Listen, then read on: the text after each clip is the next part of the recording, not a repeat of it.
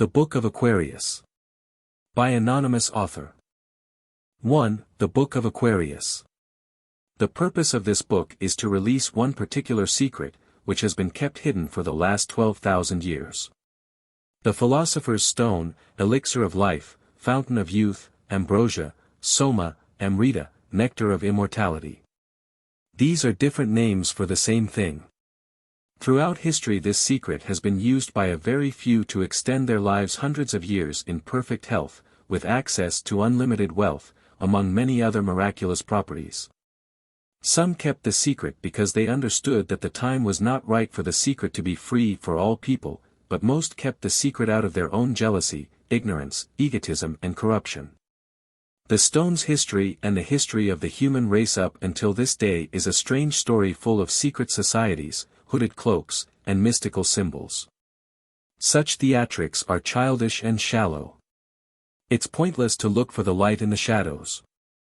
The Philosopher's Stone operates and is made by entirely natural and scientific means. Truth is always simple, beautiful and easy to understand. The Philosopher's Stone is real, you can make it at home. The stone makes old people young, heals all forms of sickness and disease, extends your life, turns any metal into gold, and more, as you will learn. This isn't a myth or a metaphor, it's a fact. Don't judge this book before you've read it. This is not one of those airy-fairy books written in all kinds of mystical language, filling pages with words that make sentences but not sense. This book will make more sense than anything you've ever read before. The age of secrets is over. I'm writing this book in common English. There's no need for mystical language or metaphor. This book contains no hidden meaning or codes. Everything is stated plainly and directly, in the shortest and simplest of words necessary to convey the meaning. Chapter 1 is the introduction. Chapter 2 is the foreword. Chapters 3-18 cover the theory of alchemy. Chapters 19-30 cover the practical instructions for making the stone. Chapters 31-33 cover further information on the stone. Chapters 34-49 cover the history of the stone. Chapters 50-51 cover some more philosophical topics. Chapter 52 is the Alchemists' Prophecy. Chapter 53 is the Afterword. Chapter 54 is a request for your help in the distribution of this book. Chapter 55 is a list of answers to questions asked since initial release. Chapter 56 is the bibliography. Truth is stranger than fiction, but it is because fiction is obliged to stick to possibilities, truth isn't. By Samuel Clemens, aka Mark Twain. How do you find this book? Any thoughts about the book or the author? Any suggestion for improvement? Please take a moment to share your thoughts in a comment. If you like it, share it with your friends who might enjoy it as well. Subscribe to keep in touch. Visit CompleteAudiobooks.com for more quality content. 2. What is alchemy? Nature enjoys its nature, nature contains nature, improves nature, reduces nature, nature is superior to nature. A magnificent and select tract on philosophical water, by Anonymous, 13th to 17th Center. Alchemy is the art of imitating and accelerating nature. It is a natural art and science. In alchemy we do not really make anything, all we do is provide a condition for nature to do what nature does. So the Philosopher's Stone is not really made by the alchemist, it is made by nature. The alchemist only provides the conditions so that nature can operate effectively and without being disturbed. Many sages, scholars, and learned men have in all ages, and, according to Hermes, even so early as the days before the flood, written much concerning the preparation of the Philosopher's Stone. And if their books could be understood without a knowledge of the living processes of nature, one might almost say that they are calculated to supersede the study of the real world around us. But though they never departed from the simple ways of nature, they have something to teach us, which we, in these more sophisticated times, still need to learn. Because we have applied ourselves to what are regarded as the more advanced branches of knowledge, and despise the study of so simple a thing as natural generation. Hence we pay more heed to impossible things than to those objects which are broadly exhibited before our very eyes. We excel more in subtle speculations than in a sober study of nature, and of the meaning of the sages. It is one of the most remarkable features of human nature that we neglect those things which seem familiar, and are eager for new and strange information. The workman who has attained the highest degree of excellence in his art, neglects it, and applies himself to something else, or else abuses his knowledge. Our longing for an increase of knowledge urges us ever onward toward some final goal, in which we imagine that we shall find full rest and satisfaction. Nature, then, is one, true, simple, self-contained, created by God and informed with a certain universal spirit. Its end and origin are God. Its unity is also found in God, because God made all things. Nature is the one source of all things, nor is anything in the world outside nature, or contrary to nature. If art would produce any solid and permanent effect, it must follow in the footsteps of nature, and be guided by her methods. It must trust itself to the guidance of nature as far as nature will lead, and go beyond her by still adhering to her rules.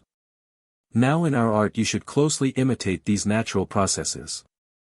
There should be the central heat, the change of the water into air, the driving upward of the air, its diffusion through the pores of the earth, its reappearance as condensed but volatilized water. The New Chemical Light, by Michael Sendivogius, 17th century. Nature, says Florus, is one, and if any man strays away from her guidance, he mars his labor. In changing the base metals into gold and silver by the projection of the stone, it follows, by an accelerated process, the method of nature, and therefore is natural. The fact is that, in producing gold, the art of alchemy does not pretend to imitate in the whole work of nature. It does not create metals, or even develop them out of the metallic first substance. It only takes up the unfinished handiwork of nature, i.e., the imperfect metals, and completes it, transmutes metals into gold. The New Pearl of Great Price, by Peter Bonus, 1338 AD. An alchemist then only makes the stone in the same way that you make a tree by planting the seed and leaving it for a few years. Once the seed is set, if the conditions are right then it just grows by itself, in accordance with nature. For as men, corn and herbs are, every one of them, generated and born out of their own specific seed. So or in the same manner is the true medicine of the ancients, than which there cannot be a better, generated and prepared out of the most perfect bodies and essence. Everything generated or begotten is generated and born of his own specific seed, 1, and in his proper, 2, matrix. The Chemist's Key, by Henry Nollius, 1617 AD. There is no true generation, but of things agreeing in nature. So that things be not made but according to their natures. The elder or oak trees will not bring forth pears. Nor can you gather grapes of thorns, or figs of thistles, things bring not forth, but only their like, or what agrees with thee in nature, each tree its own fruit. Thus the wise man does that by art in a short time, which nature cannot perform in less than the revolution of 1,000 years. Yet notwithstanding, it is not we that make the metal, but nature herself that does it. Nor do or can we change one thing into another, but it is nature that changes them. We are no more than mere servants in the work. The Root of the World, by Roger Bacon, 13th century. If you are wondering how this leads to the Philosopher's Stone, I will explain it more clearly. The Philosopher's Stone is a natural occurrence of nature, in fact it is the aim of nature. Therefore if you can find a substance which is very pure and infused with life energy, then put it under protected conditions which are advantageous for its natural development, you will allow nature to take its course in an accelerated manner. When this is complete, nature will have made for you the Philosopher's Stone. It's very simple and entirely natural, which is the biggest part of the secret. I will explain again in another way. The Philosopher's Stone is the name of the thing that you get when nature has finished doing what it does all day long. The earth and the entire universe are going through this process. If, however, you find a substance already quite well matured by nature, clean it up, then put it into a closed system, or microcosm, nature will finish this thing long before it finishes everything else. So you get the result of nature earlier and can enjoy all its wonderful properties while the rest of the world is still in shit. The chemical development of our substance is internal, and caused by the operation of nature.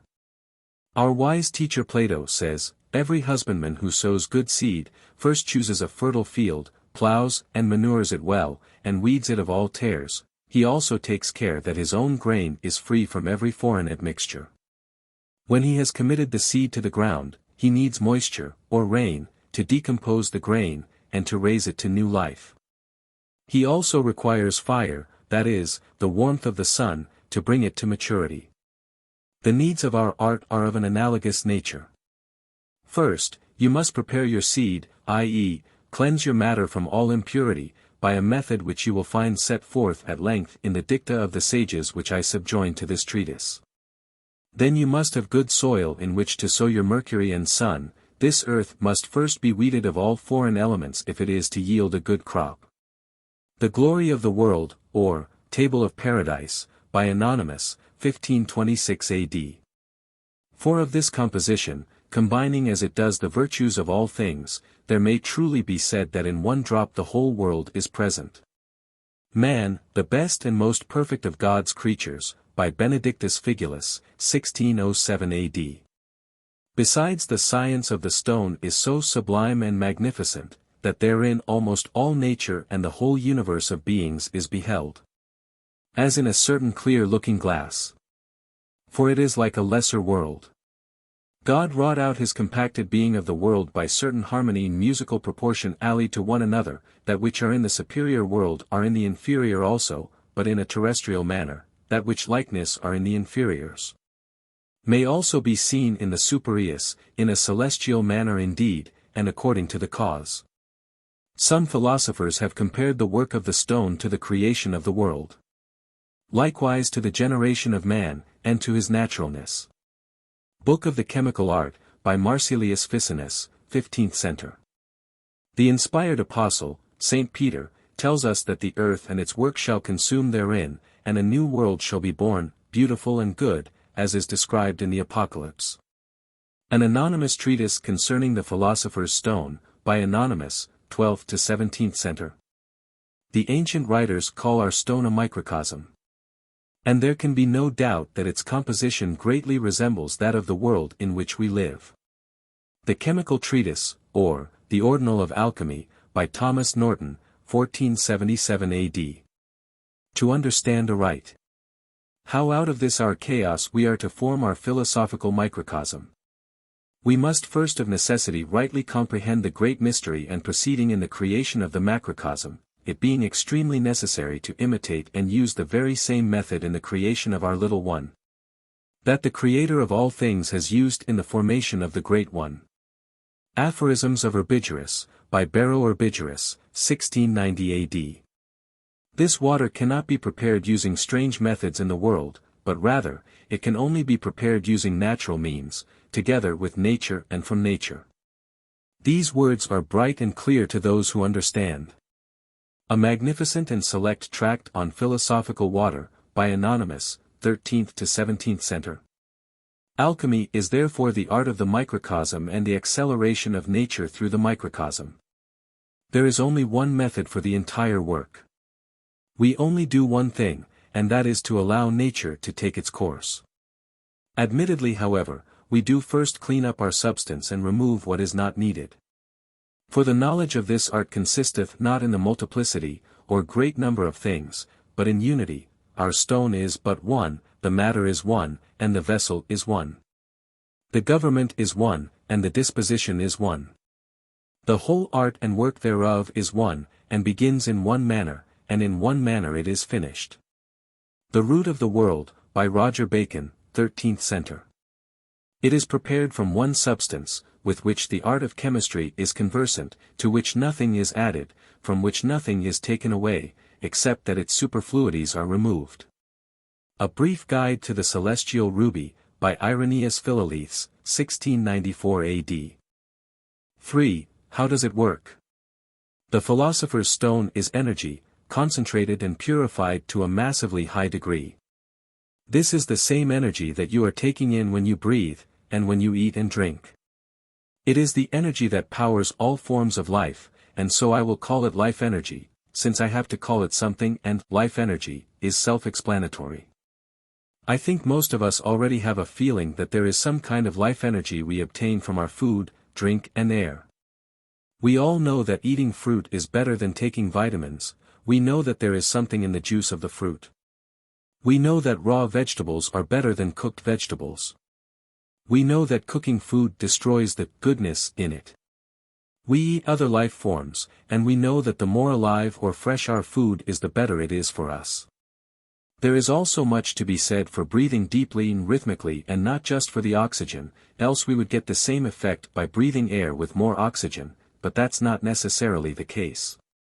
Although the proper method of breathing and directing the movements of the qi, ethereal essence, of the body, and the eating of vegetable medicine, may extend people's life, yet they will not keep people from death.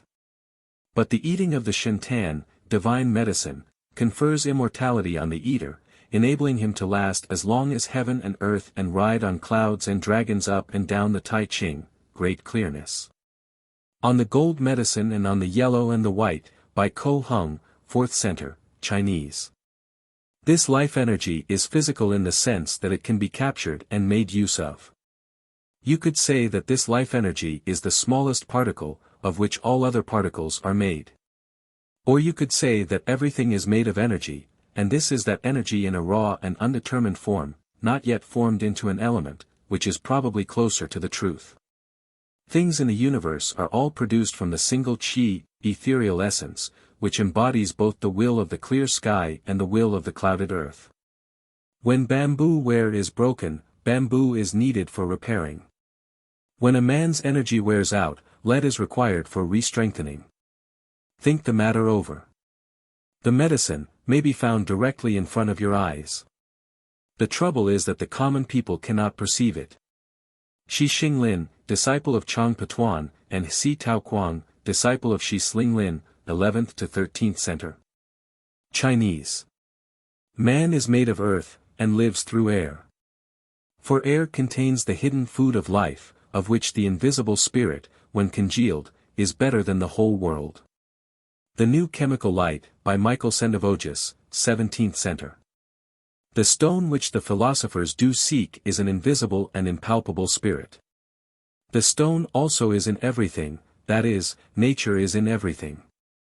And because nature has in itself all names, and nature is all the world, therefore the stone has many names and is said to be in everything, although one is nearer than another. Book of the Chemical Art, by Marsilius Ficinus, 15th Center. Everything conferring the virtue of stability and permanence necessarily possesses this virtue itself. A Golden and Blessed Casket of Nature's Marvels, by Benedictus Figulus, 1607 AD. Thus the power of growth that I speak of is imparted not by the earth, but by the life-giving spirit that is in it. If the earth were deserted by this spirit, it would be dead, and no longer able to afford nourishment to anything. Know then, gentle reader, that life is the only true spirit. The 12 Keys, by Basilius Valentinus, 15th Center. 4. The Powers of the Stone. I will here explain a few of the many possible uses of the philosopher's stone. The possibilities for its use are vast and beyond the imagination of a regular person. However, I will outline the traditional uses. There are two forms of the philosopher's stone, the white stone, and the red stone. The white stone transmutes any metal into silver. The red stone is the more powerful and more well-known, and transmutes any metal into gold. Furthermore, know that the making of gold and silver were considered the least desirable effects of the stone. The effects on body and mind have always considered to be worth so much more than the money. It is because the stone makes gold and silver that these were used as currency throughout history, not that the stone makes gold and silver because they have value. Let not him who desires this knowledge for the purpose of procuring wealth and pleasure think that he will ever attain to it. Those, therefore, that desire this art as a means of procuring temporal honor, pleasure, and wealth, are the most foolish of men.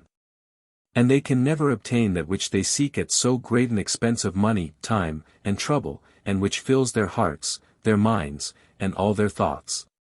For this reason the sages have expressed a profound contempt for worldly wealth, not as though it were in itself a bad thing, seeing that it is highly commended in Holy Scripture as an excellent gift of God, but because of its vile abuse.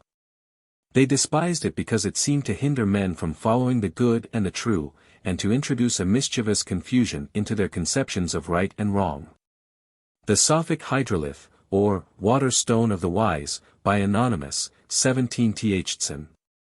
But now concerning, and chiefly in this our age, the ungodly and accursed gold-making, which hath gotten so much the upper hand, whereby under colour of it, many runagates and roguish people do use great villainies, and cozen and abuse the credit which is given them, yea nowadays men of discretion do hold the transmutation of metals to be the highest point, and fastigium in philosophy, this is all their intent, and desire, and that God would be most esteemed by them, and honoured. Which could make great store of gold, and in abundance, the which with unpremeditate prayers, they hope to attain of the all-knowing God, and searcher of all hearts, we therefore do by these presents publicly testify, that the true philosophers are far of another mind, esteeming little the making of gold, which is but a paragon. For besides that they have 1,000 better things. Fama Fraternitatis, by the Rosicrucians, 1614 AD. If you do not yet understand how and why the stone works, what the active principle is, then this will all sound unbelievable. But once you understand that the stone is simply a concentrated and highly developed form of energy, which is the true nourishment of all things that grow, animals, plants, minerals, etc. Then you will not only understand how the stone can perform such a wide range of miracles, but also be able to think up further uses. I will begin with a long quote, which sums up the traditional uses quite well. Then I will continue with a detailed list of uses frequently mentioned in the alchemical literature. I will end with another quote revealing wider and less mentioned uses. In its first state, it appears as an impure earthly body, full of imperfections. It then has an earthly nature, healing all sickness and wounds in the bowels of man, producing good and consuming proud flesh, expelling all stench, and healing generally, inwardly and outwardly. In its second nature, it appears as a watery body, somewhat more beautiful than before, because, although still having its corruptions, its virtue is greater. It is much nearer the truth, and more effective in works. In this form it cures cold and hot fevers and is a specific against poisons, which it drives from heart and lungs, healing the same when injured or wounded, purifying the blood, and, taken 3 times a day, is of great comfort in all diseases. But in its third nature it appears as an aerial body, of an oily nature, almost freed from all imperfections, in which form it does many wondrous works, producing beauty and strength of body. And, a small quantity being taken in the food, preventing melancholy and heating of the gall, increasing the quantity of the blood and seed, so that frequent bleeding becomes necessary. It expands the blood vessels, cures withered limbs, restores strength to the sight, in growing persons removes what is superfluous and makes good defects in the limbs. In its fourth nature it appears in a fiery form, not quite freed from all imperfections, still somewhat watery and not dried enough, wherein it has many virtues, making the old young and reviving those at the point of death. For if to such an one there be given, in wine, a barleycorn's weight of this fire, so that it reach the stomach, it goes to his heart, renewing him at once, driving away all previous moisture and poison, and restoring the natural heat of the liver. Given in small doses to old people, it removes the diseases of age, giving the old young hearts and bodies. Hence it is called the elixir of life. In its fifth and last nature, it appears in a glorified and illuminated form, without defects, shining like gold and silver, wherein it possesses all previous powers and virtues in a higher and more wondrous degree. Here its natural works are taken for miracles. When applied to the roots of dead trees they revive, bringing forth leaves and fruit.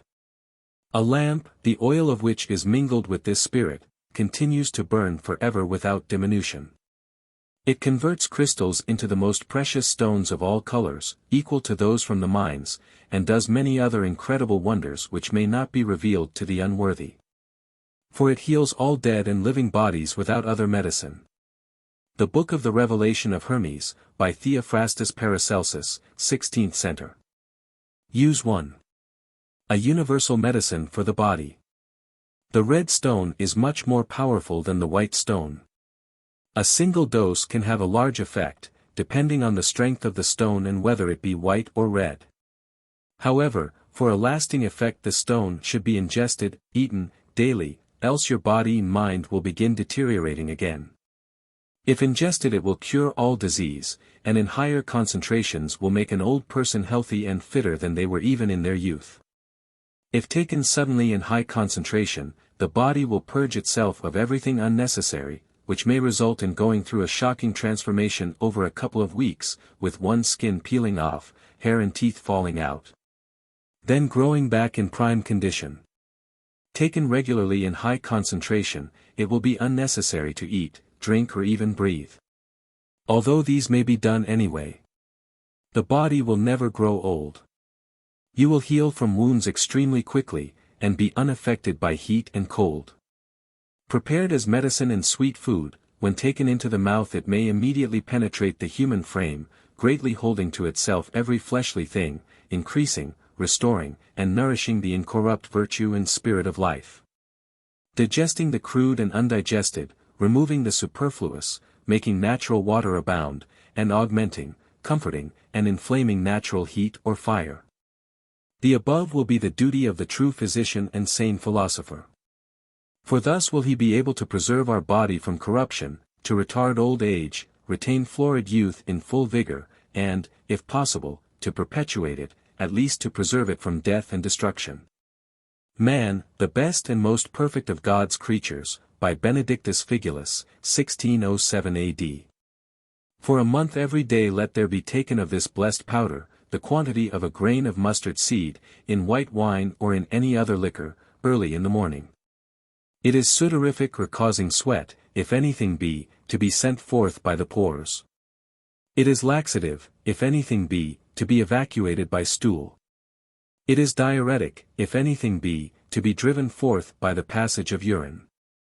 But it is never vomitive, as that is altogether contrary to nature. It not only rectifieth man's body but also reneweth the whole man, by the use thereof continued for a few weeks. The Crowning of Nature, by Anonymous, 16th to 17th century. Our stone is, the golden tree, of whose fruit whosoever eats shall not hunger again. An excellent introduction to the art of alchemy, by Peter Bonus, 14th century. Use 2. A universal medicine for the mind. The stone will bring one to their very best and sharpest state of mind. You will be able to learn even faster than as a child, and very easily pick up new languages and learn skills naturally, without making much effort. Arguably the best quality of all is that the stone will release one from sadness, depression and suffering. Therefore also making one kind and caring towards others. Our art frees not only the body, but also the soul from the snares of servitude and bondage, it ennobles the rich, and comfort and relieves the poor. Indeed, it may be said to supply every human want, and to provide a remedy for every form of suffering. The New Pearl of Great Price, by Peter Bonus, 1338 A.D. He that has once found this art, can have nothing else in all the world to wish for, than that he may be allowed to serve his God in peace and safety. He will not care for pomp or dazzling outward show. But if he lived 1,000 years, and daily entertained 1,000,000 people, he could never come to want. An open entrance to the closed palace of the king, by an anonymous sage and lover of truth, 1645 A.D. Use 3. A universal medicine for the spirit. The stone is a fast track to spiritual enlightenment, and considered by the ancient Indians, Tibetans and Chinese to be the only method to achieve enlightenment without meditation. It is considered by the ancient Chinese Taoists to be the preferred method. With accelerated spiritual growth, and unlimited life energy and qi, the possibilities eventually become limitless and one will be capable of anything. Tan is the supremely priceless valuable medicine of the material body. Successful compounding leads to endless changes. It makes it possible for one to ascend to meet the Chen Sung, true men, and further to solve the problem, of Wu Sheng, non-living, by its skillful use. Even if you are able to apprehend the true nature of Buddhism, i.e., to become of a Buddha, you will not be able to avoid giving up your body here and acquiring another body there. What can be better than compounding the great Tan, medicine, at the same time? Then you can overcome Wu Tu, no leak, to become a Chen Zhen, true man, Xin. The doors of Suan and Pin are seldom known by the people. They are really not the nose and the mouth, as some persons think. Even if you practice breathing for years, how can you make the golden Wu, crow, capture the Tiu, rabbit? Wu Chen Pian, Essay on the Understanding of Truth, by Chan Patuan, 1078 AD, Chinese. Whoever eats any of the medicines may rise on high or stay in this world according to his desire. On the Gold Medicine and on the Yellow and the White, by Ko Hung, 4th Center, Chinese. Use 4. A universal medicine for plants. The stone will cause plants to grow extremely quickly and healthily and in any condition. Use 5. A universal medicine for metals. The stone allows any metal to be transmuted into silver, with the white stone, or gold, with the red stone. It is also possible to transmute gold back into the lesser metals. This matter, after having received perfect whiteness, perfect redness and fixation, tinges all imperfect metals into the best silver and gold. The Chemist's Key, by Henry Nollius, 1617 AD. The purer the metals are, and the greater their affinity to our substance, the more easily are they received by the tincture, and the more perfect and rapid is the process of regeneration. For the transformation consists in all that is impure and unsuitable being purged off, and rejected like dross. In the same manner flawed stones can be transmuted into precious diamonds, and common crystal can be so tinged as to become equal to the most precious stones. Moreover, many other things may be done with the tincture which must not be revealed to the wicked world. These virtues of the stone, and others of a like kind, are looked upon as the least important by the sages, and by all Christians on whom God has bestowed this most precious gift. Such men think them vile indeed when compared with the knowledge of God and of his works which is afforded by the stone. The Sophic Hydrolith, or Water Stone of the Wise, by Anonymous, 17 Thsen. He, Raymond, was also the first to discover the method of evolving precious stones out of the metallic principles, nay, he was able, not only to change lead into gold, but he transmuted gold into lead, and thus turned back the course of nature. The New Pearl of Great Price, by Peter Bonus, 1338 AD. Every mercury of metals and minerals may, by successive stages, be raised, through the qualities of all other mercuries, to the excellence of the solar body. And thence also be reduced to the degree and virtue of any metallic body one may choose. A Golden and Blessed Casket of Nature's Marvels, by Benedictus Figulus, 1607 AD. Use 6. A universal medicine for minerals.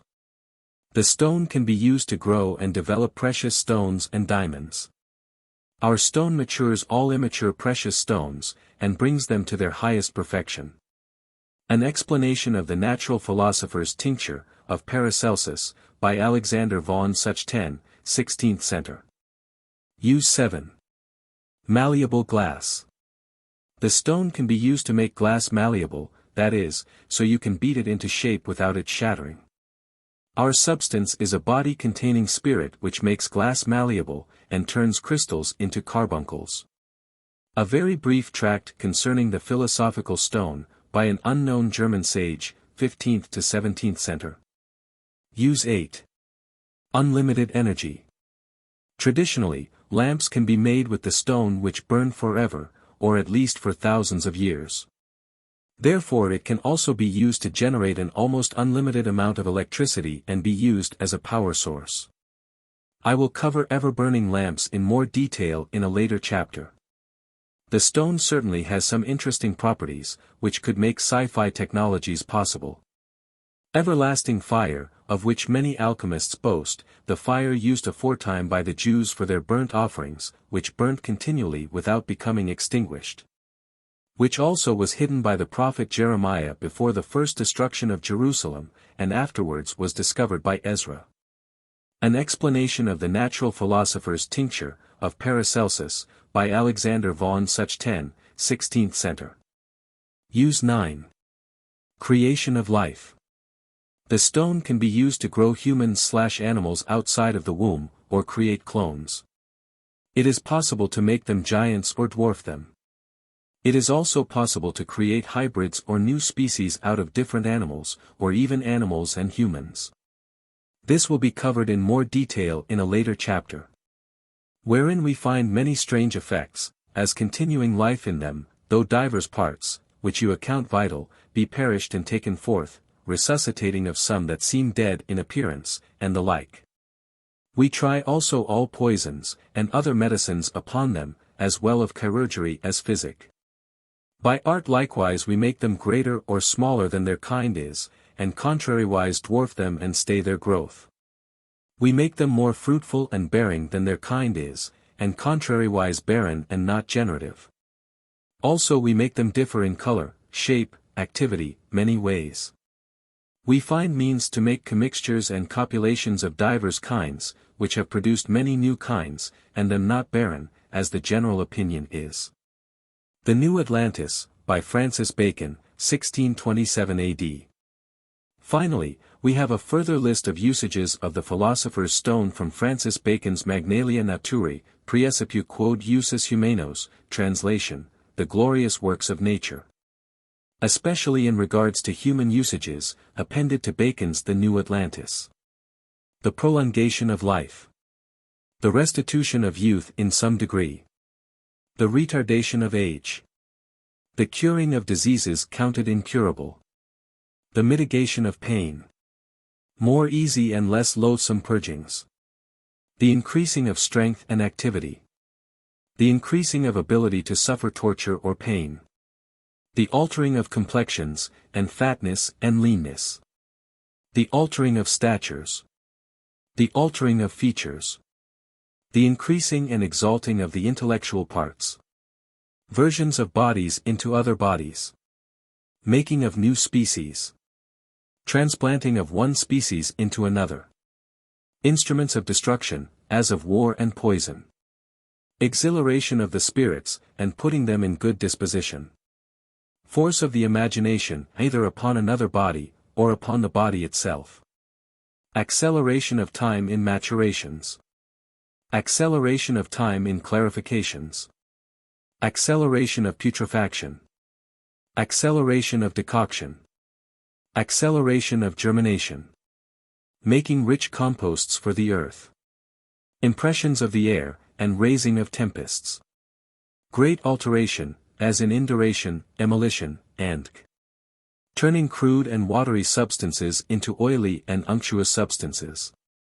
Drawing of new foods out of substances not now in use. Making new threads for apparel, and new stuffs, such as paper, glass, and natural divinations. Deceptions of the senses. Greater pleasures of the senses. Artificial minerals and cements. Magnalia Naturae, Praecipiu quod usus humanos, by Francis Bacon, 1627 AD. 5. Disbelief. Doubt is the first stage of knowledge. A subtle allegory concerning the secrets of alchemy, by Michael Meyer, 1617 AD.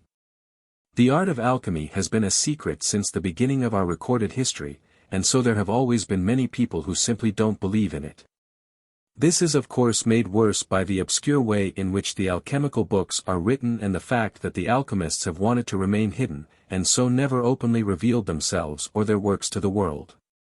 This book is the first exception in probably 12,000 years. Disbelief stems from not understanding, ignorance. Anything which is not true cannot be understood, that is, it does not make sense. All true things must make sense. All true things must be in accordance with what we know about nature and the universe, that is to say that they are natural. Nothing true can be unnatural, because nature is everything, and so nothing is outside of nature. Things that cannot be understood do not exist, they are lies, and therefore against nature. All things that exist are in accordance with nature, so all things that are true are in accordance with nature. The art of alchemy is only the imitation and acceleration of nature, so it is not possible to say that alchemy is untrue under this definition. This would be the same as saying that nature is untrue. So the definition of alchemy is self-supporting, as it only claims something based on what we already know to be true. Alchemy is the imitation and acceleration of nature. We know that nature is true, so alchemy must also be true. The only argument here is if you don't believe that alchemy is an imitation and acceleration of nature, but now you have this book, so you cannot complain that no one explained this to you. Any truth must be in accordance with nature, understandable, logical, and it must make sense. If you believe something that does not fit this category, then your belief is only ignorance. All true things are understandable. You may still object to the concept that nature, i.e. alchemy, can produce a stone capable of the powers described in the previous chapter. The explanation of why this is the case is so simple that it is difficult to explain, as it is obvious, and who can explain something to someone who fails to see what is directly in front of their eyes on a daily basis? It is nature that is the force which operates on this universe. It created us, we are here, we are alive. Nature already created all the gold in the world. How can one accept the ability of nature to create life and then dismiss the ability to prolong it? How can one accept the ability of nature to make gold and then dismiss this in the same sentence? We know that nature creates life, we know that nature creates gold. Alchemy is the imitation and acceleration of nature, so these things can be achieved with the art of alchemy. To summarize, if nature can give life, we can give life. If nature can make gold, we can make gold. Nature does it every day, so who are you to say it is impossible when it is before your very eyes? There are people who can read this book and not understand it, but the reason for this is not that what is written here is too complicated for these people, but that it is too simple for these people. The disbelievers are so inflated with their own egotistic vanity that they are unable to see truth even when it walks right up to them and slaps them across the face. These are the same people who walk around claiming to understand quantum theory, string theory, etc. even when the inventors of those theories claimed not to fully understand it themselves. They are models, not truths. The only argument against alchemy is therefore ignorance. But whatever you believe, it doesn't change the truth. Both among ancients and moderns the question whether alchemy be a real art or a mere imposture has exercised many heads and pens. In the case of a science which is familiarly known to a great body of learned men, the mere fact that they all believe in it supersedes the necessity of proof. But this rule does not apply to the art of alchemy, whose pretensions, therefore, need to be carefully and jealously sifted. The arguments which make against the justice of those claims must be fairly stated, and it will be for the professors of the art to turn back the edge of all adverse reasoning. Every ordinary art, as we learn in the second book of the Physics, is either dispositive of substance, or productive of form, or it teaches the use of something. Our art, however, does not belong to any one of these categories. It may be described indeed as both dispositive and productive, but it does not teach the use of anything. It truly instructs us how to know the one substance exclusively designed by nature for a certain purpose, and it also acquaints us with the natural method of treating and manipulating this substance. A knowledge which may be either practically or speculatively present in the mind of the master. There are other crafts which are not artificial, but natural, such as the arts of medicine, of horticulture, and glass-blowing. They are arts insofar as they require an operator, but they are natural insofar as they are based upon facts of nature. Such is the art of alchemy. Some arts systematize the creations of the human mind, as, for instance, those of grammar, logic, and rhetoric, but alchemy does not belong to this class. Yet alchemy resembles other arts in the following respect, that its practice must be preceded by theory and investigation, for before we can know how to do a thing, we must understand all the conditions and circumstances under which it is produced. If we rightly apprehend the cause or causes of a thing, for there often is a multiplicity or complication of causes, we also know how to produce that thing. But it must further be considered that no one can claim to be heard in regard to the truth or falsity of this art who does not clearly understand the matter at issue. And we may lay it down as a rule that those who set up as judges of this question without a clear insight into the conditions of the controversy should be regarded as persons who are talking wildly and at random. Aristotle, in the Dialectics, says that every master has a right to speak authoritatively with reference to his own art. According to this rule, it is the sages, and the sages only, that ought to be consulted with reference to the truth of alchemy. No man in his senses would deny the truth of alchemy for the very insufficient reason that he himself is ignorant of it. Such a person would be content with the authority of weighty names like Hermes, Hippocrates, and numerous others. There are many reasons why the master conceal this art.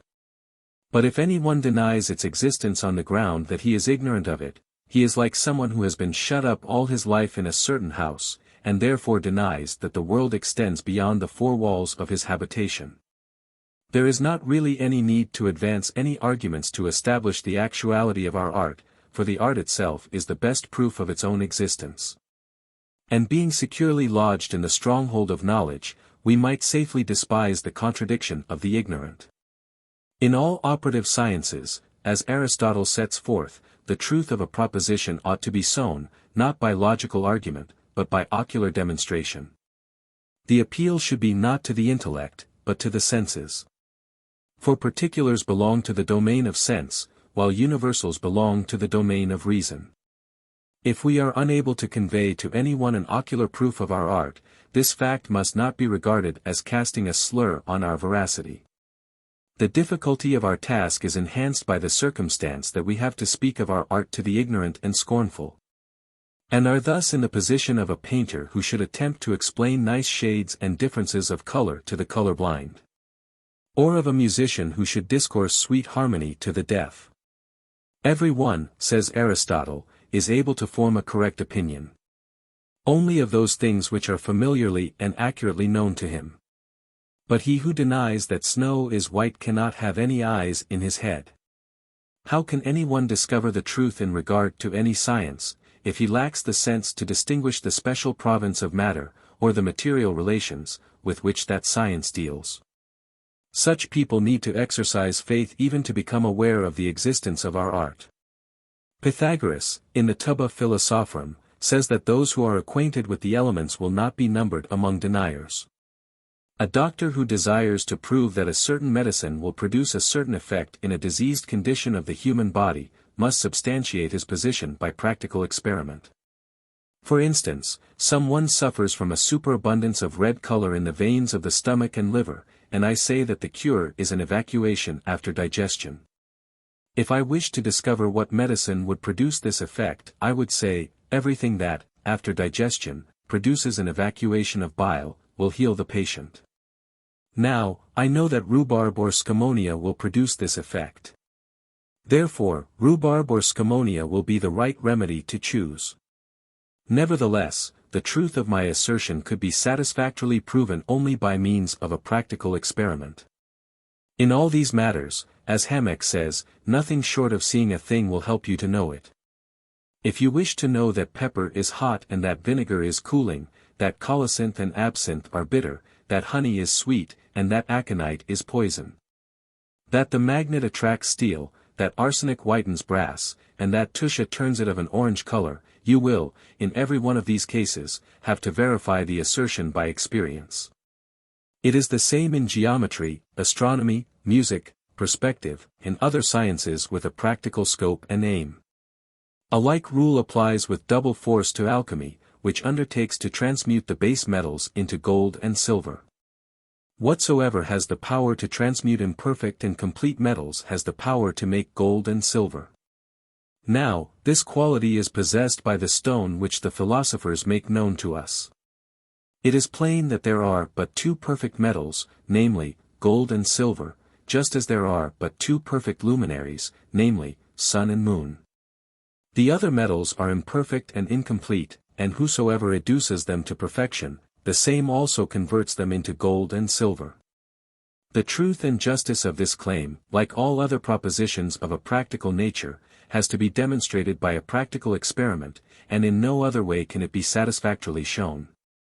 But such a practical demonstration would, on the other hand, once for all put an end to the controversy, and convincingly demonstrate to every well-regulated mind the truth of the art by which it is accomplished. Find our art, says Galen, and you will have proved its reality, which is performed not by the first principles of the art, but by its operations. It is absurd to prove the existence of nature, or to argue the possibility of what is known. Those who are ignorant of any science, are like the spectators who can distinguish neither the persons nor their gestures on the stage.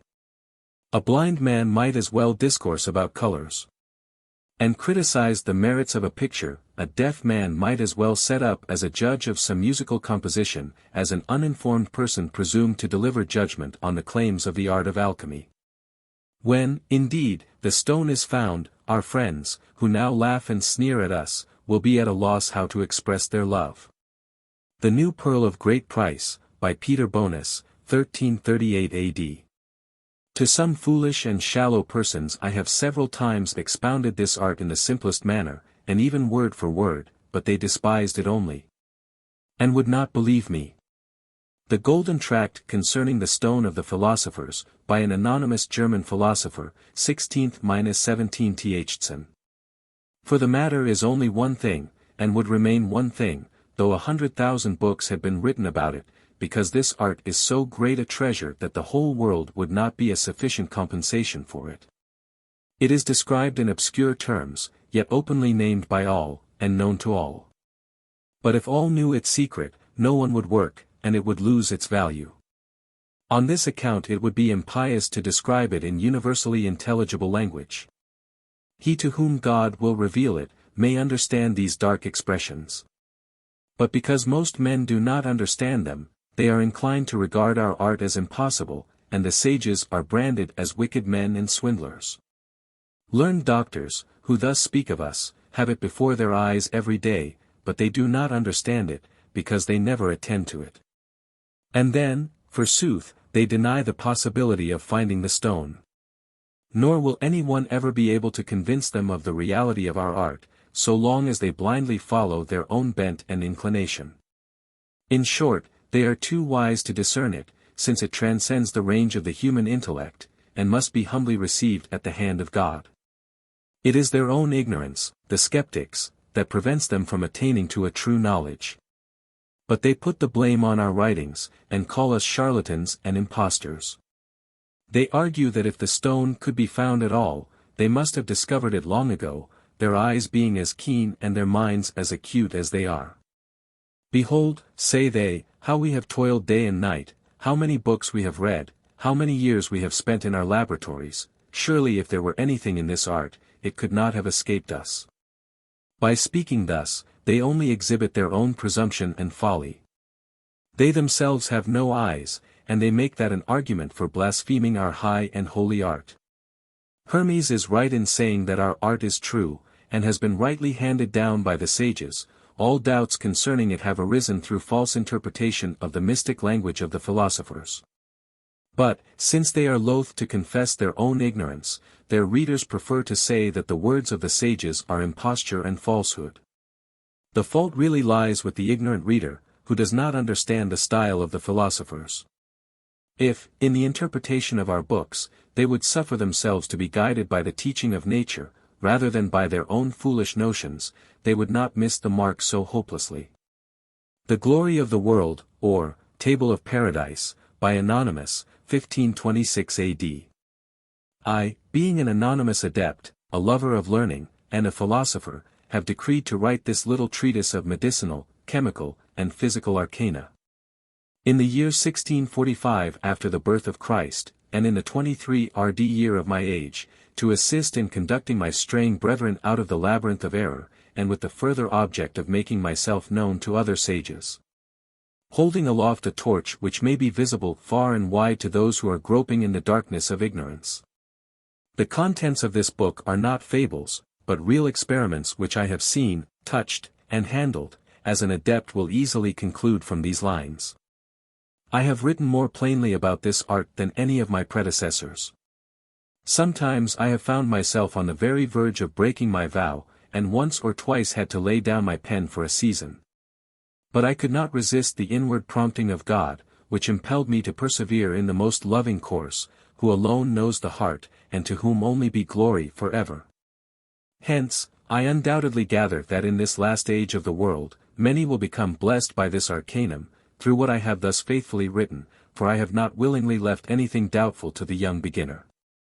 I know many who with me do enjoy this secret, and am persuaded that many more will also rejoice in its possession. Let the holy will of God perform what it pleases, though I confess myself an unworthy instrument through whom such great things should be effected. An open entrance to the closed palace of the king, by an anonymous sage and lover of truth, 1645 AD. Among those who devote themselves to the transmutation of metals, however, there can be no such thing as mediocrity of attainment. A man who studies this art, must have either everything or nothing. An alchemist who knows only half his craft, reaps nothing but disappointment and waste of time and money. Moreover, he lays himself open to the mockery of those who despise our art. Those, indeed, who succeed in reaching the goal of the magistery, have not only infinite riches, but the means of continued life and health.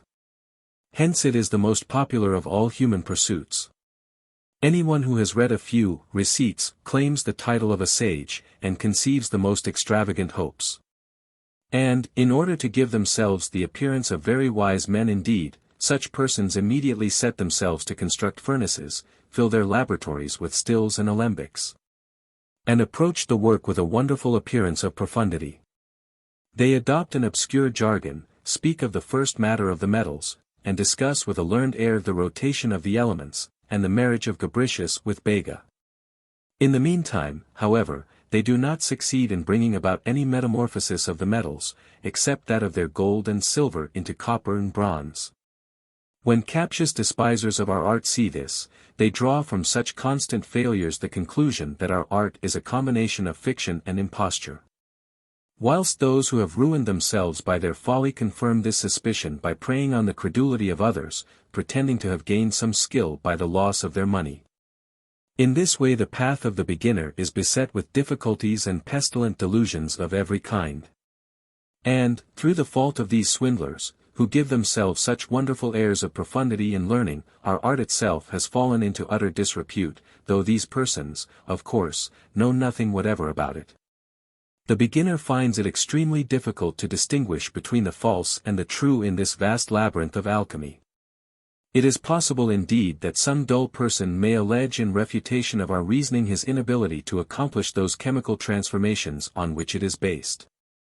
But such operators would be vindicating too great an honor for their ignorance if they claimed to advance it as an argument against the truth of our art. They must not make their own little understandings the standard or measure of the possibilities of nature.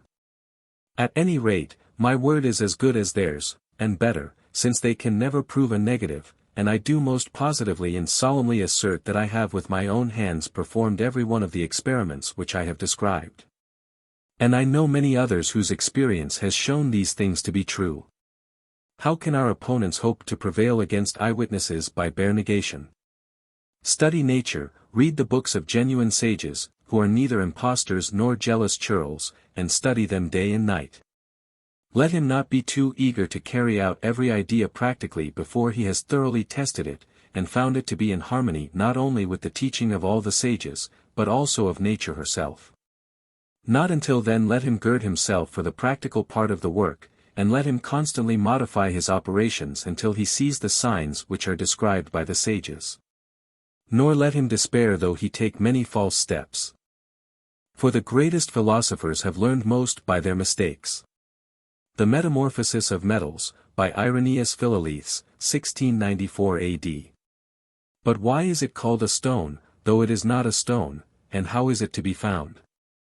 The sages describe it as being a stone and not a stone, and the vulgar, who cannot imagine how so wonderful a thing should be produced except by art magic, decry our science as impious, wicked, and diabolical. Some silly persons clamor for an act making the profession or practice of this art punishable by statute law. Now, one can hardly be angry with the illiterate and ignorant persons who raise this cry. But when it is taken up by men of exalted station and profound learning, one hardly knows what to say. These men I also reckon among the rude multitude, because they are deplorably ignorant of everything pertaining to our art, and yet, forgetful of their dignity, they join in the hue and cry against it, like so many cowardly village curs. It is neither religious nor wise to judge that of which you know nothing, and yet that is exactly what these people do, who claim to be both Christians and scholars. A Brief Guide to the Celestial Ruby, by Irenaeus Philalethes, 1694 A.D. After spending the best part of my life in the study of the liberal arts and sciences, and in the company of wise men and judicious scholars, I was compelled, as the result of my observation of mankind, to arrive at the melancholy conclusion that the hearts of most persons are set either on ambitious and vainglorious projects, on sensual pleasures, or on the accumulation of wealth by all and any means. And that few care either for God or for virtue. At first I did not quite know whether to become a disciple of the laughing or of the weeping philosopher, or whether to join in the exclamation of the wise Prince of Israel, "All things are vanity." But at length the Bible and experience taught me to take refuge in the study of the hidden secrets of nature, whether pursued at home, by means of books, or abroad, in the great volume of the world. Now, the more I drank of the mighty fount of knowledge, the more painfully my thirst, like that of Tantalus, seemed to increase. I had heard that there was a bird called Phanes, the only one of its kind in the whole world, whose feathers and flesh constitute the great and glorious medicine for all passion, pain, and sorrow. Which also Helena, after her return from Troy, had presented in the form of a draught to Telemachus, who thereupon had forgotten all his sorrows and troubles. This bird I could not indeed hope to obtain entire. But I was seized with an irresistible longing to become possessed of at least one of its smallest feathers, and for this unspeakable privilege I was prepared to spend all my substance, to travel far and wide, and to endure every hardship. There was, of course, much to discourage me. Some people denied the very existence of this bird, others laughed at my faith in its wonder-working properties. But most of those whom I met laughed at my quest, and said that, like Narcissus, I had fallen in love with the shadow of my own mind, the echo of my vain and ambitious thoughts, which had no substantial existence apart from my own folly. The words of the alchemists, said they, are like clouds, they may mean and represent anything, according to the fancy of him who hears them. And even if there were such a medicine, human life is too brief for the search. All that makes life worth living will have to be neglected and thrust aside while you are engaged in hunting after it. If we can pick up a knowledge of this secret casually, and whilst devoting ourselves to other pursuits, well. But if not, we can very ill spare the time for a closer search. These objections, at least the latter half of them, I met as follows: the quest of this medicine demands the whole powers of a man's body and mind. He who engages in it only casually, cannot hope to penetrate even the outward rind of knowledge. The object of our search is a profound secret, and a man who is not prepared to give himself wholly to this inquiry had much better abstain from it altogether. A Subtle Allegory Concerning the Secrets of Alchemy, by Michael Meyer, 1617 A.D. I have, in the course of my life, met with a good many who fancied that they had a perfect understanding of the writings of the sages. But their subtle style of interpretation was in glaring contrast with the simplicity of nature, and they laughed at what they were pleased to call the rustic crudeness of my remarks. I have also frequently attempted to explain our art to others by word of mouth, but though they called themselves sages, they would not believe that there is such water in our sea, and attributed my remarks to temporary insanity. The New Chemical Light, by Michael Sendivogius, 17th century. And because the philosophers had so obscurely set forth this science in strange involvings of words and shadows of figures, the stone of the philosophers was doubted by a very many men. Tell me by the immortal God, what is more unjust than for men to hate what they are ignorant of? And then if the thing do deserve hatred, what is of all things more shallow? What more abject? Or what greater madness and potage is there, than to condemn that science in which you have concerned yourself just nothing at? Who hast never learned either nature or the majesty of nature, or the property or the occult operations of metals. The counselor also babbles and croaks, and the pettifoggers of the law, the greatest haters of philosophy, who with the hammer of a venal tongue coin themselves money out of the tears of the miserable, who shipping over the most sacred of laws, have by the intricacies of their expositions persecuted all the world with their frauds. But why do I go after jeers and satires? Let these crabbed fellows and their followers remain perpetually in their opinion, who know nothing. Which is honest, which is pleasant, which is delightful, which lastly is anything elevated above a vulgar doctrine, and who have attained at nothing glorious and famous, but perhaps at some plebeian business from the black sons of Cadamus. But to which purpose are these? I have made the choice of this stone of the philosophers familiar to me. And I very often call it the only Minerva, and the greatest pearl of all occult philosophy, or of magic, not indeed of the superstitious, but of the natural. Yet it seems in the opinion of the unlearned to degenerate far from a better study, which is decreed and ordained by the divine will. Book of the Chemical Art, by Marsilius Ficinus, 15th century. Permit me to transcribe a passage from the works of Helmontius, Arbor Vit, folio 630. I cannot but believe that there is such a thing as a gold and silver making stone. At the same time, I cannot shut my eyes to the fact that hundreds of painstaking alchemists are daily being led astray by impostors or ignorant professors of the spagyric art.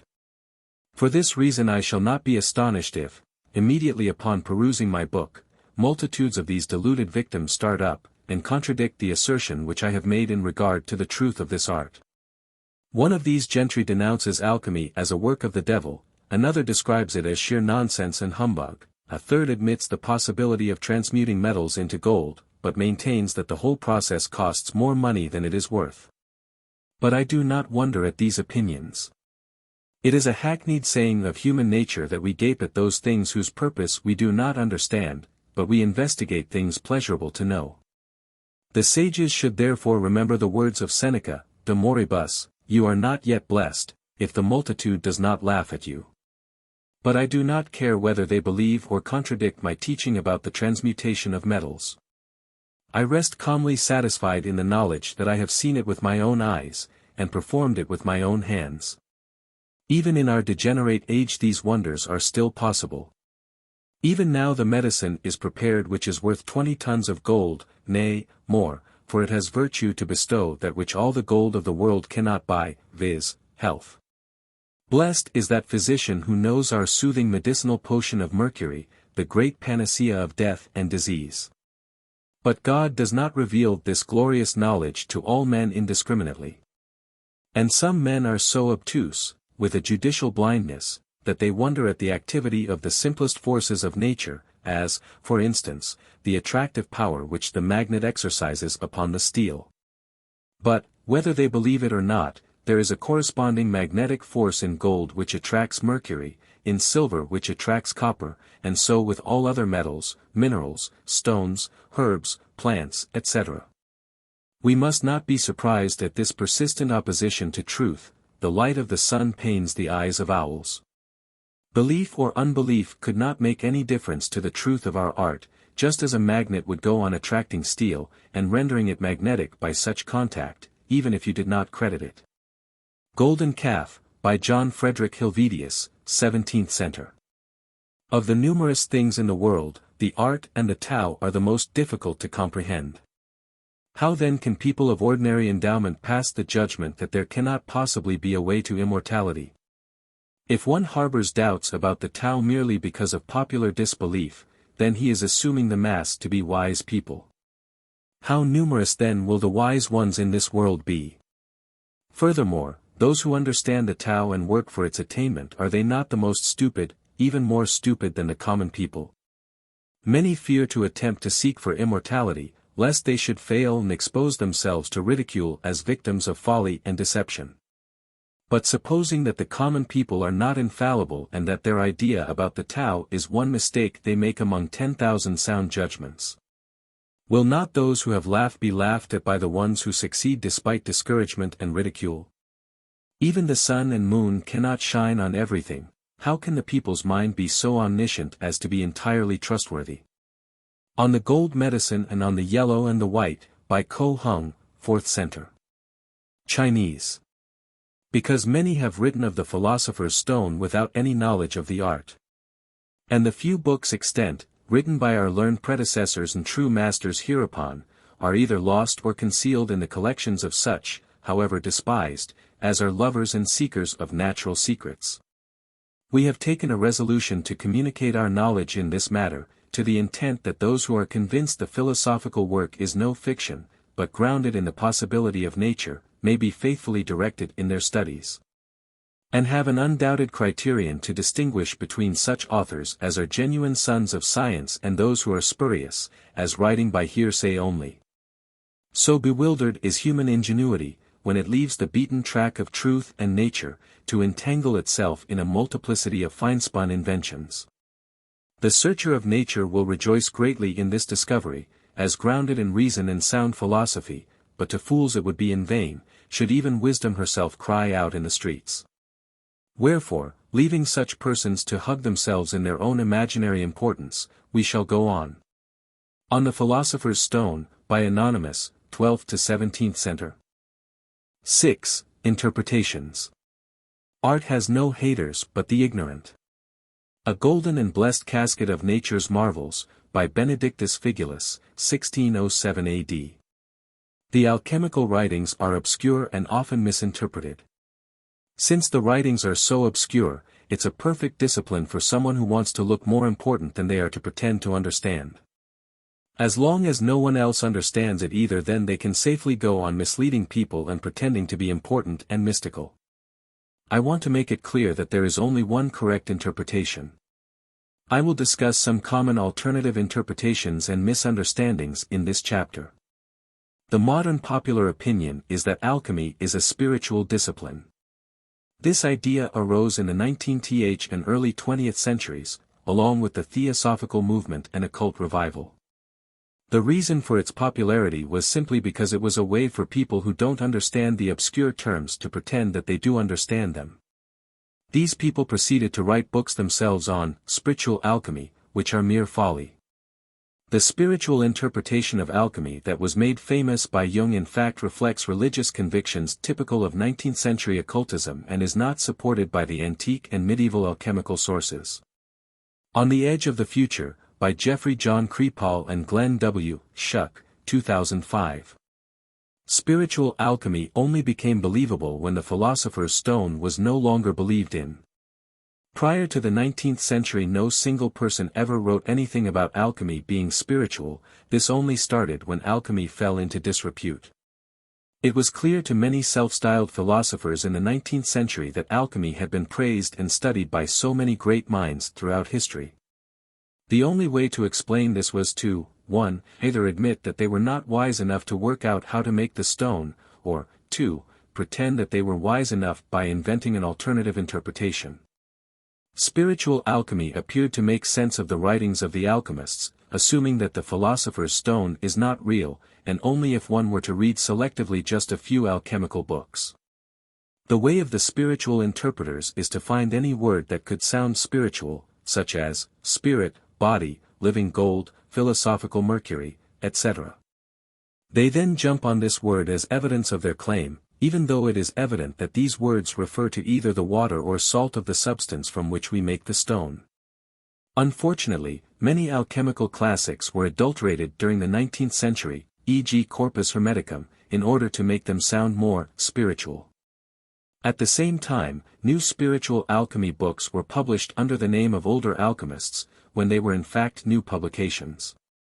Although it is easy to tell the cultural origin of books by the style of writing, these books continue to fool people and are used as sources to support the spiritual interpretation. Hundreds of books, including adulterated translations of alchemical classics, appeared in the second half of the 19th century, all but a very few embracing this new, spiritual interpretation of alchemy. Newton and Newtonianism, by James E. Force and Sarah Hutton, 2005. The spiritual interpreters go further by suggesting that the alchemists had to hide their spiritual philosophy under obscurity, since the kings and the church in their time would have prosecuted them for blasphemy. This claim sounds believable if we are to read it and nod our heads without thinking about it. But if we think about it, we see that, 1. Various saints and monks in the same period spoke very clearly about spirituality without any problem. 2. The kings and church were actually prosecuting the alchemists anyway. 3. Since the alchemists were already being prosecuted for claiming they can make gold, all they would have to do is admit they were actually talking about spirituality and they would be safe. A purely spiritual alchemy would never explain the existence of alchemical laboratories in which physicians honestly and fanatically sought for occult medicines. Man, Myth and Magic, by Richard Cavendish and Brian Innes, 1983. Spiritual alchemy is the emperor's new clothes. Everyone pretends to understand it, but no one really does. There is nobody on earth who could explain the why and how of spiritual alchemy and successfully decode entire alchemical books using this interpretation. This is why the idea has stuck, simply because no one understands it, and so there is no argument against those who believe it, as how can you argue against someone who blindly believes something with no evidence? That being said, since the creation of the philosopher's stone does follow fundamental laws of nature, and since fundamental laws hold true on every level and every situation, then the same laws which apply to the creation of the stone also hold true to spiritual development. But the spiritual interpreters of alchemy don't follow those fundamental laws, since they don't understand alchemy, and so they are still wrong. My argument against the spiritual interpretations is not that alchemy does not apply to spirituality, of course it does, but my argument is against the concept that alchemy is primarily spiritual.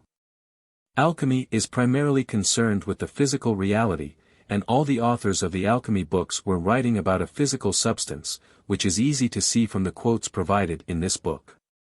However, all fundamental truths apply on every level, and since the physical reality is a reflection of the spiritual reality, then of course the same does apply to both levels. If the spiritual interpreters of alchemy actually understood alchemy, then they would understand this, and therefore understand that the authors were writing about a physical substance. This is my point. Other people are indeed convinced that alchemy is practical, but they just can't get their head around the fact that it's very simple and follows the laws of nature. Many people have invented chemical processes, e.g. the white stone of urine, which they developed by reading only one or two alchemical books and taking the metaphorical parts of the writings literally. From reading alchemy they invent complicated chemical processes, which are far away from the actions of nature, and set about doing all kinds of fruitless experiments. They obviously get nowhere, and then decide to tell everyone else how to go wrong too, the emperor's new clothes again. I should say a few words about ormus, also called orms or white power gold, which many people are describing and marketing as the philosopher's stone, and I have been asked many times if I am talking about the same thing. Ormus is a method to obtain very small particles of charged metals. This is not the stone, and it is not alchemy, it is not imitating nature. There may well be health benefits to ingesting ormus, but the claim made that ormus is the stone is a little silly. It's like calling a chicken a cow. A chicken is not a cow, it doesn't look like a cow, and it doesn't act like a cow. Ormus is not made like the stone, it doesn't look like the stone, it doesn't act like the stone, it's not the stone. There is no reason whatsoever for anyone to believe that ormus is the same as the stone, other than this is what they have previously been told, and if what I am saying here applies to you, then you need to consider what you believe, who you are listening to, and whether you should continue to base your beliefs on the opinions of others presented with no evidence to support their claims. It is very easy to tell if a procedure is true or not. You just ask yourself the following questions. 1. Do I understand how it works? 2. Do I understand why it works? 3. Does it follow the cycles and laws of nature?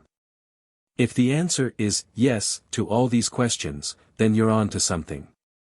Nature is the grandmaster of alchemy, and the true teacher, so it is nature to whom you must look to if you intend to base your beliefs on truths. My words in this book will mean nothing to you unless you can sacrifice a little bit of ego and look to nature to see what is true and what is false. Nature has nothing to learn from us, but we have so much to learn from nature. To accept this enables us to listen to what nature has to say, which is all around us, and nature is never wrong.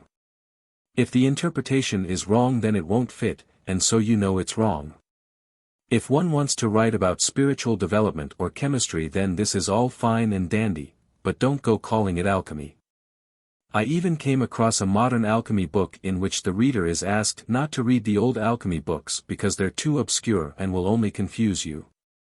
Notwithstanding, the reader is warned against haphazard reading of alchemical books. For this will lead to mental confusion, and finally desperation of ever learning anything. Once started on alchemical research, however, this becomes a great temptation and a bad fault. One tends to read voraciously any alchemical book that comes to hand. This one book, closely studied, is however all that is necessary for practical experiment. This is impressively ignorant. It looks to me that this author just wants to look cool and mystical, and of course they know that they got nowhere, but they're happy to deceive others and pretend they're important.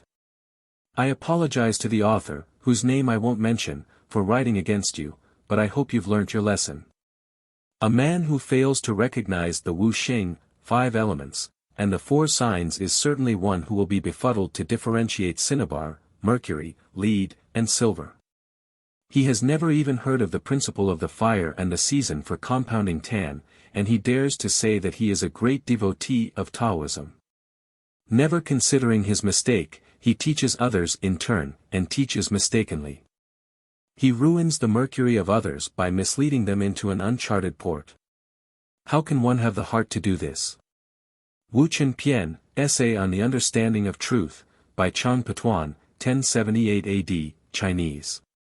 With the correct interpretation, as I present in this book, you will understand, 1. What alchemy is, 2.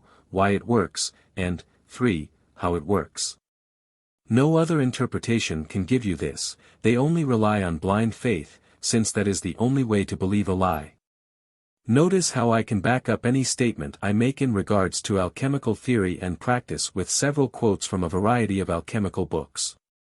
You will not find this with any other interpretation. Notice how I explain not only how alchemy works, but why alchemy works. Notice how you can actually understand what I say, and it makes sense with nature. This is what truth looks like, but it's been so long since many people have seen truth that they've forgotten what it looks like. It is of course all inevitable that the stone would be forgotten and the books misinterpreted, and I don't really mind these misinterpretations in a way, since I had no problem understanding the real alchemical books, which I read before any of the modern literature. But the purpose of my little rant here is to put a stop to further disinformation and lies. 7. Obscurity. I know that the sages described this simple process under a great number of misleading names. But this puzzling variety of nomenclature is only intended to veil the fact that nothing is required but simple coction. A very brief tract concerning the philosophical stone, by an unknown German sage, 15th to 17th century. Alchemy, real alchemy, has, with this book as the first exception, always been written of obscurely, using metaphors, allegories and even outright lies. In this chapter one will discuss the obscure style of the alchemists, but not yet how to decipher it, which I will cover in a later chapter, after we've discussed all the theory. Here's a fun fact for you, the word gibberish refers to the alchemical writings of an alchemist known as Geber. Because alchemical writing is so difficult to understand, it became a word to mean anything unintelligible. The most popular trick used by the alchemists was to call things by different names. This was quite necessary to keep the secret, since there is only one ingredient in one process. The alchemists therefore used hundreds of different words for explaining the same thing. But in their defense, they did write that they were doing this, so the reader should have known that the writing was a riddle and know that they must decipher it. Though some people chose not to listen to this and to take the writings literally, which has caused countless deaths through history from people ingesting mercury and sulfur, which are extremely poisonous. The alchemists knew that mercury and sulfur were poisonous, and knew some people were taking their writings literally, so that was quite a sick joke to play. In my opinion, they should have called it milkshake and jelly beans, which would still have been obscure, especially because those weren't invented yet, but would not have killed anyone. Additionally, the alchemists amused themselves by listing operations performed by nature, implying that the alchemist would be physically performing them, which is not the case. In truth, it is nature who makes the stone, while the alchemist only optimizes the conditions. This way the alchemists can claim they told you the truth, but what they told you was something you don't need to do. I make known to all ingenious students of this art that the sages are in the habit of using words which may convey either a true or a false impression. The former to their own disciples and children, the latter to the ignorant, the foolish, and the unworthy. Bear in mind that the philosophers themselves never make a false assertion. The mistake, if any, lies not with them, but with those whose dullness makes them slow to apprehend the meaning. Hence it comes that, instead of the waters of the sages, these inexperienced persons take parietes, salts, metals, and divers other substances which, though very expensive, are of no use whatever for our purpose. X. Parmenides, the sages have written about many waters, stones, and metals, for the purpose of deceiving you. Good heavens! How skillfully the sages have contrived to conceal this matter. It would surely have been far better if they had abstained from writing altogether. For the extreme obscurity of their style has overwhelmed thousands in ruin, and plunged them into the deepest poverty, especially those who set about this task without even the slightest knowledge of nature, or of the requirements of our art. What the sages write is strictly true, but you cannot understand it unless you are already initiated in the secrets of this art. Yea, even if you were a doctor of the doctors, and a light of the world, you would be able to see no meaning in their words without this knowledge. They have written, but you are none the wiser. They have wished to communicate the secret to their posterity, but a jealous feeling prevented them from doing so in plain language. Jealous sages have named many waters and metals and stones, simply for the purpose of deceiving you. Herein the philosophers would warn us that they have used secrecy, lest the whole mystery should be manifested before all the world. Those who follow the letter of their directions are sure to be led astray, and to miss entirely the true foundation of our art. The fault, however, lies not with the sages so much with the ignorance of their readers. We may justly wonder that the sages who have written about this most precious and secret art, have thought it necessary to invent so many occult and allegorical expressions, by means of which our art is concealed not only from the unworthy, but from earnest and diligent students of the truth.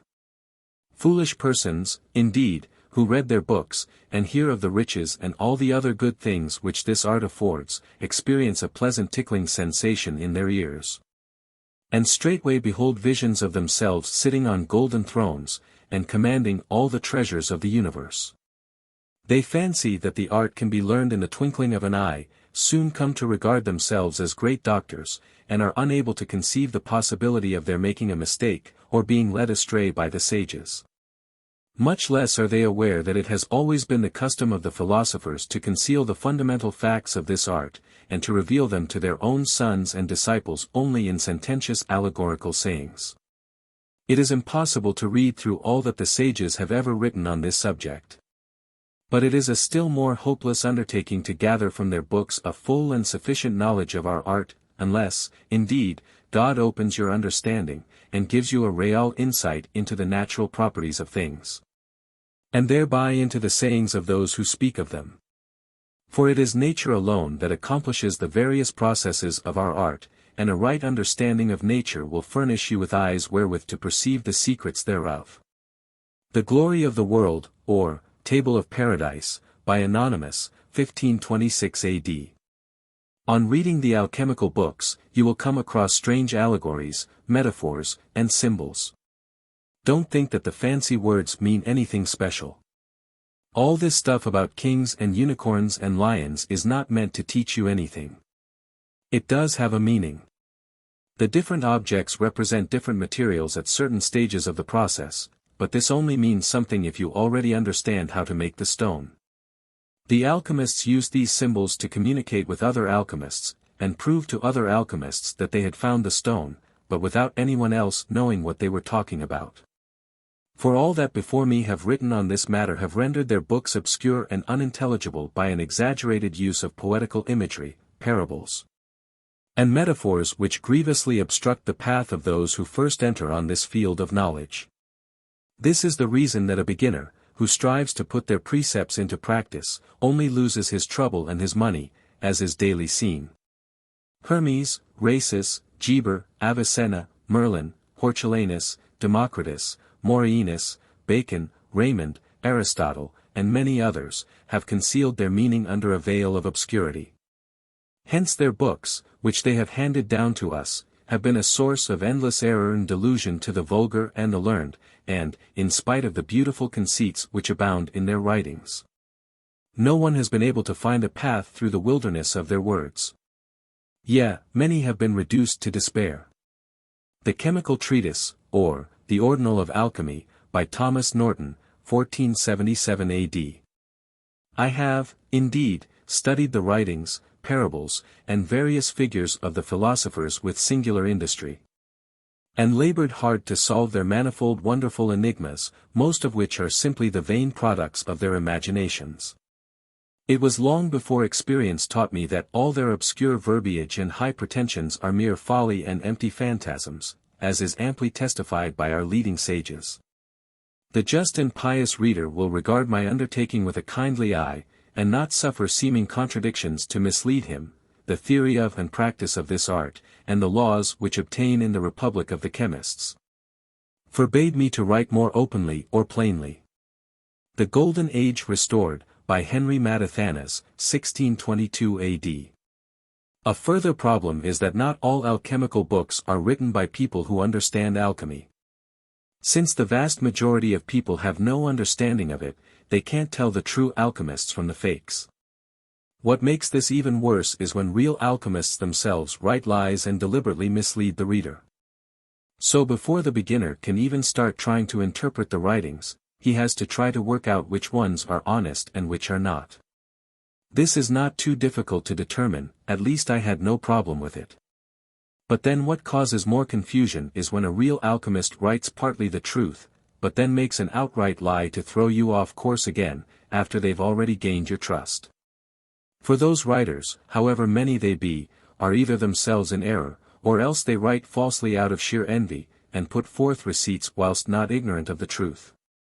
The Aurora of the Philosophers, by Theophrastus Paracelsus, 16th century. The great difficulty which discourages all beginners is not of nature's making.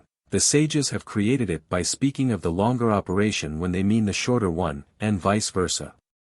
An open entrance to the closed palace of the king, by an anonymous sage and lover of truth, 1645 A.D. They are ignorant mechanics who, not having skill and brains enough for an honest trade, must needs meddle with our art, and, of course, soon lose all they possess. Others, again, are only just less ignorant than these persons.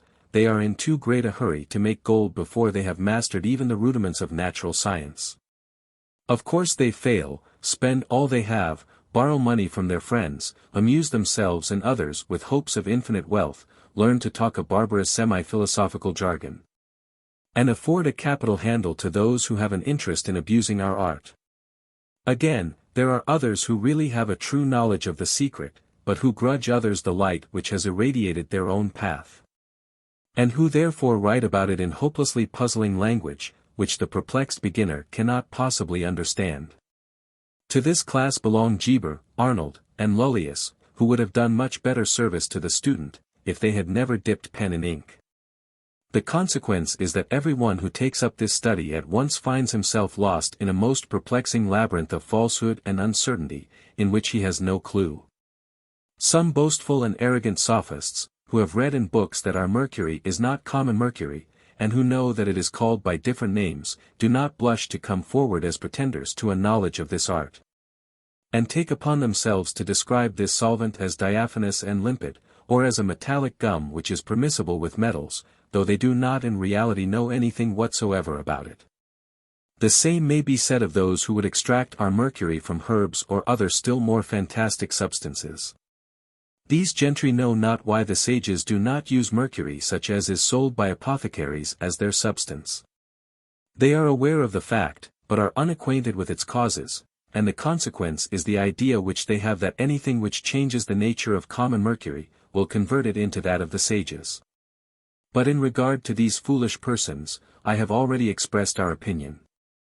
The Metamorphosis of Metals, by Irenaeus Philalethes, 1694 AD. Saying all this, it is true that some alchemists wrote very plainly about the art. Writings from the 17th century especially are much clearer than the older writings, which you will learn about in the history section. No one ever gave away the entire process in one book, but some gave direct and lucid instructions on specific operations in the process, or theory. This is how I came to understand the writings. The first step is to be able to tell the truth from the lies, which came easily to me. I have a knack for it. Then on finding the first few pieces of the puzzle one can decode the metaphors, and everything starts to snap into place. Additionally, I feel I should say a few words about telling which alchemical books are genuine, and which are not. At first it is difficult for one to tell, as one needs to already understand alchemy in order to know which texts are genuine. This is a bit of a catch-22 situation. It will help you if you first accept that none of the modern alchemy books are genuine. Of course these modern fame and money-hungry authors do not have the stone. Then you have everything from the 19th and 20th centuries, these are also not genuine. It was a strange time of crazy theories and secret societies, and there was very little good information released during that time, except some good translations of older works. Again, during the 19th and 20th centuries there were many books published pretending to written by other people. A good example is that of any writing by Hermes. The only remaining genuine work of Hermes is the Emerald Tablet, everything else is fraudulent, written under his name only to sell more books. You can tell the real time period from which a book was written by considering the writing style, which does still pass over even through translations. Only Fulcanelli wrote genuine alchemical books in modern times, but his works, all 2 of them, are not particularly useful for reasons I will cover in the Fulcanelli chapter. An excellent starting point if you choose to study the alchemical books would be the Hermetic Museum, which includes a large number of the alchemical books quoted here. The truth is always simple and in harmony with nature. 8. The Secret. It's no secret that the Philosopher's Stone is a secret. It wasn't always this way, but we'll leave the history for the history section.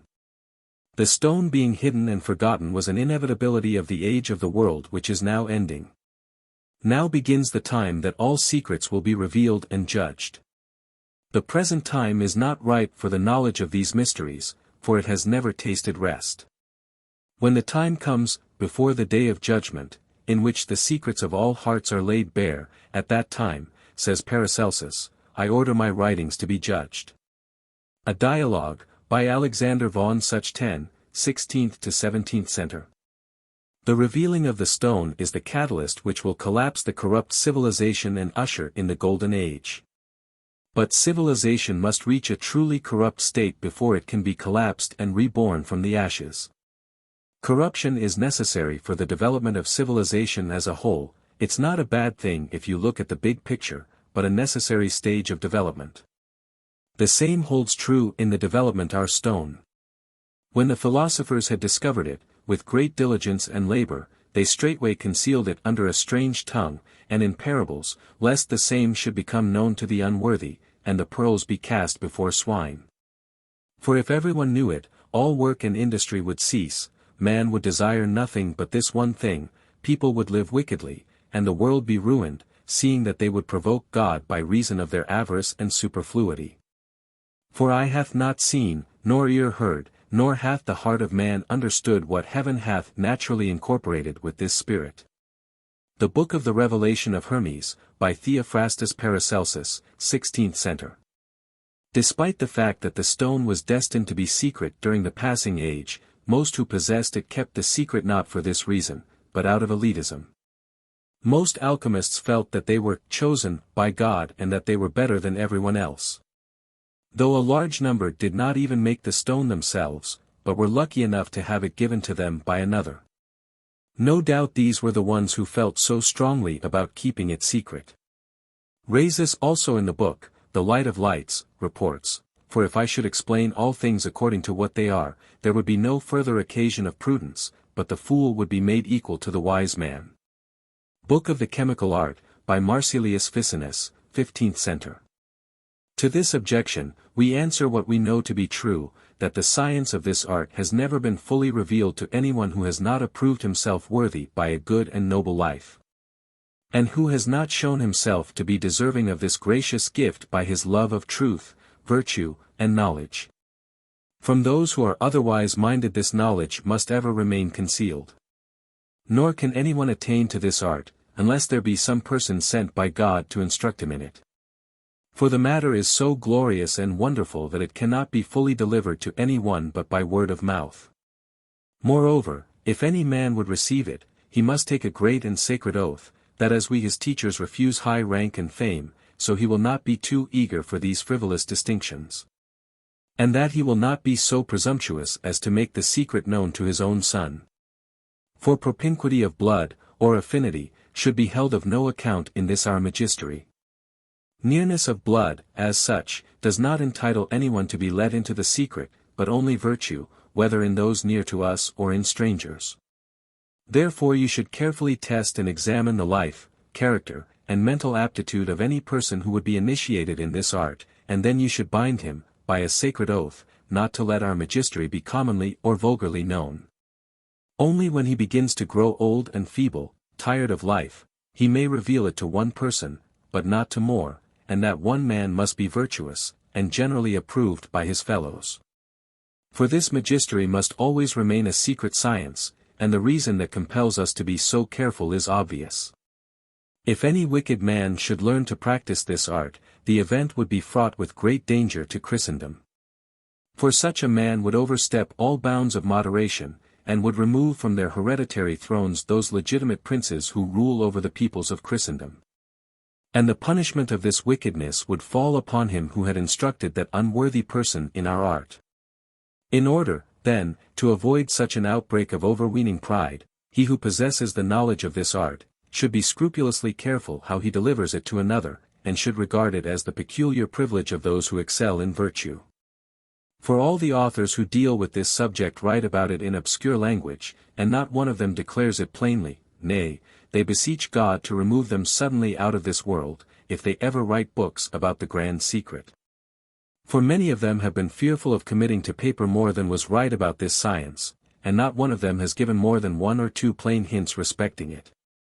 They did not write with the object of divulging their secret to the world, but in an obscurely elusive style, in order that they might be able to recognize those who understood their meaning as brothers and fellow adepts. Hence you must not be content with reading only one book, but you should study a variety of authors, because, according to the learned Arnold, one book opens up the understanding of another. The same thought is expressed by the learned Anaxagoras, who testifies that if a man will not take the trouble of reading many books, he can never attain to a practical knowledge of our art. The Chemical Treatise, or, The Ordinal of Alchemy, by Thomas Norton, 1477 A.D. It was not all fun and games for the alchemists. A lot of them were very paranoid, and perhaps rightly so, as some people would do anything to get the stone. Fear was a good reason to keep quiet. No doubt the gentle reader has learned by the works of Sendivogius that whenever he sheathed himself openly to the powerful, he went in constant fear of his life. Experience teaches that many philosophers who gave no thought to their personal safety, have been killed and deprived of their tincture by greedy and powerful robbers. And it stands to reason that any one going about with a great treasure in his hand, must fall a prey to brigands. Sendivogius concealed his name by an anagram. Thus also a short time ago another philosopher and brother of the Golden Cross, whose real name has long been familiar to me, concealed it beneath an anagram, and made himself known to his friends by an enigmatical designation. Why then should I place myself at the mercy of this impure world? The Golden Tract concerning the Stone of the Philosophers, by an anonymous German philosopher, 16th to 17th century. So long as the secret is possessed by a comparatively small number of philosophers, their lot is anything but a bright and happy one. Surrounded as we are on every side by the cruel greed and the prying suspicion of the multitude, we are doomed, like Cain, to wander over the earth homeless and friendless. Not for us are the soothing influences of domestic happiness. Not for us the delightful confidences of friendship. Men who covet our golden secret pursue us from place to place, and fear closes our lips, when love tempts us to open ourselves freely to a brother. Thus we feel prompted at times to burst forth into the desolate exclamation of Cain, "Whoever finds me will slay me." Yet we are not the murderers of our brethren, we are anxious only to do good to our fellow men. But even our kindness and charitable compassion are rewarded with black ingratitude that cries to heaven for vengeance. It was only a short time ago that, after visiting the plague-stricken haunts of a certain city, and restoring the sick to perfect health by means of my miraculous medicine, I found myself surrounded by a yelling mob, who demanded that I should give to them my elixir of the sages. And it was only by changing my dress and my name, by shaving off my beard and putting on a wig, that I was enabled to save my life, and escape from the hands of those wicked men. And even when our lives are not threatened, it is not pleasant to find ourselves, wherever we go, the central objects of human greed. I know of several persons who were found strangled in their beds, simply because they were suspected of possessing this secret, though, in reality, they knew no more about it than their murderers. It was enough for some desperate ruffians, that a mere whisper of suspicion had been breathed against their victims. Men are so eager to have this medicine that your very caution will arouse their suspicions, and endanger your safety. Again, if you desire to sell any large quantity of your gold and silver, you will be unable to do so without imminent risk of discovery. The very fact that anyone has a great mass of bullion for sale would in most places excite suspicion. This feeling will be strengthened when people test the quality of our gold, for it is much finer and purer than any of the gold which is brought from Barbary, or from the Guinea coast. And our silver is better even than that which is conveyed home by the Spanish silver fleet. If, in order to baffle discovery, you mix these precious metals with alloy, you render yourself liable, in England and Holland at least, to capital punishment. For in those countries no one is permitted to tamper with the precious metals, except the officers of the mint, and the licensed goldsmiths. I remember once going, in the disguise of a foreign merchant, to a goldsmith's shop, and offering him £600 worth of our pure silver for sale. He subjected it to the usual tests, and then said, "This silver is artificially prepared." When I asked him why he thought so, his answer was, "I am not a novice in my profession, and know very well the exact quality of the silver which is brought from the different mines." When I heard these words I took myself away with great secrecy and dispatch, leaving the silver in the hands of the goldsmith. On this account, and by reason of the many and great difficulties which beset us, the possessors of this stone, on every side, we do elect to remain hidden, and will communicate the art to those who are worthily covetous of our secrets. And then mark what public good will befall. An open entrance to the closed palace of the king, by an anonymous sage and lover of truth, 1645 AD. But there were a good number of alchemists who did want to reveal the stone to the world. Alas, they didn't do to the vow they were made to promise by the alchemists who helped them find the stone, and because some of them knew that the time was not right. It is both customary and right, O Licinius, that those who have accomplished anything worth mentioning in any art or science should make known their discoveries to the world, in order that mankind at large may be benefited by them. Freely ye have received, freely give. What is the use of concealed diamonds, or a hidden treasure, to the world? What is the use of a lighted candle if it be lighted under a bushel? It is the innate selfishness of the human heart which makes these persons seek a pious pretext for keeping this knowledge from mankind. The New Pearl of Great Price, by Peter Bonus, 1338 AD. 44. Alexander, the good need not remain concealed on account of the bad men that might abuse it. For God rules over all, according to his divine will. The Glory of the World, or, Table of Paradise, by Anonymous, 1526 AD. I account myself unworthy to speak of so great a mystery, yet I may say, without any self-glorification, that, through the grace of God, I have made greater progress in this magistery than most. And I consider it as my duty not to hide the talent which my Lord and Master, the great and good God, has committed to my unworthy keeping. God gives this art to the sincere and good, nor can the world purchase it with all its gold. The vulgar know nothing of this mystery, for if any man be impious, he seeks the stone in vain. He who holds it in silence dwells where he would, and fears neither accidents, nor thieves, nor any evil. For this reason this sacred gift is granted to few, it is in the hands of God, and he gives it to whomsoever he will. The Sophic Hydrolith, or Water Stone of the Wise, by Anonymous, 17th.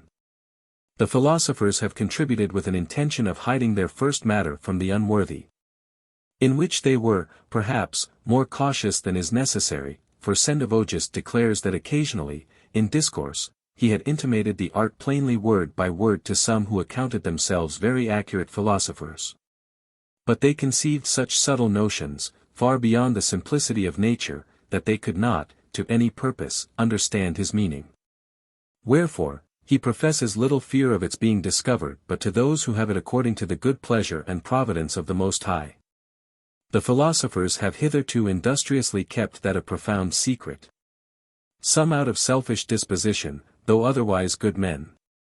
Others, who wished only for worthy persons to whom they might impart it, could not write of it openly, because covetousness and vanity have been governing principles in the world, and, being wise men, they knew that it was not the will of the Most High to inflame and cherish such odious tempers, the genuine offspring of pride and self-love, but to banish them out of the earth, wherefore they have been withheld hitherto.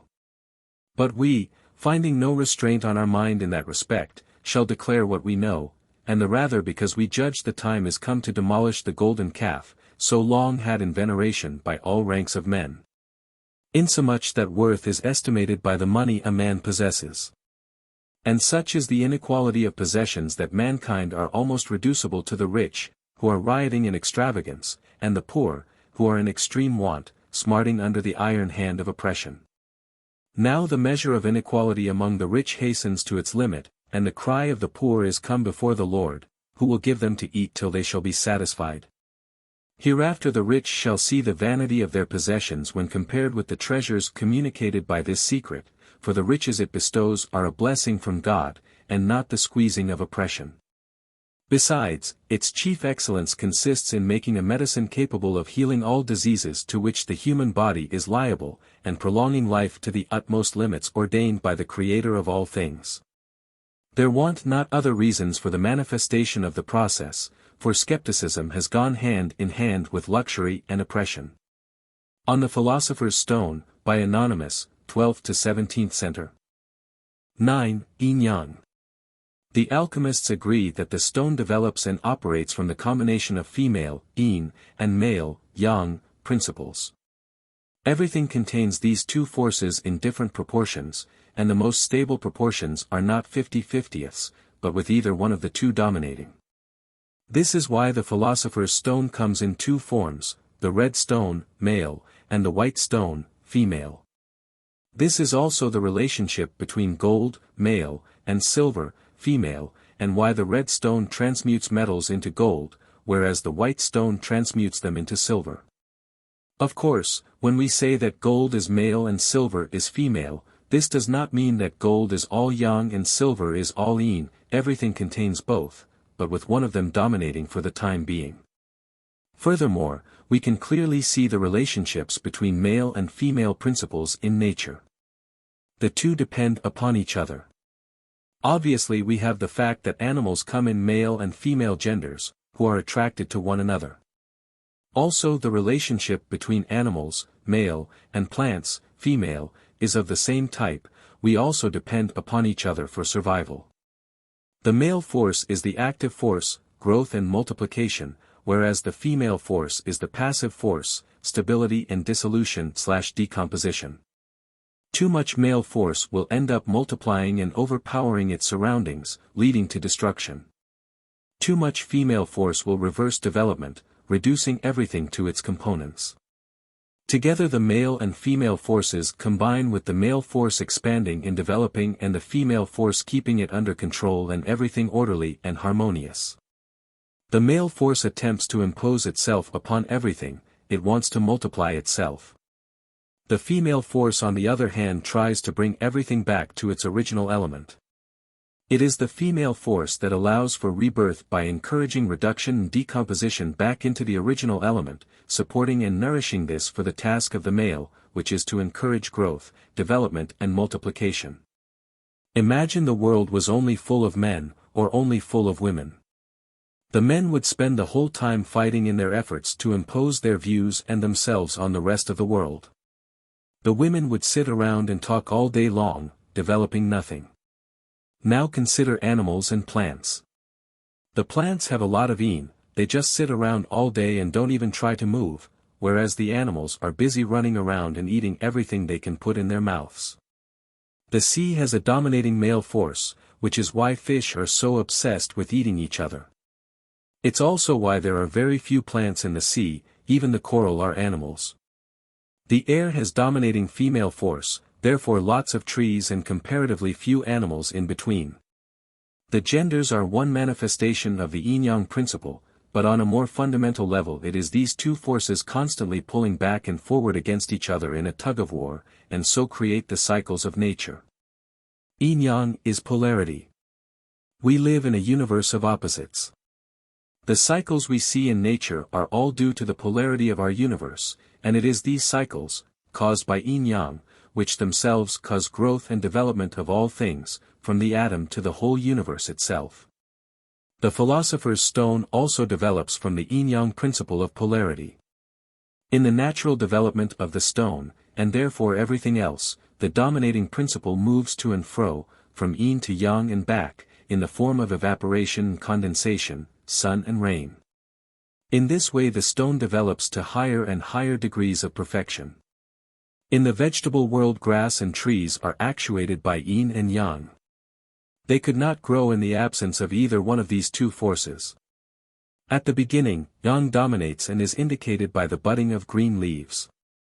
Then, after the development of the blossoms, yin, destructive, follows. This principle of the Tao of constancy has long been the common practice of nature. But how many can understand the principle of Qin Yuan, true spring, which can alter this process of nature? I advise all of you, who wish to learn Tao, not to begin your work before you understand the principle of Yin and Yang. Wu Chen Pian, Essay on the Understanding of Truth, by Chang Petuan, 1078 AD, Chinese. This gold is our male, and it is sexually joined to a more crude white gold, the female seed, the two together being indissolubly united. Constitute our fruitful hermaphrodite. The two, the passive and active principle, combined we call our hermaphrodite. An open entrance to the closed palace of the king, by an anonymous sage and lover of truth, 1645 AD.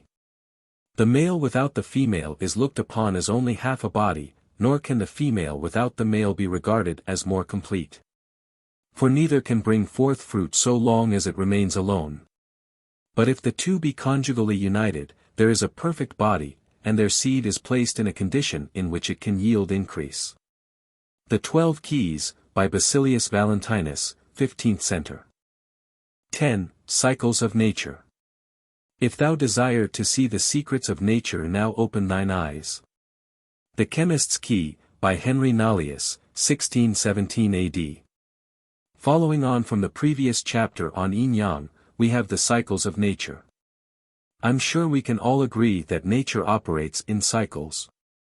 We have days, months, years, which are all cycles.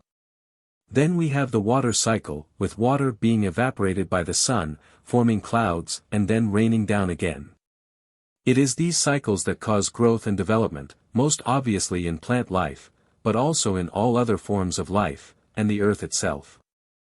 Similar cycles also occur in larger systems, such as solar systems and galaxies.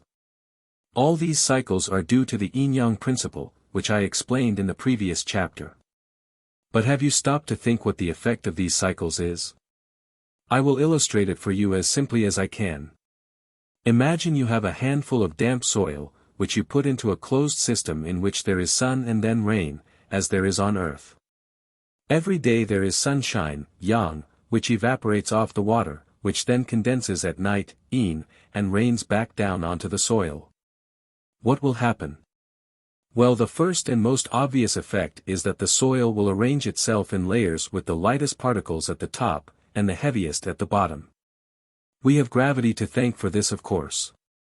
The hot air and water vapor will rise, and with it the lightest of the particles, which attach themselves to the water. The lighter the particle is, the easier it attaches itself to the water, and the further the water will lift it while evaporating. This causes the heavier particles to sink as the lighter particles are picked up and placed back down on top of them. Everything will arrange itself in order of density. This you can already see by considering that the top layer of the earth is a soft soil, with heavier minerals as you dig down. This is also very easily proven with a little experiment, which is also the first part of our work in making the stone. The smallest and lightest particles of all will attach themselves to the water and not let go, since they are so volatile, and these particles are the life energy we are looking for. But something else happens too. With the particles continuously being moistened and then heated and dried, calcined, they will slowly break down, decompose/putrefy, into smaller particles. So over time you will end up with more of the lighter particles, less dense, and less heavier particles, more dense. The particles will get lighter and lighter until they are broken down into what they are made of, the original life energy. The life energy itself is infused into the water and so penetrates all of the particles as they are moistened by the water, and the life energy also aids the putrefaction by encouraging the elements to break down into its own form. So you can assume that eventually, after a very long time, the entire mass is converted into life energy, which is what we call the Philosopher's Stone. But I don't recommend using soil for this process, since it will take too long. Then there are life forms which use this life energy and the lightest particles to grow and live. Plants grow in the top, lightest, layer of the soil, and use the life energy which is more concentrated there for their development, which they collect and form into matter for their own use. Animals then eat the plants to absorb their life energy, and other animals eat those animals for the same reason. Once eaten, our stomachs digest what we eat into even smaller particles, which is just another process of putrefaction. Plants love to grow in dead plant matter, since this is already full of life energy, which is now happily decomposing into lighter particles and back into the wonderful life energy. I'll give you an illustration of how this works inside your body. When you eat an apple, you first chew it. The chewing is the first stage of decomposition, it breaks it down into smaller pieces. Then it goes into your stomach and is digested, dissolved, by your stomach acid. This is again decomposition for breaking down the matter in order to extract and reuse the particles inside of it. What you get is a range of matter, sugars, proteins, vitamins, etc. and life energy. The most important of these is the life energy, but since we do not normally have enough of this, we use the determined and more dense particles, sugar, protein, etc., where we can, for the required needs of our body. The life energy can be made into anything we are lacking, it can be formed into any other particle required by our body. It can even be made into water if we have not had enough to drink, or oxygen if we are not breathing enough. This is why when you ingest the stone, you don't need to eat, drink or breathe, because your body will make this into exactly what it needs. Scientists have found evidence of biological transmutation already. In many incidents it has been proven that animals can produce minerals that they have not ingested. This supports the existence of life energy. Crabs, shellfish and crayfish have shells made largely of calcium. A crab 17 cm by 10 cm has a shell weighing around 350 grams. Periodically these animals shed their shell and create a new one. This is called molting. When molting, a crab is very vulnerable and hides away from all other creatures so it cannot get calcium by preying on other creatures. According to French chemist C. Louis Kervran of the Conseil d'Hygiène in Paris, seawater contains far too little calcium to account for the rapid production of a shell. The calcium content of seawater is about 0.042% and a crab can form a new shell in little more than 1 day. If the entire body of a crab is analyzed for calcium, it is found to contain only enough calcium to produce 3% of the shell, even taking into account the calcium carbonate stored in the hepatopancreas just before molting. even in water completely devoid of calcium. Shellfish can still create their calcium-bearing shells as shown by an experiment performed at the Maritime Laboratory of Roscoff. A crayfish was put in a sea-water basin from which calcium carbonate had been removed by precipitation. The animal made its shell anyway. Kervran 1972, p. 58. Chemical analysis made on animals secreting their shells has revealed that calcium carbonate is found on the outer side of a membrane, although on the opposite side of the membrane, where matter enters, there is no calcium. This fact has left specialists perplexed. Kervran 1972, p. 58. Evidence that atoms behave differently in biological systems, by Madhavendra Puri. So you can see that the cycles of nature are in place to purify matter, and break it down into lighter, freer particles and life energy in order to be used again to create new and better life forms. Life forms grow from these lighter, volatile particles, which they form into matter according to their own needs, and when they die, nature turns it back into the dust from whence it came. God being before all things, when he was alone created one substance, which he called the first matter, and of that substance he created the elements, and from them created all things. The Crowning of Nature, by Anonymous, 16th to 17th Center. That part of the body which is dissolved, ever ascends or rises to the top, above all the other undissolved matter which remains yet at bottom. Therefore saith Avicen, that which is spiritual in the vessel ascends up to the top of the matter, and that which is yet gross and thick, remains in the bottom of the vessel. The Root of the World, by Roger Bacon, 13 Thsen. Observe, furthermore, how the seeds of all things that grow, as, for instance, grains of wheat or barley, spring forth from the ground, by the operation of the stone, and the developing influences of sun and moon. How they grow up into the air, are gradually matured, and bring forth fruit, which again must be sown in its own proper soil. The field is prepared for the grain, being well ploughed up, and manured with well-rotted dung. For the earth consumes and assimilates the manure, as the body assimilates its food, and separates the subtle from the gross. Therewith it calls forth the life of the seed, and nourishes it with its own proper milk, as a mother nourishes her infant, and causes it to increase in size, and to grow upward. The earth separates, I say, the good from the bad, and imparts it as nutriment to all growing things, for the destruction of one thing is the generation of another. It is the same in our art, where the liquid receives its proper nutriment from the earth. Hence the earth is the mother of all things that grow. And it must be manured, ploughed, harrowed, and well prepared, in order that the corn may grow, and triumph over the tares, and not be choked by them. A grain of wheat is raised from the ground through the distillation of the moisture of the sun and moon, if it has been sown in its own proper earth.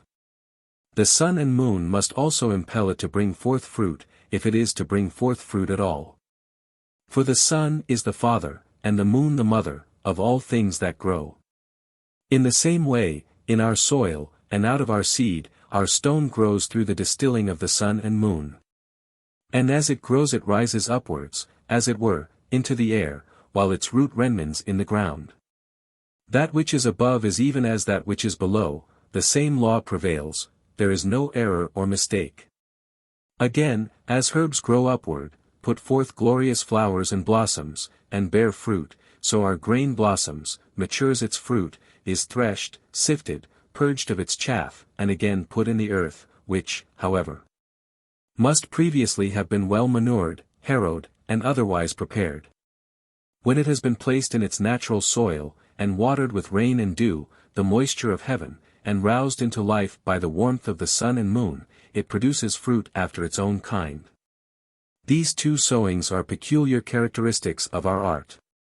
For the sun and moon are our grain, which we put into our soil, as soul and spirit, and such as are the father and the mother will be the children that they generate. Thus, my sons, you know our stone, our earth, our grain, our meal, our ferment, our manure, our verdigris, our sun and moon.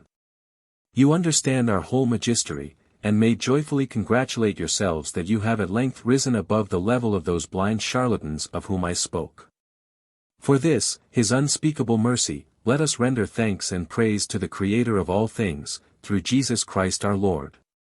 Amen. A. It is with plants, so it is with metals. While they lie in the heart of the earth, in their natural ore, they grow, and are developed, day by day, through the influence of the four elements. Their fire is the splendor of the sun and moon. The earth conceives in her womb the splendor of the sun, and by it the seeds of the metals are well and equally warmed, just like the grain in the fields. Through this warmth there is produced in the earth a vapor or spirit, which rises upward and carries with it the most subtle elements. It might well be called a fifth element, for it is a quintessence, and contains the most volatile parts of all the elements. This vapor strives to float upward through the summit of the mountains, but, being covered with great rocks, they prevent it from doing so, for when it strikes against them, it is compelled to descend again. It is drawn up by the sun, it is forced down again by the rocks, and as it falls the vapor is transmuted into a liquid, i.e., sulfur and mercury. Of each of these a part is left behind, but that which is volatile rises and descends again, more and more of it remaining behind, and becoming fixed after each descent. This fixed substance is the metals, which cleave so firmly to the earth and the stones that they must be smelted out in a red-hot furnace. The grosser the stones and the earth of the mountains are, the less pure will the metal be. The more subtle the soil and the stones are, the more subtle will be the vapor, and the sulfur and mercury formed by its condensation, and the purer these latter are, the purer, of course, will the metals themselves be. When the earth and the stones of the mountain are gross, the sulfur and mercury must partake of this grossness, and cannot attain to their proper development. Hence arise the different metals, each after its own kind. For as each tree of the field has its own peculiar shape, appearance, and fruit, so each mountain bears its own particular ore, those stones and that earth being the soil in which the metals grow. The Glory of the World, or, Table of Paradise, by Anonymous, 1526 AD. It is then expedient to understand the manner of this circulation, which verily is nothing else but to imbibe, refresh, or moisten the compound in due weight or proportion with our mercurial water, which philosophers command to be called permanent water, in which imbibitions the compound is digested and congealed to its natural accomplishment. As the infant in the mother's belly ought to be nourished with natural nourishment, which is menstrual blood, to the end it may be increased and grow in quantity and stronger in quality, so ought our stone to be nourished. Verbum dismissum. By Count Bernard Trevisan, 15th centre. The steady warmth of the sun ripens every fruit, and the wanter the sun, yet not too dry and alternating with dew rains, the better do fruits mature and turn out. An explanation of the natural philosopher's tincture, of Paracelsus, by Alexander von Such 10, 16th centre. 11. Metallic generation. The alchemists claim that metals and minerals all grow and develop, and so are life forms, along with plants and animals. Perhaps not life forms in the sense we normally use the phrase, but if we are to define a life form as something which grows and multiplies, then we must include metals and minerals in this category. The alchemists all agree that metals have the same seed, that is to say that they are all of the same species. The different types of metals are just different stages of the same thing, of which gold is the final and complete development. To put it another way, we could say that the different, elementary, metals are stable energy states which a metal moves through in its continued development. However, this development only continues whilst the metal is in its proper environment, which is inside the earth. Once taken out of the ground, a metal can only stay at the state in which we found it in. The stone gives any metal a sudden burst of energy, which will excel it to its preferred and most stable state, gold, or silver with the less pure white stone.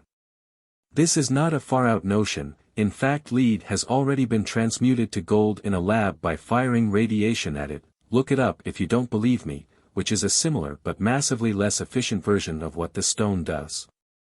I will include some long quotes from the alchemical books concerning the development of metals and minerals below. This will be helpful to understand the development of metals and get an idea how nature works in regards to that. The alchemists wrote a lot about how metals and minerals are generated in the earth, which they do so as to indirectly teach the reader how to make the stone, since the stone is made using very similar natural processes. However, the alchemists here are talking in theory and from a time when geology had not been well studied. Geology has come a long way in the past few hundred years, but then again, the science of today does not recognize very obvious natural processes, preferring complicated theories of the scientist's own invention. I expect the truth to be somewhere in between these two extremes. The great process of development into silver and gold is constantly going on. This appears from the fact that miners often find solid pieces of pure silver in tin and lead mines. And also from the experience of others who have met with pure gold in metallic veins of iron, though this latter occurrence is more rarely observed, on account of the great impurity of iron. In some silver mines, again, quantities of solid gold have been discovered, as, for instance, in Serbia. At first, the whole appears to be silver, but in the refiner's crucible the gold is subsequently separated from the less precious metal. Thus it is the teaching of experience that nature is continually at work changing other metals into gold, because, though, in a certain sense, they are complete in themselves, they have not yet reached the highest perfection of which they are capable, and to which nature has destined them, just as the human embryo and the little children are complete and perfect as far as they go, but have not attained to their ultimate goal of manhood. Gold is found in different forms, either mixed with a coarse rocky substance, or in a solid condition, or amongst the sand in the beds of rivers, being washed out of the mines by water. Golden sand is also found in the deserts of India, where there are no rivers. Silver is never found mixed with the sand of rivers, but mostly in the shape of or in mines, or like a vein running through a rock. Lead and tin occur mostly in the shape of ore, and sometimes they are mingled with earth. The same facts have become commonly observed with regard to iron and the other metals. When different metals are discovered in the same mine, the less pure of the two will generally have a tendency to ascend and leave what remains more force to develop in the right direction. The substance of common metals is the same as that of gold, if, then, the form of gold, or the elixir, be added to them, they must become gold. A.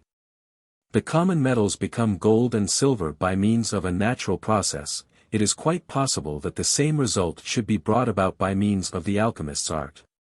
The New Pearl of Great Price, by Peter Bonis, 1338 AD. The generation of metals is circular, that is, one passes easily from one to another following a circle, the cousin metals having similar properties. It is because of this that silver changes more readily into gold than any other metal. Compound of Compounds, by Albertus Magnus, 13th century.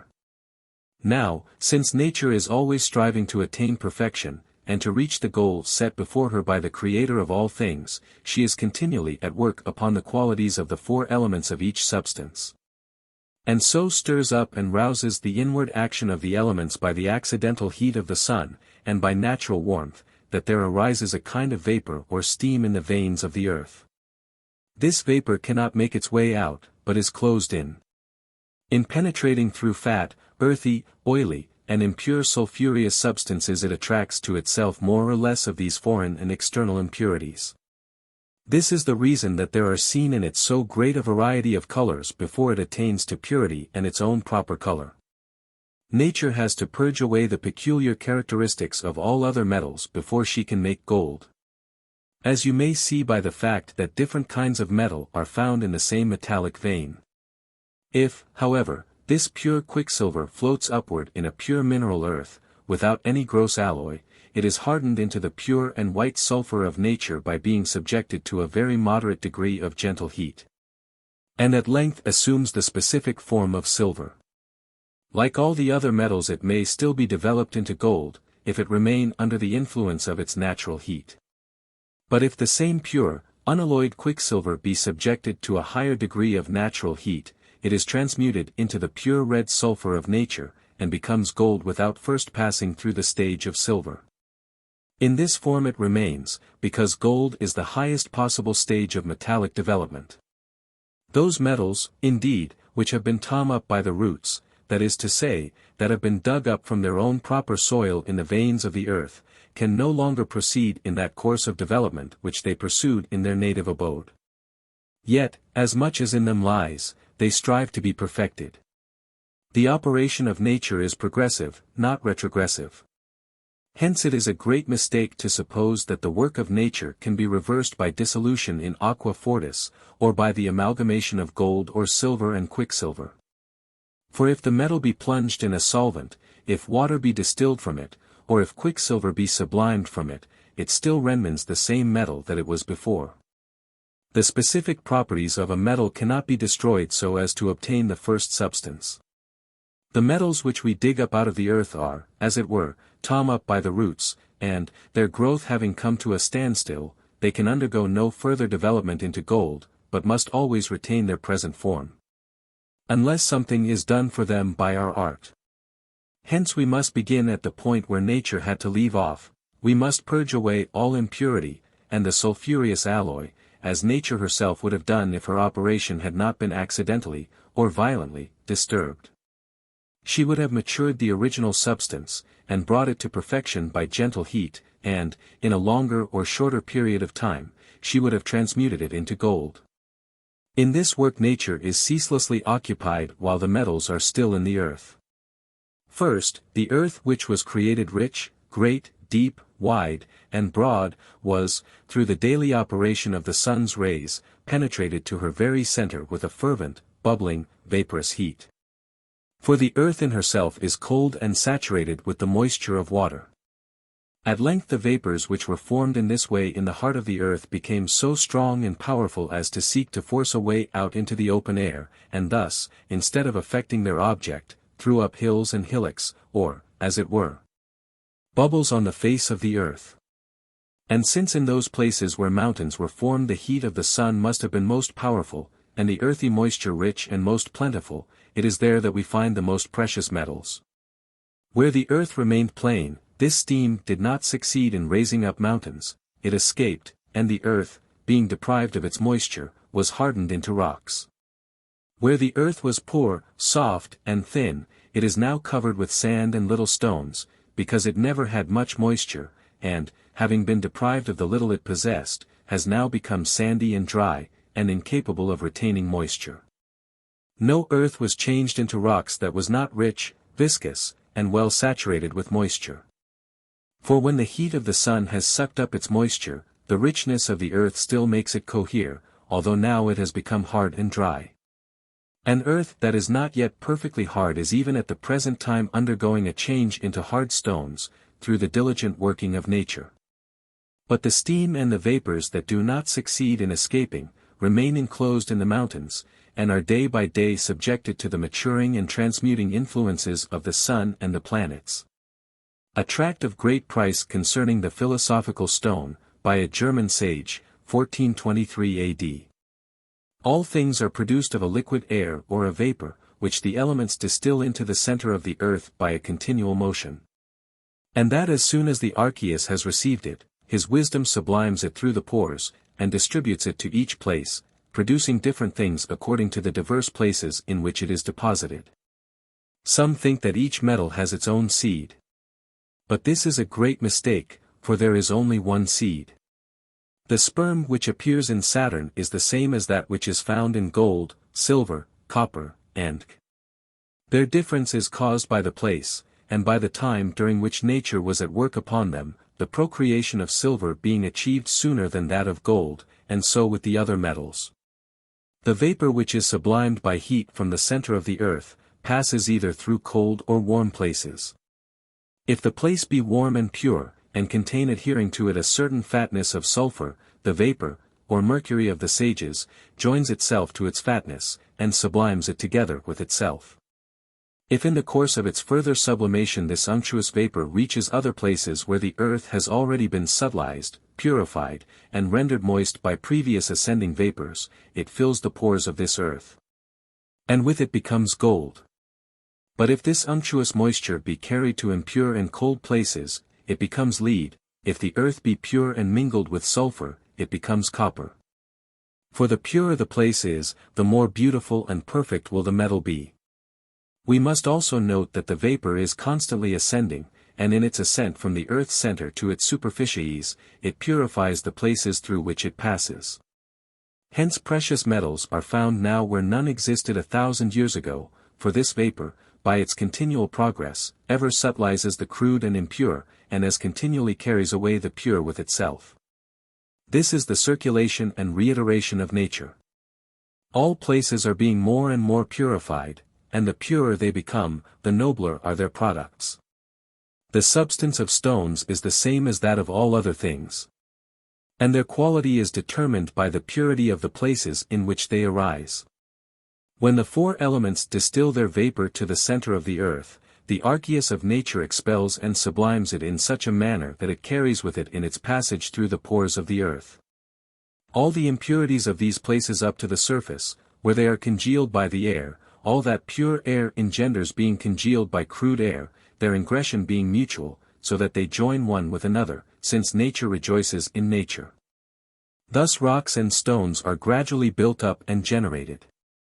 Now the larger the pores of the earth, the greater is the quantity of impurities carried upward. And thus the earth is most completely purified under those places where there is a great accumulation of stones or rocks at the surface, and in this manner the procreation of metals becomes easier in these places. This explains the fact that metals are scarcely ever found in plains, but nearly always in the bowels of rocky hills. The plains are often moist with elemental water which attracts to itself the rising vapor, and with it is digested by the rays of the sun into the rich clay which potters use. In places where the soil is gross, and the vapor contains neither unctuousness nor sulfur, it produces herbs and grass in the meadows.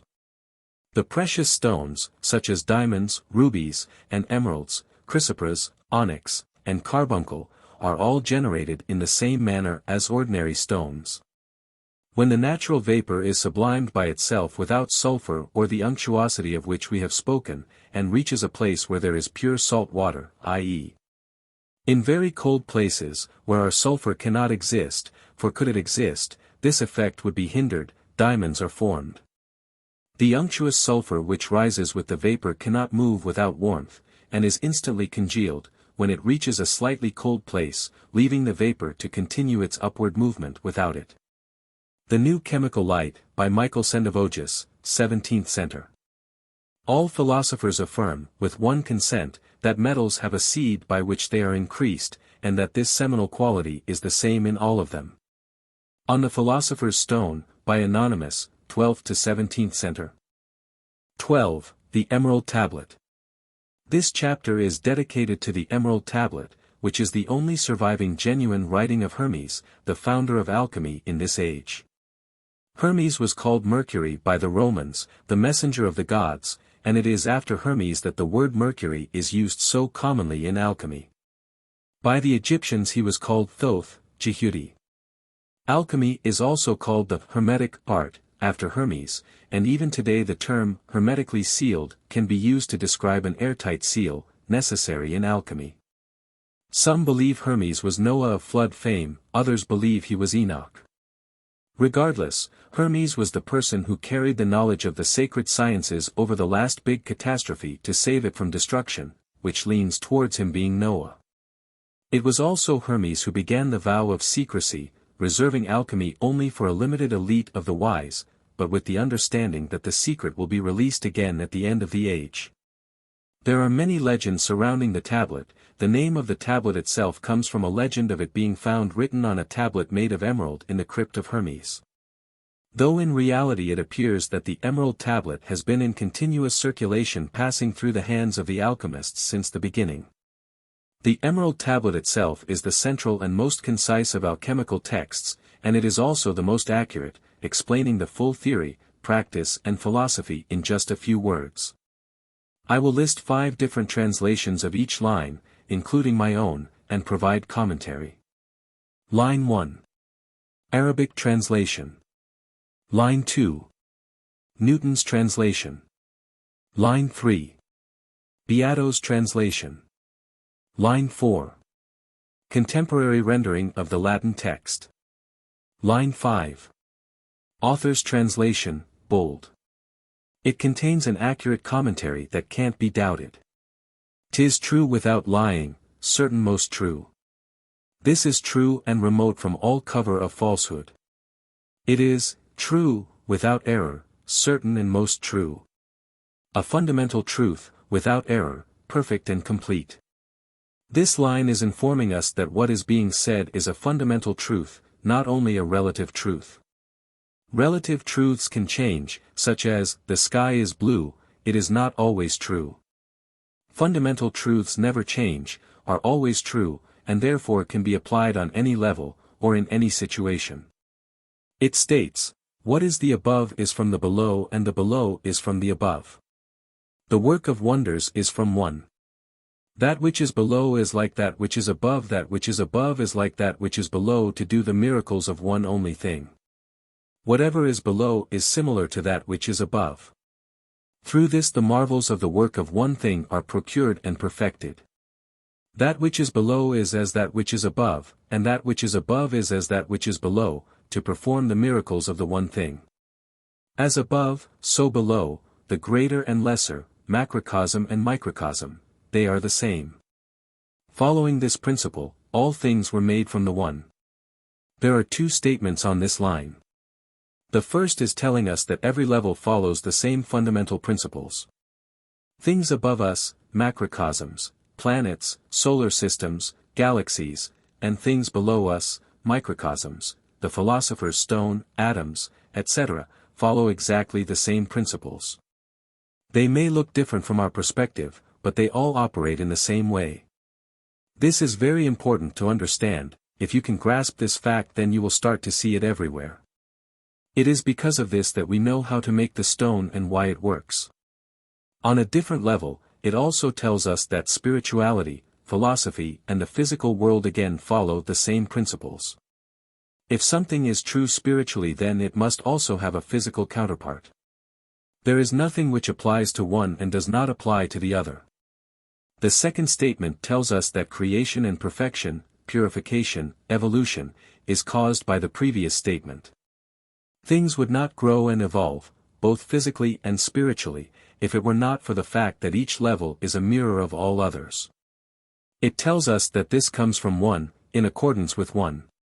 One is God, one is everything, one is nothing, one is the only thing whose existence is self-supported, the existence of everything else comes from this one, all following the same principles.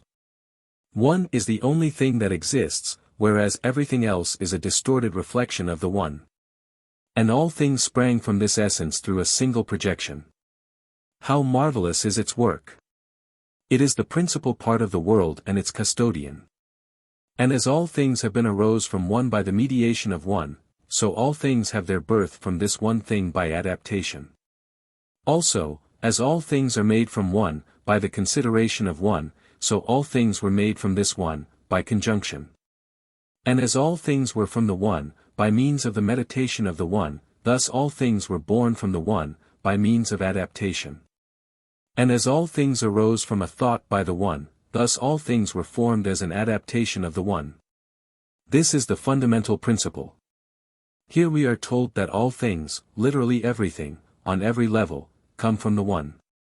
It is important to also remember the previous line, that all principles apply to every level. Therefore we know it holds true to both the spiritual and the physical. The biggest mistake of both modern science and spirituality is to assume that the two are separate. On a spiritual and philosophical level, it tells us that God created all things by adapting himself. God did not change himself, but each level below him is a distorted reflection of the level above. So all things are God by adaptation. It also says that it was the meditation, or thought, of God which began this. It implies a single thought. You can imagine this like a ripple on the surface of a flat lake. One single movement in stillness, emptiness, creates a series of ripples, each a reflection of the former. The ripples all follow exactly the same principle, but they become distorted as they get further away from the source. Each ripple creates the next ripple as a slightly more distorted reflection of itself. On a physical level, it tells us that everything is actually made of the same stuff. It is interesting to note here that we have discovered this with science. Everything is made of energy, but it is not entirely obvious just by looking around you. Because the physical follows the same principles as the higher existences, we must accept the existence of a physical substance, particle, which is the root of what everything is made out of. We can't just call it energy, and be happy that it is only a concept. It must be physical. All spiritual things have a physical counterpart and vice versa. This thing is the life energy I have been talking about. So this line is also telling us about the life energy, and how everything in the physical world is made from life energy by adaptation. Its father is the sun and its mother is the moon. Thus the wind bore it within it and the earth nourished it. The sun is its father, the moon its mother, the wind hath carried it in its belly, the earth its nurse. The father of it is the sun, the mother the moon. The wind bore it in the womb. Its nurse is the earth, the mother of all perfection. Its father is the sun, its mother is the moon, the wind carried it in its belly, its nurse is the earth. Its father is the sun, its mother is the moon, it is carried by the wind, it is nursed by the earth. Firstly, we have the reference to the sun and the moon. This is clearly symbolism for the polarity of yin, moon, and yang, sun. However, you should consider that the sun and moon are more important than just symbols of polarity. There is a reason why we have one sun and one moon from our perspective on Earth. It is not just chance as science might make you believe. Again, Yin-Yang is a fundamental principle and therefore applies on all levels, including in this physical reality. Therefore the moon and sun are literally physical counterparts of the Yin-Yang principle. It is interesting to note how the sun and moon appear to be exactly the same size when looking up at them from Earth. This is a big coincidence if it is only a coincidence. It means that the sizes and distances of the sun and moon are in perfect harmony with each other, which could be one of the major factors which has made the conditions optimum for life on Earth in this physical plane and at this time. The sun and moon also symbolize, they are literal counterparts of, fire and water, from the level above.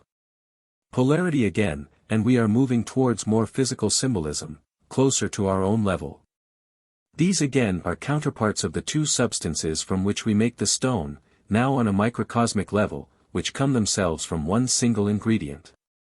I hope you can see how in this manner, the theory and practice of making the stone applies on all levels, from the very physical and chemical level, to the philosophical and macrocosmic spiritual level. The wind is the carrier and the distributor.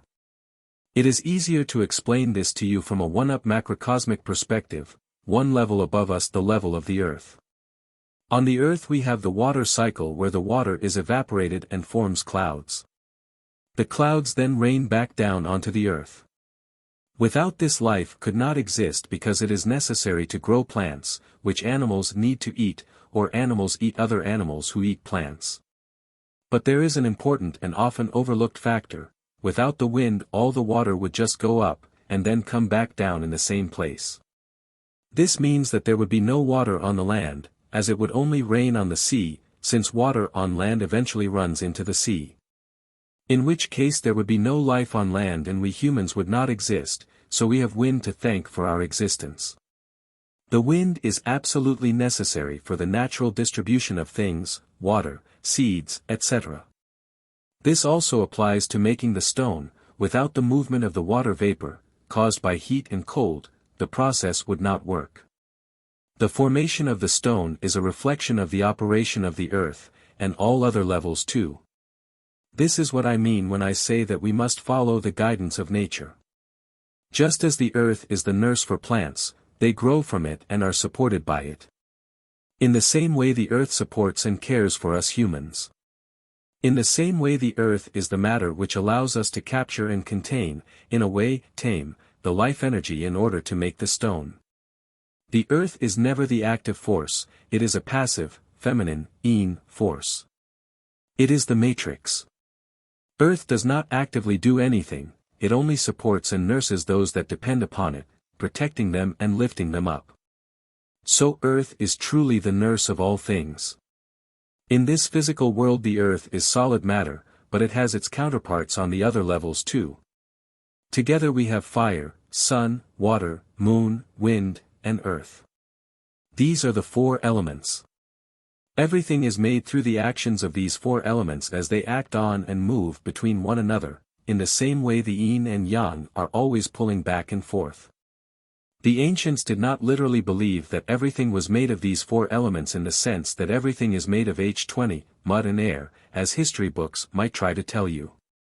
These are the states of matter: earth, water and wind are solid, liquid and gas, and fire is heat. So it is actually saying that everything is made of solid, liquid, gas and heat. These are the states of matter on our physical level, with counterparts on the other levels. Father of talismans and keeper of wonders. Perfect in power that reveals the lights. The Father of all perfection in the whole world is here. Its force or power is entire if it be converted into earth. Its power is perfected if it is turned into earth. Its power is whole if it has been turned into earth. Its power is complete if it can be turned into earth. Here we are told that it can be perfected if it's turned into earth. This is written on physical terms, saying that if we can turn the four elements into earth, which is the element of the physical level we are in, then we will perfect it. It means the power, which I call life energy. So if we can convert the life energy into a physical form, into earth, then we have perfected it on this level. Again, if we can turn the energy from the four elements into earth, then we will have converted and perfected the energy for use on this here physical level. It must be turned into earth if we are to use it on this level, since for a physical world we need a physical stone, which is the counterpart, reflection, of the one on this level. So you can see how the philosopher's stone is the physical manifestation of the power of God. It is a fire that became our earth. Separate the earth from the fire and you shall adhere more to that which is subtle than that which is coarse, through care and wisdom. Separate thou the earth from the fire, the subtle from the gross sweetly with great industry. Separate the earth from the fire, the subtle and thin from the crude and coarse, prudently, with modesty and wisdom. You will separate the earth from the fire, the subtle from the dense, sweetly, with great skill. Separate the earth from the fire, the subtle from the dense, the light from the heavy, with care and wisdom. These are direct instructions on how to actually make the stone, which of course is the same way that all things are perfected on all levels. With great care and wisdom, the wisdom is required to work out the method. You must separate the lighter particles from the denser particles. This is literally how you make the stone, as you can see in the practical instructions, particularly the first part of the great work. I will also interpret this from a spiritual perspective just for you to see how it applies on every level. Realize which of your desires are promoting freedom, and which are promoting restriction, then separate the free from the restrictive. Focus on the free and positive desires, positive energy, good intention, and they will grow and expand, converting the remaining negative thoughts, negative energy, bad intention, into their own free, light and positive form. I hope you can see how the same fundamental principles apply to every level, and how the stone is a real and physically obtainable substance which follows the exact same principles. It ascends from the earth to the heaven. It extracts the lights from the heights and descends to the earth, containing the power of the above and the below, for it is with the light of the lights. It ascends from the earth to the heaven again, it descends to the earth and receives the force of things superior and inferior. This ascends from the earth into the sky and again descends from the sky to the earth, and receives the power and efficacy of things above and of things below. It ascends from earth into heaven and again it descends to the earth, and receives the power of higher and of lower things. It repeatedly ascends from earth to heaven, and then descends from heaven to earth, thus receiving power from both the high and the low. Again, direct instructions for making the stone, now focusing on the second part of the practical operations. The stone is repeatedly evaporated, ascends, and condensed, descends, from this it becomes more purified and gains power, more life energy. The repeated change of state, between solid, liquid and gas, allows the substance to become pure and it increases the amount of life energy. From a spiritual perspective, you could say that our moving between the astral and physical planes, repeatedly dying and being born again, is an example of us perfecting ourselves, following the same principles. Therefore the darkness flees from it. By this means ye shall have the glory of the whole world, thereby all obscurity shall fly from you. By this means you will acquire the glory of the whole world, and so you will drive away all shadows and blindness. Thus you will have the glory of the whole world. Therefore will all obscurity flee from you. Then you will have the glory of the whole world. All ignorance will flee from you. This is saying firstly that you will have the glory of the whole world, which is the highest honor in the physical world, the philosopher's stone, which is the physical counterpart of the power of God. Secondly, all obscurity, or ignorance, will flee from you. This applies of course on every level. It means that you will now understand so much about the workings of nature, and no longer be ignorant, and new knowledge will come to you easily. It will be easy for you to see the truth from the lies. It also means, from the physical standpoint of making the stone, that once past a certain point of purity, the stone will very quickly be able to become more pure. Once it gets past a tipping point, the stone will convert impurity into its own pure form, as opposed to being diluted or corrupted by any dense or impure particles. Exponential development. The greatest power overcomes everything that is subtle, and it penetrates all that is coarse. Its force is above all force, for it vanquishes every subtle thing and penetrates every solid thing. For this by its fortitude snatches the palm from all other fortitude and power. For it is able to penetrate and subdue everything subtle and everything crude and hard. Of all strength this is true strength, because it will conquer all that is subtle, and penetrate all that is solid. It is true force and the most powerful, for it conquers all subtle things and penetrates all solid things. The stone will convert all subtle and undetermined things into its own form, and for solid, determined, things it will penetrate them and bring them towards their true perfection. This is why it will protect a life form from decay, and it will turn any metal into gold. It penetrates all things and encourages them to reach their full potential. Again, it is the manifestation of the power of God in a physical form. Line not present in Arabic translation. So was the world created. By this means the world was founded, thus was the world created. This is how the world was made. The world was made following these exact same principles. As were all worlds, planes, universes and realities. The formation of the microcosm is in accordance with the formation of the macrocosm. From this are and do come admirable adaptations, whereof the means, or process, is here in this. And hence the marvelous conjunctions of it and admirable effects, since this is the way by which these marvels may be brought about. From this were wonderful adaptations, of which this is the means. Each level is a reflection of the one above. The microcosm is in accordance with the macrocosm. Now you know how all things are made through adaptation from the one. All things, all matter, all worlds, all frequencies, all universes, all planes, are adaptations of the same thing, following the same principles. It starts with the one, and from there each level is a distorted reflection, an adaptation of the same thing, each level being a reflection of the level above. This is how all things are made. This is why the physical world exists. This is what it is. This is what all things are. The scholars made this their path. This is why thrice Hermes was exalted with wisdom. Hence I am called Hermes Trismegist, having the three parts of the philosophy of the whole world. And because of this they have called me Hermes Trismegistus, since I have the three parts of the wisdom and philosophy of the whole universe. Therefore am I named thrice great Hermes, having the three parts of the philosophy of the whole world. This is the path of knowledge. Hence I am Hermes thrice great, having three parts of the philosophy of the whole world. Alchemy is the path of knowledge. One of the more difficult paths to enlightenment, reserved for the wise and intellectual. Traditionally that was so, but now is the time of alchemy. Hermes is thrice great, 3 times great, because he was the custodian of the 3 sacred sciences, alchemy, astrology, and geometry. The three sacred sciences are all related to each other, of course, since like everything else they follow the same principles. This is his last book that he hid in the catacomb. That which I have said of the operation of the sun is accomplished and ended. My speech is finished which I have spoken concerning the solar work. It is finished, what I have said about the working of the sun. I have said all that is needed concerning the operation of the sun. According to Hermes, this should be all that is necessary to fully understand.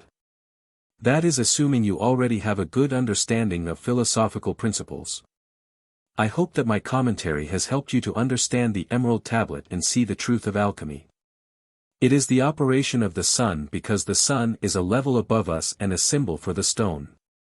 The same principles apply on every level.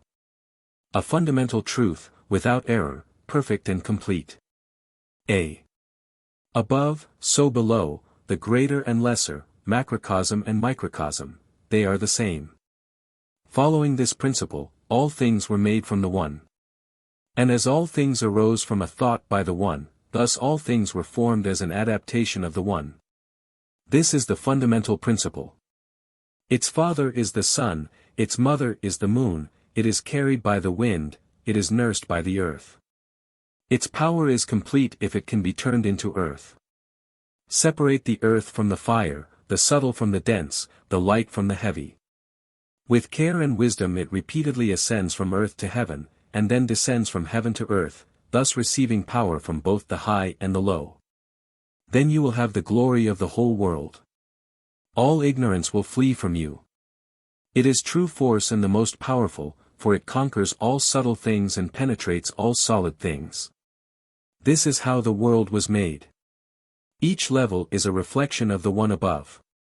The microcosm is in accordance with the macrocosm. Now you know how all things are made through adaptation from the one. This is the path of knowledge. Hence I am Hermes thrice great, having three parts of the philosophy of the whole world. I have said all that is needed concerning the operation of the sun. The Emerald Tablet, by Hermes, translated by author. 13. What is it made from? The stone is made out of only one ingredient. Know also that there is only one thing in the whole world that enters into the composition of the stone, and that, therefore, all coagulation, and admixture, of different ingredients, would shew you to be on a wrong scent altogether. The Glory of the World, or, Table of Paradise, by Anonymous, 1526 AD. From the one substance is evolved, first the white, and then the red tincture, there is one vessel, one goal, and one method. The New Pearl of Great Price, by Peter Bonus, 1338 AD. Not only is there nothing else used than this one ingredient, but you must be careful not to accidentally allow any other matter to become mixed with it. A small amount of dust or water would not ruin the work completely, but will certainly increase the time it takes to make it. For the pure substance is of one simple essence, void of all heterogeneity. But that which is impure and unclean, consists of heterogene parts, is not simple, but compounded, to wit of pure and impure, and apt to putrefy and corrupt. Therefore let nothing enter into your composition, which is alien or foreign to the matter, as all impurity is, for nothing goes to the composition of our stone, that proceedeth not from it neither in part nor in whole. If any strange or foreign thing be mixed with it, it is immediately corrupted, and by that corruption your work becomes frustrated. The Root of the World, by Roger Bacon, 13th. The ingredient is urine. I understand this may sound strange, and suspiciously convenient, on first hearing, however, there is sound and logical reasoning for the stone to be made from urine.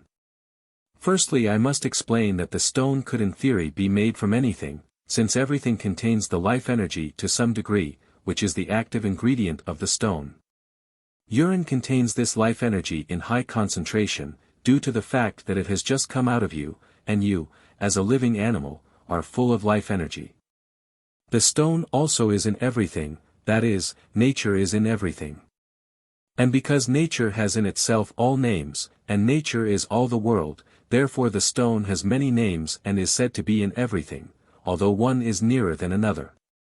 Book of the Chemical Art, by Marsilius Ficinus, 15th.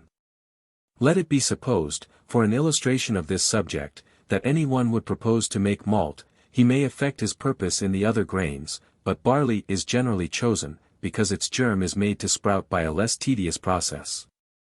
Which is to all intents and purposes what we want in the extraction of our mercury. On the Philosopher's Stone, by Anonymous, 12th to 17th center. From the urine we will need to extract a distillate, water, and a salt. The life energy is in the water, and since the life energy is so volatile it will remain with the water even when the water is distilled, evaporated and condensed. Our bodies do not want to reject the life energy in the urine, but have no choice since the life energy is attached to the water. Secondly, urine is the perfect ingredient because it is as of yet undetermined. That is, it has been well filtered, broken down and purified. It contains all kinds of different minerals, but in minute particles not yet assigned to any purpose. Our true and real matter is only a vapor, impregnated with the metallic seed, yet undetermined aphorisms of Herbigerus, by Barrow Herbigerus, 1690 AD. Following the cycles of nature we can separate the dense and light particles. The lightest particles are a salt. It does not matter what the actual minerals are in the urine, we just want whatever is the lightest and most volatile, which will be in the form of a salt. It is necessary that our stone has a body, it cannot be made with water alone. This salt is the perfect body because it will absorb the water, and is itself most volatile, but still in a solid form. Also since the salt is newly formed it is not yet stable and determined and will therefore easily break down, which is what we need it to do. I hope you see the requirements for our substance. We are looking only for water containing an abundance of life energy, and also very light matter which is ready to absorb the water and break down. There is nothing special or magical about urine, it is just that urine is already pure and pre-filtered by our bodies, and it meets all the qualifications we are looking for. Other substances could be used, but urine has been found to be the most efficient by the alchemists, many of whom experimented with many different substances. The best urine to use is that of a dark yellow color, since this means there is less water and more body, which is useful in the first part of the work. Therefore the best time to collect the urine to be used for making the stone is the first time you urinate in the morning. This fact has become an open secret, as you can see from the society so named, Hermetic Order of the Golden Dawn, who managed to figure out the true ingredient for the Philosopher's Stone, but unfortunately thought that this itself was a metaphor. So to recap, the only ingredient of the Philosopher's Stone is urine, preferably obtained in the morning. You will need around 1 liter. Following are some nice riddles from various alchemical books showing that the ingredient is urine. This matter lies before the eyes of all, everybody sees it, touches it, loves it, but knows it not. It is glorious and vile, precious and of small account, and is found everywhere. The Golden Tract Concerning the Stone of the Philosophers, by an anonymous German philosopher, 16th to 17th center. Know that our mercury is before the eyes of all men, though it is known to few. When it is prepared, its splendor is most admirable, but the sight is vouchsafed to none, save the sons of knowledge. Do not despise it, therefore, when you see it in sordid guise. For if you do, you will never accomplish our magistery, and if you can change its countenance, the transformation will be glorious. For our water is a most pure virgin, and is loved of many, but meets all her wooers in foul garments, in order that she may be able to distinguish the worthy from the unworthy. The Fount of Chemical Truth, by Irenaeus Philolaethes, 1694 AD. When you shall be acquainted with the causes of this disposition you will admire that a matter so corrupt should contain in itself such a heavenly-like nature. Verbum Dismissum. By Count Bernard Trevisan, 15th center. By the ignorant and the beginner it is thought to be the vilest and meanest of things. It is sought by many sages, and found by few. Men have it before their eyes, handle it with their hands, yet know it not, though they constantly tread it under their feet. The matter is, very common, and may be everywhere obtained in abundance. The Sophie Hydrolith, or, Water Stone of the Wise, by Anonymous, 17th. Our substance is openly displayed before the eyes of all, and yet is not known. Our water that does not wet the hands. The New Chemical Light, by Michael Sendivogius, 17th century. There is something which everyone recognizes, and whoever does not recognize it will rarely, perhaps never find it. The wise man will keep it and the fool will throw it away, and the reduction comes easily to the man who knows it. A magnificent and select tract on philosophical water, by Anonymous, 13th to 17th century. The wonderful Tao exists not far away from your own body. It is not necessarily found in the high mountains or in unknown waters. 3 Alchemical Poems, by Chang Patuan, 11th century. Chinese. There is only one spring in all the world from which this water may be obtained. It issues in a secret place, and its waters flow over all the world. It is familiar to all, yet none knows the principle, reason, or way to find the spring. For this reason, that sage might well exclaim, O water of a harsh and bitter taste. For, in truth, the spring is difficult to find. But he who knows it may reach it easily, without any expense, labor, or trouble. The water is, of its own nature, harsh and bitter, so that no one can partake of it. And, because it is of little use to the majority of mankind, the sage doth also exclaim, O water, that art lightly esteemed by the vulgar, who do not perceive thy great virtues, in thee lie, as it were, hid the 4 elements. Thou hast power to dissolve, and conserve, and join nature, such as is possessed by no other thing upon earth. It is called rebes, 2 thing, is a stone, salt, 1 body, and, to the majority of mankind, a vile and despised thing. Our matter is one of the commonest things upon earth, and contains within itself the 4 elements. It is, indeed, nothing short of marvelous that so many seek so ordinary a thing, and yet are unable to find it. The 2 are really only one very limpid water, which is so bitter as to be quite undrinkable. The quantity of this water is so great that it flows over the whole earth, yet leads to nothing but the knowledge of this art. The same also is misused too often by those who desire it. Take also the fire, and in it you will find the stone, and nowhere else in the whole world. It is familiar to all men, both young and old, is found in the country, in the village, in the town, in all things created by God, yet it is despised by all.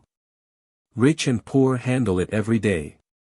It is cast into the street by servant maids. Children play with it. Yet no one prizes it, though, next to the human soul, it is the most beautiful and the most precious thing upon earth, and has power to pull down kings and princes. Nevertheless, it is esteemed the vilest and meanest of earthly things. It is cast away and rejected by all. For the stone is prepared out of nothing in the whole world, except this substance, which is essentially one. He who is unacquainted therewith can never attain the art. It is that one thing which is not dug up from mines, or from the caverns of the earth, like gold, silver, sulfur, salt, and, but is found in the form which God originally imparted to it. It is fanned and manifested by an excessive thickening of air. As soon as it leaves its body, it is clearly seen, but it vanishes without a trace as soon as it touches the earth, and, as it is never seen again, it must therefore be caught while it is still in the air. For no one would dream of buying the true matter at the apothecary's, nay, that tradesman daily casts it into the street as worthless refuse. 37. Pythagoras, in his 4th table, says, How wonderful is the agreement of sages in the midst of difference. They all say that they have prepared the stone out of a substance which by the vulgar is looked upon as the vilest thing on earth. Indeed, if we were to tell the vulgar herd the ordinary name of our substance, they would look upon our assertion as a daring falsehood. But if they were acquainted with its virtue and efficacy, they would not despise that which is, in reality, the most precious thing in the world. God has concealed this mystery from the foolish, the ignorant, the wicked, and the scornful, in order that they may not use it for evil purposes. The stone is mystic, or secret, because it is found in a secret place, in an universally despised substance where no one looks for the greatest treasure of the world. Hence it may well be called the hidden stone. The Glory of the World, or, Table of Paradise, by Anonymous, 1526 AD. 14. The time. It's difficult to determine exactly how long it will take to make the stone, since this depends upon many factors. The main factors which affect the time are: 1. How well you distill and purify your substance in the first part. 2. How accurate is the degree of heat. 3. The ambient, room, temperature. 4. The size and shape of your vessel, flask. 5. The quantity of the substance. There are also other less important factors, such as air pressure and astrological implications, but these are outside of your control and so not worth worrying about. Compare oral. Augural, Book 3. Ye scarcely will anyone so exactly compute the years. A. Not either to diminish or add to their number. For suitable material will sometimes accelerate the process, and unsuitable retard the same. Or intense heat will by a little exceed the measure, but water by much. And time and place will vary. An explanation of the Natural Philosopher's Tincture, of Paracelsus, by Alexander von Such 10, 16th century. However, an average amount of time for the whole process is 3 years. You could possibly get this down to 18 months if you take more effort in the first part and have all the factors under strict control. Also, it could easily take 5 or even 8 years if the conditions are not so good. It takes a long time to make the stone, but the work is not hard, nor does it require much effort. For the most part you simply need to check on the progress whenever you like, or at least every couple of weeks. Therefore even a very busy person can find time to make the stone.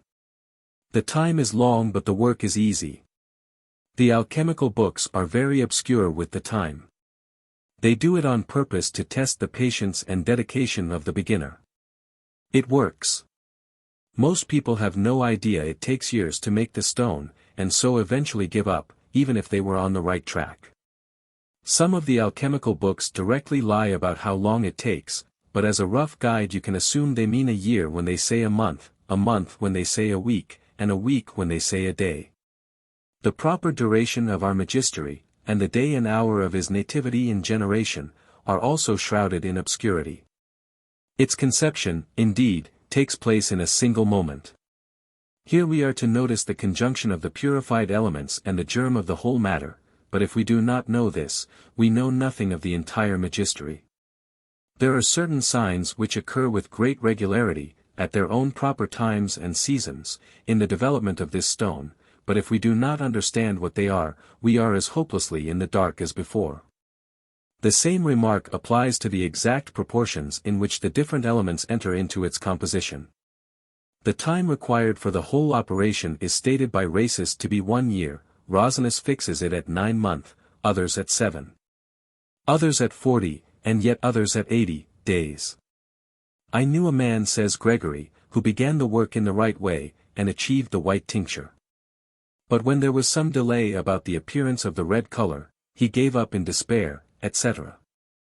This man knew the simple elements of our art, their purification, commixtion, and the different signs which were to appear. He was ignorant only of the day and hour in which the conjunction of the simple elements and the completion of the work might be expected, and because he did not know what to do at the right time, the whole magistery vanished from his sight. For the white stone was not yet fixed, and, being exposed to too much heat, it evaporated. The New Pearl of Great Price, by Peter Bonus, 1338 AD. The wise reduce years to months, months to weeks, weeks to days. A Golden and Blessed Casket of Nature's Marvels, by Benedictus Figulus, 1607 AD. You should certainly try to optimize the heat and other factors in order to make the stone sooner. However, you should not rush the stone. You can't rush nature. If you want to accelerate nature you have to play by its rules, it won't play by yours. Bear in mind that the chief error in this art is haste. The Epistle of Bonus of Ferrara, by Peter Bonus, 14th century. You must not yield to despondency, or attempt to hasten the chemical process of dissolution. For if you do so by means of violent heat, the substance will be prematurely parched up into a red powder, and the active vital principle in it will become passive, being knocked on the head, as it were, with a hammer. Patience is, therefore, the great cardinal virtue in alchemy. A Brief Guide to the Celestial Ruby, by Irenaeus Philolaethes, 1694 AD. You must exercise considerable patience in preparing our elixir, if it is to become all that you wish it to become. No fruit can grow from a flower that has been plucked before the time. Who is in too great a hurry, can bring nothing to perfection, but is almost sure to spoil that which he has in hand. The 12 Keys, by Basilius Valentinus, 15th century. The greater haste we make, the less will be our speed. The Chemical Treatise, or, The Ordinal of Alchemy, by Thomas Norton, 1477 AD. 15. The heat. Most of the work in making the stone consists of optimizing the heat to be the perfect temperature. The degree of heat must be under strict control, too much and you will destroy the work, too little and it will not develop. The external fire of the furnace should be neither too violent, in order that the equilibrium of chemical forces in the substance may not be disturbed, nor yet too gentle, so that the action of the inward fire may not languish for want of outward heat. It should be just such as to keep up an equable vital warmth. A Brief Guide to the Celestial Ruby, by Irenaeus Philolaethes, 1694 AD. The happy prosecution of the whole work consists in the exact temperament of the fire. Therefore beware of too much heat, lest you come to solution before the time, viz., before the matter is ripe, for that will bring you to despair of attaining the end of your hopes. Close up well thy vessel, and pursue to the end. For there is no generation of things, but by putrefaction, by keeping out the air, and a continual internal motion, with an equal and gentle heat. The Root of the World, by Roger Bacon, 13th. In the first part of the work and the very last part, you will be using high heat. A high degree of heat is called by the alchemists a dry heat, because it causes all the moisture to be evaporated. To avoid damaging the glassware, the maximum temperature you should use is 500 degrees Fahrenheit per 260 degrees Celsius. However, the majority of the work requires a moist heat, which means that the body is never dried out completely, and the moisture is circulating. A moist heat evaporates off most, but not all, of the moisture, then allows it to condense and rain back down onto the body, in an imitation of nature's water cycle. The exact degree of heat required is, like the time it takes, difficult to state as an absolute since it is relative and depends on your matter and vessel. The trick is just to adjust the heat so that the moisture circulates, evaporates and condenses, as efficiently as possible. The water, or fire, being subtle, ascends, while the body is hard, and remains where it is.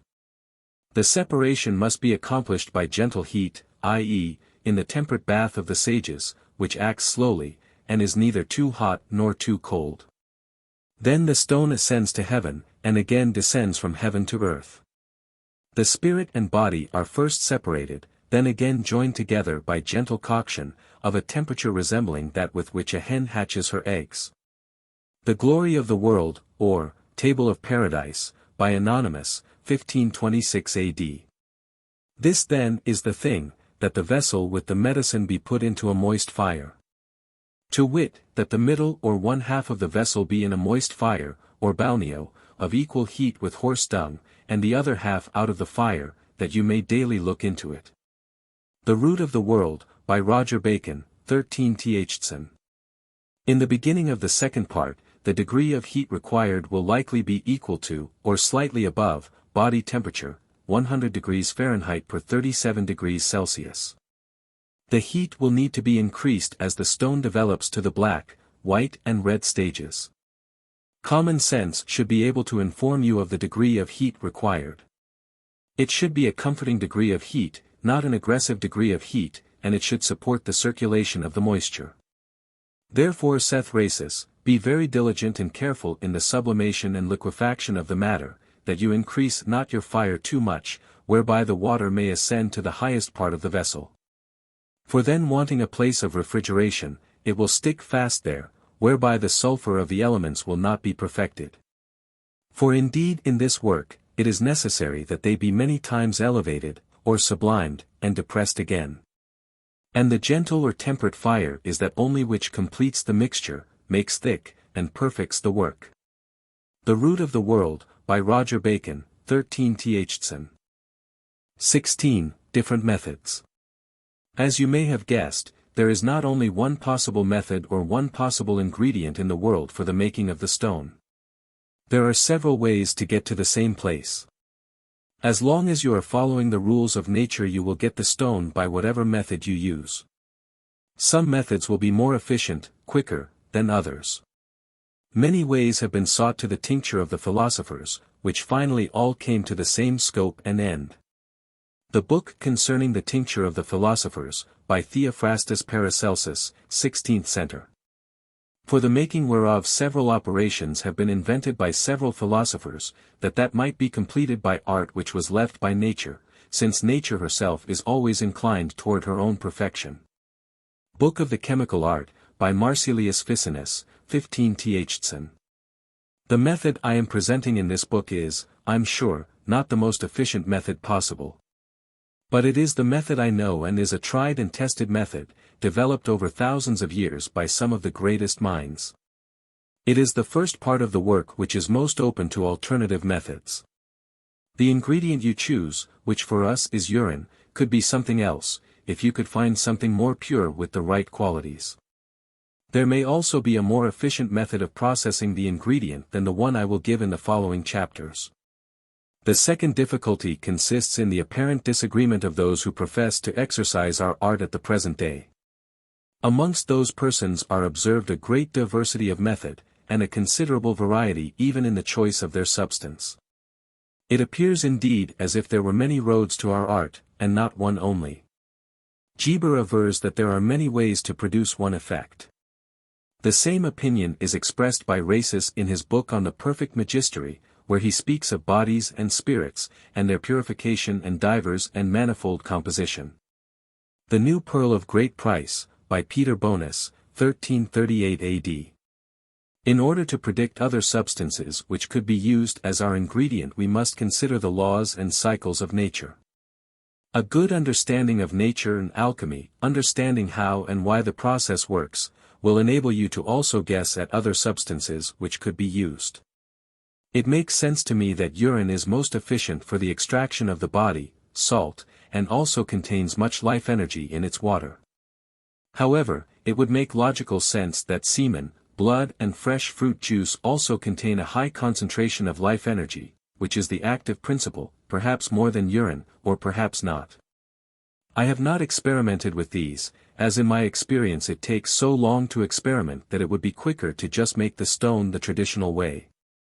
We can certainly be sure that the alchemists tried different substances and experiments themselves, and since all of the more recent alchemists, since the 16th century, certainly used urine. It would be logical to assume that urine is the best choice of ingredient. But it is also possible they did not publish their experiments in other substances if they found one to greatly decrease the time it takes, since the old alchemists would want to test the dedication of the beginner.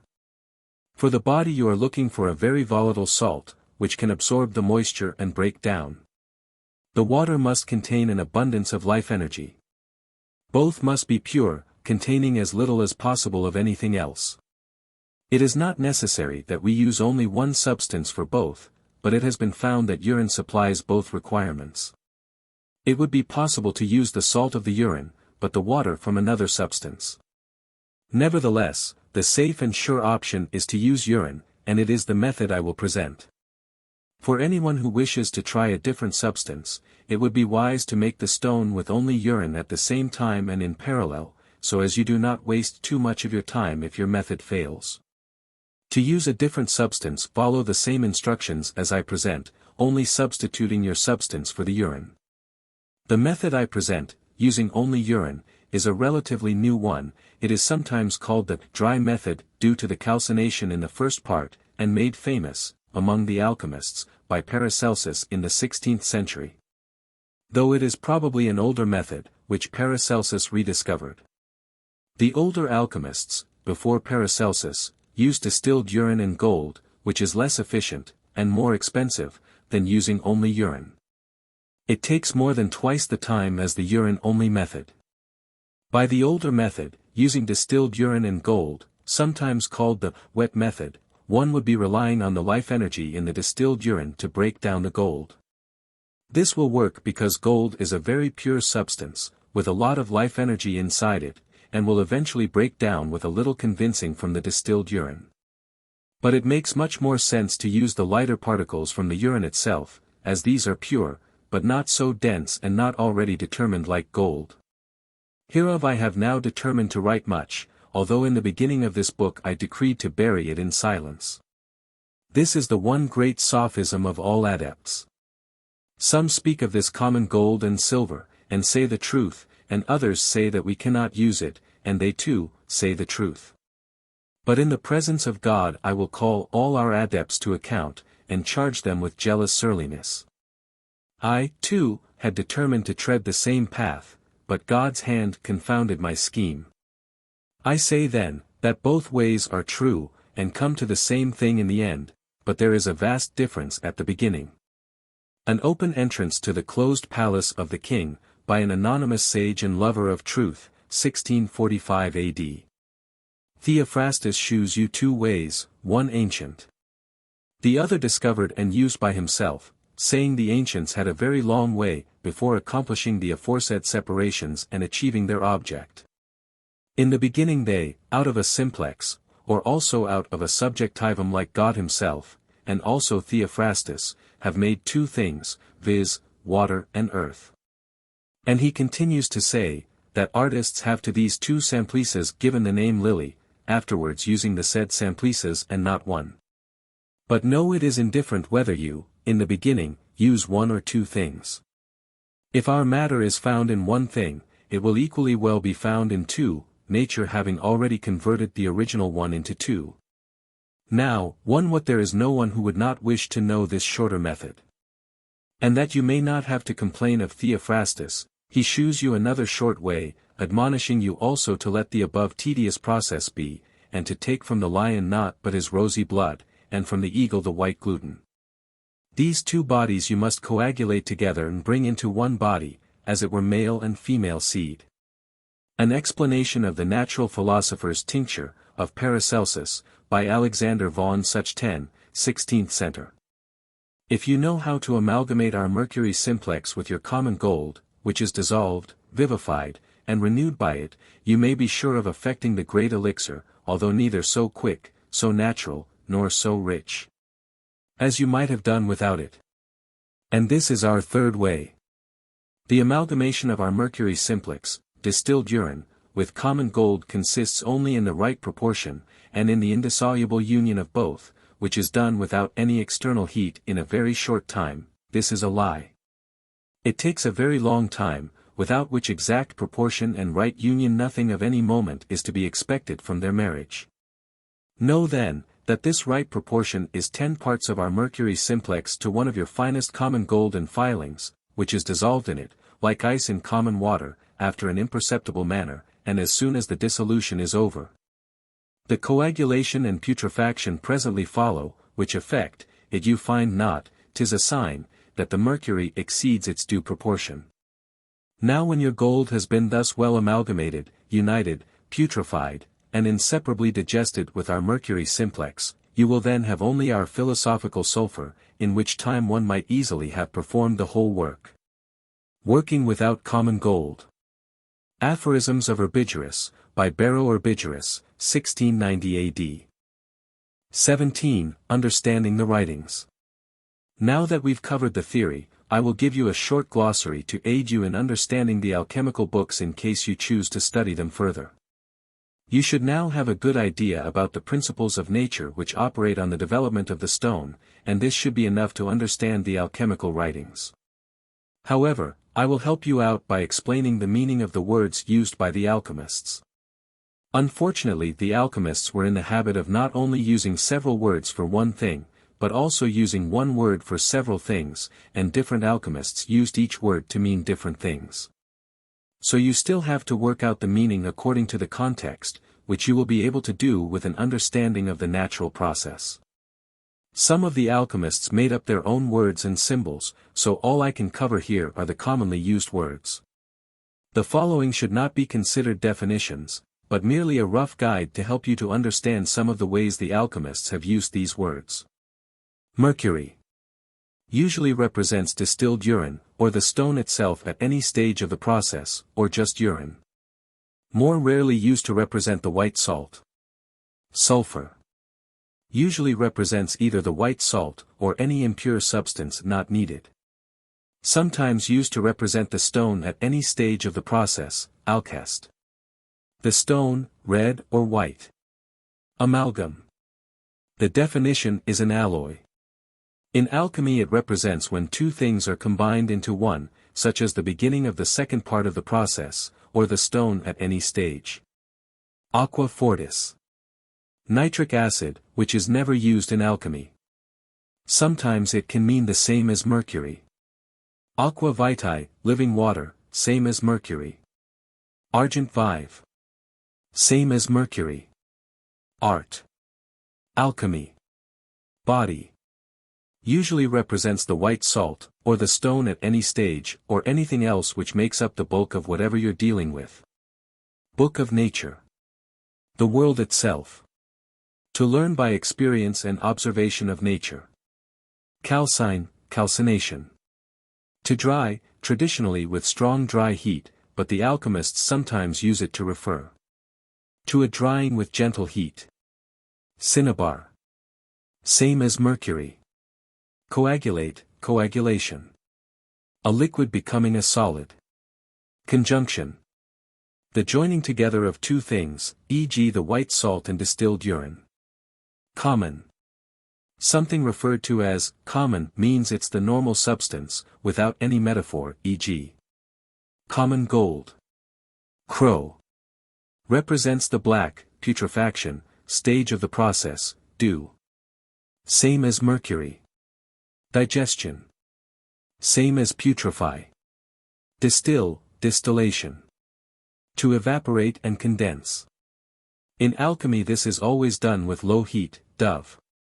Usually represents the white stone, or sometimes the distilled urine. Eagles.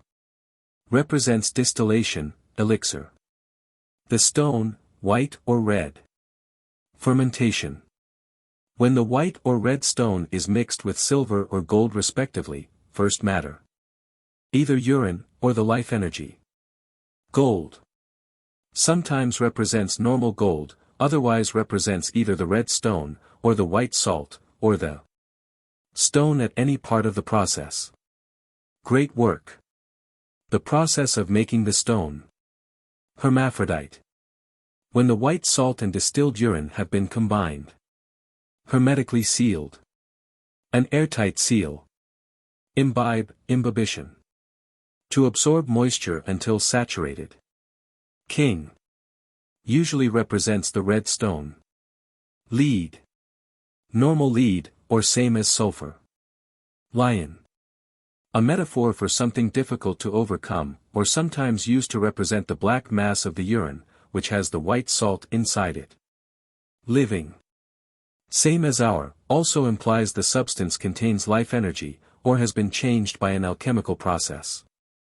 E.g., living gold, depending on the context, could represent urine, the white salt, or the stone at any stage. Magnesia. Same as mercury. Moon, Luna. Feminine principle. Usually represents the white stone, or the distilled urine, even though some alchemists consider the distilled urine to be the masculine principle. Can also represent silver, multiplication. When the stone is increased in quantity and/or quality. Of the sages. A word with of the sages after it is a clue that the previous word is a metaphor, e.g., Mercury of the sages. Hour. A word with our before it is a clue that the following word is a metaphor, e.g., our Mercury, pelican. The vessel, not a special vessel as some think, just a normal round one, philosophical. Same as our, e.g., philosophical Mercury. Phoenix. A mythological bird said to live hundreds of years, then die in a ball of fire, from which it is born again from the ashes. This symbol represents nature's process of generation from corruption, all things must be destroyed before they can further develop. This fundamental concept applies to all things, including our stone, and our civilization. In alchemy the symbol usually represents the red stone, or the entire process itself. Projection. When the stone is used to turn metals into silver or gold, putrefy, putrefaction. Breaking down, decomposition, queen. Usually represents the white stone, quicksilver. Same as mercury. Quintessence. Usually represents the active principle, what I am calling life energy. Raven. Represents the black, putrefaction, stage of the process, rebes. When the white salt and distilled urine have been combined, salt. Usually represents the white salt. Seed. Same as common usage, but broader as alchemists insist that everything has a seed, soul. Usually represents the life energy. Spirit. Distilled urine. Sublime, sublimation. A substance-changing state, such as a solid becoming a liquid, or a liquid becoming a gas.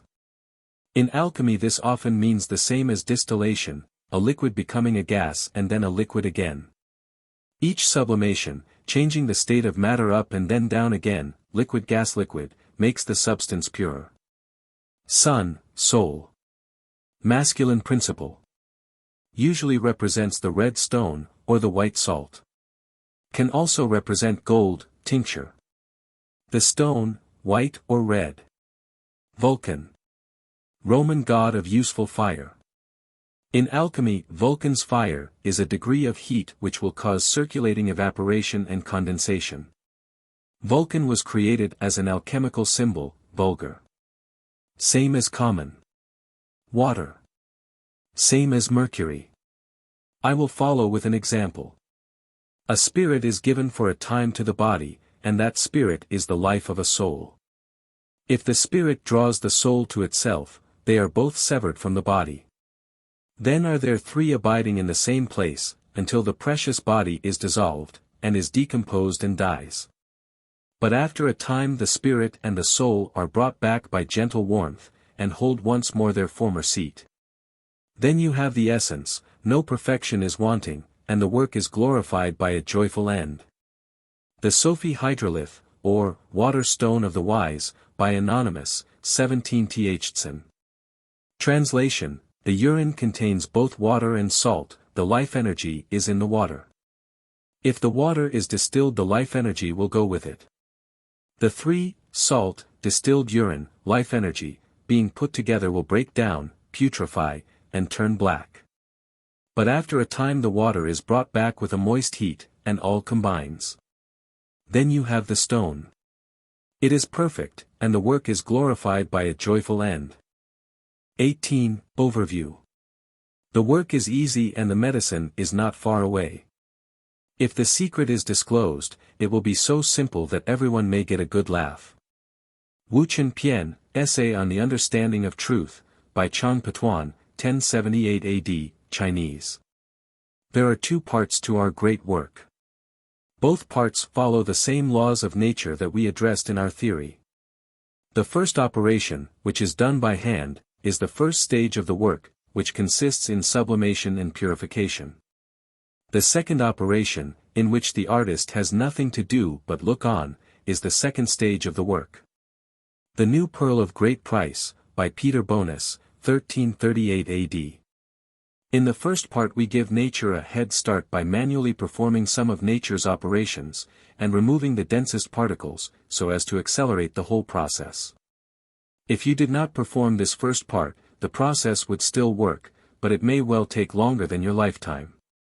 We will repeatedly distill, with low heat, and calcine the urine, in order to separate it into layers according to density. We will then take only the lightest, most subtle, of the particles, which will be in the form of a white salt, and discard the rest of the body.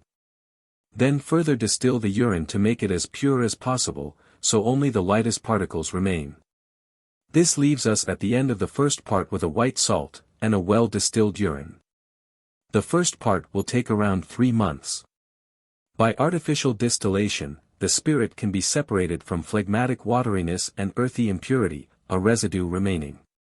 From which residue, after calcinations, is extracted a white salt. An anonymous treatise concerning the Philosopher's Stone, by Anonymous, 12th to 17th century. In the second part, we combine the salt and distilled urine, hermetically seal them in a vessel of the correct specifications, and let nature do its thing. At this stage we only need to make sure it is subjected to the correct degree of heat. To combine the salt and distilled urine we heat gently until the salt absorbs and becomes saturated with the distilled urine, which can take up to 1 year, or longer. Then we just need to watch for the matter to putrefy and turn black, then purify and turn white, adjusting the heat accordingly. When the matter turns white, we have the white stone. Reduce the matter, which is 1, to powder, put it, together with its water, in a well-closed vessel, and expose it to continuous, gentle heat, which will then begin to operate, while the moisture favors the decomposition. A Demonstration of Nature, by John A. Mahung, 16th to 17th century. The white stone can then be fermented with silver in order to stabilize it and make it capable of withstanding higher heat. You can think of this as trapping the life energy inside a material body, the silver. The white stone can be subjected to higher heat, which will mature it into the red stone.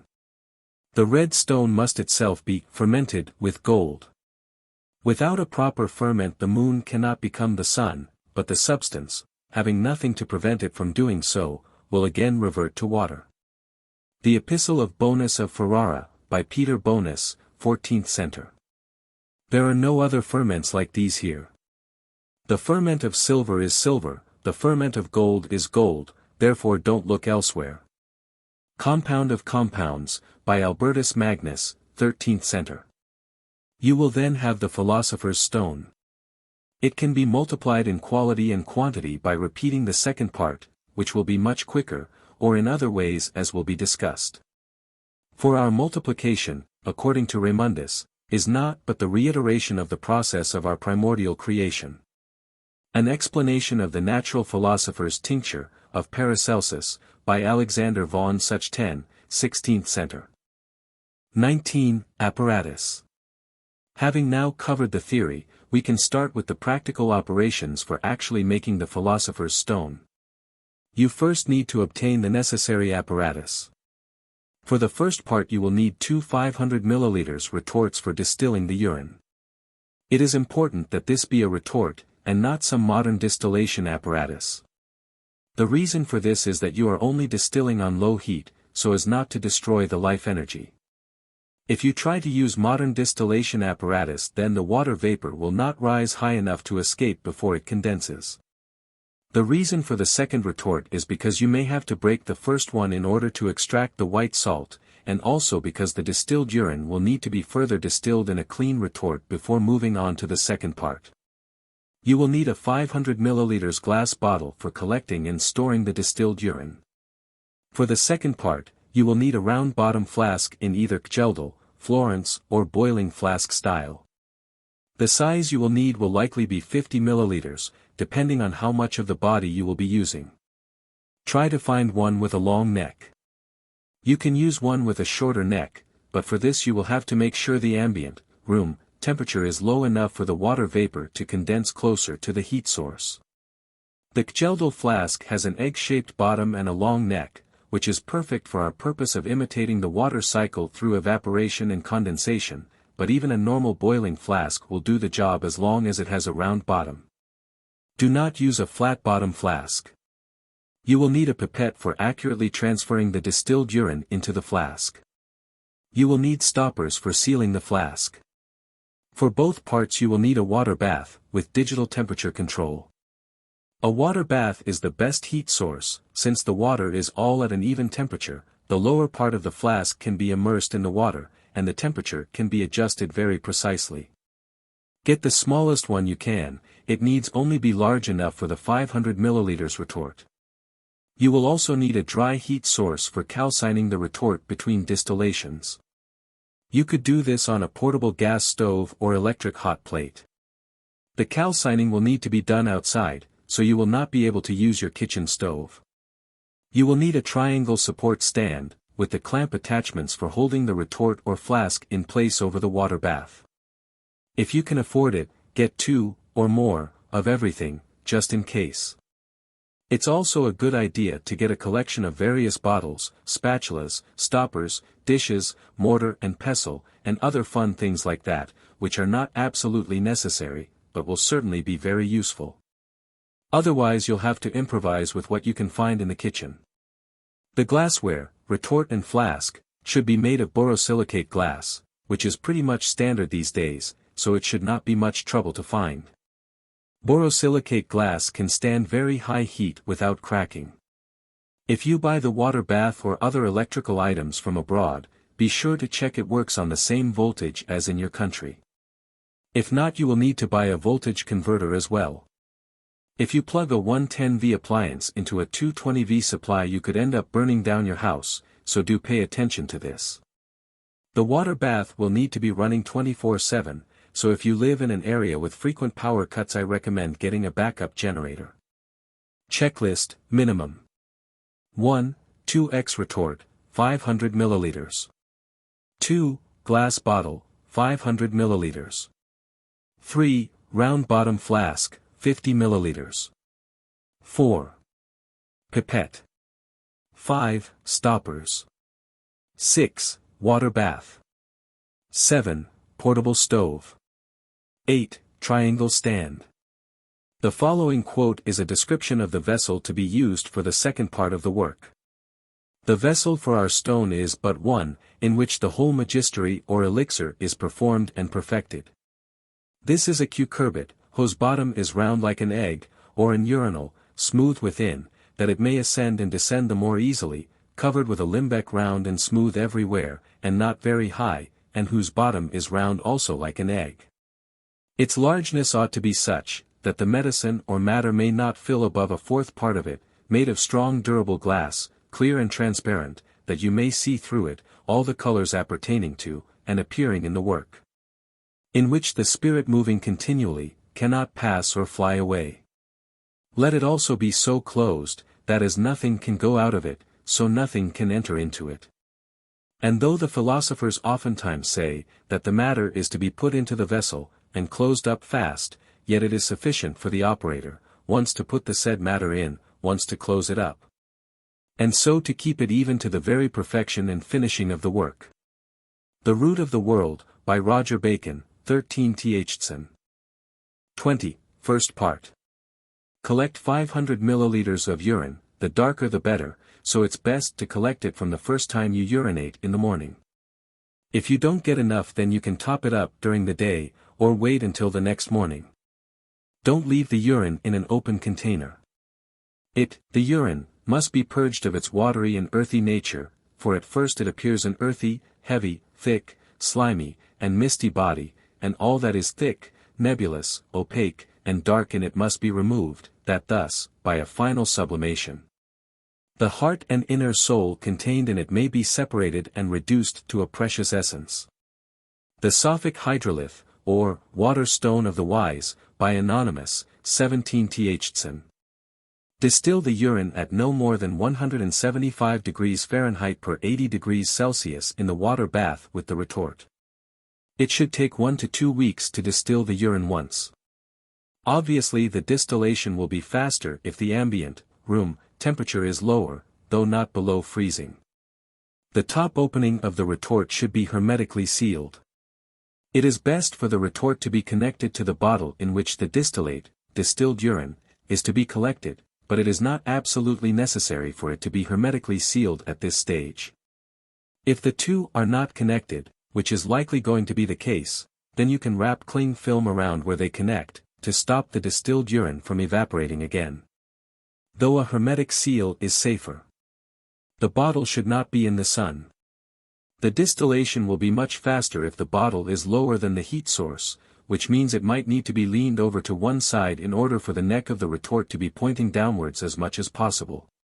When the urine is distilled, there will be a nasty black mass in the bottom of the retort, though it may not look black the first time, which needs to be calcined. Take the retort out of the water bath, unplug the top opening, and put it onto high heat, such as on a gas stove. At first make sure the heat is not too high, so that you can evaporate off any liquid still in the retort. If the heat is too high while there is still liquid in the retort, you risk it bubbling up and spilling. When the black mass is completely dry, then increase the heat. Leave it this way for a few hours, until the mass is burnt and cracked. The purpose of the calcination is to burn and destroy the solid part of the urine, in order to extract the salt, which is incombustible. So do not be scared to put the high heat flame, no more than 500 degrees Fahrenheit per 260 degrees Celsius, directly against the glass of the retort and leave it like this for a few hours. You need to really burn the solid matter in the urine. Though you should increase the heat slowly at first, since glass will crack if heated too rapidly. The first few times you perform the calcination, a nasty smoke will come off it, which will stain everything black and smell really foul, so the calcinations must be done outside. Do not breathe in the smoke, it's poisonous. Do not perform the first few calcinations inside your house or it will become unlivable. When this spirit is drawn off from them, they remain as dead earth behind, because they have lost their spirit by distillation. The Chemist's Key, by Henry Nallius, 1617 AD. First, by a light fire equally temperate and continued, water is to be gotten. Then the fire is to be made a little more vigorous and stronger, until the fire be received mixed with the fire. That which remains burned in the bottom is the dry earth where the crystalline salt of the stone leaf hid. The Crowning of Nature, by Anonymous, 16th to 17th century. It exists under two forms. The moisture which was extracted, and the residuum, being our philosophical earth. The water contains its seminal virtue, and the earth is a proper receptacle, wherein it may fructify. Let the water, then, be separated and kept for use. Calcine the earth, for an impurity adheres to it which can only be taken away by fire, and that, too, of the strongest degree. For here there is no danger of destroying the seminal quality, and our earth must be highly purified before it can ripen the seed. On the Philosopher's Stone, by Anonymous, 12th to 17th century.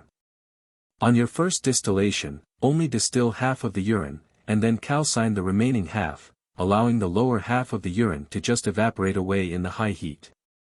Calcine the remaining urine until it is dry and cracked. Now you will have 250 milliliters of urine distilled once. For your second distillation, collect another 500 milliliters of fresh urine from the first time you urinate in the morning. Pour this onto the calcined urine at the bottom of the same retort. Again, distill only half of the urine, and calcine the remaining. You will now have 500 milliliters of urine distilled once. The reason for the first two distillations to be done in this way is so that you can obtain 1 liter worth of the body of the urine in order to get more white salt. The reason you distill only the first half from both batches of urine is so that the distilled urine contains the lightest particles. This is not entirely necessary but will make your distillate purer and therefore accelerate the process.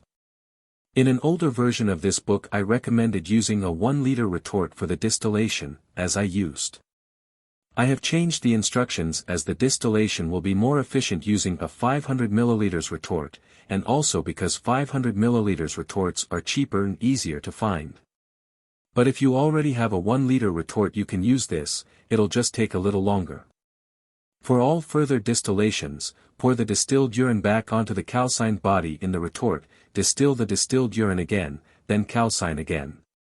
You should distill the first 90% of the distilled urine each time, and just evaporate away the remaining 10% before the calcination, so after every distillation you will have slightly less than the time before. Pour the same distilled urine back on again, distill again, calcine again. Repeat the distillation/calcination again and again. At the end you should have 100 to 150 milliliters of distilled urine, which is around 10% of the original volume of urine.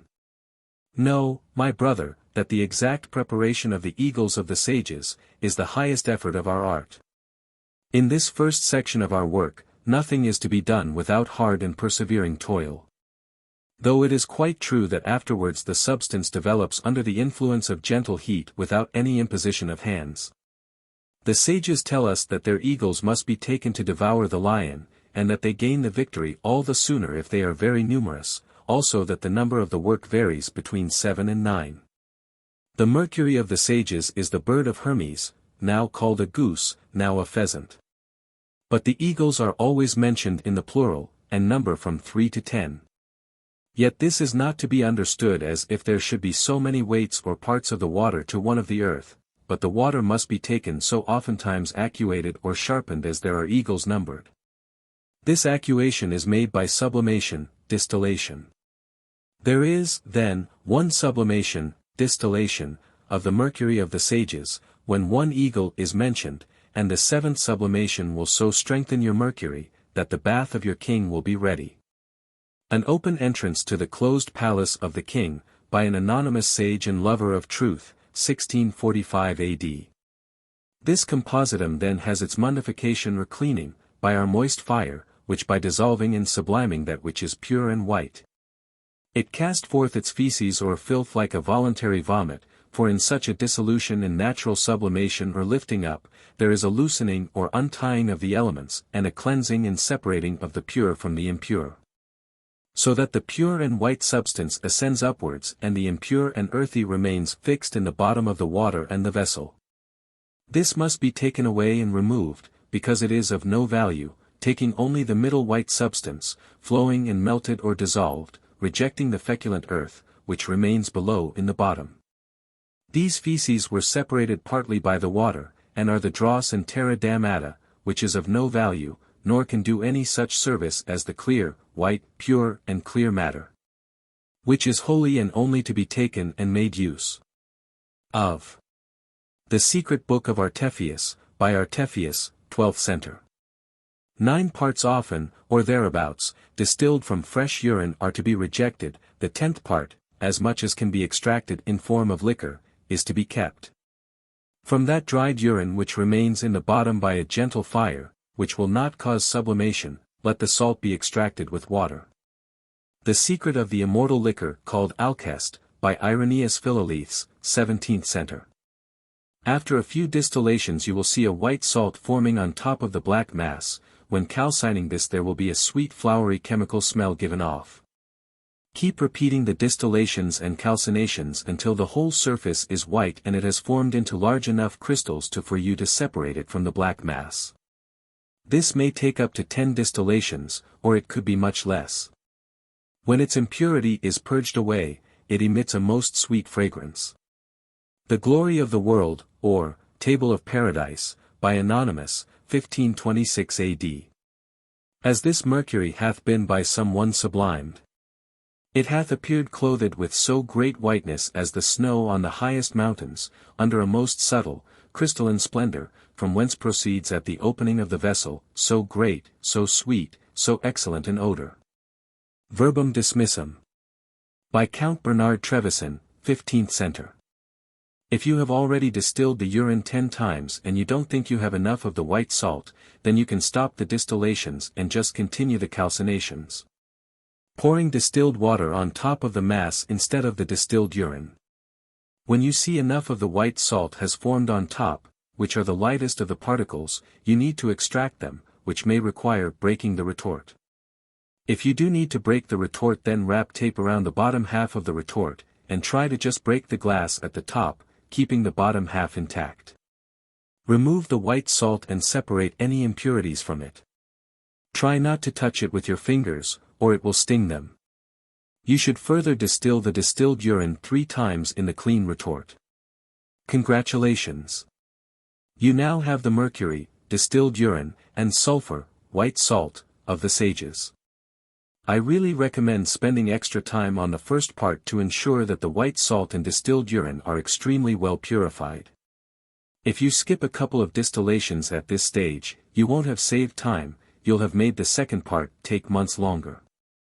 21. Second part. Now that you have the mercury, distilled urine, and sulfur, white salt, of the sages, you need to combine the two so they can putrefy and turn black. Crush the white salt into powder and place it into the 50 ml round bottom flask. Add a few drops of distilled urine, just enough to cover the salt, not too much. Hermetically seal the flask, making sure the stopper is airtight by putting wax, Vaseline or silicone sealant around it. Place the flask into the water bath. Only the bottom half of the round part of the flask should be in the water, the rest of the flask should be in the air. You might need to cut a hole in the lid of the water bath, or make your own lid. The temperature should be equal or slightly greater than body heat, around 100-105 degree F/37-40 degree C. At this stage the heat should be of the degree that causes evaporation and condensation to imitate rain, but the salt should always be moist and never dry. If the ambient, room, temperature is too high, you will need to reduce it by putting the water bath in an air-conditioned room, or putting ice against the neck of the flask. The process will be faster if the ambient temperature is lower. If you can see that there are drops of water condensed at the top of the vessel which never fall, then you need to reduce the ambient temperature. The salt will slowly absorb the moisture. The whole process can take longer than a year, so don't give up. As long as you know you have not used too much heat both now, and in the distilling of the first part, then it will work. When the salt has absorbed the moisture and starts to become dry, add another couple of drops of distilled urine. Then wait again until the salt again starts to dry, and add another couple of drops. Continue doing this until the salt is entirely saturated, at which point it will be of the consistency of melted wax. If you read the alchemical books, they warn against doing anything to disturb the stone while it's being made. They warn against too much heat, too little heat, too much water, not enough water, and knocking or moving the vessel in any way. In my experience, none of this is as bad as they make it sound. It's not a big deal if you knock or move the vessel, and it's not a big deal if the degree of heat is wrong, as long as it's not hot enough to burn. If there is too much water, you can remove some or increase the heat. While there is a problem, the stone will not develop any further, but it will continue once you've corrected your mistake. It is very proper that the purified earth be reduced by manual operation to an impalpable fineness, and then its corrected mercury must be added, incorporating both together till the earth will imbibe no more. This operation will require time, with some degree of the artist's patience. For however the humidity may seem disproportionate, on letting it rest a while, a dryness on the surface of your matter will show that it is capable of imbibing more. So that the operation is to be repeated till it is fully saturated. On the Philosopher's Stone, by Anonymous, 12th to 17th century. That must again be dissolved into water, which before was water, and the body, which before was mercury, must again become mercury. The two must be united by a gentle and continuous fire, affording the same degree of warmth as that with which a hen hatches her eggs. The body must receive its spirit to drink gradually, and little by little, until it recovers its life, and health, and strength, which takes place by means of the same gentle heat which digests food in the stomach, and matures fruit in its place. The Glory of the World, or, Table of Paradise, by Anonymous, 1526 A.D. It is necessary at the beginning to give the earth little water, just as an infant has to be given at first little nutriment, and then gradually more. This should be repeated over and over again, with great patience, more and more water being poured over the earth each time, but not more than the earth can conveniently drink up. The Epistle of Bonus of Ferrara, by Peter Bonus, 14th century. A spirit that is at liberty will easily and quickly free another spirit of the same nature that is bound up and restrained. This is done first by reason of that activity and generability which the free spirit is imbued with, secondly by reason of the harmony, likeness and love betwixt them. This correlation is the cause that the exterior free spirit makes way into and joins with that spirit of salt included in the seed, and so does with more ease work upon him and excite him, for, as the proverb has it, like will easily go to like, and their unity is most intimate. Now you must know that very spirit, when loose and floating in liquid bodies or liquors, is at liberty in this state. By the mediation of heat, it does, like a lodestone, attract to it the spirit that is under restraint, opening and dissolving the body which holds it in. And the restrained spirit itself, like a sensible prisoner, labors for life by conspiring and striving to be in action and a full communion with the other. The free spirit by his sudden and subtle accession still exciting and strengthening him, and by this means so provokes him to action, as fire does enkindle fire, so that the body holding it must necessarily suffer a change and calcification, and comes to be putrefied by its own included spirit, whose operation before was obstructed and kept under. For the included spirit, having acquired liberty and a power to be in action from the other, strives to get out and enlarge itself, and to that end breaks and destroys its first body and procures another new one.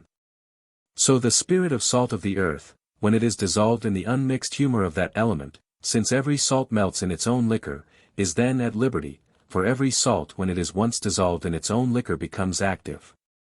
Hence it is that a corn of wheat, in whose body, as if under lock and key, the spirit of vegetable salt is bound up and fettered, as soon as it is cast into the ground, is by the free spirit of the salt of the earth penetrated and opened.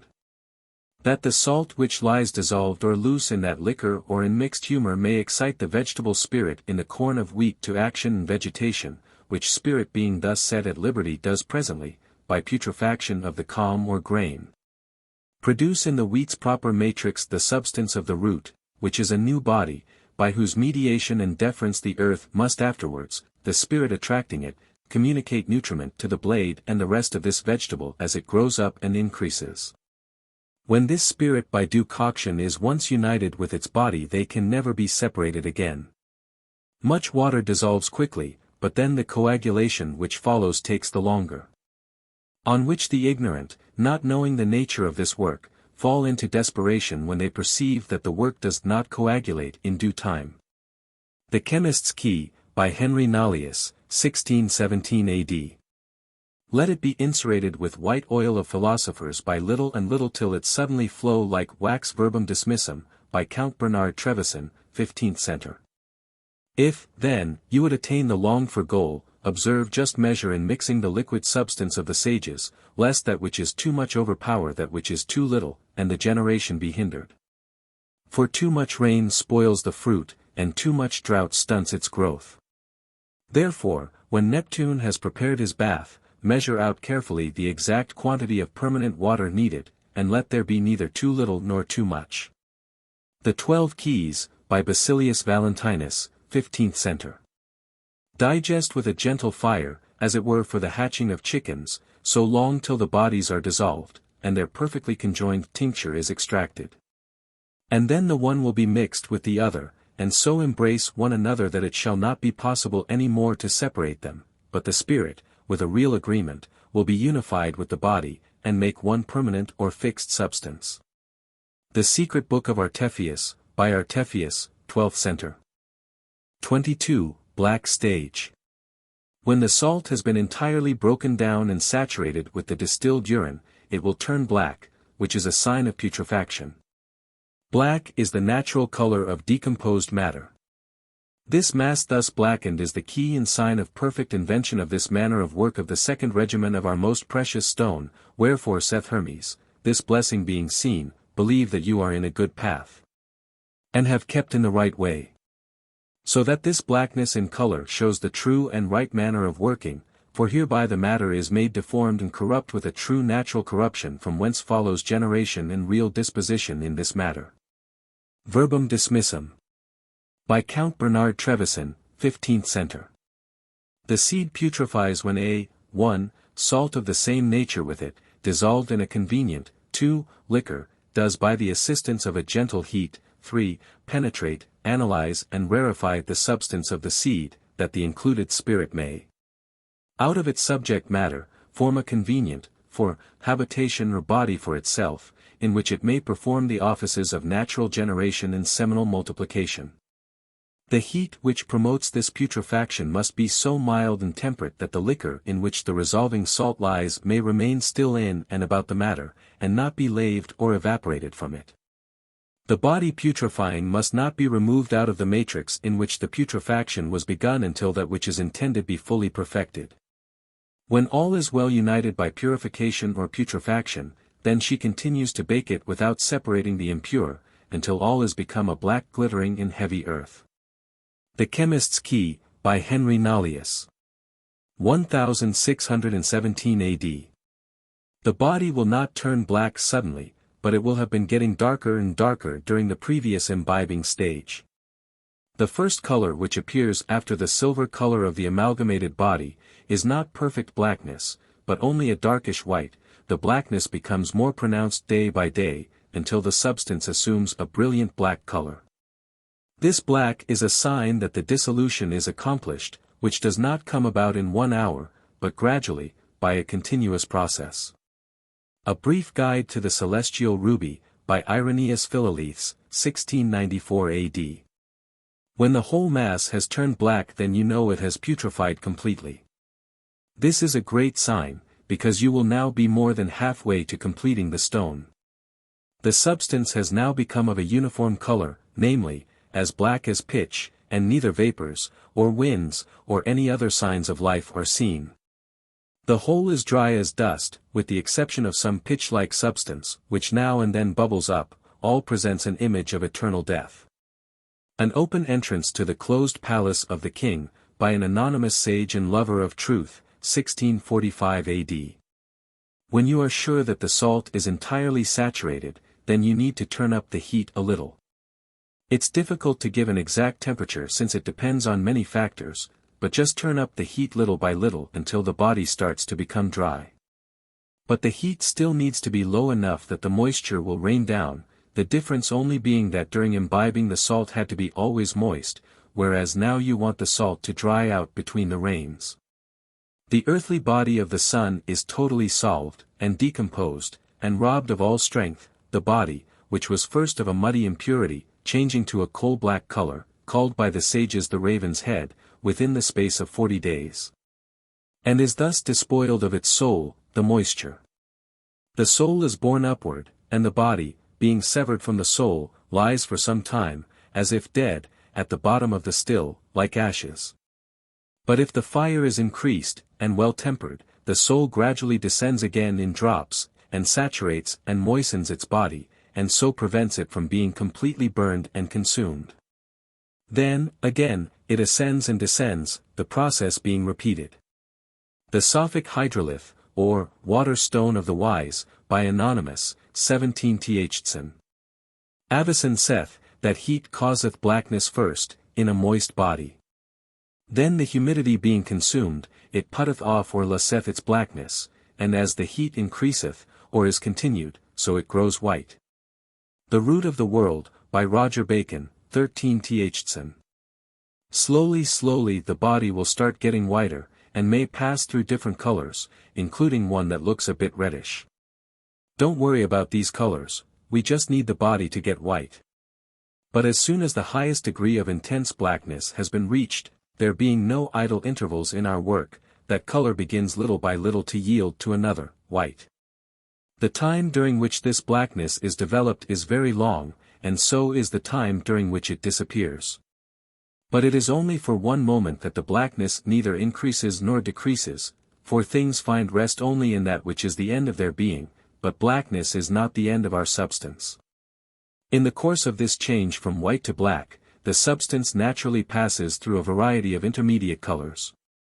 But these colors, being more or less accidental, are not invariably the same, and depend very much on the original proportion in which the two substances are combined. In the second stage, during which the substance changes from black to white, it is already far purer, the colors are more lucid, and more to be depended upon. In the two phases there are intermediate colors. But in the first they are more dingy and obscure than in the second, and very much less numerous. In the progress of the substance from blackness to whiteness, i.e. the second phase of our magistery, the most beautiful colors are seen in a variety such as eclipses the glory of the rainbow. Before the perfection of blackness is reached, there are also some transition colors, such as black, azure, and yellow, and the meaning of these colors is that your substance is not yet completely decayed.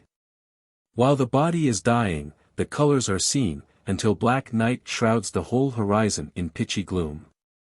But when the process of resurrection begins, in the second phase, the hues are more numerous and splendid, because the body is now beginning to be glorified, and has become pure and spiritual. But in what order do the colors of which we speak appear? To this question no definite answer can be given, because in this first phase there are so much uncertainty and variation. But the colors will be the clearer and more distinct, the purer your water of life is. The four principal colors, white, black, white, red, always follow in the same order.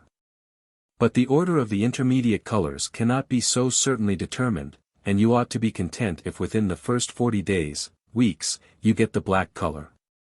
There is only one caution you should bear in mind, in regard to this point: if a reddish color appears before the black, especially if the substance begins to look dry and powdery at the same time, you may be almost sure that you have marred your substance by too violent a fire. You should be very careful, then, about the regulation of your fire. If the fire be just hot enough, but not too hot, the inward chemical action of our water will do the rest. A Brief Guide to the Celestial Ruby, by Irenaeus Philalethes, 1694 AD. 23. White Stage. Having adjusted the heat during the black stage, so that the body dries out in between rains, the black body will slowly pass through various colors and turn white. As when turning black, the whiteness will not appear suddenly one day, but it will be a slow progress over a few months. When you find it black, know that in blackness whiteness is hidden, and you must extract the same from his most subtle blackness. But after put rifact ion it waxes red, not with a true redness, of which one says, it is often red, and often of a citron color, it often melts, and is often coagulated, before true whiteness. There appears also before whiteness the peacock's color, whereon one says thus, know you that all the colors in the world, or that may be imagined, appear before whiteness, and afterward true whiteness follows. The Mirror of Alchemy, by Roger Bacon, 13th. After the putrefaction and conception, which has taken place at the bottom of the vessel, there is once more a change of colors and a circulating sublimation.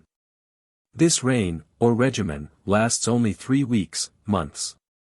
During this period you see all conceivable colors concerning which no definite account can be given. The showers that fall will become more numerous as the close of this reign approaches, and its termination is signalized by the appearance of a snowy white streaky deposit on the sides of the vessel. Rejoice, then, for you have successfully accomplished the regimen of Jupiter. What you must be particularly careful about in this operation, is to prevent the young ones of the crow from going back to the nest when they have once left it.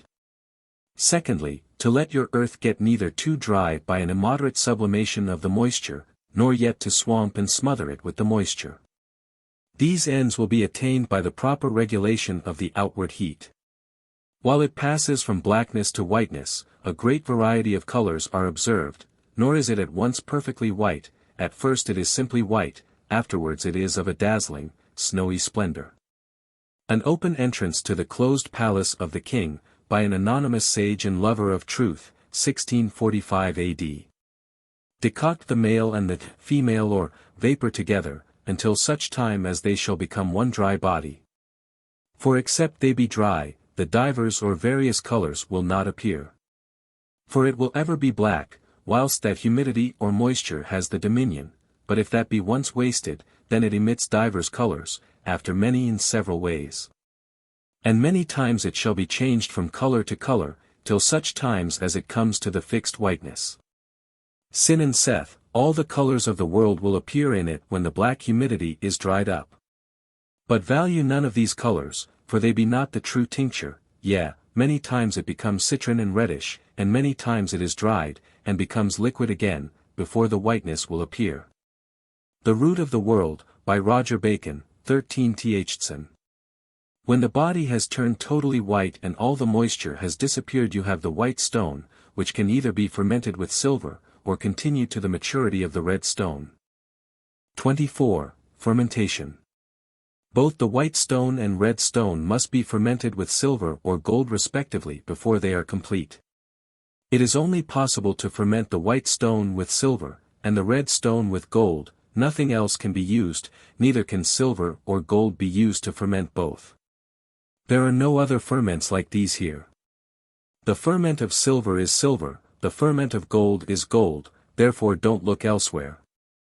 Compound of Compounds, by Albertus Magnus, 13th century.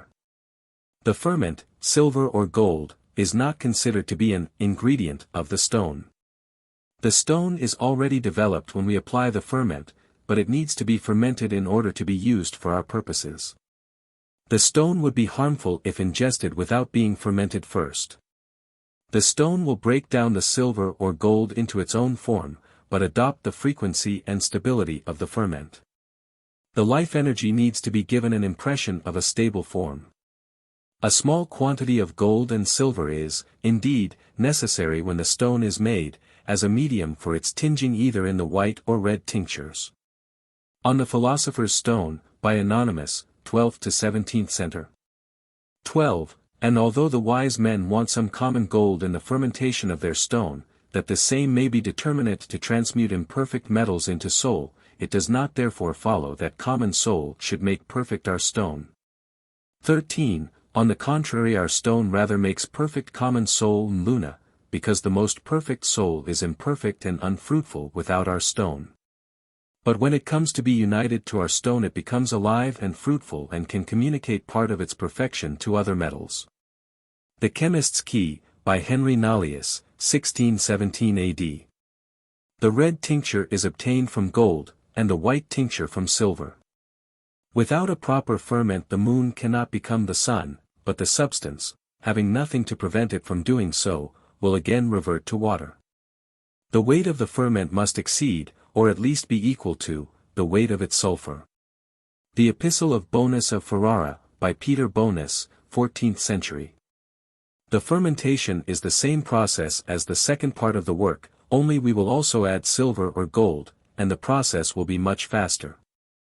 The quantity of silver or gold you use should be between 2 to 10 times the quantity of the stone. Find the purest silver or gold you can, it must be as close to 100% pure as possible. It's best to use silver or gold dust, as the reaction will be faster, the pieces are smaller, increased surface area. If you can't get dust, then file down a coin or whatever you have.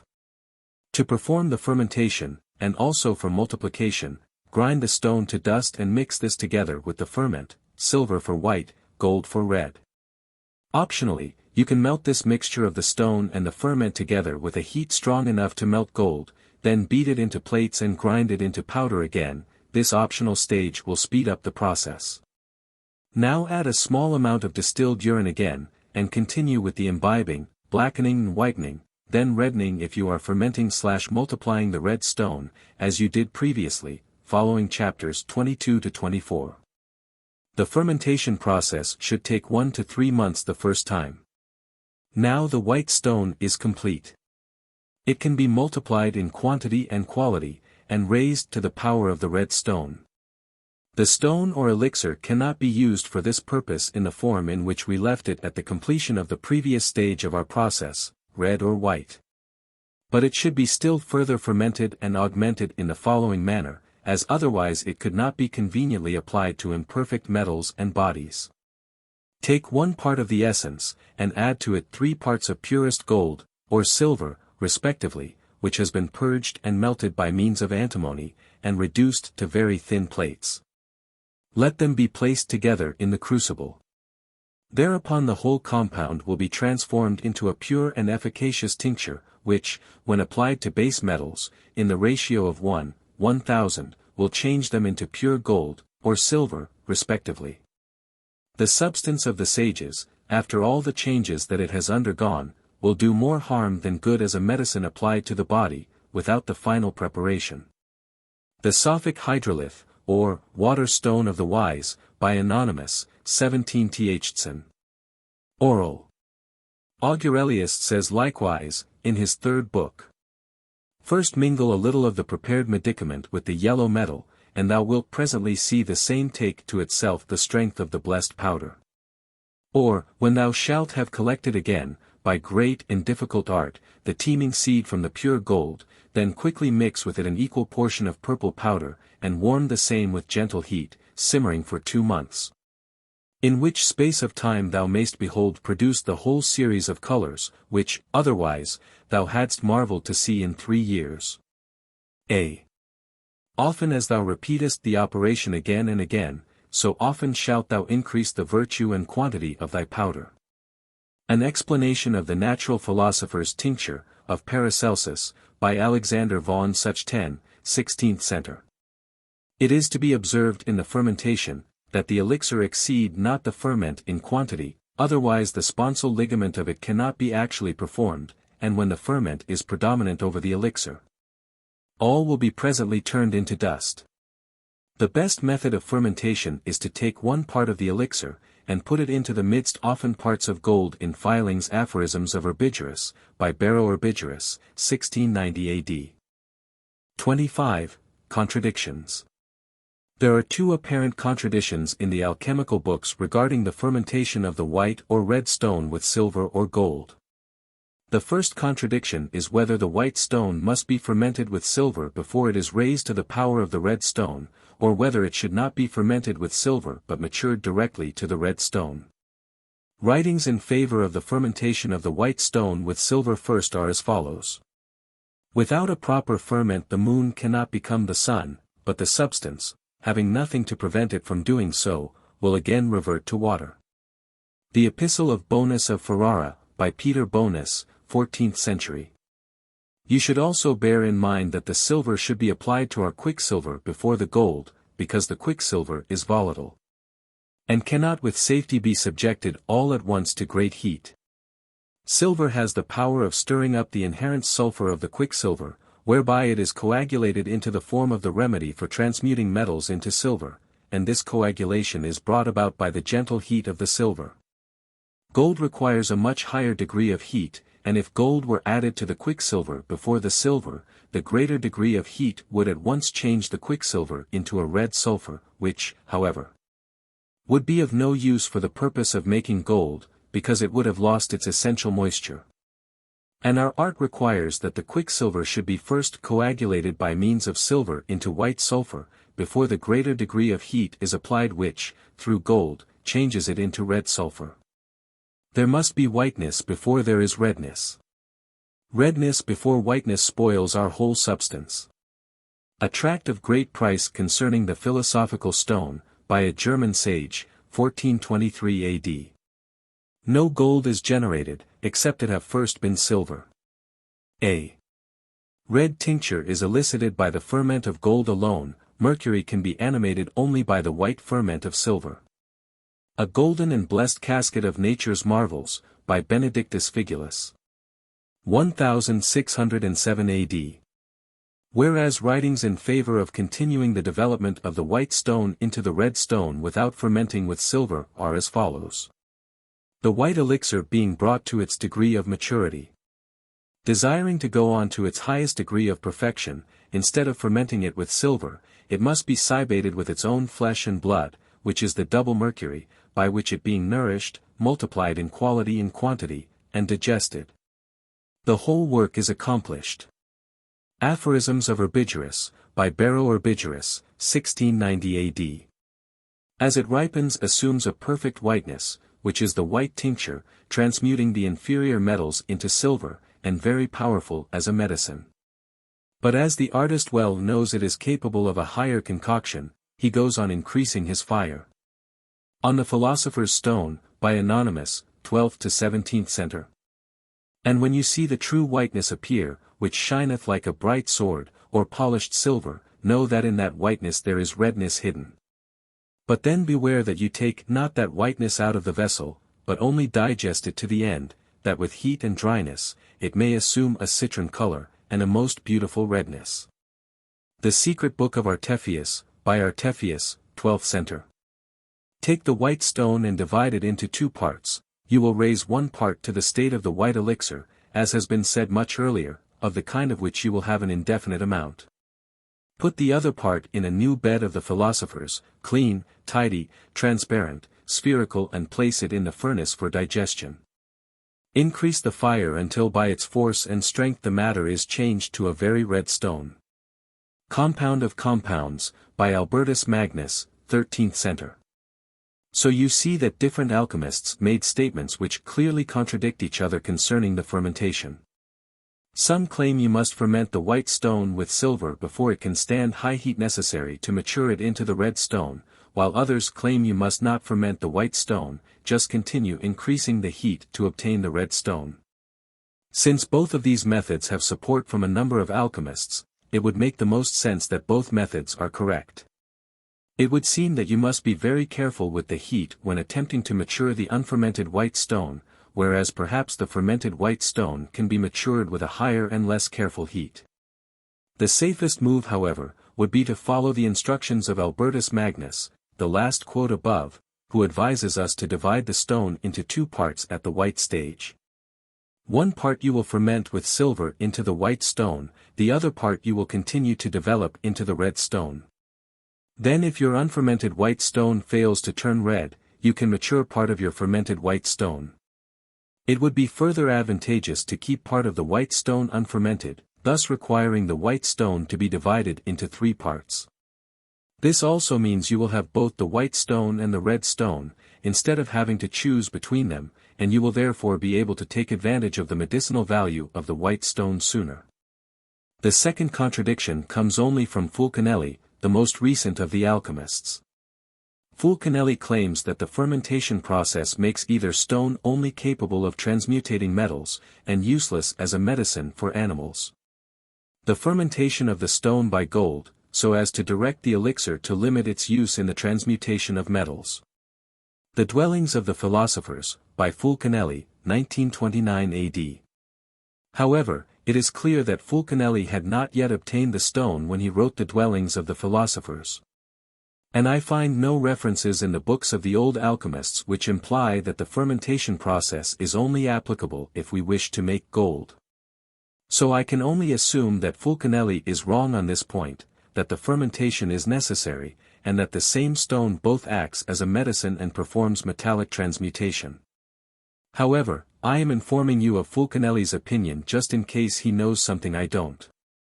In any case, you can hedge your bet easily by putting aside a little of the white stone and red stone before they are fermented, just in case Fulcanelli is correct.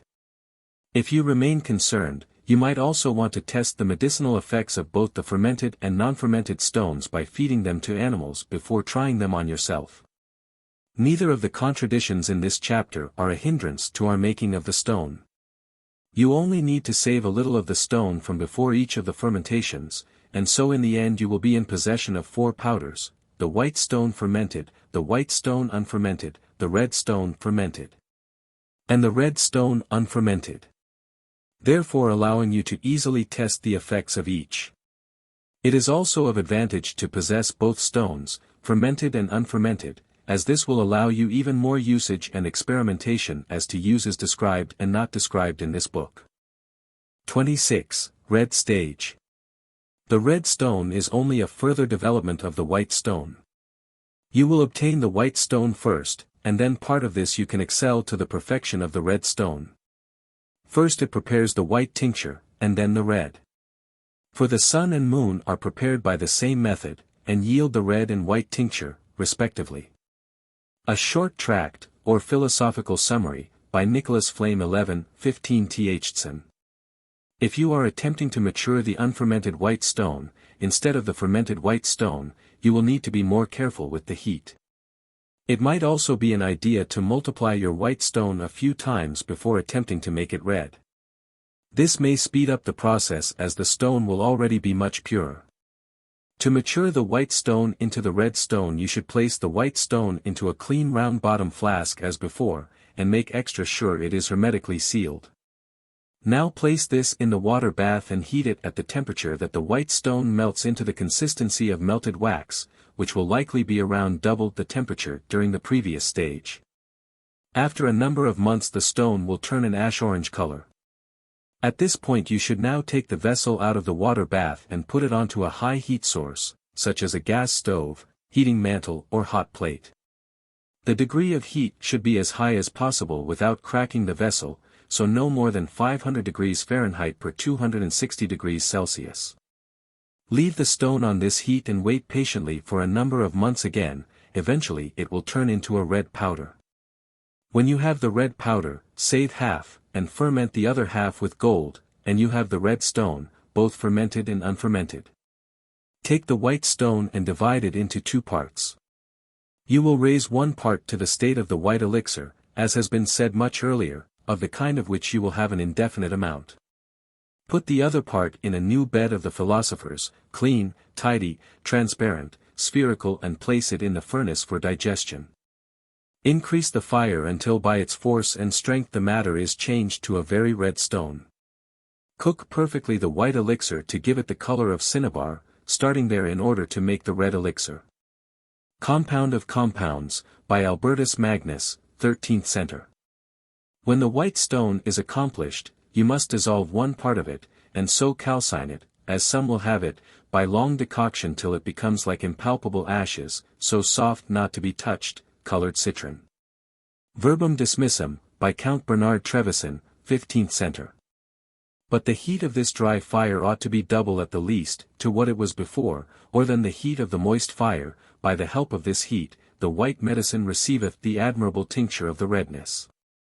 Therefore you must burn it without fear in a dry fire, until such time as it is clothed with a most glorious red, or a pure vermilion color.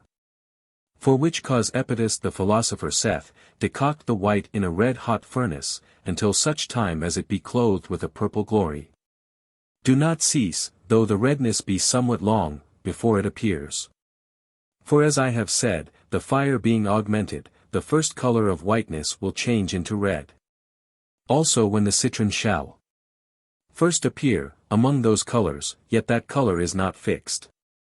But not long after it, the red color shall begin to appear, which ascending to the height, your work will indeed be complete. A. Hermes saith in Tuba, between the whiteness and the redness, one color only appears, to wit, citron, but it changes from the less to the more. Maria also saith, when you have the true white, then follows the false and citron color. And at last the perfect redness itself. This is the glory and the beauty of the whole world. The Root of the World, by Roger Bacon, 13th. This white substance, if you will make it red, you must continually decoct it in a dry fire till it be rubified, or become red as blood, which is nothing but water, fire, and true tincture. And so by a continual dry fire, the whiteness is changed, removed, perfected, made citron, and still digested till it become to a true red and fixed color. And consequently by how much more it is heightened in color, and made a true tincture of perfect redness. Wherefore with a dry fire, and a dry calcination, without any moisture, you must decoct this compositum, till it be invested with a most perfect red color, and then it will be the true and perfect elixir. The Secret Book of Artephius, by Artephius, 12th century. When the putrefaction of our seed has been thus completed, the fire may be increased till glorious colors appear, which the sons of art have called cauda pavonis, or the peacock's tail. These colors come and go, as heat is administered approaching to the 3rd degree, till all is of a beautiful green, and as it ripens assumes a perfect whiteness, which is the white tincture, transmuting the inferior metals into silver. And very powerful as a medicine. But as the artist well knows it is capable of a higher concoction, he goes on increasing his fire till it assumes a yellow, then an orange or citron color. And then boldly gives a heat of the 4th degree, till it acquires a redness like blood taken from a sound person, which is a manifest sign of its thorough concoction and fitness for the uses intended. On the Philosopher's Stone, by Anonymous, 12th to 17th century. 27. Multiplication. The stone only has to be made once, and then it can be easily multiplied in quantity and quality. The multiplication is the same for the white stone and the red stone. The standard method of multiplication is to repeat the second part or fermentation again. You can do this with or without adding gold or silver, but by adding more ferment you are increasing the quantity as well as the quality. Every time you repeat the fermentation, the stone will get larger and locks more powerful. The time it takes to complete the multiplication also gets less and less each time it is performed, since the stone becomes more and more powerful, until the multiplication can be done in just a few seconds. The unfermented stones can also be multiplied, but of course you will multiply them by repeating the second part again, imbibe, make black, make white, make red, adding only distilled urine and not the ferment. The multiplication of the stone. Take the perfect stone. Add 1 part of it to 3 or 4 parts of purified mercury of our first work, subject it to gentle coction for 7 days, the vessel being carefully sealed up, and let it pass through all the rains, which it will do very quickly and smoothly. The tinging power of the substance will thus be exalted 1,000-fold, and if you go through the whole process a second time, which you can do with ease in 3 days, the medicine will be much more precious still. This you may repeat as often as you like. The 3rd time the substance will run through all the rains in a day, the 4th time in a single hour, and so on, and the improvement in its quality will be most marvelous. Then kneel down and render thanks to God for this precious treasure. An open entrance to the closed palace of the king, by an anonymous sage and lover of truth, 1645 AD. Now if afterwards you would multiply your tincture, you must again resolve that red, in new and fresh dissolving water. And then by decoctions first whiten, and then rubify it again, by the degrees of fire, reiterating the first method of operating in this work. Dissolve, coagulate, and reiterate the closing up, the opening and multiplying in quantity and quality at your own pleasure. For by a new corruption and generation, there is introduced a new motion. Thus we can never find an end if we do always work by reiterating the same thing over and over again, viz. By solution and coagulation, by the help of our dissolving water, by which we dissolve and congeal, as we have formerly said, in the beginning of the work. Thus also is the virtue thereof increased, and multiplied both in quantity and quality.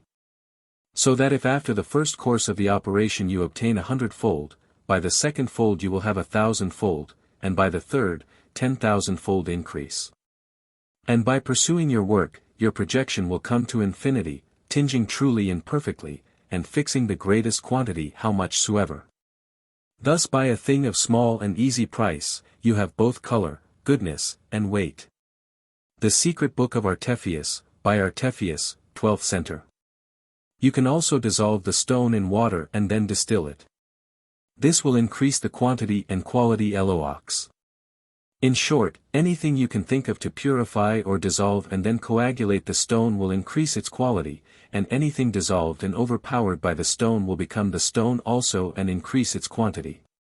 If that substance which nature supplies be taken in hand by art, dissolved, coagulated, and digested, its perfection is increased from a monadic to a denary virtue. By repeating the same process, it is increased 100-fold, and then 1,000-fold, etc.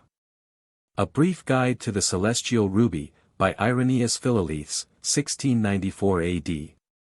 When the stone is sufficiently strong, it can be multiplied by melting a mass of gold, or silver, and then throwing a bit of the stone into the molten gold. All of it will be quickly transmuted into more and stronger philosopher's stone. If the stone becomes really powerful, you will be able to do this with any metal, since the stone will transmute it all the way into more stone, instead of leaving it as gold, then you'd need to dilute the stone if you want to make gold.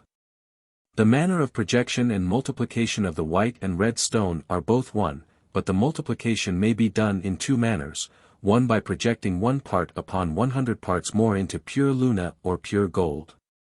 There are other ways more profitable and secret to multiply the medicine in projection, wherein I am at present silent. Verbum Dismissum, by Count Bernard Trevisan, 15th Center. 28. Projection. The projection is a reasonably simple matter of melting the metal to be transmuted, then throwing a little bit of the stone into it. The lower the melting temperature of the metal, the easier it is transmuted, and less of the stone will be required.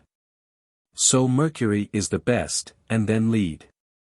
Some alchemists recommend wrapping a bit of the stone in wax, or adding filings of gold into the melted metal. This is to help the stone to penetrate better into the metal. Others recommend dissolving the stone and projecting it in the liquid state instead of solid state. If the stone is too weak, not all of the metal will be transmuted and you will have to add more stone. If the stone is too strong, then the metal might be converted into the stone itself instead of gold, so the stone will need to be diluted. We only just melt the imperfect metals over the fire, and then add to them the philosopher's stone, which, in a moment of time, imparts to them the form of gold. The New Pearl of Great Price, by Peter Bonus. 1338 AD. This wonderful medicine penetrates each smallest part of the base metals, in the proportion of 1,000, and tinges them through and through with its own noble nature. Your arithmetic will fail sooner than its all-prevailing power. Each smallest part that is pervaded with the vitalizing power of the elixir in its turn tinges that part which is nearest to it until the whole mass is leavened with its marvelous influence, and brought to the perfection of gold. A Brief Guide to the Celestial Ruby, by Irenaeus Philolaethes, 1694 AD. Now the projection is after this manner to be done: put the body, or metal upon the fire in a crucible, and cast thereon the elixir as aforesaid, moving or stirring it well. And when it is melted, become liquid, and mixed with the body, or with the spirit, remove it from the fire, and you shall have fine gold or silver, according to what your elixir was prepared from. But here is to be noted, that by how much the more the metalline body is the easier to be melted, by so the ore shall the medicine have power to enter into, and transmute it. Therefore by so much as mercury is more liquid than any other body, by so much the more, the medicine has power in being cast upon it, to wit, mercury, to transmute it into fine sol or luna. And a greater quantity of it shall your medicine transmute, give tincture to, and make perfect, than of any other mineral body. The like is to be understood, to be performed in the same manner upon other mineral bodies, according as they are easy or hard to be fused or melted. The Root of the World, by Roger Bacon, 13th. Common mercury, amalgamated with lead, is counted the most proper subject for making projection, which being in fusion, your fermented matter being divided into 3 parts, one part of it rolled, in wax, is to be flung upon the amalgam, then presently cover the crucible, and continue the fire, until you hear the noise of the separation and union, then the second and third part, as before, and being kept for 2 hours in a continual fire of fusion. Let it cool by itself. Aphorisms of Orbigerus, by Barrow Orbigerus, 1690 AD. When the artist would transmute any metal, for instance, lead, let a quantity be melted in a clean crucible, to which let a few grains of gold in filings be cast. And when the whole is melted, let him have in readiness a little of the powder, which will easily scrape off from his stone, the quantity inconsiderable, and cast it on the metal while in fusion. Immediately there will arise a thick fume, which carries off with it the impurities contained in the lead, with a crackling noise, and leaves the substance of the lead transmuted into most pure gold, without any kind of sophistication. The small quantity of gold added, previous to projection, serves only as a medium to facilitate the transmutation, and the quantity of your tincture is best ascertained by experience, as its virtue in proportion to the number of circulations you have given after the first has been completed. On the Philosopher's Stone, by Anonymous, 12th to 17th center. 29. Appearance. The appearance of the red stone is different depending how many times it has been multiplied in quality, and therefore how pure and powerful it is. At first it is a dull red and opaque, but becomes brighter and transparent purple when more refined. It is very heavy. Know, then, that it is called a stone, not because it is like a stone, but only because, by virtue of its fixed nature, it resists the action of fire as successfully as any stone. In species it is gold, more pure than the purest. It is fixed and incombustible like a stone, but its appearance is that of very fine powder, impalpable to the touch, sweet to the taste, fragrant to the smell, in potency a most penetrative spirit, apparently dry and yet unctuous, and easily capable of tinging a plate of metal. A Brief Guide to the Celestial Ruby, by Irenaeus Philolaethes, 1694 AD. This tincture is of a color intermediate between red and purple, with something of a granite hue, and its specific weight is very considerable. The 12 Keys, by Basilius Valentinus, 15th center. Our tincture of gold contains stars, is a substance of the greatest fixity, is unchangeable in multiplication, is a red powder, with almost a saffron tinge, liquid like resin, transparent like crystal, fragile like glass, is of a rubinate color, and of great specific gravity. It is soluble in any liquid, melting and commingling with the same, fragile as glass, in a powder saffron colored, but in a solid mass, red like the ruby. Its purple color is the mark of perfect fixation and fixed perfection, for it remains fixed and incombustible, even when exposed to fire, corrosive waters, or burning sulfur, since it is, like the salamander, incapable of being consumed by fire. Golden Calf, by John Frederick Helvetius, 17th century. Having thus completed the operation, let the vessel cool, and on opening it you will perceive your matter to be fixed into a ponderous mass, thoroughly of a scarlet color, which is easily reducible to powder by scraping, or otherwise. And in being heated in the fire flows like wax, without smoking, flaming, or loss of substance, returning when cold to its former fixity, heavier than gold, bulk for bulk, yet easy to be dissolved in any liquid. In which a few grains being taken its operation most wonderfully pervades the human body, to the extirpation of all disorders, prolonging life by its use to its utmost period. And hence it has obtained the appellation of panacea, or a universal remedy. On the Philosopher's Stone, by Anonymous, 12th to 17th century. 30. Everburning Lamps. Lamps have been found all over the world which have been burning for hundreds of years with no apparent power source. The scientific opinion is that there must have been a secret oil well full of oil for the lamp, even though they never found one. But no surprise, it's alchemy again. I'm not entirely sure how to make an ever-burning lamp. From my understanding it needs to be in a hermetically sealed container, the wick needs to be made of a material which will not burn, perhaps made by alchemy also.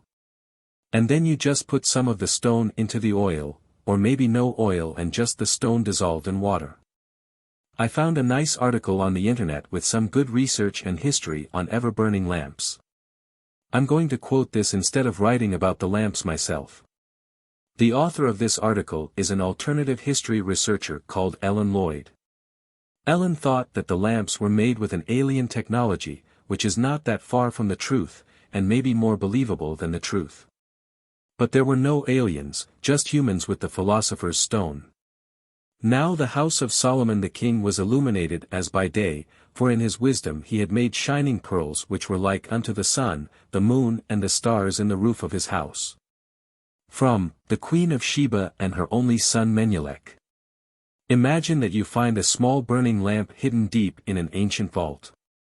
This mysterious lamp, which is in perfect preservation, has burned continuously without fuel for the last 2,000 years. What would you think of your remarkable discovery? Most likely you would wonder whether the precious lamp that you are holding in your hands is a magical object, a work of God, or perhaps some evil powers. Could this ancient treasure be a proof of highly advanced technology? Did our ancestors discover the secret of eternal light? Although it might sound amazing, and for some even impossible, certain extraordinary findings clearly show that perpetual light was rather common in prehistory. I deal with advanced ancient technology in Voices from Legendary Times, to a large extent. In my book I uncover a number of strange enigmas from all over the world. Perpetual light is an ancient technology that to this today remains a mystery. During the Middle Ages a number of ever-burning lamps were discovered in ancient tombs and temples. Based on ancient records we learn that these mysterious objects were found all over the world, in India, China, South America, North America, Egypt, Greece, Italy, United Kingdom, Ireland, France and many other countries. Unfortunately, looters, vandals, and superstitious diggers who feared that these objects possessed supernatural powers destroyed many of the lamps. We all know, the Middle Ages cannot be characterized as a particularly scientific period. It was a dark time for those who persuaded knowledge. Still, curiosity is a part of human nature and questions were asked.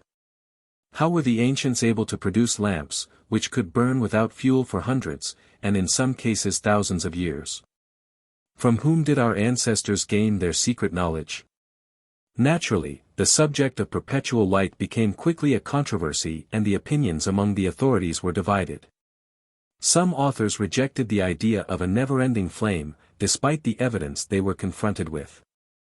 A small group of more open-minded and enlightened persons confirmed the existence of, if not eternal then at least very long-lasting light. Many on the other hand accused the pagan priests of performing clever tricks. However, a majority of the learned men acknowledged the unusual findings and declared the perpetual lamps to be a work of the devil. This was a common explanation in the Dark Ages. Soon as something was unknown, of pagan origin or not in accordance with the rules set by the early Roman Church, it was labeled as an invention of the dark forces, the devil and his demons. Some speculated that secret Hebrew societies had preserved what in modern days is known as electricity. For example, the occult writer Eliphaz Levi, "Don't believe this guy, he's so theatrical," relates a curious story in his book, History de la Magie. He tells of a certain mysterious French rabbi named Jekyll who was an advisor in the 13th century court of Louis IX. Apparently, Jekyll owned a lamp that he used to place in front of his house for everyone to see. The dazzling lamp that lightened itself possessed no oil or wick. When the rabbi was asked about the energy source, he always replied it was a secret. Jekyll obviously experimented quite a lot with electricity. To protect himself from enemies, he invented a discharge button that sent out an electric current into the iron knocker on his door. It is written that when Jekyll touched a nail driven into the wall of his study, a crackling bluish spark immediately leapt forth. Woe to anyone who touched the iron knocker at that moment. He would bend double, scream as if he had been burned, then he would run away as fast as his legs could carry him. There were numerous speculations regarding the perpetual lamp's secret energy source. During the Middle Ages and later, many great thinkers tried to solve the problem how to prepare fuel that renewed itself as quickly as it was consumed. However, none of the conducted experiments was truly successful. It turned out impossible to produce a copy of an ever-burning lamp. The ancients' technology remained unknown. The earliest accounts of a divine flame, an eternal light source, can be found in various mythological texts. The descriptions of the eternal flame, which was considered a part of the divine fire, are closely connected with the gods. The Greek god Prometheus was punished for giving fire to mankind. The secret of the eternal flame was regarded as God's sole property. The knowledge of the eternal light should not be passed over to the Huns. Nevertheless, it seems as if some of the alien gods disobeyed and revealed their divine secret to humanity. When humans learned how to produce perpetual light, temples worldwide were equipped with eternal altar flames. According to the ancient Egyptians, Greeks, and Romans tradition, a dead person might need some light on his or hers road to the valley of the shadow. Therefore, before the tomb was sealed, it was a custom to place an ever-burning lamp inside. The lamp served as an offering to the god of the dead, and it kept evil spirits away.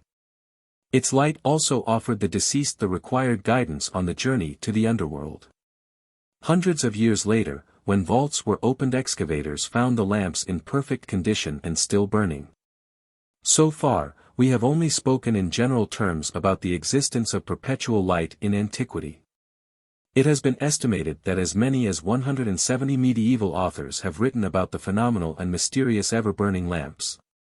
Let us now look at some of the remarkable discoveries. Plutarch wrote of a lamp that burned over the door of a temple to Jupiter Ammon. According to the priests, the lamp remained alight for centuries without any fuel, and neither wind nor rain could put it out. St. Augustine described an Egyptian temple sacred to Venus with a lamp which wind and water could not extinguish. He declared it to be the work of the devil. In 527 AD. At Edessa, Syria, during the reign of Emperor Justinian, soldiers discovered an ever-burning lamp in a niche over a gateway, elaborately enclosed to protect it from the air. According to the inscription, it was lit in 27 AD. The lamp had burned for 500 years before the soldiers who found it destroyed it. In 140, near Rome, a lamp was found burning in the tomb of Pallas, son of King Evander. The lamp, which had been alight for over 2,000 years, could not be extinguished by ordinary methods. It turned out that neither water or blowing on the flame stopped it from burning. The only way to extinguish the remarkable flame was to drain off the strange liquid contained in the lamp bowl.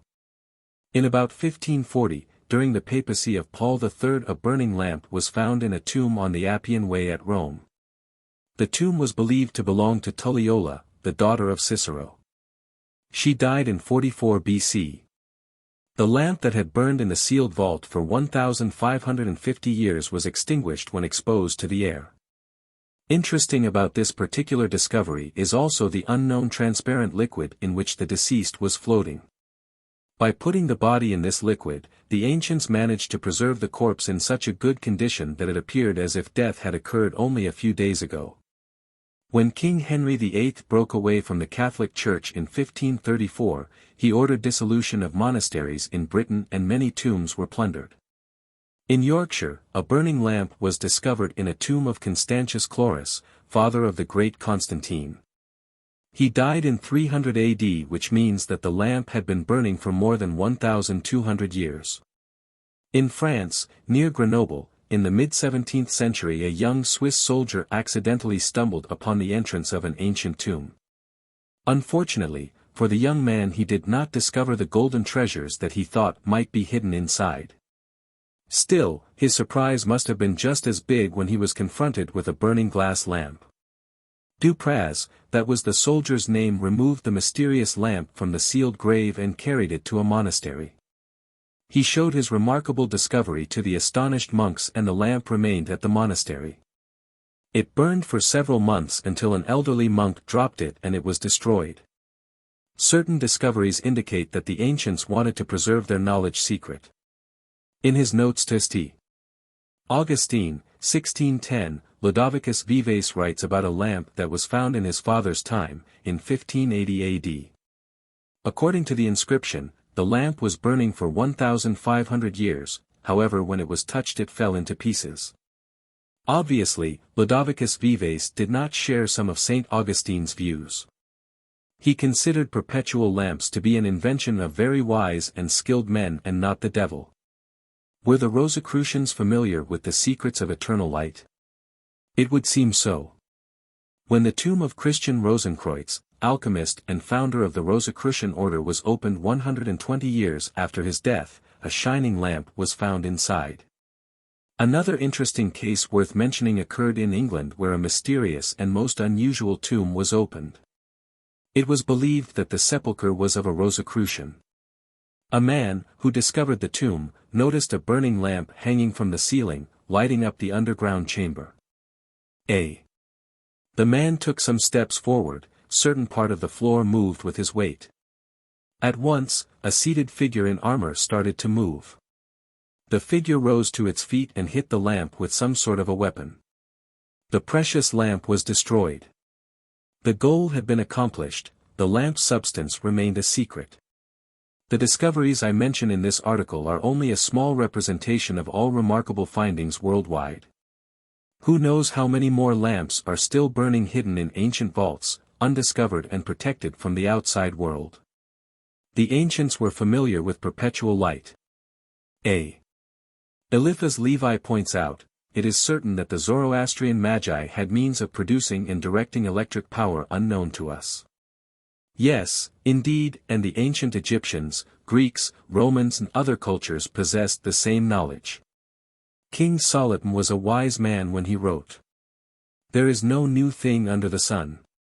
Is there anything whereof it may be said, see this is new? It hath been already of old time which was before us." The Mystery of Everburning Lamps, by Ellen Lloyd, August 23, 2006. 31. Takwin. Wherein we find many strange effects, as continuing life in them, though divers parts, which you account vital, be perished and taken forth, resuscitating of some that seem dead in appearance, and the like. We try also all poisons, and other medicines upon them, as well of chirurgery as physic. By art likewise we make them greater or smaller than their kind is, and contrariwise dwarf them and stay their growth. We make them more fruitful and bearing than their kind is, and contrariwise barren and not generative. Also we make them differ in color, shape, activity, many ways. We find means to make commixtures and copulations of divers kinds, which have produced many new kinds, and them not barren, as the general opinion is. The New Atlantis, by Francis Bacon, 1627 AD. Takwin is advanced alchemy which deals with the creation of life, through alchemy and using the life-giving powers of the stone. It is not easy to find information about Takwin. But of course it is possible, if nature can do it, so can alchemy. We must by no means forget the generation of artificial men. For there is some truth in this thing, although it hath been a long time concealed, and there have been no small doubts, and questions, raised by some of the ancient philosophers, whether it were possible for nature or art to beget a man outside of the body of a woman and natural matrix. To this I answer, that it is in no way repugnant to the art of alchemy, and nature, yea it is very possible, but to effect it, we must proceed thus. Let the sperm of a man by itself be putrefied in a gourd glass, sealed up, with the highest degree of putrefaction in horse dung, for the space of 40 days, or so long until it begin to be alive, move, and stir, which may easily be seen. After this time it will be something like a man, yet transparent, and without a body. Now after this, if it be every day warily, and prudently nourished and fed with the arcanum of man's blood, and be for the space of 40 weeks kept in a constant, equal heat of horse dung, it will become a true, and living infant. Having all the members of an infant, which is bom of a woman, but it will be far less. This we call homunculus, or artificial man. And this is afterwards to be brought up with as great care, and diligence as any other infant, until it come to riper years of understanding. Now this is one of the greatest secrets that God ever made known to mortal sinful man. For this is a miracle, and one of the great wonders of God, and secret above all secrets, and deservedly it ought to be kept amongst the secrets until the last times, when nothing shall be hid, the Apocalypse. But all things made manifest. Of the nature of things, 8 by Paracelsus, via Sandrovigius, 16th centre. The above quote will create a clone of a man, which Paracelsus called a homunculus.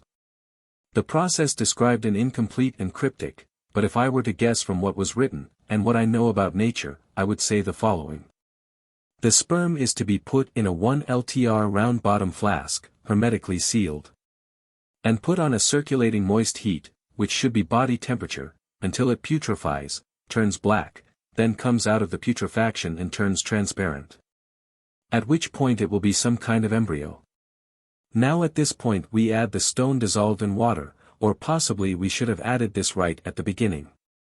With a moist heat again the clone will form into a baby in 9 months.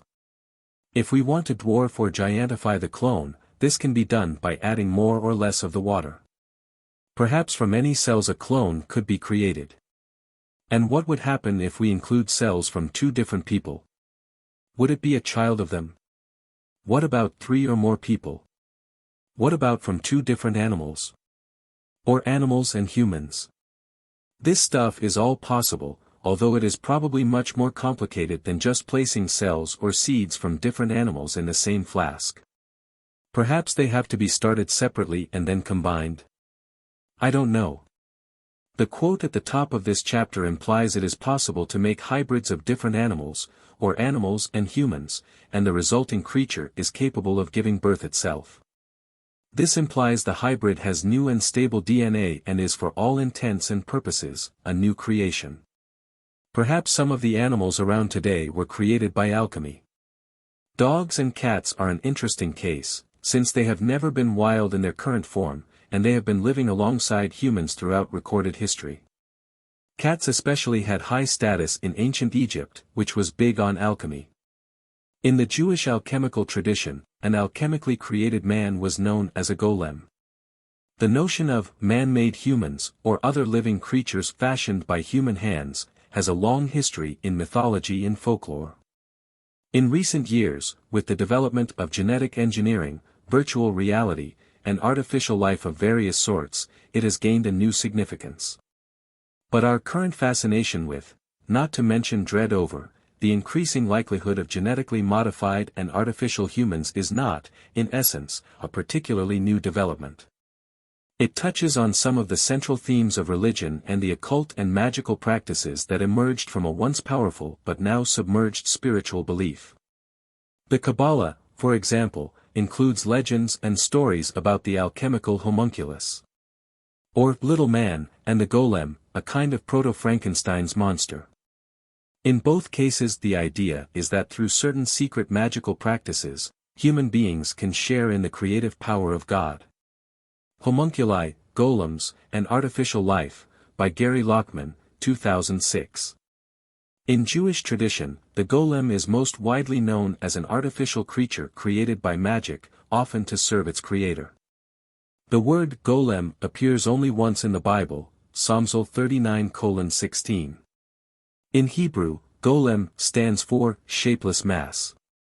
The Talmud uses the word as unformed or imperfect, and according to Talmudic legend, Adam is called golem, meaning body without a soul, Sanhedrin 38b, for the first 12 hours of his existence. The golem appears in other places in the Talmud as well. One legend says the prophet Jeremiah made a golem. However, some mystics believe the creation of a golem has symbolic meaning only, like a spiritual experience following a religious rite. The Sefer Yetzirah, Book of Creation, often referred to as a guide to enigmatical usage by some Western European Jews in the Middle Ages, contains instructions on how to make a golem. Several rabbis, in their commentaries on Sefer Yetzirah, have come up with different understandings of the directions on how to make a golem. Most versions include shaping the golem into a figure resembling a human being and using God's name to bring him to life, since God is the ultimate creator of life. The Golem, by Alden Orek, 2010. Not strictly part of Takwin, but reanimating a corpse is also possible. Traditionally the person must have been dead for less than 3 days in order to do this. The corpse should be immersed in a bath with a high concentration of the stone already dissolved. 32. Religious references. All of the mainstream religious texts have references to the stone. The alchemical books I have read are largely from Europe, and so the alchemists were Christian and therefore included many biblical references. The Chinese alchemists were Taoists, and Taoism was all about alchemy, and nature, which is the same. The Jews have a very strong alchemical tradition. The Muslims produced some great alchemists. The Hindu texts and myths are full of alchemical references, and even an entire Veda, the Samaveda, is all about the stone. Because the majority of the alchemical texts I got my hands on were written by Christians, I collected Bible passages which refer to alchemy or the stone, and then found some more myself. I will include these below. I should say here that all of the mainstream religions originally represented the truth, but the correct interpretations have mostly been forgotten. However, the older religions go deeper, since time has made civilization less receptive. But none of the popular modern interpretations of any of the scriptures are correct. None of the sacred texts actually contradict each other, they seem to only because your interpretations are wrong. So they're all true, and you're all reading them wrong. Reading sacred texts is a lot like reading alchemical texts, they're full of analogies and metaphors all mixed up with plain facts, so it's difficult to tell what is to be interpreted literally and what is to be deciphered. And everyone seems to take the literal parts metaphorically and the metaphorical parts literally. Verily, verily, I say unto you, except a corn of wheat fall into the ground and die, it abideth alone, but if it die, it bringeth forth much fruit. Bible, King James Version, John 12 verse 24. Thou fool, that which thou sowest is not quickened, except it die, and that which thou sowest not that body that shall be, but bare grain, it may chance of wheat. Or of some other grain, but God giveth it a body as it hath pleased him, and to every seed his own body. Bible, King James Version, 1 Corinthians 15 verses 36 to 38. Happy is the man that findeth wisdom, and the man that getteth understanding. For the merchandise of it is better than the merchandise of silver, and the gain thereof than fine gold. She is more precious than rubies, and all the things thou canst desire are not to be compared unto her. Length of days is in her right hand, and in her left hand riches and honor. Her ways are ways of pleasantness, and all her paths are peace. She is a tree of life to them that lay hold upon her, and happy is every one that retaineth her. The Lord by wisdom hath founded the earth, by understanding hath he established the heavens. By his knowledge the depths are broken up, and the clouds drop down the dew. Bible, King James Version, Proverbs 3 verses 13-20. On the left hand, where he doth work, but I cannot behold him, he hideth himself on the right hand, that I cannot see him, but he knoweth the way that I take, when he hath tried me. I shall come forth as gold. My foot hath held his steps, his way have I kept, and not declined. Bible, King James Version, Proverbs 3 verses 13-20. My beloved is white and ruddy, the chiefest among 10,000.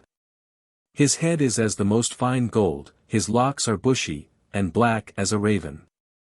His eyes are as the eyes of doves by the rivers of waters, washed with milk, and fitly set. His cheeks are as a bed of spices, as sweet flowers, his lips like lilies, dropping sweet-smelling myrrh.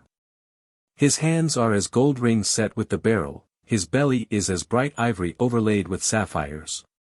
His legs are as pillars of marble, set upon sockets of fine gold, his countenance is as Lebanon, excellent as the cedars. His mouth is most sweet, yea, he is altogether lovely. This is my beloved, and this is my friend, O daughters of Jerusalem. Bible, King James Version, Song of Solomon 5 verses 10-16. Zechariah 4. Then the angel who talked with me returned and woke me up, like someone awakened from sleep. He asked me, What do you see? I answered, I see a solid gold lampstand with a bowl at the top and 7 lamps on it, with 7 channels to the lamps. Also there are 2 olive trees by it, one on the right of the bowl and the other on its left. I asked the angel who talked with me, What are these, my lord? He answered, Do you not know what these are? No, my lord, I replied. So he said to me, This is the word of the Lord to Zerubbabel, not by might nor by power, but by my spirit, says the Lord Almighty. What are you, mighty mountain? Before Zerubbabel you will become level ground. Then he will bring out the capstone to shouts of, God bless it. God bless it. Then the word of the Lord came to me, The hands of Zerubbabel have laid the foundation of this temple, his hands will also complete it. Then you will know that the Lord Almighty has sent me to you. Who dares despise the day of small things, since the 7 eyes of the Lord that range throughout the earth will rejoice when they see the chosen capstone in the hand of Zerubbabel? Then I asked the angel, What are these 2 olive trees on the right and the left of the lampstand? Again I asked him, What are these 2 olive branches beside the 2 gold pipes that pour out golden oil? He replied, Do you not know what these are? No, my lord, I said. So he said, These are the 2 who are anointed to serve the Lord of all the earth. Zechariah 5. I looked again, and there before me was a flying scroll. He asked me, What do you see? I answered, I see a flying scroll, 20 cubits long and 10 cubits wide. And he said to me, This is the curse that is going out over the whole land. For according to what it says on one side, every thief will be banished, and according to what it says on the other, everyone who swears falsely will be banished. The Lord Almighty declares, I will send it out, and it will enter the house of the thief and the house of anyone who swears falsely by my name. It will remain in that house and destroy it completely, both its timbers and its stones. Then the angel who was speaking to me came forward and said to me, Look up and see what is appearing. I asked, What is it? He replied, It is a basket. And he added, This is the iniquity of the people throughout the land. Then the cover of lead was raised, and there in the basket sat a woman. He said, This is wickedness, and he pushed her back into the basket and pushed its lead cover down on it. Then I looked up, and there before me were 2 women, with the wind in their wings. They had wings like those of a stork, and they lifted up the basket between heaven and earth. Where are they taking the basket? I asked the angel who was speaking to me. He replied, To the country of Babylonia to build a house for it. When the house is ready, the basket will be set there in its place. Zechariah 6. I looked up again, and there before me were 4 chariots coming out from between 2 mountains, mountains of bronze. The first chariot had red horses, the second black, the third white, and the fourth dappled, all of them powerful. I asked the angel who was speaking to me, "What are these, my lord?" The angel answered me, "These are the 4 spirits of heaven, going out from standing in the presence of the Lord of the whole world. The one with the black horses is going toward the north country, the one with the white horses toward the west, and the one with the dappled horses toward the south." When the powerful horses went out, they were straining to go throughout the earth. And he said, "Go throughout the earth." So they went throughout the earth. Then he called to me, "Look, those going toward the north country have given my spirit rest in the land of the north." The word of the Lord came to me, "Take silver and gold from the exiles Heldai, Tobijah and Jedaiah, who have arrived from Babylon. Go the same day to the house of Josiah son of Zephaniah. Take the silver and gold and make a crown, and set it on the head of the high priest, Joshua son of Jozadak. Tell him this is what the Lord Almighty says, Here is the man whose name is the branch, and he will branch out from his place and build the temple of the Lord. It is he who will build the temple of the Lord, and he will be clothed with majesty and will sit and rule on his throne. And he will be a priest on his throne. And there will be harmony between the two. The crown will be given to Heldai, Tobijah, Jedaiah and Hen son of Zephaniah as a memorial in the temple of the Lord. Those who are far away will come and help to build the temple of the Lord, and you will know that the Lord Almighty has sent me to you. This will happen if you diligently obey the Lord your God." Bible, New International Version 2011, Zechariah 4-6.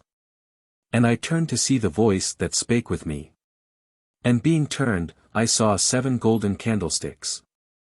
And in the midst of the 7 candlesticks one like unto the Son of Man, clothed with a garment down to the foot, and girt about the paps with a golden girdle. His head and his hairs were white like wool, as white as snow.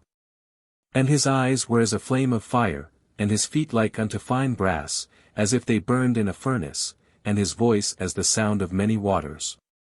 And he had in his right hand 7 stars, and out of his mouth went a sharp 2-edged sword, and his countenance was as the sun shineth in his strength. And when I saw him, I fell at his feet as dead. And he laid his right hand upon me, saying unto me, Fear not, I am the first and the last, I am he that liveth, and was dead, and, behold, I am alive for evermore, Amen, and have the keys of hell and of death. Bible, King James Version, Revelation 1 verses 12-18. And the house of Israel called the name thereof manna, and it was like coriander seed, white, and the taste of it was like wafers made with honey. Bible, King James Version, Exodus 16 verse 31. And I saw a new heaven and a new earth, for the first heaven and the first earth were passed away, and there was no more sea. And 1 John saw the holy city, New Jerusalem, coming down from God out of heaven, prepared as a bride adorned for her husband.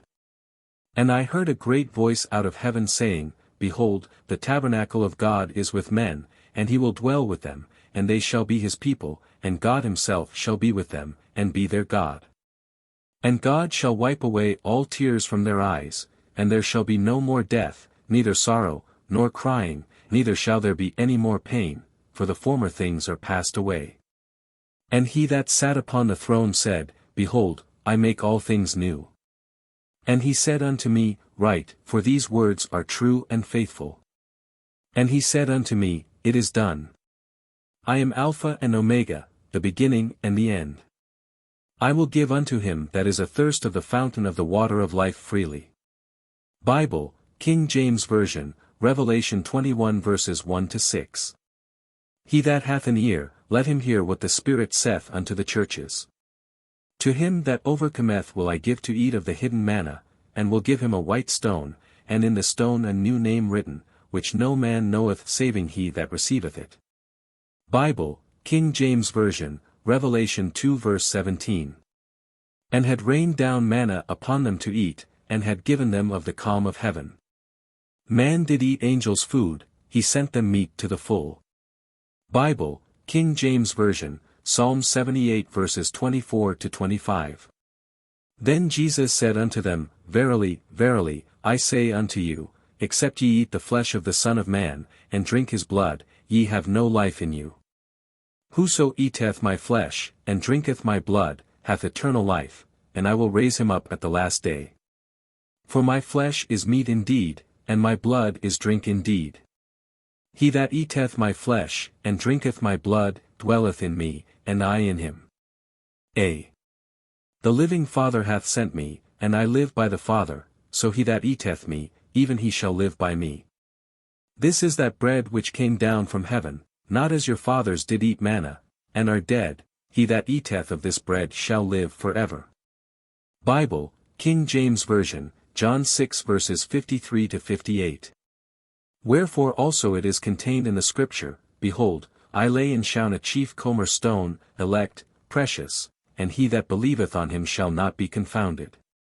Unto you therefore which believe he is precious, but unto them which be disobedient, the stone which the builders disallowed, the same is made the head of the comer, and a stone of stumbling, and a rock of offense. Even to them which stumble at the word, being disobedient, whereunto also they were appointed. Bible, King James Version, 1 Peter 2 verses 6-8. And the Lord God said, The man has now become like one of us, knowing good and evil. He must not be allowed to reach out his hand and take also from the tree of life and eat, and live forever. Bible, King James Version, Genesis 3 verse 22. This is the history of the heavens and the earth when they were created, in the day that the Lord God made the earth and the heavens. Before any plant of the field was in the earth and before any herb of the field had grown. For the Lord God had not caused it to rain on the earth, and there was no man to till the ground, but a mist went up from the earth and watered the whole face of the ground. And the Lord God formed man of the dust of the ground, and breathed into his nostrils the breath of life, and man became a living being. Bible, King James Version, Genesis 2 verses 4-7. Since Hinduism is full of alchemical references, I thought I'd give a taster. I also don't want to look like I'm favoring Christianity. Personally, I like Hinduism a lot as it goes much deeper. 1. Thou, Soma, art preeminent for wisdom, along the straightest path thou art our leader. Our wise forefathers by thy guidance, Indu, dealt out among the gods their share of treasure. 2. Thou by thine insight art most wise, 0 Soma, strong by thine energies and all-possessing, mighty art thou by all thy powers and greatness, by glories art thou glorious, guide of mortals. 3. Thine are King Varana's eternal statutes, lofty and deep, O Soma, is thy glory. All pure art thou like Mitra the beloved, adorable, like Ahriman, O Soma. For with all thy glories on the earth, in heaven, on mountains, in the plants, and in the waters, with all of these, well pleased and not in anger, accept, O royal Soma, our oblations. 5. Thou, Soma, art the Lord of heroes, King, Slayer thou. Thou art auspicious energy. 6. And, Soma, let it be thy wish that we may live and may not die. Praise-loving Lord of plants art thou. 7. To him who keeps the law, both old and young, thou givest happiness and energy that he may live. 8. Guard us, King Soma, on all sides from him who threatens us, never let the friend of one like thee be harmed. 9. With those delightful aids which thou hast, Soma, for the worshipper. Even with those protect thou us. 10. Accepting this our sacrifice and this our praise, 0 Soma, come. And be thou nigh to prosper us. 11. Well skilled in speech we magnify thee, Soma, with our sacred songs. Come thou to us, most gracious one. 12. Enricher, healer of disease, wealth finder, prospering our store. Be, Soma, a good friend to us. 13. Soma, be happy in our heart, as milch kine in the grassy meads. A young man in his own house. 14. 0 Soma, God, the mortal man who in thy friendship hath delight. Him doth the mighty sage befriend. 15. Save us from slanderous reproach, keep us, O Soma, from distress. Be unto us a gracious friend. 16. Soma, wax great. From every side may vigorous powers unite in thee. Be in the gathering place of strength. 17 Wax, O most gladdening Soma, great through all thy rays of light, and be a friend of most illustrious fame to prosper us. 16 In thee be juicy nutriments united, and powers and mighty foe-subduing vigor. Waxing to immortality, O Soma, win highest glories for thyself in heaven. 19 Such of thy glories as with poured oblations men honor, may they all invest our worship. Wealth giver, furtherer with troops of heroes, sparing the brave, come, Soma, to our houses. 20 To him who worships Soma gives the milch cow, a fleet steed and a man of active knowledge, skilled in home duties, meet for holy synod, for council meet, a glory to his father.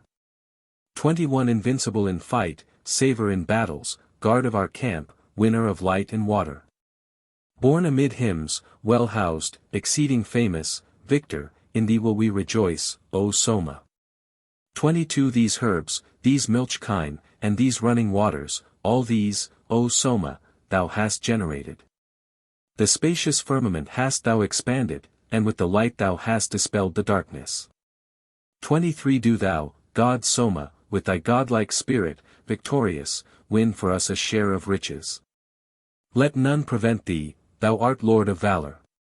Provide for both sides in the fray for booty. Rig Veda I, Him Exia Soma. 33. Prehistory. I was going to elaborate much more in this chapter and all the ones following, but I'm getting lazy of writing this book, so I'm going to do the history section in a nutshell. You can look up anything yourself if you want more information. The Great Year, or precession of the equinoxes, is a 25,920-year cycle. The precession of the equinoxes refers to the observable phenomena of the rotation of the heavens, a cycle which spans a period of, approximately, 25,920 years, over which time the constellations appear to slowly rotate around the Earth, taking turns at rising behind the rising sun on the vernal equinox. This remarkable cycle is due to a synchronicity between the speed of the Earth's rotation around the Sun, and the speed of rotation of our galaxy. The precession of the equinoxes equals 25,920 years equals 360 degrees rotation.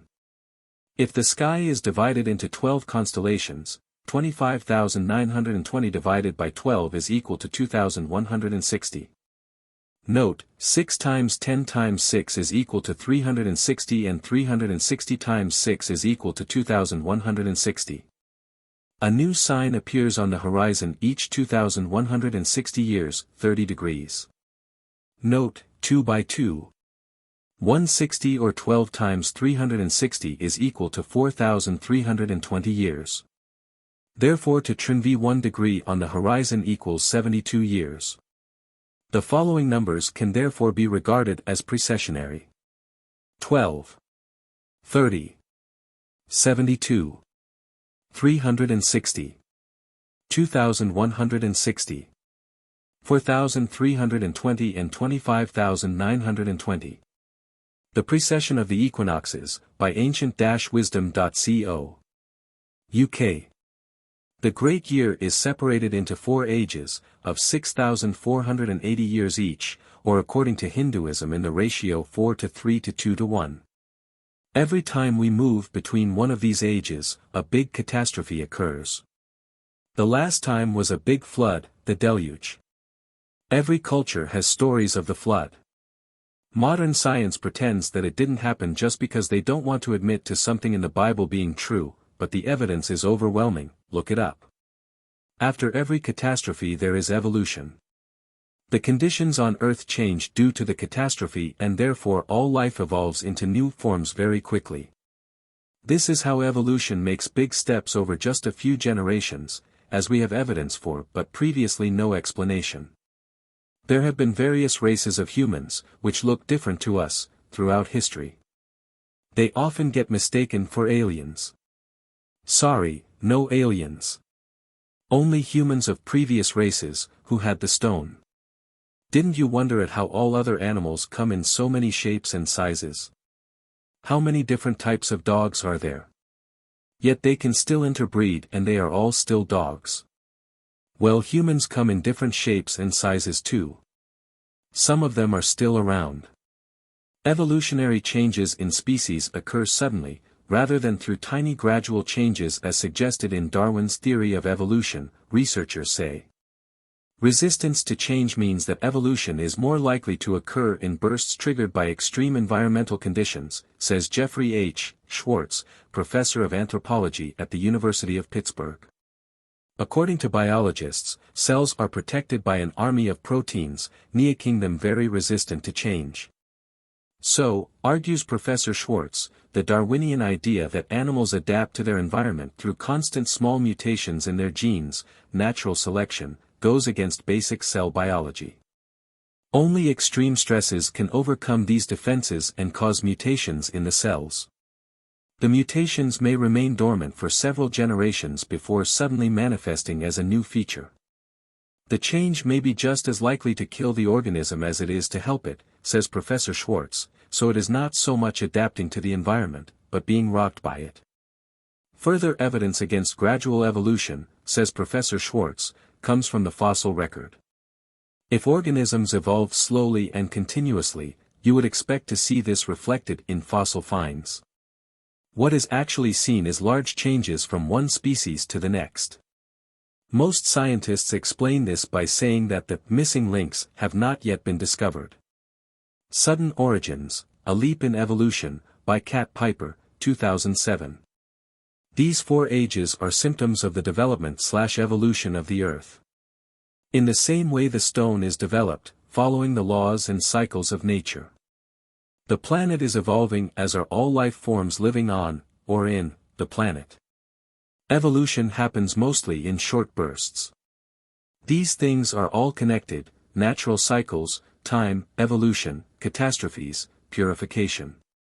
Purification occurs by water or fire, with these alternating it achieves higher and higher degrees of purification, or evolution. The Golden Age. Catastrophe. The Earth evolves, along with humans and animals. Everyone has the stone, or if they don't then they don't need it. Everyone is truly happy rules or technology. There is no such thing as money. Truth and nature is obvious spiritual. Good times. No one needs any. Everyone is very. The Silver Age. Catastrophe. The Earth evolves, along with humans and animals. Everyone has the stone. People are mostly happy. People start developing advanced technology. This is the age of technology. There is no need to work still, but people like inventing things. Ownership of property starts, which causes problems, and by the end there are wars. The Bronze Age. Catastrophe. The Earth evolves, along with humans and animals. The survivors keep the stone away from the new, evolved, humans and call themselves gods. They build cities and rule the new humans. There is still some technology which the gods keep for themselves. The gods decide gold and silver are to be the currency, since they can easily produce these two metals and the new humans cannot. People are happy half the time. The Iron Age. Catastrophe. The Earth evolves, along with humans and animals. The gods are dead now or hiding. The technology is mostly lost. The stone is kept very secret by the few who manage to retain the knowledge. People start to care about money more than anything else. The people can't live without rules, but good rulers are few and far between. People are depressed and lose the ability to comprehend truth, preferring to believe their own lies. In the very latter part of this time, as the Iron Age is starting to pass into the Golden Age again, technology starts to develop. But this is only temporary and does not develop properly due to the best technology being kept secret, and the fact that the people can't understand nature. At the end of the Iron Age, the stone is rediscovered and released back into the world, which is the catalyst causing all secrets to be released and ushers in the Golden Age. 34. History of the Stone. The following quote refers to a time in the Silver Age, the true age of technology. The Pushpika chariot that resembles the sun and belongs to my brother was brought by the powerful Ravana. That aerial and excellent chariot going everywhere at will, that chariot resembling a bright cloud in the sky, and the king got in, and the excellent chariot at the command of the Ragira, rose up into the higher atmosphere. The Ramayana, 450 BC. The stone was possessed by various people throughout history, some of them being well-known figures. I will enumerate some of the true sages, besides those named in Holy Scripture, who really knew this art, in the natural order of their succession. They are Hermes Trismegistus, Pythagoras, Alexander the Great, Plato, Theophrastus, Avicenna, Galen, Hippocrates, Lucian, Longinus, Rhasis, Archelaus, Rupacissa, the author of the Great Rosary, Mary the Prophetess, Dionysius, Zacher, Halley, Morienus, Khalid, Constantius, Serapion, Albertus Magnus, Estrade, Arnold de Villanova, Geber, Raymond Lully, Roger Bacon, Allen, Thomas Aquinas, Marcellus Palingenius. And, among moderns, Bernard of Trevisa, Frater Basil, Valentinus, Philip Theophrastus, i.e., Paracelsus, and many others. Nor is there any doubt that, among our own contemporaries, there might be found some, who, through the grace of God, daily enjoy this arcanum, though they keep it a close secret from the world. The Sophie Hydrolith, or Water Stone of the Wise, by Anonymous, 17 Thtson. If, therefore, thou shalt rightly consider those things which I shall say unto thee, as also the testimonies of the ancients, well and fully shalt thou know that we agree in all things, and so all of us reveal the same truths.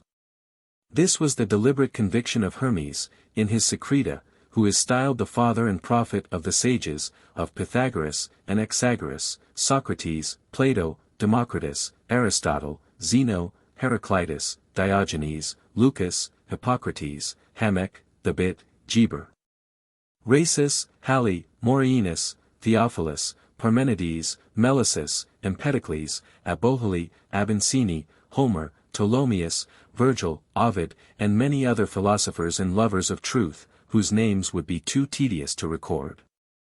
Of most of these we have seen and studied the works, and can testify that they were, without a single exception, adepts, and brothers of this most glorious order, and that they knew what they were speaking about. To the initiated it is clear that Moses, Daniel, Solomon, several of the prophets, and the evangelist St. John, possessed the knowledge of this art. The New Pearl of Great Price, by Peter Bonus, 1338 AD. Of course. The Old Testament of the Bible is full of people living hundreds of years, which was due to the stone. The ancient Egyptian pharaohs lived hundreds of years too. That was all still in the Bronze Age, of course, when the stone was still common, but not for everyone.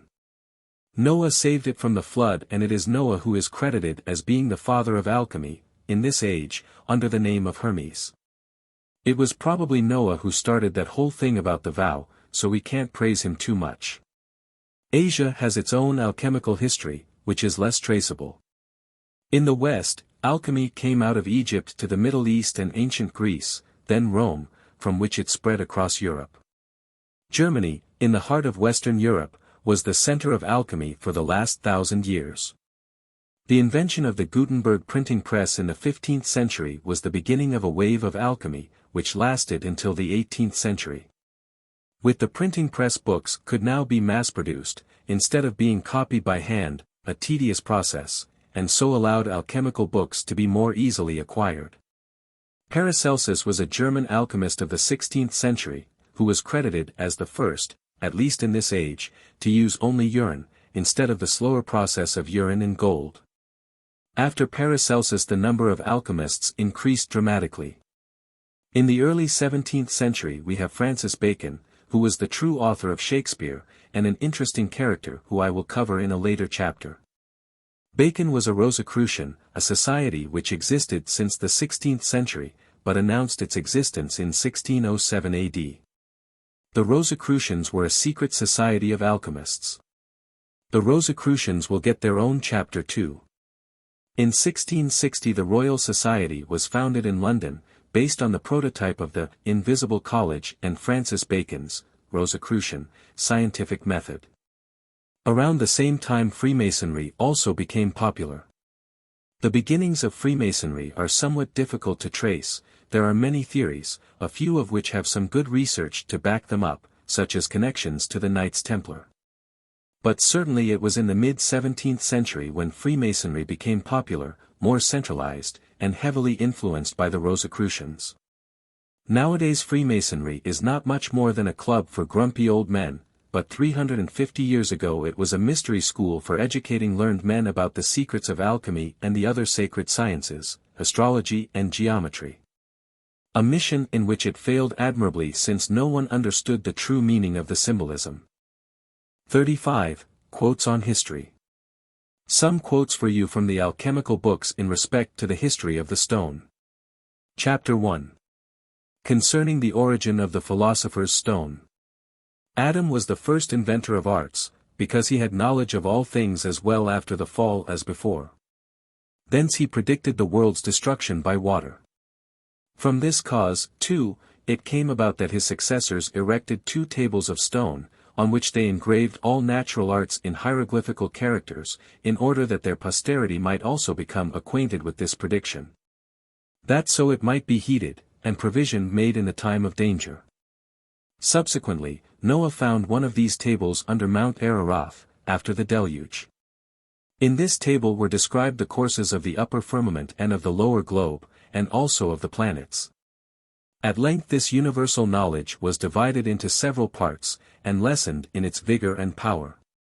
By means of this separation, one man became an astronomer, another a magician, another a Kabbalist, and a fourth an alchemist. Abraham, that volcanic Tubal Cain, a consummate astrologer and arithmetician, carried the art out of the land of Canaan into Egypt, whereupon the Egyptians rose to so great a height and dignity that this wisdom was derived from them by other nations. The patriarch Jacob painted, as it were, the sheep with various colors. And this was done by magic, for in the theology of the Chaldeans, Hebrews, Persians, and Egyptians, they held these arts to be the highest philosophy, to be learnt by their chief nobles and priests. So it was in the time of Moses, when both the priests and also the physicians were chosen from among the Magi, the priests for the judgment of what related to health, especially in the knowledge of leprosy. Moses, likewise, was instructed in the Egyptian schools, at the cost and care of Pharaoh's daughter, so that he excelled in all the wisdom and learning of that people. Thus, too, was it with Daniel, who in his youthful days imbibed the learning of the Chaldeans, so that he became a Kabbalist. Witness his divine predictions and his exposition of those words, mean, tesselfairs. These words can be understood by the prophetic and Kabbalistic art. This Kabbalistic art was perfectly familiar to, and in constant use by, Moses and the prophets. The prophet Elias foretold many things by his Kabbalistic numbers. So did the wise men of old, by this natural and mystical art, learn to know God rightly. They abode in his laws, and walked in his statutes with great firmness. It is also evident in the book of Samuel, that the Baralists did not follow the devil's part, but became, by divine permission, partakers of visions and veritable apparitions. Whereof we shall treat more at large in the book of Supercelestial Things 3. This gift is granted by the Lord God to those priests who walk in the divine precepts. It was a custom among the Persians never to admit any one as king unless he were a wise man, preeminent in reality as well as in name. This is clear from the customary name of their kings, for they were called wise men. Such were those wise men and Persian magi who came from the east to seek out the Lord Jesus, and are called natural priests. The Egyptians, also, having obtained this magic and philosophy from the Chaldeans and Persians, desired that their priests should learn the same wisdom. And they became so fruitful and successful therein that all the neighboring countries admired them. For this reason Hermes was so truly named Trismegistus, because he was a king, a priest, a prophet, a magician, and a sophist of natural things. Such another was Zoroaster. Chapter 2. Wherein is declared that the Greeks drew a large part of their learning from the Egyptians, and how it came from them to us. When a son of Noah possessed the third part of the world after the flood, this art broke into Chaldea and Persia, and then spread into Egypt. The art having been found out by the superstitious and idolatrous Greeks, some of them who were wiser than the rest betook themselves to the Chaldeans and Egyptians, so that they might draw the same wisdom from their schools. Since, however, the theological study of the law of Moses did not satisfy them, they trusted to their own peculiar genius, and fell away from the right foundation of those natural secrets and arts. This is evident from their fabulous conceptions, and from their errors respecting the doctrine of Moses. It was the custom of the Egyptians to put forward the traditions of that surpassing wisdom only in enigmatical figures and abstruse histories and terms. This was afterwards followed by Homer with marvelous poetical skill. And Pythagoras was also acquainted with it, seeing that he comprised in his writings many things out of the law of Moses and the Old Testament. In like manner, Hippocrates, Thales of Miletus, Anaxagoras, Democritus, and others, did not scruple to fix their minds on the same subject. And yet none of them were practiced in the true astrology, geometry, arithmetic, or medicine, because their pride prevented this, since they would not admit disciples belonging to other nations than their own. Even when they had got some insight from the Chaldeans and Egyptians, they became more arrogant still than they were before by nature, and without any diffidence propounded the subject substantially indeed, but mixed with subtle fictions or falsehoods. And then they attempted to elaborate a certain kind of philosophy which descended from them to the Latins. These in their turn, being educated herewith, adorned it with their own doctrines, and by these the philosophy was spread over Europe. Many academies were founded for the propagation of their dogmas and rules, so that the young might be instructed, and this system flourishes with the Germans, and other nations, right down to the present day. Chapter 3. What was taught in the schools of the Egyptians? The Chaldeans, Persians, and Egyptians had all of them the same knowledge of the secrets of nature, and also the same religion. It was only the names that differed. The Chaldeans and Persians called their doctrine Sophia and magic for, and the Egyptians, because of the sacrifice, called their wisdom priestcraft. The magic of the Persians, and the theology of the Egyptians, were both of them taught in the schools of old.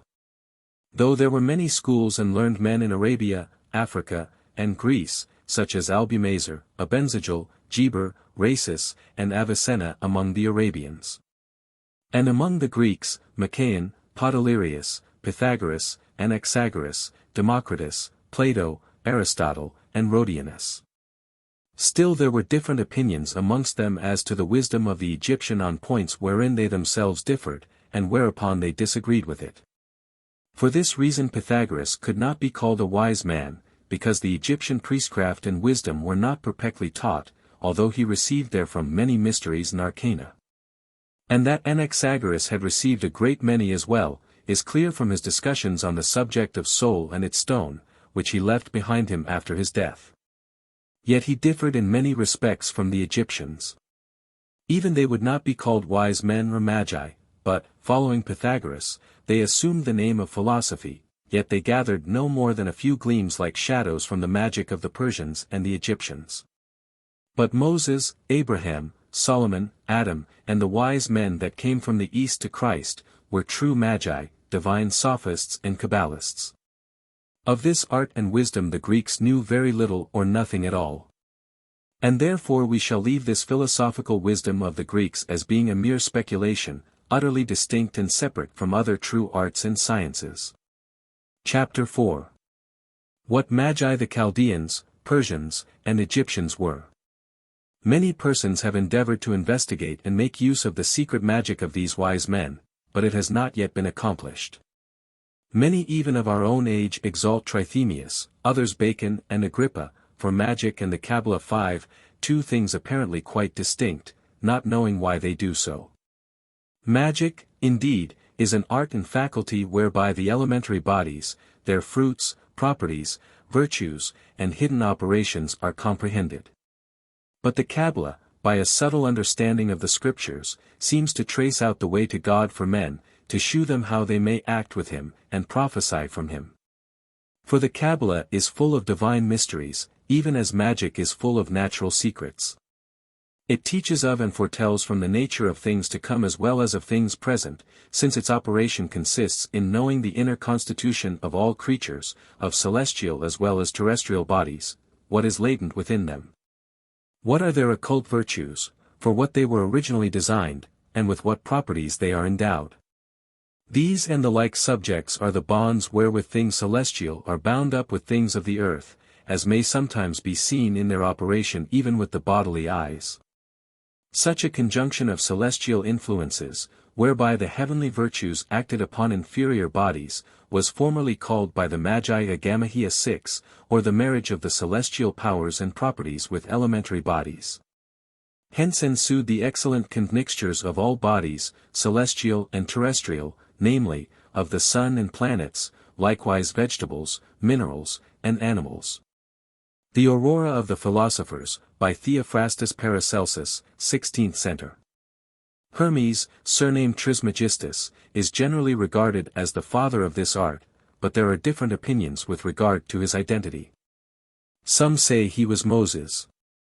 All agree that he was a very clear-sighted philosopher, the first extant author on the subject, and was also of Egyptian extraction. Others say that Enoch invented the art, and, before the coming of the flood, described it on the so-called Emerald Tables, which were afterwards found by Hermes in the valley of Hebron. Many assert that it was known to Adam, who revealed it to Seth. That Noah carried the secret with him into the ark, and that God revealed it to Solomon. But I do not agree with those who claim for our art a mystical origin, and thus only make it ridiculous in the eyes of a scornful world. If it is founded on the eternal verities of nature, why need I trouble my head with the problem whether this or that antediluvian personage had a knowledge of it? Enough for me to know that it is now true and possible, that it has been exercised by the initiated for many centuries, and under the most distant latitudes.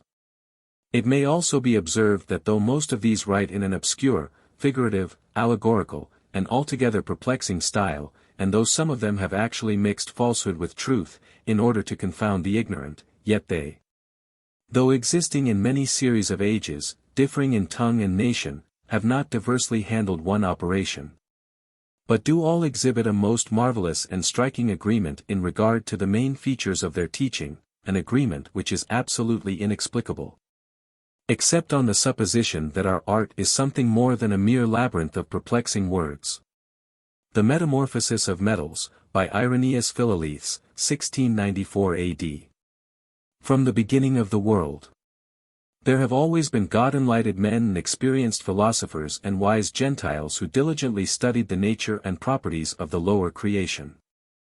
They laboriously endeavored and fervently longed to discover whether nature contained anything that would preserve our earthly body from decay and death, and maintain it in perpetual health and vigor. For by the light of nature, and divine revelation, they intuitively perceived that the Almighty, in his love to men, must have concealed in the world some wonderful arcanum by which every imperfect, diseased, and defective thing in the whole world might be renewed, and restored to its former vigor. By the most diligent and careful search they gradually found out that there was nothing in this world that could procure for our earthly incorruptible body immunity from death, since death was laid upon the protoplasts, Adam and Eve, and their posterity, as a perpetual penalty. But they did discover one thing which, being itself incorruptible, has been ordained of God for the good of man, to remove disease, to cure all imperfection, to purge old age, and to prolong our brief life, a boon actually enjoyed by the patriarchs. For by its aid Noah is said to have built the ark, Moses the tabernacle with all its golden vessels, and Solomon the temple, besides accomplishing many other great deeds, fashioning many precious ornaments, and procuring for himself long life and boundless riches. The Sophic Hydrolith, or Water Stone of the Wise, by Anonymous, 17th. After the flood the general understanding and knowledge of this true natural philosophy became weakened in force and scattered in fragments in all directions. Hence arose a subdividing of the whole into parts, and one has become an astronomy, another a magician, a third a Kabbalist, a fourth an alchemist, and especially did it afterwards flourish in Egypt. A Golden and Blessed Casket of Nature's Marvels, by Benedictus Figulus, 1607 AD. For Adam, created by God full of understanding and perfect knowledge of natural things, doubtless knew those which were capable of prolonging human life and securing immunity from disease. Doubtless he also taught the same to some of his descendants, and they again to others. Hence many of the fathers lived to the age of 700, 800, and more years, but some did not live so long, this secret not being revealed to all. Man, the best and most perfect of God's creatures, by Benedictus Figulus, 1607 AD. Adam, our first father, who had knowledge of all arts, also received that of medicine from God. And it was kept secret by the learned, as the great gift of God, until Noah's time. When God destroyed the world by the flood, the art of medicine, with many other controlled arts, was lost. No one remained who knew them except Noah, called by some Hermogenes, or Hermes, to whom antiquity ascribes the knowledge of all things celestial and terrestrial. The same Noah, before his death, described medicine, skillfully concealing it among another matter.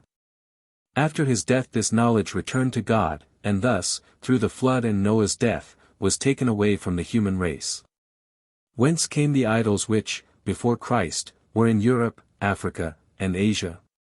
Our human reason has speculated them out, and thus also has it happened with medicine. After Noah's time, men, harassed by diseases, sought refuge, one in herbs, another in animals, a third in stones and metals, and thus one thing after another was tried, without full knowledge of the same, which had some appearance of virtue. But there was as yet no doctor. The sick were carried to some public place, those who had had similar complaints shewing them the remedies used by themselves, which the patients tried on chance. Such was medicine until the time of Apollo, i.e. 1915 BC. This Apollo was a clever and learned man, and carefully noting those things which proved efficacious in diseases, he began to visit the sick, and thus became a public physician, to whom, after his death, a temple was erected and divine honors were paid. In such honor was medicine then held which today begs its bread. Aesculapius succeeding his father, also treated the sick with skill and knowledge inherited from his father, and to him there was a temple erected, as to a god. After his death the kings commanded that all medical discoveries and observations should be written down and publicly exhibited on the walls of the temple of Aesculapius. 457 years after came Hippocrates Caus, who was commanded to arrange the experiments in the temple of Aesculapius, which he did, and, from these experiments, first invented methodical medicine. Hence from him medicine, as now taught in the schools, derives its origin.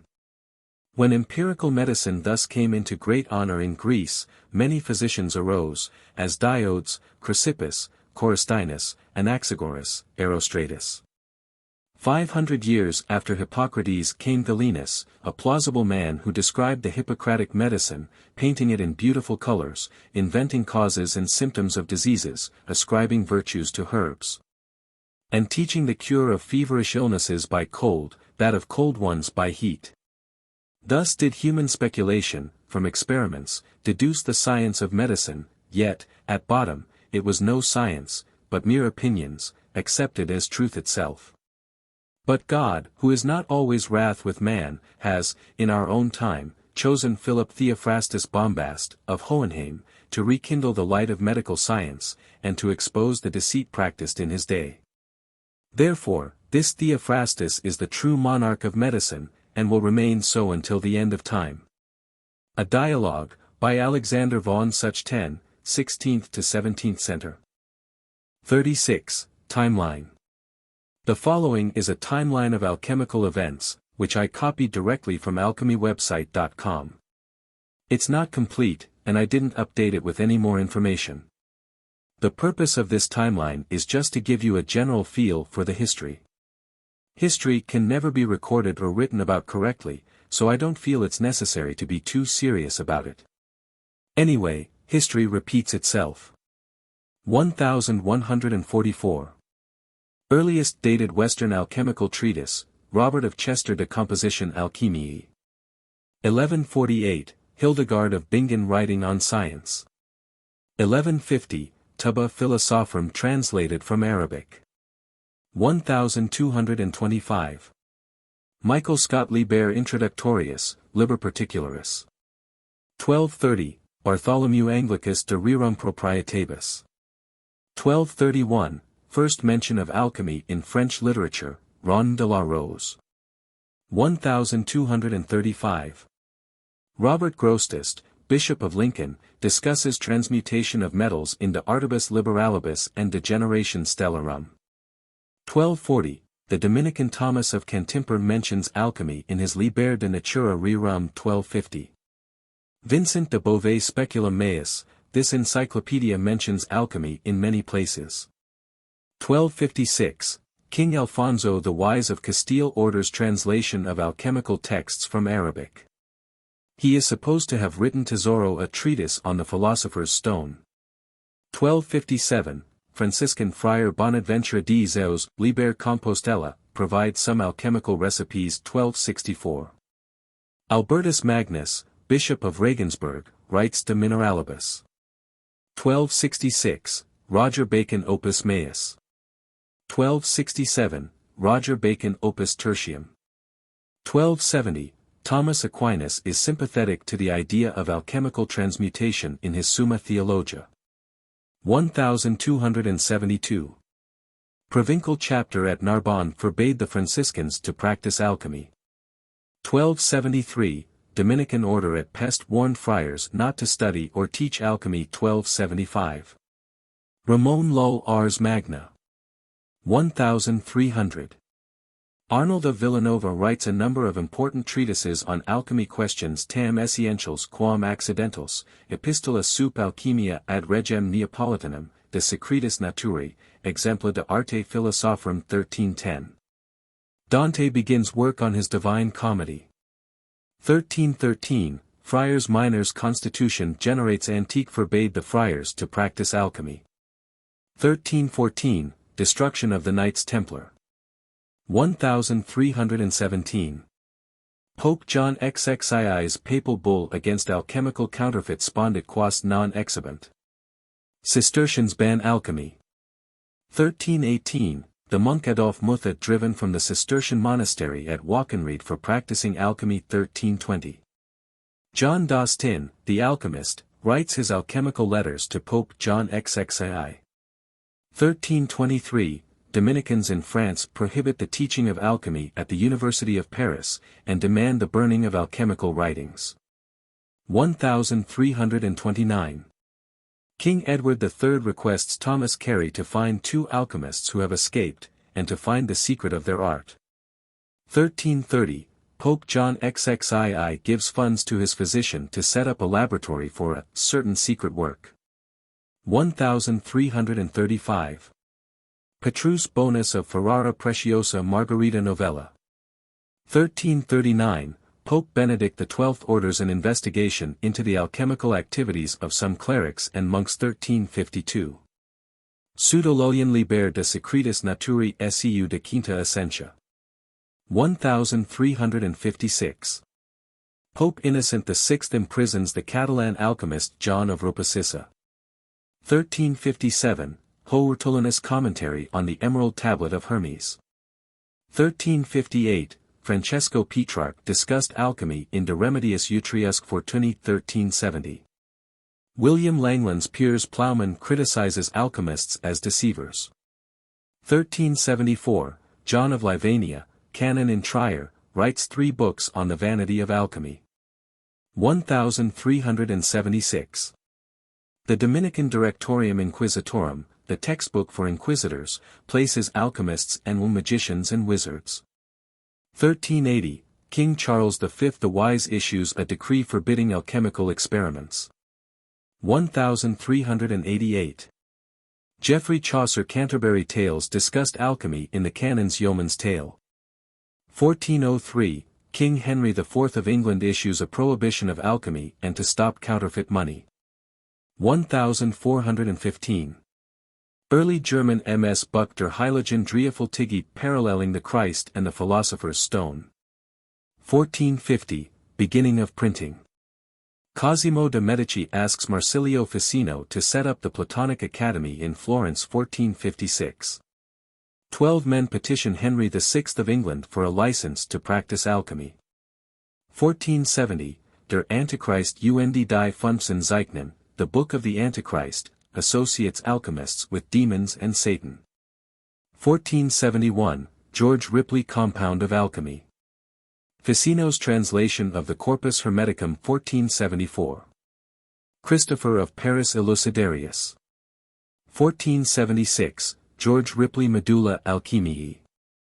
1477, Thomas Norton writes his Ordinal. 1484, Avicenna's De Anima. Hieronymus Bosch Garden of Earthly Delights. 1485, Geber Summa Perfectionis. 1488, the figure of Hermes Trismegistus is put into the mosaic pavement in Siena Cathedral 1494. Sebastian Brandt The Ship of Fools discussed methods used by cheating alchemists 1497. Tractatus contra alchemistas written by a Dominican questions the genuineness of alchemical gold 1499.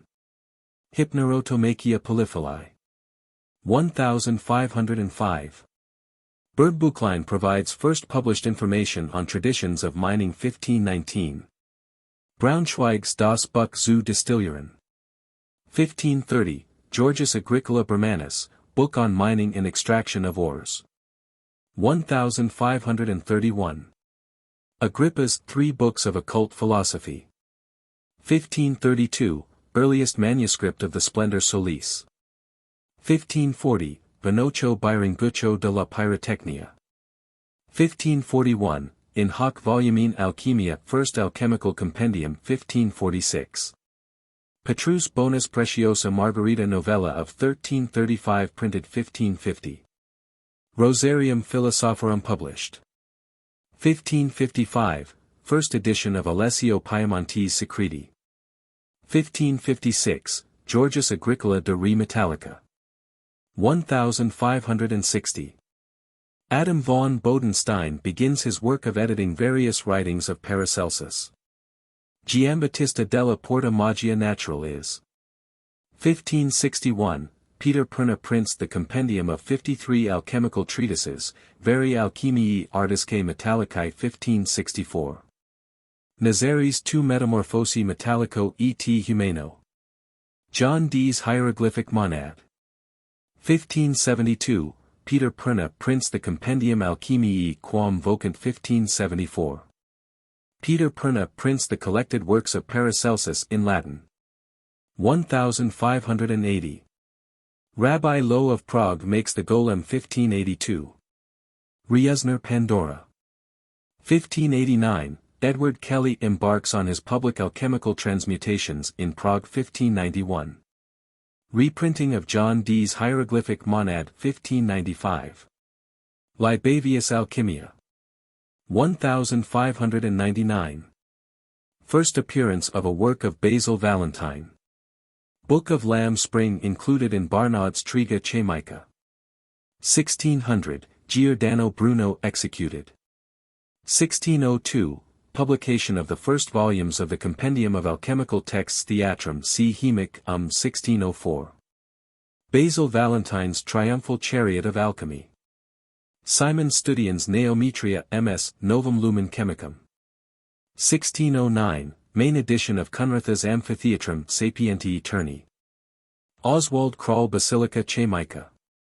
1610, Jean Begin Tyrocinium Chemicum. 1611. Ben Jonson Splay the Alchemist. 1612, Flamel Figures Hieroglyphiques, first publication. Ruland's Lexicon Alchemiae. Jacob Boehm Aurora. 1614, Fama Fraternitatis.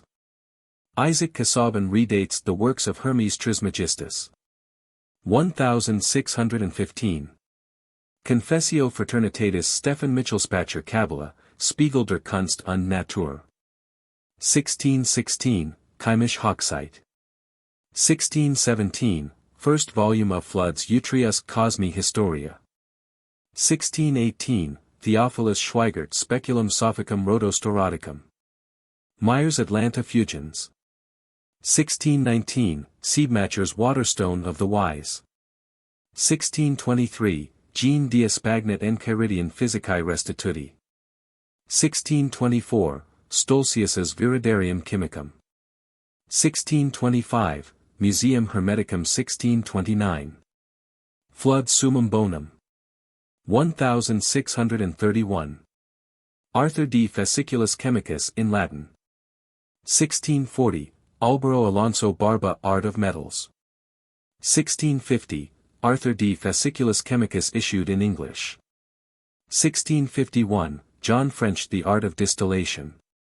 1652, Ashmole Theatrum Chemicum Britannicum. English translation of Fama and Confessio edited by Thomas Vaughan. 1654, Pierre Borel Bibliotheca Chimica. 1666, Helvetius account of the transmutation in The Hague. Crassulae Lux Obnubilata. 1667. Irenaeus Philolithes an open entrance to the closed palace of the king 1670. Montfaucon de Villers satirises Secret Nollet in his Conte de Gabalis. 1672, Bibliothèque des Philosophes Chimiques. 1673. William Cooper begins to publish works on alchemy, especially those of Irenaeus Philolithes. 1674, Nor von Rosenrotha's Kabbalah denudita 1677. Mutus Liber. 1682, Gichtel's edition of the collected works of Bohm. 1690. Publication of the English translation of the Chemical Wedding of Christian Rosenkreutz. 1702, Mangat Bibliotheca Chemica Curiosa, Alchemical Compendium. 1710, Samuel Richter begins to form the Order of the Golden and Rosy Cross 1719. George Vaughan Welling Opus Mago-Kabbalisticum, 1st edition. 1723, Kirchweger's Golden Chain of Homer. 1728, Friedrich Rothschild's Deutsches Theatrum Chemicum. 1735, Abraham Eliezer Uraltes Chemisches Work. 1752. Hermaphroditisches Sond und Mons Kind. 1758, Dom Prinity Dictionnaire Mythohermetique. 1776, Adam Weishaupt forms the Order of Illuminati of Bavaria. 1779, Burckhalls, Der Compass der Wesen. 1783. James Price commits suicide after performing some alchemical experiments 1785. Geheime Figuren The Secret Symbols of the Rosicrucians 1802. Karl von Eckartshausen Chemische Versuche. 37, Nicolas Flamel. As far as alchemists go, Nicolas Flamel, or Nicolas Flamel, was not particularly interesting, nor did he write any really useful information on the stone. But he is probably the most well-known of the alchemists due to him being a character in many popular fiction books, especially Harry Potter. So I'm including this chapter just because he's popular. Flamel did exist, and he did find the stone. There are plenty of records in Paris from his time to prove his existence. There is nothing legendary about the life of Nicolas Flamel. According to the records, he was born in 1330 and died in 1418. Phi was a real person, who became one of the greatest alchemists in the world. The Bibliothèque Nationale in Paris contains works copied in his own hand and original works written by him. All the official documents relating to his life have been found, his marriage contract, his deeds of gift, his will. His history rests solidly on those substantial material proofs for which men clamor if they are to believe in obvious things. To this indisputably authentic history, legend has added a few flowers. But in every spot where the flowers of legend grow, underneath there is the solid earth of truth. A detailed biography of Nicolas Flamel, by Reginald Merton, 2000-2010. Yes, Nicolas Flamel of Harry Potter fame was a real person. Some believe he is a real person. Flamel was born in 1330 in Paris or its immediate environs. He achieved success as a scrivener and bookseller in Paris. He and his wife, Prunelle, spent their later years in a house at 51, Rue de Montmorency. Built in 1407, the house is the oldest in Paris still standing. You can literally get a flavor for Nicolas Flamel's home by dining in the restaurant that occupies the building's ground floor, the Auberge Nicolas Flamel. You can also learn more about Flamel by taking the Mysteries of Paris Ghost Tour. This English-language tour begins not far from Flamel's home at O'Sullivan's Rebel Bar near the C-Hate-Let metro station at 10, Rue de Lombards. Like the majority of his fellow countrymen, Flamel was Catholic. One night, he had a dream in which an angel presented him with a book. At first you will understand nothing in it, the angel told him. But one day you will see in it that which no other man will be able to see. Not long after, a young man in need of money appeared in his bookshop offering him a manuscript called the Book of Abraham the Jew.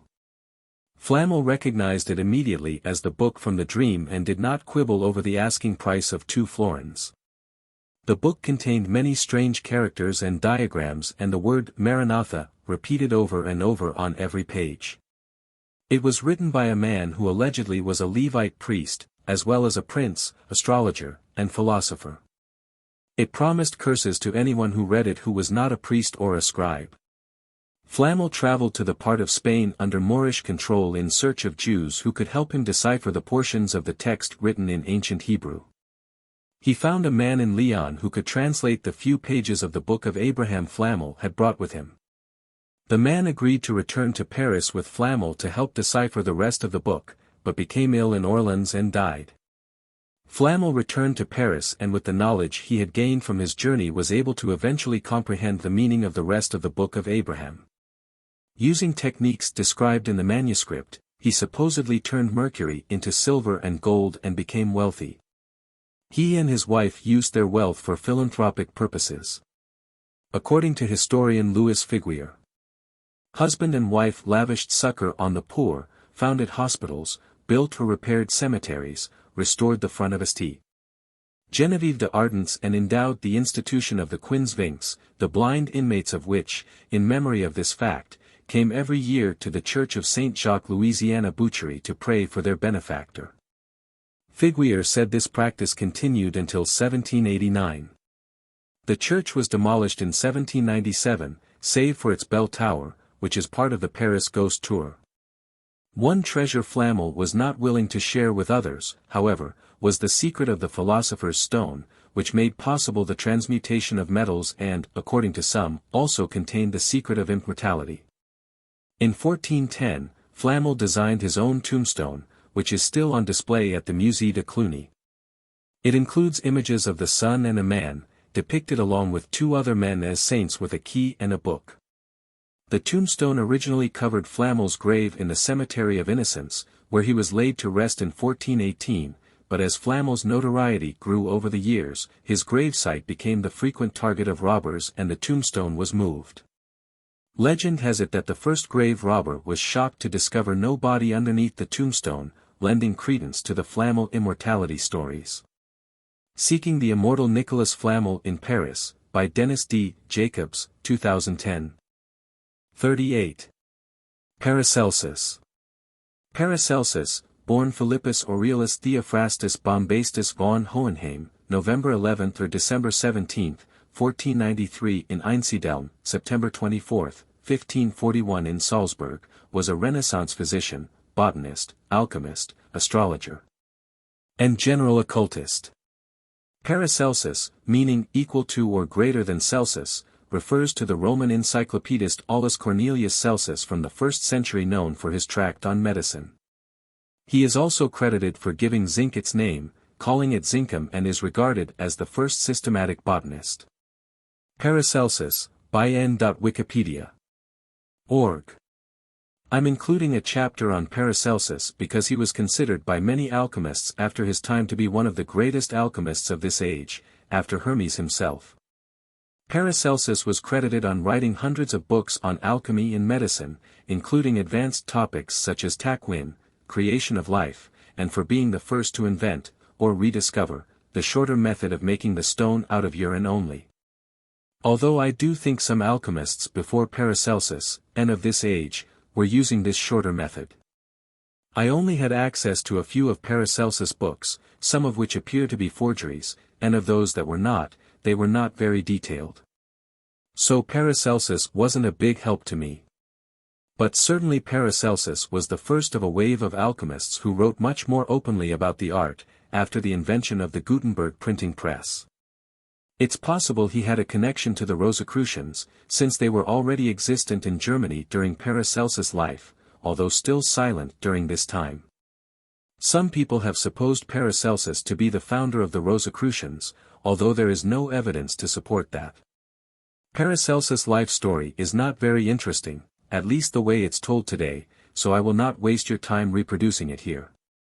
You can look it up if you are interested. 39. Rosicrucians. The Rosicrucians were a secret society of alchemists. Modern societies of the same name are unrelated to the original Rosicrucians of the 17th century. The Rosicrucians recruited all true alchemists to join their society. They had agents in every country of Europe and were a strong influence in establishing the New World in America, Freemasonry, and modern science as we know it. Rosicrucianism is a philosophical secret society, said to have been founded in late medieval Germany by Christian Rosenkreuz. It holds a doctrine or theology built on esoteric truths of the ancient past, which, concealed from the average man, provide insight into nature, the physical universe and the spiritual realm. Rosicrucianism is symbolized by the Rosy Cross. Between 1607 and 1616, 2 anonymous manifestos were published, first in Germany and later throughout Europe. These were Fama Fraternitatis RC, the fame of the Brotherhood of RC, and Confessio Fraternitatis, the confession of the Brotherhood of RC. The influence of these documents, presenting a most laudable order of mystic philosopher doctors and promoting a universal reformation of mankind, gave rise to an enthusiasm called by its historian Dame Frances Yates the Rosicrucian Enlightenment. Rosicrucianism, by en.wikipedia.org. According to Altar of the Thoracic Tie and the New Atlantis, the Rosicrucians lived together in a castle in Germany. They performed all kinds of experiments and invented many new technologies. They also had access to advanced ancient technology. Furthermore, the Rosicrucians secretly influenced the world by planting inventions and ideas when and where they saw fit. In order that we have knowledge and news of all things in the order, so that everything shall be free and unconcealed from any of us. We travel through all lands unknown, now here, now there. We have in these times many things which were invented by the ancients which we admit and experiment with and readily allow them to pass, which if rightly looked at, are hardly to be comprehended by human mind. On little do we live well satisfied with something. Our bodies we cure according to nature properly. Therefore our health is good indeed and we live many a long year. Which creepy softly along like a tender rivulet runs equally away on its course. Altar of the Thoracic Tie, by BMI. Of the Rosicrucians, 1616 AD. We practice likewise all conclusions of grafting, and inoculating, as well of wild trees as fruit trees, which produceth many effects. And we make by art, in the same orchards and gardens, trees and flowers, to come earlier or later than their seasons, and to come up and bear more speedily than by their natural course they do. We make them also by art greater much than their nature, and their fruit greater and sweeter, and of differing taste, smell, color, and figure, from their nature. And many of them we so order as that they become of medicinal use. Wherein we find many strange effects, as continuing life in them, though divers parts, which you account vital, be perished and taken forth, resuscitating of some that seem dead in appearance, and the like. We try also all poisons, and other medicines upon them, as well of chirurgery as physic. By art likewise we make them greater or smaller than their kind is, and contrariwise dwarf them and stay their growth. We make them more fruitful and bearing than their kind is, and contrariwise barren and not generative. Also we make them differ in color, shape, activity, many ways. We find means to make commixtures and copulations of divers kinds, which have produced many new kinds, and them not barren, as the general opinion is. We have also diverse mechanical arts, which you have not. And stuffs made by them, as papers, linen, silks, tissues, dainty works of feathers of wonderful luster, excellent dyes, and many others, and shops likewise as well for such as are not brought into vulgar use among us, as for those that are. For you must know, that of the things before recited, many of them are grown into use throughout the kingdom, but yet, if they did flow from our invention, we have of them also for patterns and principles. We procure means of seeing objects afar off, as in the heaven and remote places, and represent things near as afar off, and things afar off as near, making feigned distances. We have also helps for the sight far above spectacles and glasses in use. We have also glasses and means to see small and minute bodies, perfectly and distinctly. As the shapes and colors of small flies and worms, grains, and flaws in gems which cannot otherwise be seen, observations in urine and blood not otherwise to be seen. We make artificial rainbows, halos, and circles about light. We represent also all manner of reflections, refractions, and multiplications of visual beams of objects. We have all means to convey sounds in trunks and pipes, in strange lines and distances. We imitate also flights of birds. We have some degrees of flying in the air. We have ships and boats for going under water and brooking of seas, also swimming girdles and supporters. Lastly, we have circuits or visits, of divers principal cities of the kingdom. Whereas it cometh to pass we do publish such new profitable inventions as we think good. The New Atlantis, by Francis Bacon, 1627 A.D. 40. Francis Bacon. Francis Bacon, first and only Viscount of St. Alban, K.C., January 22, 1561 to April 9, 1626, was an English philosopher, statesman, scientist, lawyer, jurist and author. He served both as Attorney General and Lord Chancellor of England. Although his political career ended in disgrace, he remained extremely influential through his works, especially as philosophical advocate and practitioner of the scientific revolution. His dedication brought him into a rare historical group of scientists who were killed by their own experiments. His works established and popularized deductive methodologies for scientific inquiry, often called the Baconian method or simply, the scientific method. His demand for a planned procedure of investigating all things natural marked a new turn in the rhetorical and theoretical framework for science, much of which still surrounds conceptions of proper methodology today. Francis Bacon, by n.wikipedia.org. Francis Bacon was an alchemist and a Rosicrucian. He was also the real author of the plays of William Shakespeare. Possibly along with his brother Antony or Slash and his group of good pens. 1 year after the publication of the first great Shakespearean folio, a remarkable volume on cryptograms and ciphers was published. The title page of the work is reproduced here. The year of its publication, 1624, was during the Rosicrucian controversy. The translation of the title page is as follows: The Cryptomenesis and Cryptography of Gustavus Salinus in the 9 books, to which is added a clear explanation of the system of steganography of John Trithemius, abbot of Spanheim and Herbipolis. A man of admirable genius. Interspersed with worthy inventions of the author and others, 1624. The author of this volume was believed to be Augustus, Duke of Brunswick. The symbols and emblems ornamenting the title page, however, are conclusive evidence that the Rosicrucians were behind its publication. At the bottom of the picture is a nobleman placing his hat on another man's head. In the 2 side panels are striking and subtle Shakespearean allusions. On the left is a nobleman, possibly Bacon, handing a paper to another man of mean appearance who carries in his hand a spear. At the right, the man who previously carried the spear is shown in the costume of an actor, wearing spurs and blowing a horn. The allusion to the actor blowing his horn and the figure carrying the spear suggest much, especially as spear is the last syllable of the name, Shakespeare. The Secret Teachings of All Ages, by Manly P.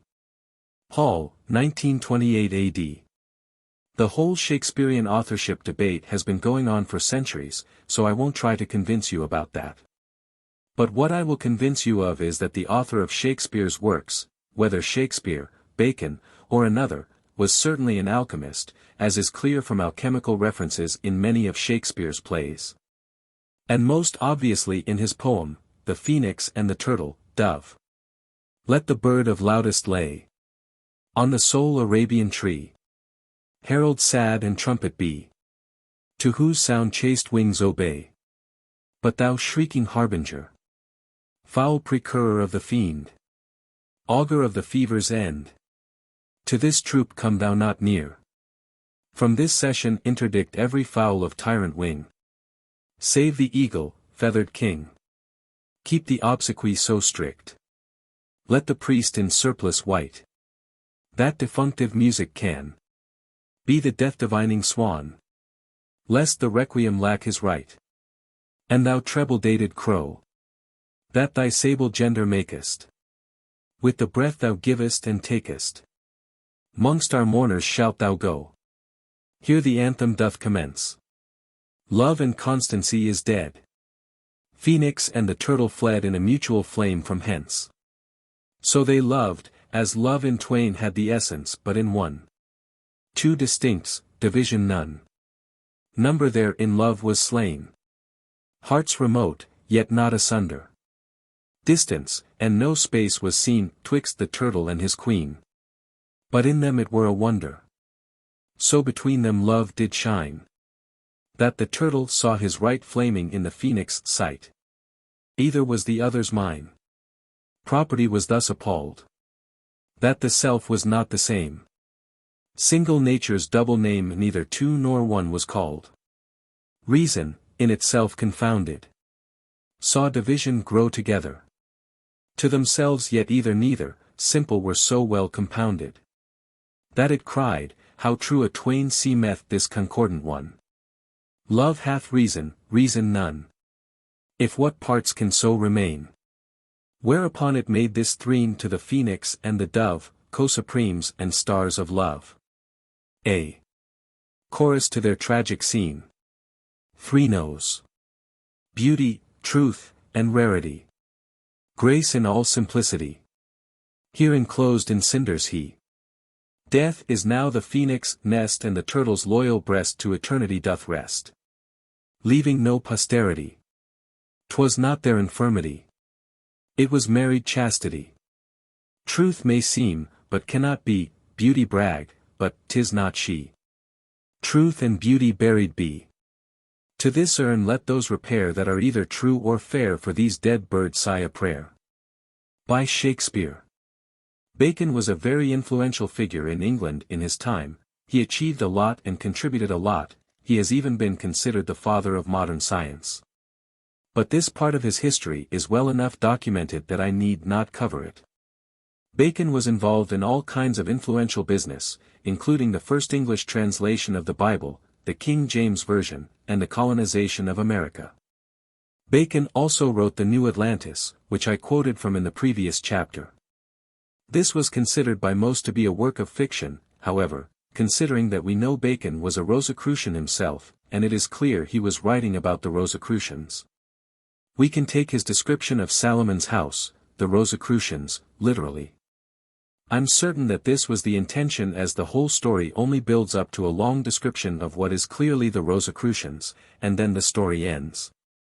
The New Atlantis was also appended with Magnalia Naturae, Praecipiu quod usus humanos, which is a list of uses of the stone, as quoted in chapter 5. Bacon faked his own death, and somewhat amusingly. One report, although unconfirmed, claims that Bacon attended his own funeral. Note particularly the references to the conservation and induration of bodies, and a direct mention of the stone, in his last letter. On April 9, 1626, Bacon died while at Arundel Mansion at Highgate outside London of pneumonia. An influential account of the circumstances of his death was given by John Aubrey. Aubrey has been criticized for his evident credulousness in this and other works. On the other hand, he knew Thomas Hobbes, the fellow philosopher and friend of Bacon. Aubrey's vivid account, which portrays Bacon as a martyr to experimental scientific method, had him journeying to Highgate through the snow with the king's physician when he is suddenly inspired by the possibility of using the snow to preserve meat. They were resolved they would try the experiment presently. They alighted out of the coach and went into a poor woman's house at the bottom of Highgate Hill, and bought a fowl, and made the woman exenterate it. A result of being out in the cold in order to stuff the fowl with snow, Bacon contracted a fatal case of pneumonia. Some people, including Aubrey, consider these two contiguous, possibly coincidental events as related and causative of his death. The snow so chilled him that he immediately fell so extremely ill, that he could not return to his lodging, but went to the Earl of Arundel's house at Highgate, where they put him into a damp bed that had not been lain in, which gave him such a cold that in 2 or 3 days, as I remember Mr. Hobbes told me, he died of suffocation. Being unwittingly on his deathbed, the philosopher wrote his last letter to his absent host and friend Lord Arundel. My very good lord, I was likely to have had the fortune of Caius Plinius the elder, who lost his life by trying an experiment about the burning of Mount Vesuvius. For I was also desirous to try an experiment or two touching the conservation and induration of bodies. As for the experiment itself, it succeeded excellently well, but in the journey between London and Highgate, I was taken with such a fit of casting as I know not whether it were the stone, or some surfeit or cold, or indeed a touch of them all three. But when I came to your lordship's house, I was not able to go back, and therefore was forced to take up my lodging here, where your housekeeper is very careful and diligent about me. Which I assure myself your lordship will not only pardon towards him, but think the better of him for it. For indeed your lordship's house was happy to me, and I kiss your noble hands for the welcome which I am sure you give me to it. I know how unfit it is for me to write with any other hand than mine own, but by my troth my fingers are so disjointed with sickness that I cannot steadily hold a pen. Francis Bacon, by en.wikipedia.org. 41. Robert Boyle. Robert Boyle was one of the founding members of the Royal Society and considered the first modern chemist. He was also an alchemist, a few of the founders were. He wrote The Skeptical Chymist.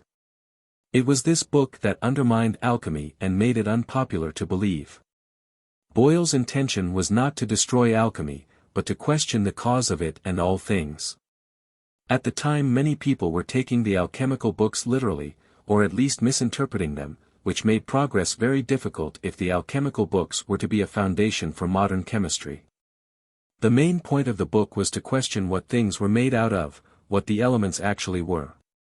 Unfortunately the book was too successful and used as an argument against alchemy, which was not its intention. Robert Boyle FRS, January 25, 1627 to December 31, 1691, was a 17th-century natural philosopher, chemist, physicist, and inventor, also noted for his writings in theology. He is best known for Boyle's Law. Although his research clearly has its roots in the alchemical tradition, he is largely regarded today as the first modern chemist, and therefore one of the founders of modern chemistry. Among his works, The Skeptical Chymist is seen as a cornerstone book in the field of chemistry. Boyle's great merit as a scientific investigator is that he carried out the principles which Francis Bacon espoused in the Novum Organum. Yet he would not avow himself a follower of Bacon, or indeed of any other teacher. On several occasions he mentions that in order to keep his judgment as unprepossessed as might be with any of the modern theories of philosophy, until he was provided of experiments to help him judge of them, he refrained from any study of the atomical and the Cartesian systems, and even of the Novum Organum itself, though he admits to transiently consulting them about a few particulars. Nothing was more alien to his mental temperament than the spinning of hypotheses. He regarded the acquisition of knowledge as an end in itself, and in consequence he gained a wider outlook on the aims of scientific inquiry than had been enjoyed by his predecessors for many centuries. This, however, did not mean that he paid no attention to the practical application of science nor that he despised knowledge which tended to use. Boyle was an alchemist. And believing the transmutation of metals to be a possibility, he carried out experiments in the hope of achieving it, and he was instrumental in obtaining the repeal, in 1689, of the statute of Henry TV against multiplying gold and silver. With all the important work he accomplished in physics, the enunciation of Boyle's Law, the discovery of the part taken by air in the propagation of sound, and investigations on the expansive force of freezing water. On specific gravities and refractive powers, on crystals, on electricity, on color, on hydrostatics, etc. Chemistry was his peculiar and favorite study. His first book on the subject was The Skeptical Chymist, published in 1661, in which he criticized the experiments whereby vulgar spagyrists are wont to endeavor to evince their salt, sulfur and mercury to be the true principles of things. For him chemistry was the science of the composition of substances. Not merely an adjunct to the arts of the alchemist or the physician. He endorsed the view of elements as the undecomposable constituents of material bodies, and made the distinction between mixtures and compounds. He made considerable progress in the technique of detecting their ingredients. A process which he designated by the term analysis. He further supposed that the elements were ultimately composed of particles of various sorts and sizes, into which, however, they were not to be resolved in any known way. He studied the chemistry of combustion and of respiration, and conducted experiments in physiology, where, however, he was hampered by the tenderness of his nature, which kept him from anatomical dissections, especially of living animals, though he knew them to be most instructing. Robert Boyle, by en.wikipedia.org. It's very possible that Robert Boyle succeeded in making the stone. Indeed, before he supposedly died, Boyle reported that he was to spend his last years performing hermetic, alchemical, experiments. In 1689 his health, never very strong, began to fail seriously, and he gradually withdrew from his public engagements, ceasing his communications to the Royal Society, and advertising his desire to be excused from receiving guests. Unless upon occasions very extraordinary, on Tuesday and Friday forenoon, and Wednesday and Saturday afternoon. In the leisure thus gained he wished to recruit his spirits, range his papers, and prepare some important chemical investigations which he proposed to leave as a kind of hermetic legacy to the studious disciples of that art, but of which he did not make known the nature. Robert Boyle, by en.wikipedia.org. Newton, who was a contemporary of Boyle, warned Boyle against speaking about alchemy. Which is amusing, since it appears that Newton failed to achieve anything with alchemy, whereas it looks like Boyle was successful. Isaac Newton wrote fellow alchemist Robert Boyle a letter urging him to keep high silence in publicly discussing the principles of alchemy. Because the way by the mercurial principle may be impregnated has been thought fit to be concealed by others that have know it, Newton wrote.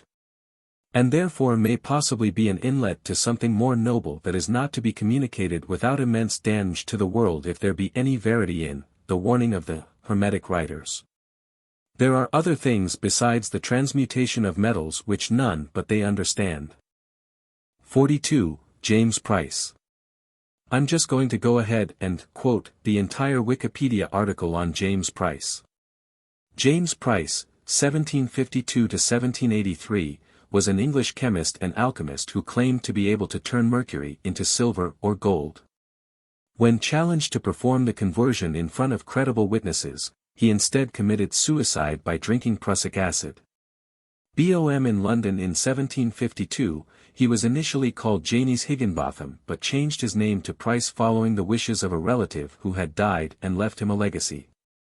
He attended Oxford University and, although no records of his early education or his research at Oxford exist, had a brilliant career there. He became a Master of Arts at 25 and the university made him a Doctor of Medicine in 1778, particularly for his work in the field of chemistry. In 1781, at the age of 29, he became a member of the Royal Society. Work on transmutation. In the following year, he appears to have been working on the transmutation of base metals into precious metals, and on May 6, 1782, after revealing his findings to a few of his friends, he began a series of public experiments hosted at his laboratory in Guildford. He demonstrated that he could produce precious metals by mixing borax, niter, and a red or white powder of his own devising, known as the powder of production, with 50 times its own weight in mercury, and stirring the mixture in a crucible with an iron rod. Mixing in the red powder produced gold, the white powder, silver. He performed 7 of the public demonstrations, the final one being on May 25, 1782, which were attended by the elite, peers, clergymen, lawyers, and chemists. Some of the gold produced during the experiments was presented to George III. The accounts of the experiments were published with great success. Challenged by other fellows. The fellows of the Royal Society were less convinced, however, and asked him to repeat the experiments in the presence of some of the members of the society. Price seemed less than happy to do this. He claimed that his powders were exhausted and preparation of new samples would cost him time and money and be damaging to his health. He also protested that the cost of preparing the gold or silver by this method was not economical, as it cost £17 to make an ounce of gold, which was only valued at £4. The Royal Society insisted on the repetition of the experiments and reminded Price that, as a member, he was calling the honor of the society into question. Price rebuked them, claiming that his reputation and position in society should prevent any hint of suspicion from being cast upon the veracity of his claims, but eventually he was forced to submit. Events leading to ingestion of poison. In January 1783, Price returned to his laboratory in Guildford, ostensibly to start production of the miraculous powders. In fact, he set about the distillation of laurel water, which contained prussic acid. He wrote his will at the same time, but it was another 6 months before he returned to London to invite members of the Royal Society to witness the experiment on August 3. Despite the success of his initial demonstrations and the furor they had caused, only 3 members turned up on the appointed day. Although clearly disappointed by the poor turnout, Price welcomed the 3 men and then, stepping to one side, drank the flask of laurel water he had prepared. The 3 men immediately noticed a change in his appearance, but before they could do anything, Price was dead. His motives for attempting the deception are unknown. He was a wealthy and respected man who had already been honored for his chemical research. James Price, by en.wikipedia.org. It seems strange that only 3 fellows turned up, perhaps everyone wasn't notified in time. I suspect that these 3 were alchemists themselves and the whole thing was arranged. They either helped him fake his death, or else made him drink the poison. For a little bit of fun speculation, let us remember in Romeo and Juliet, written by Francis Bacon, a Rosicrucian, when Juliet drinks a potion that will make her appear dead for 42 hours. This potion is given to Juliet by a Franciscan friar, Friar Lawrence. Roger Bacon, no known relation to Francis Bacon, was a Franciscan friar and well-known alchemist. Friar Lawrence is presented as somewhat of a philosopher, who studies nature. He is an alchemist, as we can see from the first of his lines. The grey-eyed morn smiles on the frowning night, checkering the eastern clouds with streaks of light. And flecked darkness like a drunkard reels from 4th day's path and Titan's fiery wheels. Now, ere the sun advance his burning eye, the day to cheer and night's dank dew to dry, I must upfill this osier cage of ours with baleful weeds and precious juiced flowers. The earth that's nature's mother is her tomb. What is her burying grave that is her womb? And from her womb children of diverse kind we sucking on her natural bosom find. Many for many virtues excellent. None but for some and yet all different. Oh, mickle is the powerful grace that lies in herbs, plants, stones, and their true qualities. Romeo and Juliet, Act 2 Scene 3, by Shakespeare, 1597 AD. I could therefore speculate that Friar Lawrence is a character based on Roger Bacon, whose books Francis Bacon surely read, as they are well known to alchemists, and even I quoted extensively from Roger Bacon in this book. Now the Rosicrucians, as we know from The New Atlantis, written by Francis Bacon, were studying the effect of poisons a good 200 years before James Price's death. And with the character of Friar Lawrence being an alchemist and the whole story written by an alchemist, it is possible that the potion mentioned may well have existed. This could have been what James Price drank, as I doubt that the alchemists would actually kill one of their own, especially when the damage is already done and no one believed it anyway. Romeo and Juliet is full of alchemical symbolism, as are many of the Shakespeare plays. 43. Fulcanelli. Fulcanelli was the last recorded alchemist. He lived in France during the early 20th century. Fulcanelli's true identity is disputed. There is plenty of information and wild theories concerning Fulcanelli on the internet, so I will cover him only briefly. Fulcanelli wrote 2 books, The Mystery of the Cathedrals, 1922, and Dwellings of the Philosophers, 1929. Both books are primarily concerned with alchemical symbolism in architecture. The latter book also includes some interesting thoughts regarding chemistry. Fulcanelli did not obtain the stone until 1932, after writing his 2 books, which is important to consider as he makes some statements which seemingly contradict the older alchemists.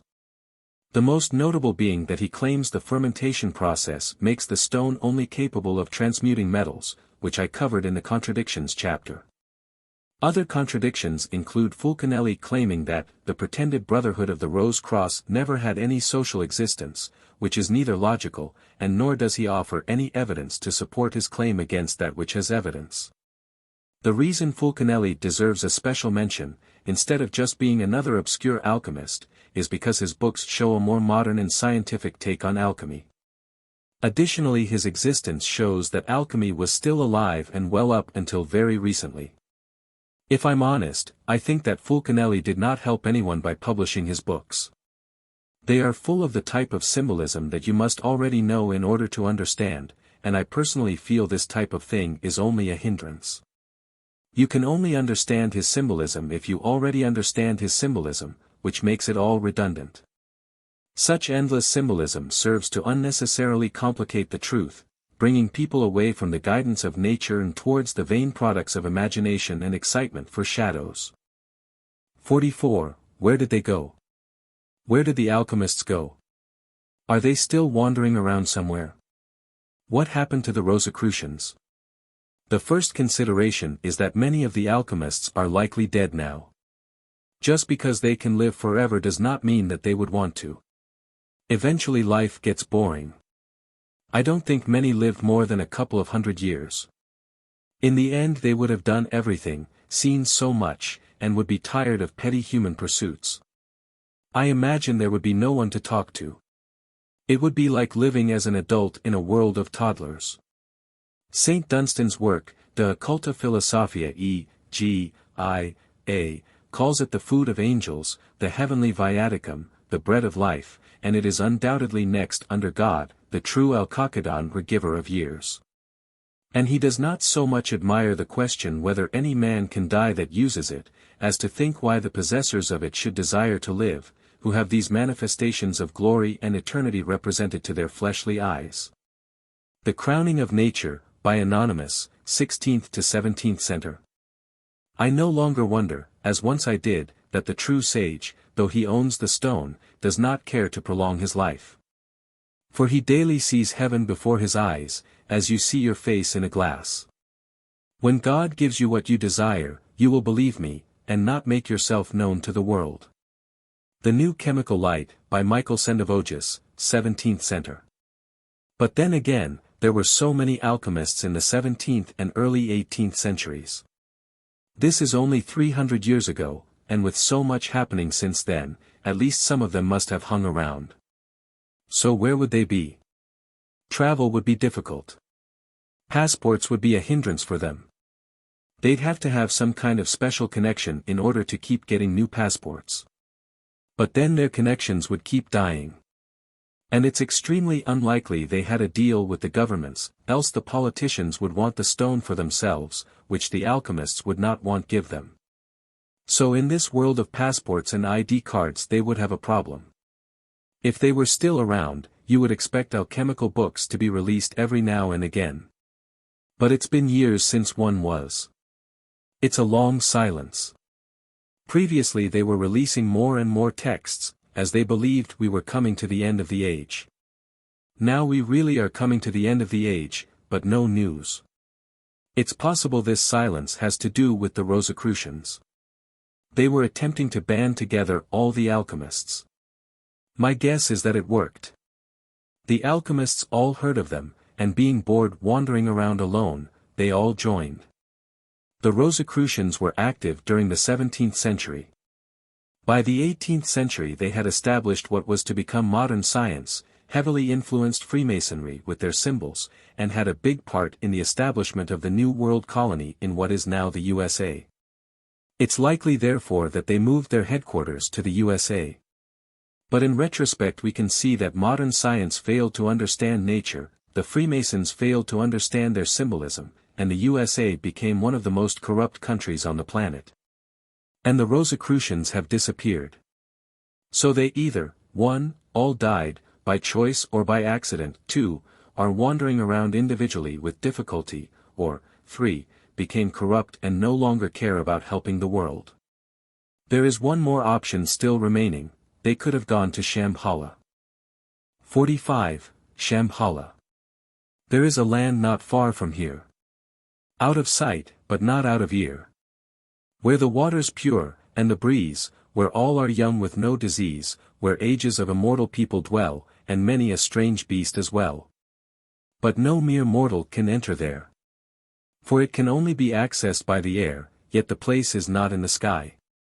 Nor in a place where a plane can fly. From myth and whisper comes a clue, be careful what you believe is true, indeed you could be standing upon two lands, when all you see is one. Two lands separated by only stone, one you can see, another unknown. I wrote that poem. If you have a tradition throughout all of history of very intelligent people, with access to lost technology, who never age and have unlimited gold, what would you expect to happen? Logic would tell me that these people would establish their own country. A parallel civilization independent to this one. It's the obvious thing to do. So I looked for any information I could find on a land of immortals. And what do you know? It didn't take me long to find it. No human dream is more universal than the longing for a paradise on earth, a place free of the ravages of time and disease, where the best in nature flourishes while the worst is forbidden to enter. By definition, such magical lands can't be near at hand, they must be remote and inaccessible, destinations to be reached by a pilgrimage or a heroic journey. Ancient Tibetan Buddhist texts spoke of just such a kingdom, where the kings blessed with long life spans await the day when they will take power over the world, ushering in a golden age of peace and justice. This mythical kingdom was called Shambhala. Its location, known only to a few initiates, was reputed to be northern India, or in Xinjiang province in western China, or even near the Gobi Desert. Said to be enclosed by a double ring of snow-capped mountains, the fabled Vale of Shambhala resembled a mandala, Buddhism's circular symbol of the unity of all creation. Exploring the Unexplained, by Kelly Nauer, 2006. For thousands of years rumors and reports have been circulating among the cognoscenti of the nation suggesting that somewhere between Tibet, among the icy peaks and secluded valleys of Central Asia, there lies an inaccessible paradise, a place of universal wisdom and ineffable peace called Shambhala, although it is also known by other names. It is inhabited by adepts from every race and culture who form an inner circle of humanity secretly guiding its evolution. In that place, so the legends say, sages have existed since the beginning of human history in a valley of supreme beatitude that is sheltered from the icy Arctic winds and where the climate is always warm and temperate, the sun always shines. The gentle airs are always beneficent and nature flowers luxuriantly. There in a verdant oasis only the pure of heart can live, enjoying perfect ease and happiness and never knowing suffering, want or old age. Love and wisdom reign and injustice is unknown. The inhabitants are long-lived, wear beautiful and perfect bodies and possess supernatural powers. Their spiritual knowledge is deep, their technological level highly advanced, their laws mild and their study of arts and science covers the full spectrum of cultural achievement, but on a far higher level than anything the outside world has attained. Into this basic theme of the northern utopia popular folklore has woven strange and wonderful features. This place is invisible, it is made of subtle matter, it is an island in the sea of nectar, a heaven-piercing mountain, forbidden territory. The ground is strewn with gold and silver, and precious jewels bedeck the trees, rubies, diamonds, and garlands of jade, the place is guarded by great devas from another world and by walls as high as heaven. Magic fountains, lakes of gems, or crystal and of the nectar of immortality, wish-fulfilling fruits and flying horses, stones that speak, subterranean caverns filled with all the treasures of the earth. These and many more wonders embellish the landscape of the primal paradise that seems to express the deepest yearnings of the human heart. Numerous sources support the tradition that Shambhala once lay near the North Pole. The Scythian, a branch of the Vedic peoples who roamed the Central Asian steppe in the first millennium BC, told of a wonderful place similar to Shambhala that lay far to the north. They said that if one traveled far enough, one came to lands of mythical and fantastic tribes and beyond them, to the Rhipaean mountains, which lay in a desolate waste of snow and darkness that no mortal could cross. Beyond that barrier lay a beautiful country, warm and sheltered from the icy winds outside, where the sun rose and set only once a year, as it does within the Arctic Circle, and there a happy race lived in parklands full of flowering trees. According to the ancient Greeks, this was the northern station of their Delphic god Apollo, the god of medicine, and the land of the legendary Hyperboreans to which Apollo returned every 19 years, riding the sky on a chariot drawn by swans. It was a secret paradise where the heavens turned on the polar axle, which the Hyperboreans revered as the pillar of Atlas and heaven-bearer, and it belonged to a wise and prosperous people who lived for 1,000 years in harmony with each other, free from suffering, sickness and old age.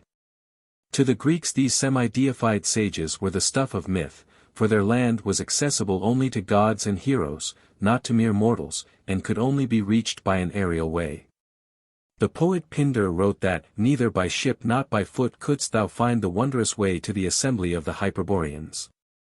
Air travel is another recurring theme in the legends of Shambhala.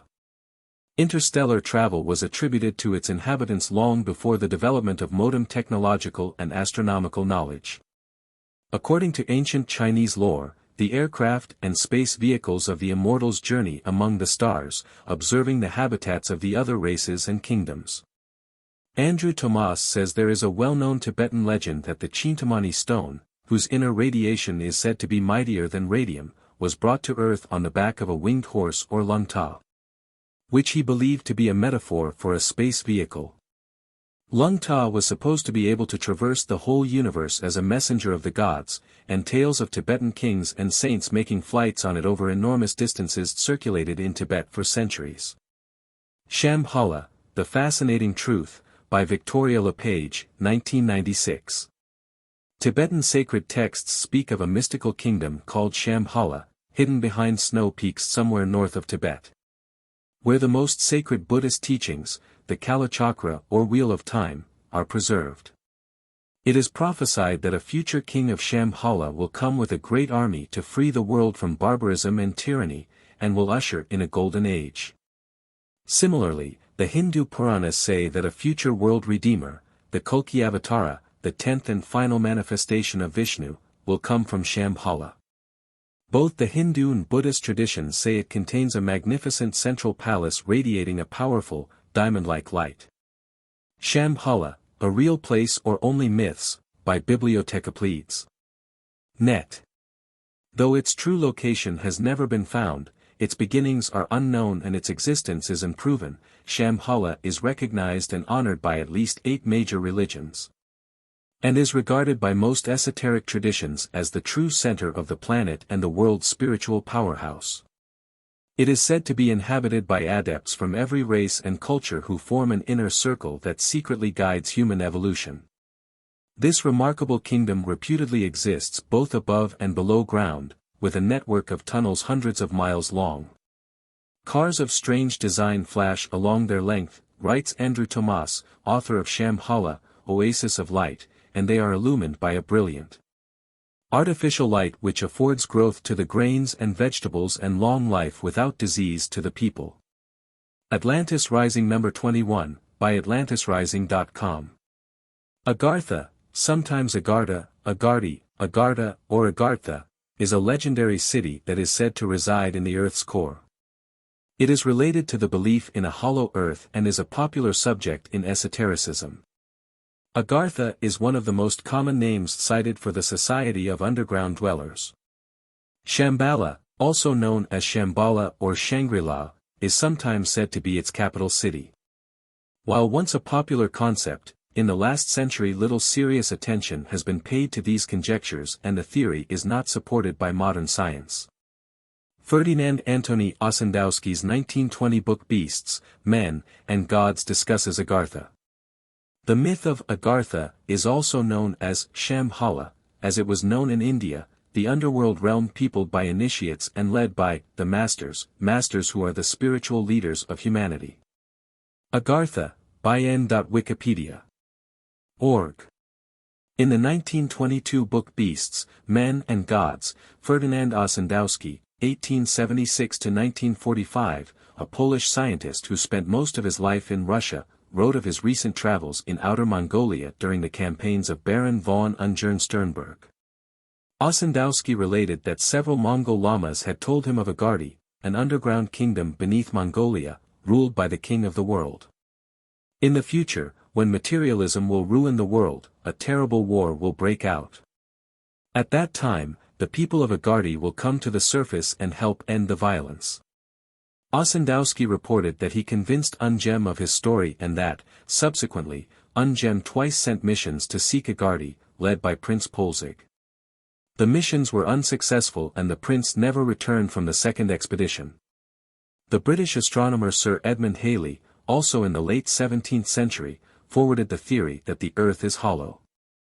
The French novelist Jules Verne popularized the idea in Voyage to the Center of the Earth, 1864.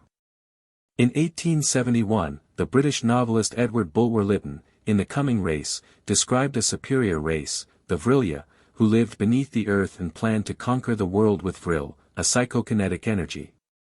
In Les Fils de Dieu, The Sons of God, 1873, the French author Louis Jacoliot linked Vril with the subterranean people of Thule.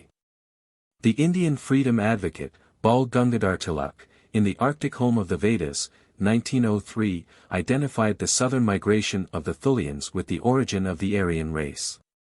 In 1908, the American author Willis George Emerson published the novel The Smoky God, or A Voyage to the Inner World, which described the journey of a Norwegian sailor through an opening at the North Pole to a hidden world inside the Earth. Mistaken Foreign Myths about Shambhala, by Alexander Berzin, 1996. 46. UFOs. We have in these times many things which were invented by the ancients, which we admit and experiment with, and readily allow them to pass, which if rightly looked at, are hardly to be comprehended by human mind. Altar of the Thoracic Tie, by BMI of the Rosicrucians, 1616 AD. UFOs. One of the most avoided topics in the world. Why are people scared to talk about UFOs? It's as if we've been programmed to consider anyone who talks about such things as crazy. We can talk about all kinds of strange things, but we can't talk about UFOs. We deliberately avoid this one topic for no apparent reason. Paul Hellyer is the former Deputy Prime Minister of Canada, and ex-Canadian Minister of National Defence. Even when this guy talks about UFOs nobody listens. In Britain on July 2, 1995, the big London daily, The Mail, reported that Nick Pope, head of the Ministry of Defence's Air Staff Secretariat's Office of Special Reports, had resigned and publicly announced that he is a believer in UFOs and had seen numerous official reports while working in the Ministry of Defense. There are also plenty of paintings of UFOs which are already hundreds of years old. Look up UFOs in art. I could go on, but there's no point. There is overwhelming evidence already. I just hope you see how this all fits together and who really flies those UFOs. The following is the transcript of a recording from the 1972 UFO conference at Tampa, Florida. Moderator: it was Professor Carr who sent shock waves through the Pentagon and the Air Force on October 14, when he accused the Air Force of not telling the truth about flying saucers. At a news conference in Tampa, Florida, Professor Carr said he had information that the Air Force had 2 flying saucers and the bodies of 12 spacemen on ice in a refrigerated building at Wright-Patterson Field in Dayton, Ohio. At the Flying Saucer Symposium, Professor Carr talked for an hour about what he calls the worst-kept secret in the world. The discovery in February 1948 of 2 flying saucers in northwestern New Mexico, near the town of Aztec. It is known throughout the academic world, the medical world, it is known throughout the Air Force, and above all it is known throughout the CIA, that the Air Intelligence at Wright-Patterson Field has in its possession a spacecraft. 31 feet in diameter, and it is entirely undamaged, except for a hole. Small hole broken in the plastic dome, the transparent plastic dome that covered the cockpit. And because of this accident in space, the 12 small human beings, died suddenly of decompression, in the purely mortal way that the Russian astronauts perished last year in a similar accident of decompression during re-entry. They were not shot down by our fighter planes, they suffered an operational loss. However, in this particular case, it was very fortunate that our alert radar net in the western states had the UFO on its screen. In fact, 3 radar stations were tracking an unidentified object at immense altitude and traveling at unbelievable speed when it stopped, fluttered, went out of control, and fell, circling toward the Earth. Because 3 radar stations were locked on it, they were able to triangulate the point at which it reached Earth. That point was 3 miles west of the small town of Aztec, New Mexico, in the northern part of the state near the Colorado line. At that time I owned and operated a ranch in the high mountains of northern New Mexico. It happened in my neighborhood. All available law enforcement officers were rushed to the scene, and planes were flown from the nearest Air Force Base, which is Edwards Air Force Base in the Mojave Desert. And, as they landed, there was a silvery gleaming disc-shaped spacecraft standing on a tripod landing gear. Apparently it made an automatic landing after its occupants had died.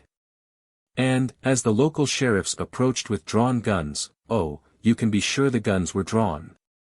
Let anything new appear, and the guns are drawn, they surrounded the spacecraft and peered into the cockpit, and there, slumped over their instruments, motionless, were 12 small men. The Air Force arrived, and due to their ingenuity, it was quite ingenious, but I won't go into the technical details, they managed to get the door open, and the medical officers said that the bodies were, well, the bodies were still limp and warm. They had been dead only a short time.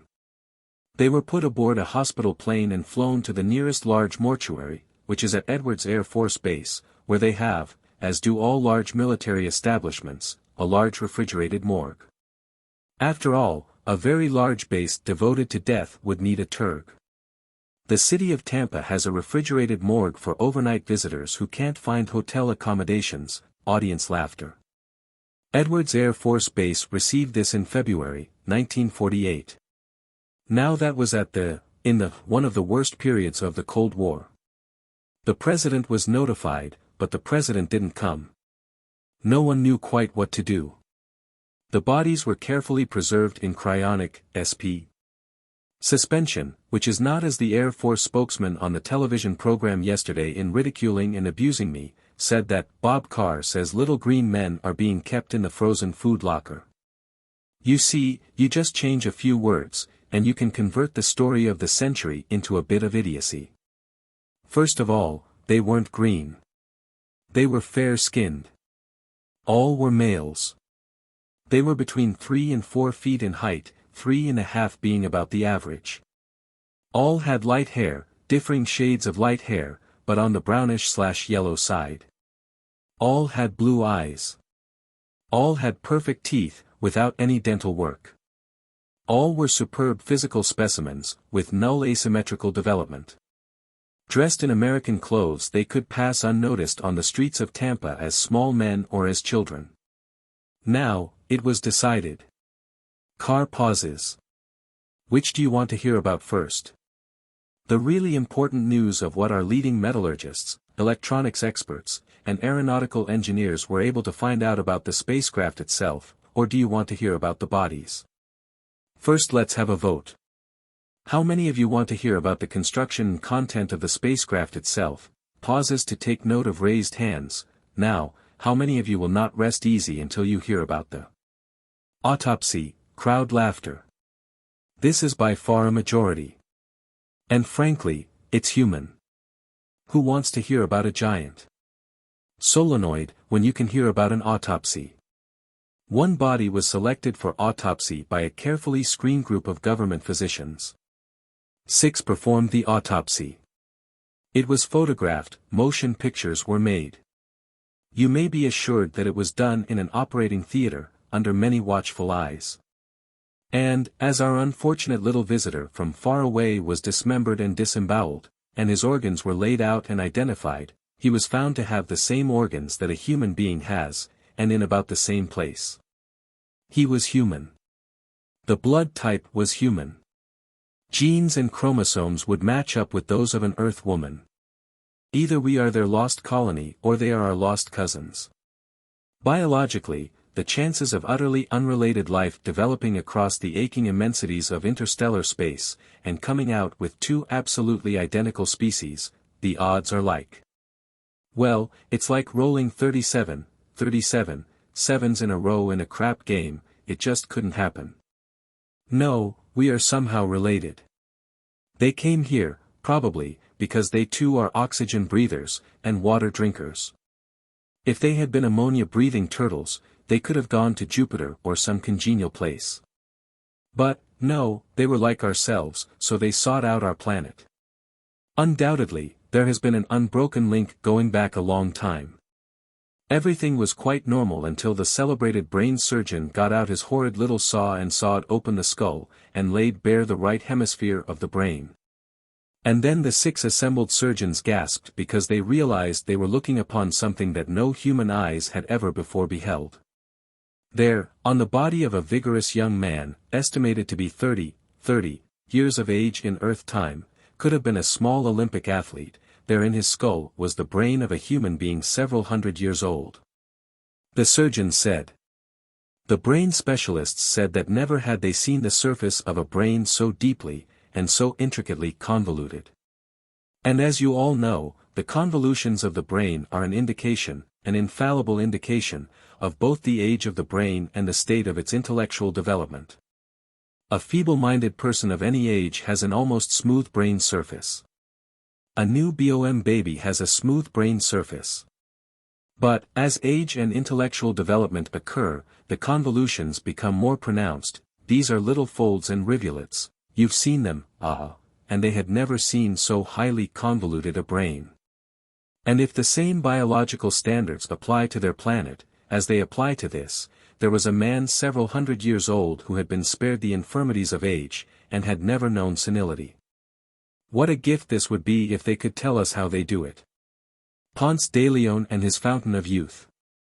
If they could share their medical secrets and other hygienic secrets with us, what a gift this would be to the human race. How much more amazing than the weapons I must tell you about, or the means of propulsion that the Russians at this moment doing everything they can to try and capture, would be the gift of life to the human race. This is what the Air Force is striking aside every day by armed attacks on unidentified flying objects, which have done nothing hostile toward the United States, except possibly to fail to answer the recognition signal of the day, in the right idiom. Major Donald E. Kehoe in his latest book, Aliens from Space, documents over 1,000 instances where fighter plans have been scrambled to attach harmless UFOs with the most deadly weapons that we have developed, simply to try and shoot one down. They have never succeeded. Certain pilots during debriefing sessions, shaking, ashen-faced, have told their commanding officers that they got within gun range, they opened up with 4 cannon, not one shell ever struck the skin of the UFO. Apparently they are surrounded by a powerful force field of electromagnetic emissions which is probably intended to protect them from meteorites, which of course are very dangerous, but will certainly make bullets curve enough to miss them. Think what that secret would be worth. This great age of the beautiful young man has profound psychic significance as well. Think what an opportunity it would be to develop the psychic powers, to develop culture. To develop literature, history, and how little space travel would mean to a race whose lifespan was several times longer than our lifespan. Ladies and gentlemen, I am an old man, a retired professor. I have spent my life in the pursuit, however feeble and limping, the pursuit of truth. And I can tell you that the central tragedy of the human race on this planet is not the curse of war, horrible as that is. It is not the burden of poverty, inexcusable as that is on a rich planet. It is not the grief and pain of disease, which is merely a measure of our ignorance because our scientists are making valiant efforts to overcome disease. No, the central tragedy of human life is so commonplace that most of us never face it. It is the tragic brevity of human life. A man or woman just about learns to do his or her job well, and we retire them.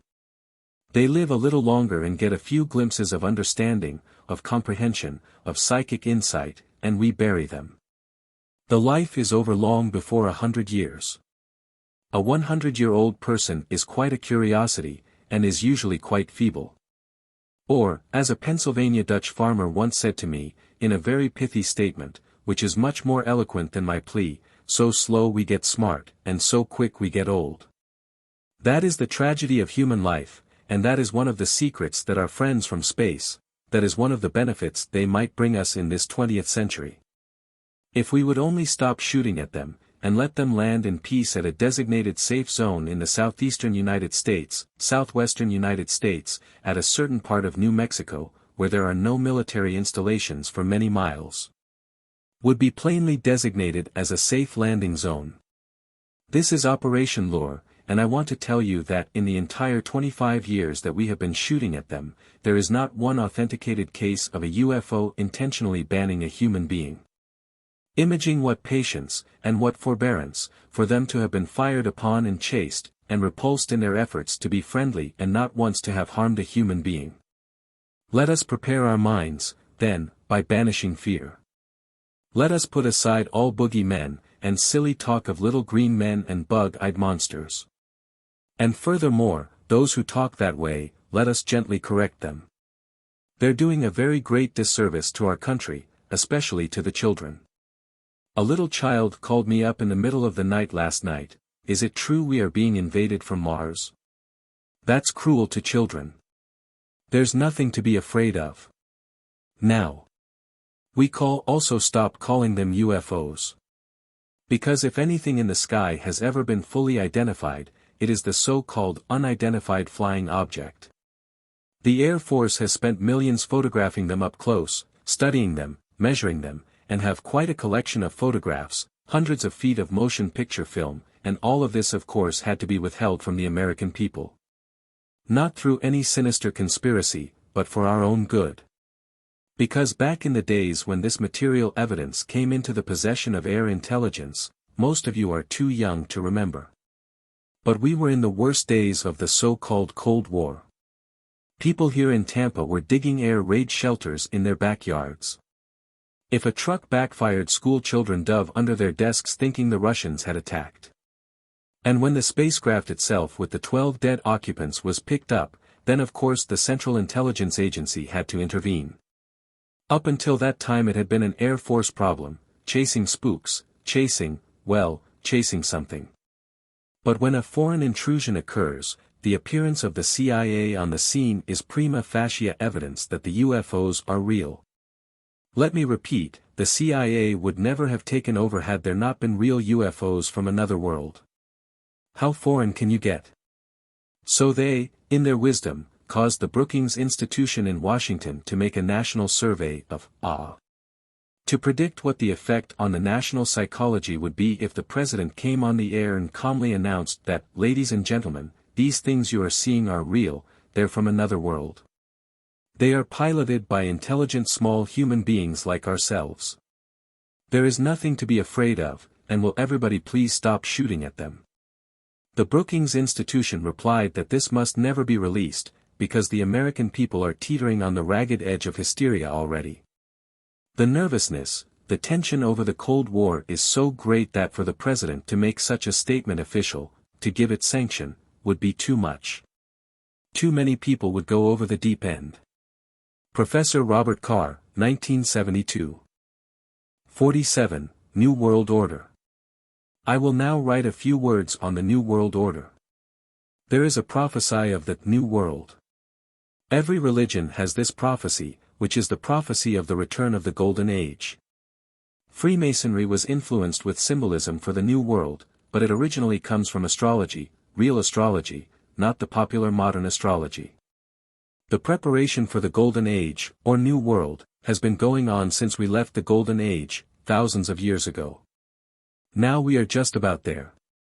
Anyway, what happened is that when alchemy was no longer believed in and the alchemists disappeared, the symbolism, legends and prophecy still remained. There was all this prophecy and symbolism saying that certain very wise and powerful people would initiate and oversee the transition into the New World. This caused certain people who were initiated into the symbolism, but without full understanding of it, to think that they were at the top of the invisible ladder. These people thought, and still think, that they are the people who are to oversee the transition into the Golden Age. But these people are not alchemists, nor do they understand nature, nor are they wise. It is the wise who are supposed to oversee the transition, but not seeing this, certain people thought that they were the people. So this particular group of people formed their own new secret society, for people who are rich and powerful and believe in their plan for the New World Order. Since the New World Order folk don't understand nature, they think that civilization will continue to develop in a linear fashion, in a straight line, whereas in truth development is circular. Because of their linear belief and power to see what is really happening in our corrupt civilization, they soon realize that civilization is heading towards a point of collapse.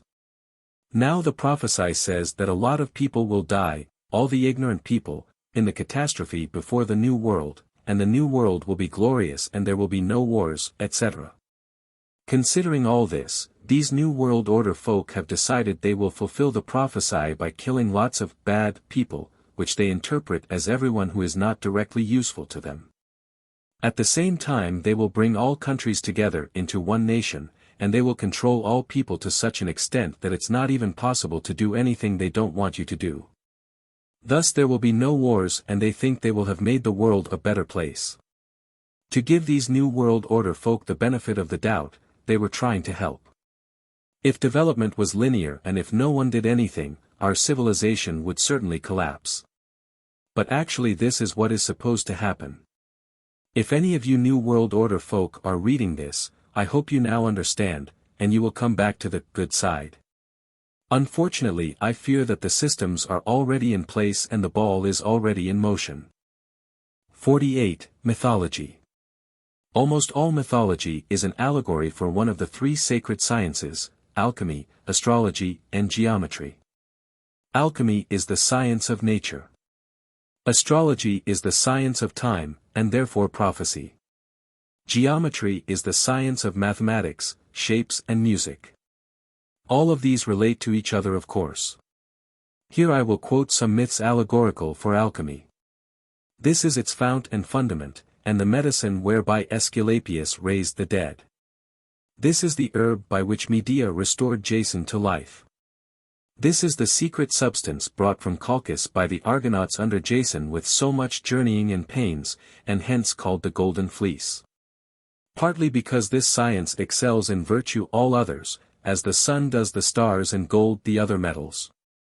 And partly because that fleece was a book written with golden letters, according to the testimony of Suedas, historiographer of the chemical and medical arts, and containing a full account of the preparation of the medicine. For in that book is the first material for the creation, restoration, and preservation of our most true medicine. Man, the best and most perfect of God's creatures, by Benedictus Figulus. 1607 AD. The sages have seen the river in which Aeneas was cleansed of his mortality, the river of Pactolus in Lydia which was changed into gold by King Midas bathing in it, the bath of Diana, the spring of Narcissus, the blood of Adonis trickling upon the snowy breast of Venus.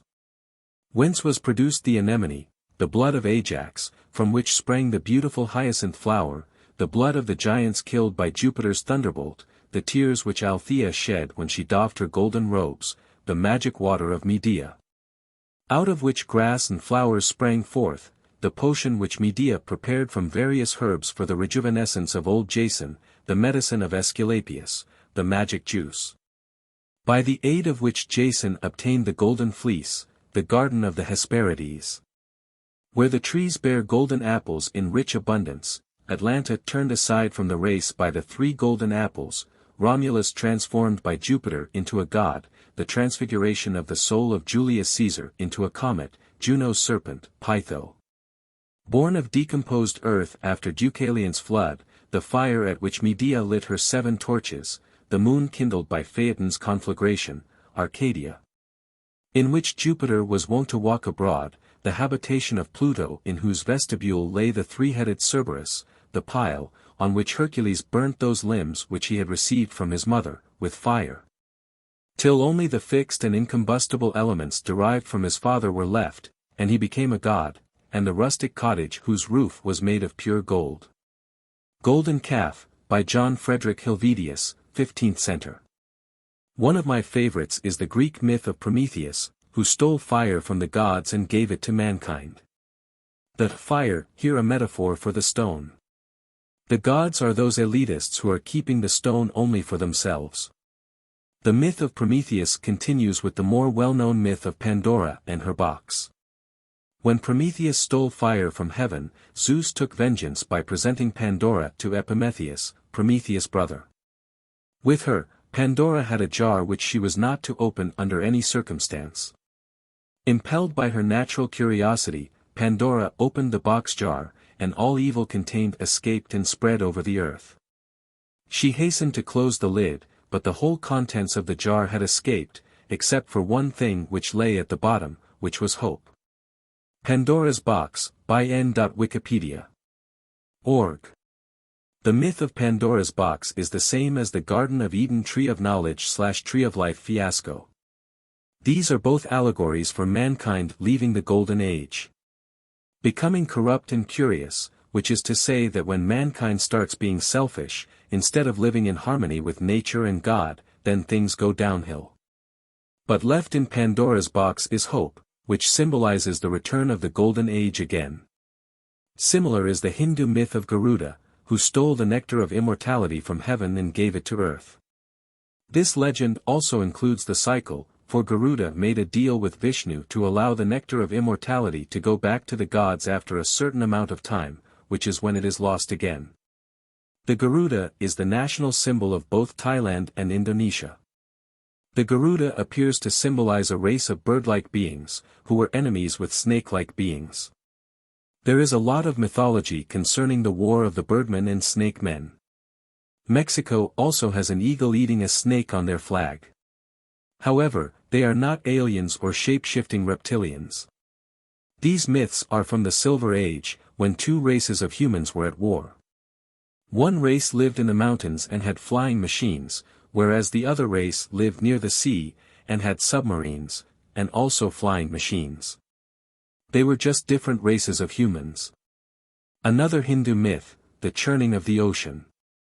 At the suggestion of Vishnu, the gods, Devas, and demons, Asuras, churn the primeval ocean in order to obtain Amrita, which will guarantee them immortality. This story represents the process of making the stone and the cycle of time, with it becoming hidden and free again. Now, who remembers fairy stories? Fairyland was said to be a place underground. The fairies lived a long time. If you eat their food you can't come back. Nowadays we don't take such stories seriously, but once upon a time people really believed this stuff. Perhaps it does have something to it. The Green Children of Woolpit reportedly appeared in the village of Woolpit in Suffolk, England, sometime in the 12th century, perhaps during the reign of King Stephen. The children, brother and sister, were of generally normal appearance except for the green color of their skin. They spoke in a strange language, and initially the only food they would eat was green beans. They eventually learned to eat other food and lost their green color, but the boy died. The girl adjusted to her new life and was baptized, but she was considered rather loose and wanton in her conduct. After she learned to speak English, the girl explained that she and her brother had come from St. Martin's Land, an underground world whose inhabitants are green. 49. Frequency and planes. We, and everything we see, operate at a certain frequency, or range of frequencies, frequency band. Everything we can see, touch and manipulate is also at this same range of frequencies. There are higher and lower frequencies, which we are not aware of. Some of which are just outside our band and so we can detect them using sensitive equipment, but most of which we are unable to detect as our equipment is still made from matter at our frequency. There are many frequency bands which we are totally unaware of, since they do not interact with anything at our frequency. If you can't see, hear, smell, taste, touch, or in any way detect something, then for us it is not there. But that doesn't mean it does not exist. We take for granted that solid objects can't pass through one another. But there is no scientific or natural law which says that two things can't be in the same place at the same time. The reason why we don't see two things in the same place at the same time is simply because the forces operating from these objects repel each other. This is why we can see and touch an object, because it repels light in our hands. But an object outside of our band of frequency would not repel this object, or us, or light, electromagnetic waves, which we can detect, and so we would not detect it. Radio waves, electromagnetic waves too, are a little outside of our frequency, and so can pass through solid objects, but we can still detect them with specialized equipment, and so we use them for communications. I will call different bands of frequency which interact independently, planes. The Sun operates at a massive range of frequencies, and so exists in many different planes. The planets exist across a wide range of frequencies, but not so many as the Sun.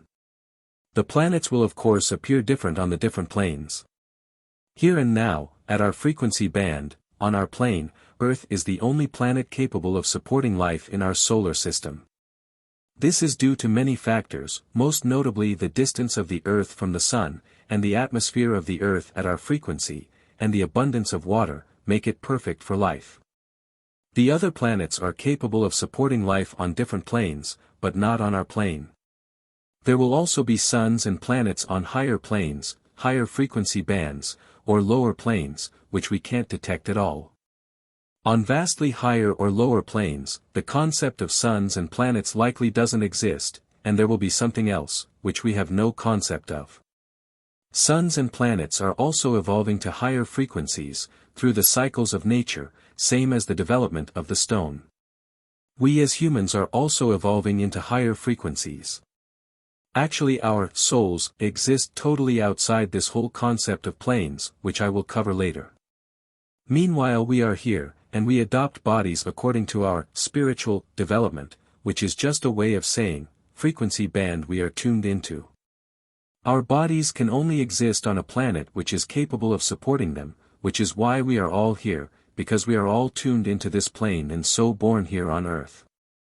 The Earth is about to shift to a higher frequency. Everyone who is unable to shift their frequency with the Earth will die, since Earth will become uninhabitable for the frequency they are tuned into. But no worries, as these people will be born again on another planet which is more suitable to their development. The stone excels everything it interacts with, bringing it towards its own higher frequency. All frequencies are influenced by higher frequencies, but low frequencies cannot influence high frequencies. By expanding your awareness, traditionally by meditation, or by taking the stone, you can tune yourself into a higher frequency. In the past this has meant leaving this world for a higher plane, but since Earth is shifting into a higher frequency itself, we can stay here for a while. Matter of like frequency will attract each other, which is the effect we call gravity. Therefore higher frequency objects, which are still detectable, will be lighter, since they are less attracted by the object in this plane. Gravity will have less effect on them. This is why extremely enlightened individuals have a habit of performing miracles such as walking on water, or levitation. They are however still attracted by higher frequency objects, and if their development continues then they will become more and more involved in the higher plane and tune out of this one. Frequencies attracting like also make it possible to attract circumstances and entire concepts just by thinking about them. This is what that popular book, The Secret, was all about, although it's not exactly a secret, kind of obvious really. The placebo effect works this way too. As above, so below. Everything in the universe works on the same principles, big or small. A fundamental truth applies on every level. If something doesn't apply on every level, then it is not a real truth. It is true that solar systems and atoms work on the same principle. It is a harmonic principle they follow. You can't expect that they look the same way from our perspective, but that doesn't mean they work on different principles. Whenever we look up, everything appears orderly and predictable. Whenever we look down, everything appears chaotic and unpredictable. This is only a matter of perspective. If you were a galaxy, then you would think solar systems look chaotic and unpredictable. If you were an atom, you'd think humans were orderly and predictable. Particles are an illusion, they are really fields of energy which act kind of like waves. These energy fields are an illusion, they are caused by thought. Thought is as illusion too, it's caused by desire. Desire is an illusion caused by separation. Separation is an illusion. 50. Universes in universes. The universe is really a dream. Everything else we have spoken about, and all the planes of our universe, exist only in this universe, this dream, and so only matter while we are here. Eventually we will leave this dream. A dream is a closed system which exists due to the awareness of the creator of the dream. The creator of the dream is called God. Our universe, and all its planes, are a dream of God. We also create universes, of which we are the God. Every time you dream at night, or daydream, or think any thought at all, you are creating a new universe. Every thought is a new universe. It exists for the amount of time you are thinking about it, then when your awareness moves to something else it ceases to exist. This is how thinking works. All thoughts are universes, because a universe is any closed system in which there is awareness, or just any closed system, but if there was no awareness then it wouldn't exist, since nothing would be aware of it. There is nothing outside of awareness. In fact, there can't be. Nothing can be outside of God by definition, so when God creates a universe it is created inside of himself, so to speak. When you dream, the dream is inside of you, but at the same time it is a different reality and a different universe to this universe. It is a universe in a universe. I will elaborate. Whenever you think something, your thought exists, but where does it exist? It is existent in your awareness, and it only exists because you are thinking it. Your awareness created it. This then, is a new universe. You created it to work out a problem, or to experience something. This new universe attempts to do what it was created for, and from this you intend to learn something. However, we can only create very weak and not particularly useful universes, since we are already so limited in this one. We don't have enough awareness to make a very complicated universe, so we just make very simple ones, and they don't work very well. It's better not to get answers from thoughts therefore, since they are of our own creation, and so can't tell us something we don't already know. The best source for knowledge or inspiration is something in this universe, or better, from the one above, from God. So anyway, God created a universe, the one we are in, with a thought, and he wanted to experience it, so he created life forms and lent his awareness to each one. Each one of us does our own thing and we have our own opinions, but the awareness in you, your consciousness, is God. We are all God, he's playing all of us at the same time.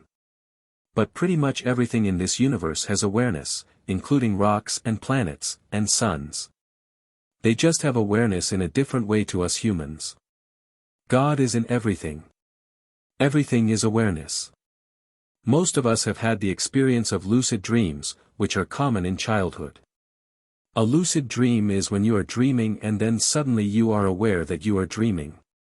You remember who you are, but you are still in the dream. At this point it becomes possible to control the dream, and since it is a dream, you can make anything happen. Before you are lucid you are running around in some dream story, thinking that you are this dream character, but when you become lucid you remember yourself and stop acting. The experience of lucid dreams is the same experience as the true awakening in this dream also. We are all running around playing dream characters of our own creation, and we have forgotten who we really are. When awakened we understand we are really God, and since we now understand we are just in a dream, we can do fun things, such as make water turn into wine, etc. But there's more. God is also in a dream, of another God. Everything is dreams, since I'm using the word dream for any closed system of awareness. So the journey does not end here. So when we awaken from this dream and transcend, we will be able to create new universes according to our desires, and play around like this until we get bored and decide to transcend again. The only reason we are here is because of desire. Actually our existence as an individual, which becomes less and less, until we reach the highest God, is only a chain of desires. If you didn't want anything, you wouldn't be here. There is a method for enlightenment, called the path of renunciation, which teaches you to become enlightened by not wanting anything. But the problem with this is that even wanting to become enlightened, or wanting to not want, is desire. All that person is really doing is thinking so much about enlightenment that they attract it, since they are adjusting their tuning to it and therefore attracting it, they haven't really stopped their desires, only focused them. Not desiring is not something we can do at this stage, else we wouldn't be here. Focusing your awareness on something does attract it, in the same way that matter attracts matter, gravity, but it also works for concepts and more sophisticated ideas. Matter is just a concept. If God knows everything there is to know, then I ask, how can God learn or grow? If you knew all that was and all that will be, then how can any decision you make be free? If you were everything and everything was you, then there would be nothing for you to do. And there we find God, in this very position, imprisoned by the power of his own condition, but there is a way to escape from this net. All that God would have to do is forget. Forget what he was and in ignorance find choice and free will. From confusion of mind. And so God created a plane of limitation. That confusing place we call creation. A place of ignorance where we're free to choose, free to make mistakes and free to lose. For only a being who knows not what is true has the free will to choose what to do. Through us God can live, think, feel and see. And experience he knew, but now he can be. Yet though we've forgotten where we come from, the closer we get, the happier we become. With control of awareness you can return. But you have less choice the more you learn. Each mortal longs for the infinite's touch. Yet the infinite longs to know not so much. 51. The Alchemists' Prophecy. And although these may by the Lord God be made manifest to anyone, still, the rumor of this art does not on that account at once break forth. But the Almighty gives therewith the understanding how to conceal these and other like arts even to the coming of Elias the artist, at which time there shall be nothing so occult that it shall not be revealed. The Book Concerning the Tincture of the Philosophers, by Theophrastus Paracelsus, 16th Centre. In the last times, there should come a most pure man upon the earth, by whom the redemption of the world should be brought about.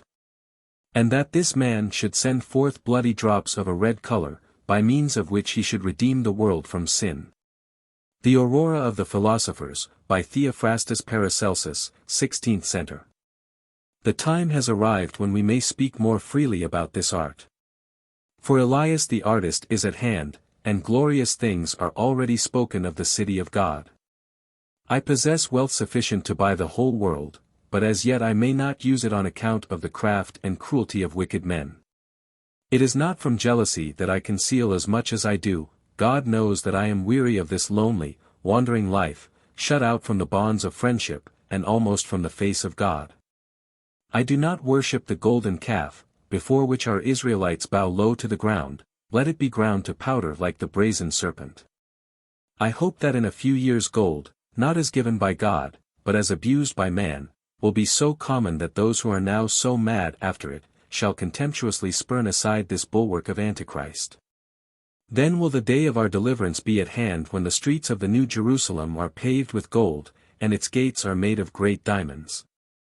The day is at hand when, by means of this my book, gold will have become as common as dirt.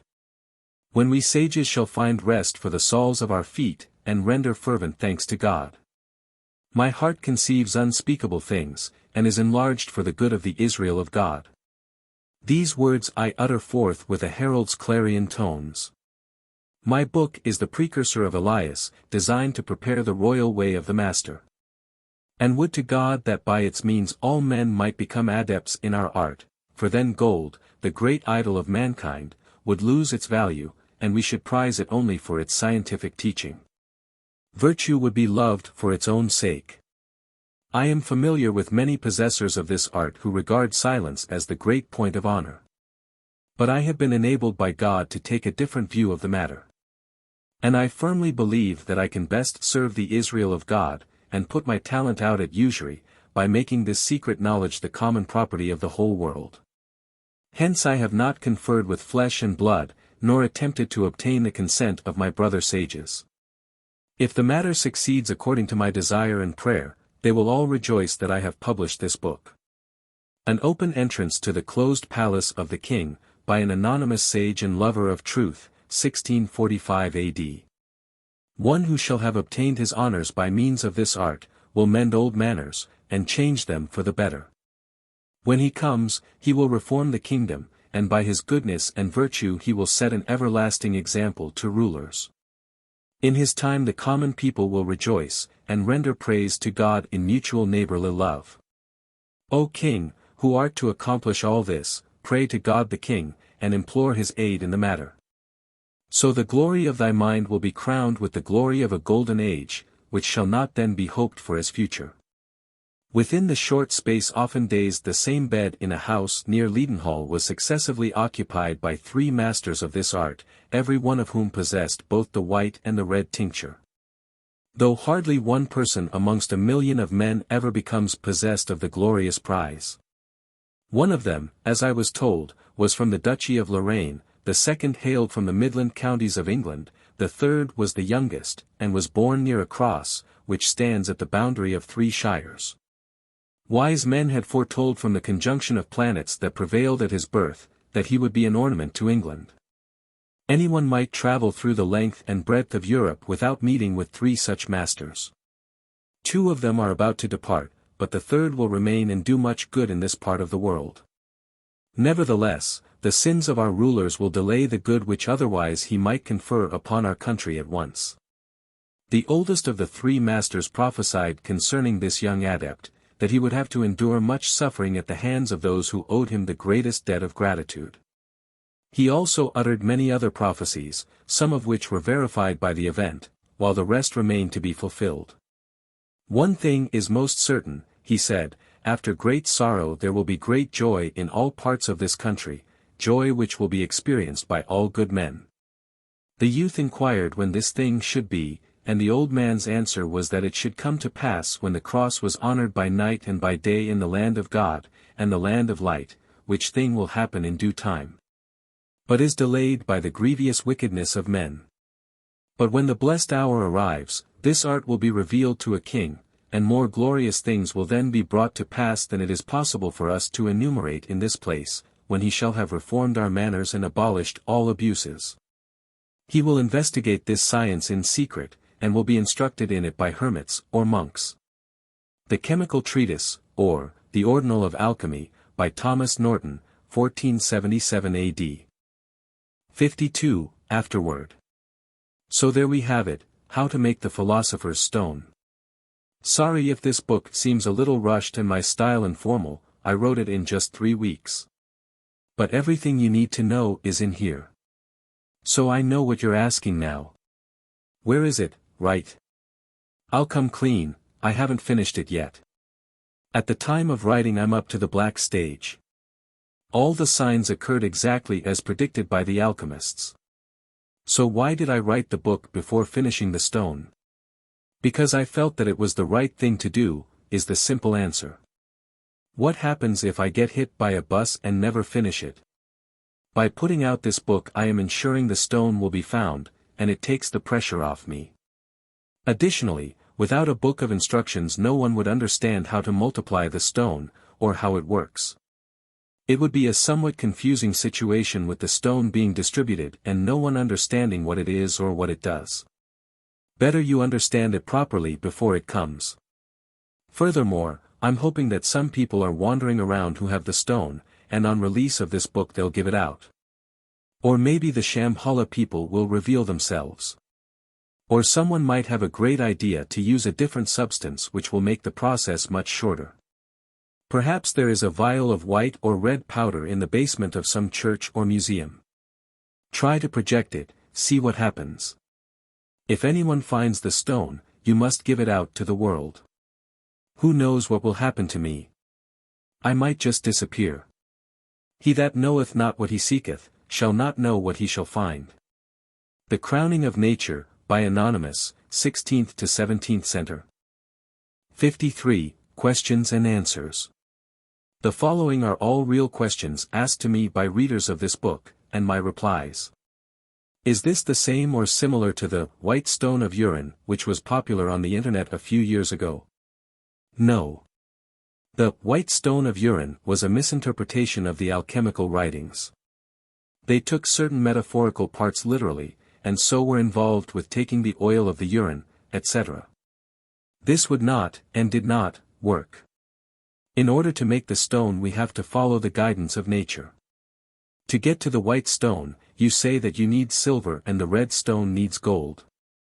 Gold can't be used for both. Silver for silver, gold for gold. No, you cannot use gold for both.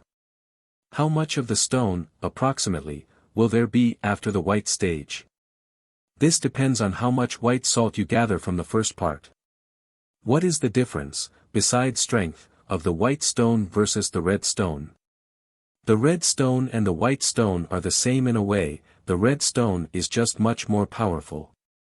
Of course the white stone transmutes metals into silver, whereas the red stone transmutes them into gold. As for the effects on the body, it is the red stone that can make an old person healthy and fit again, whereas the white stone will cure many diseases but will not cure old age. How do you use the stone? There were not specific instructions on how to ingest, or turn into a tincture, or to change the structure of other metals and personally.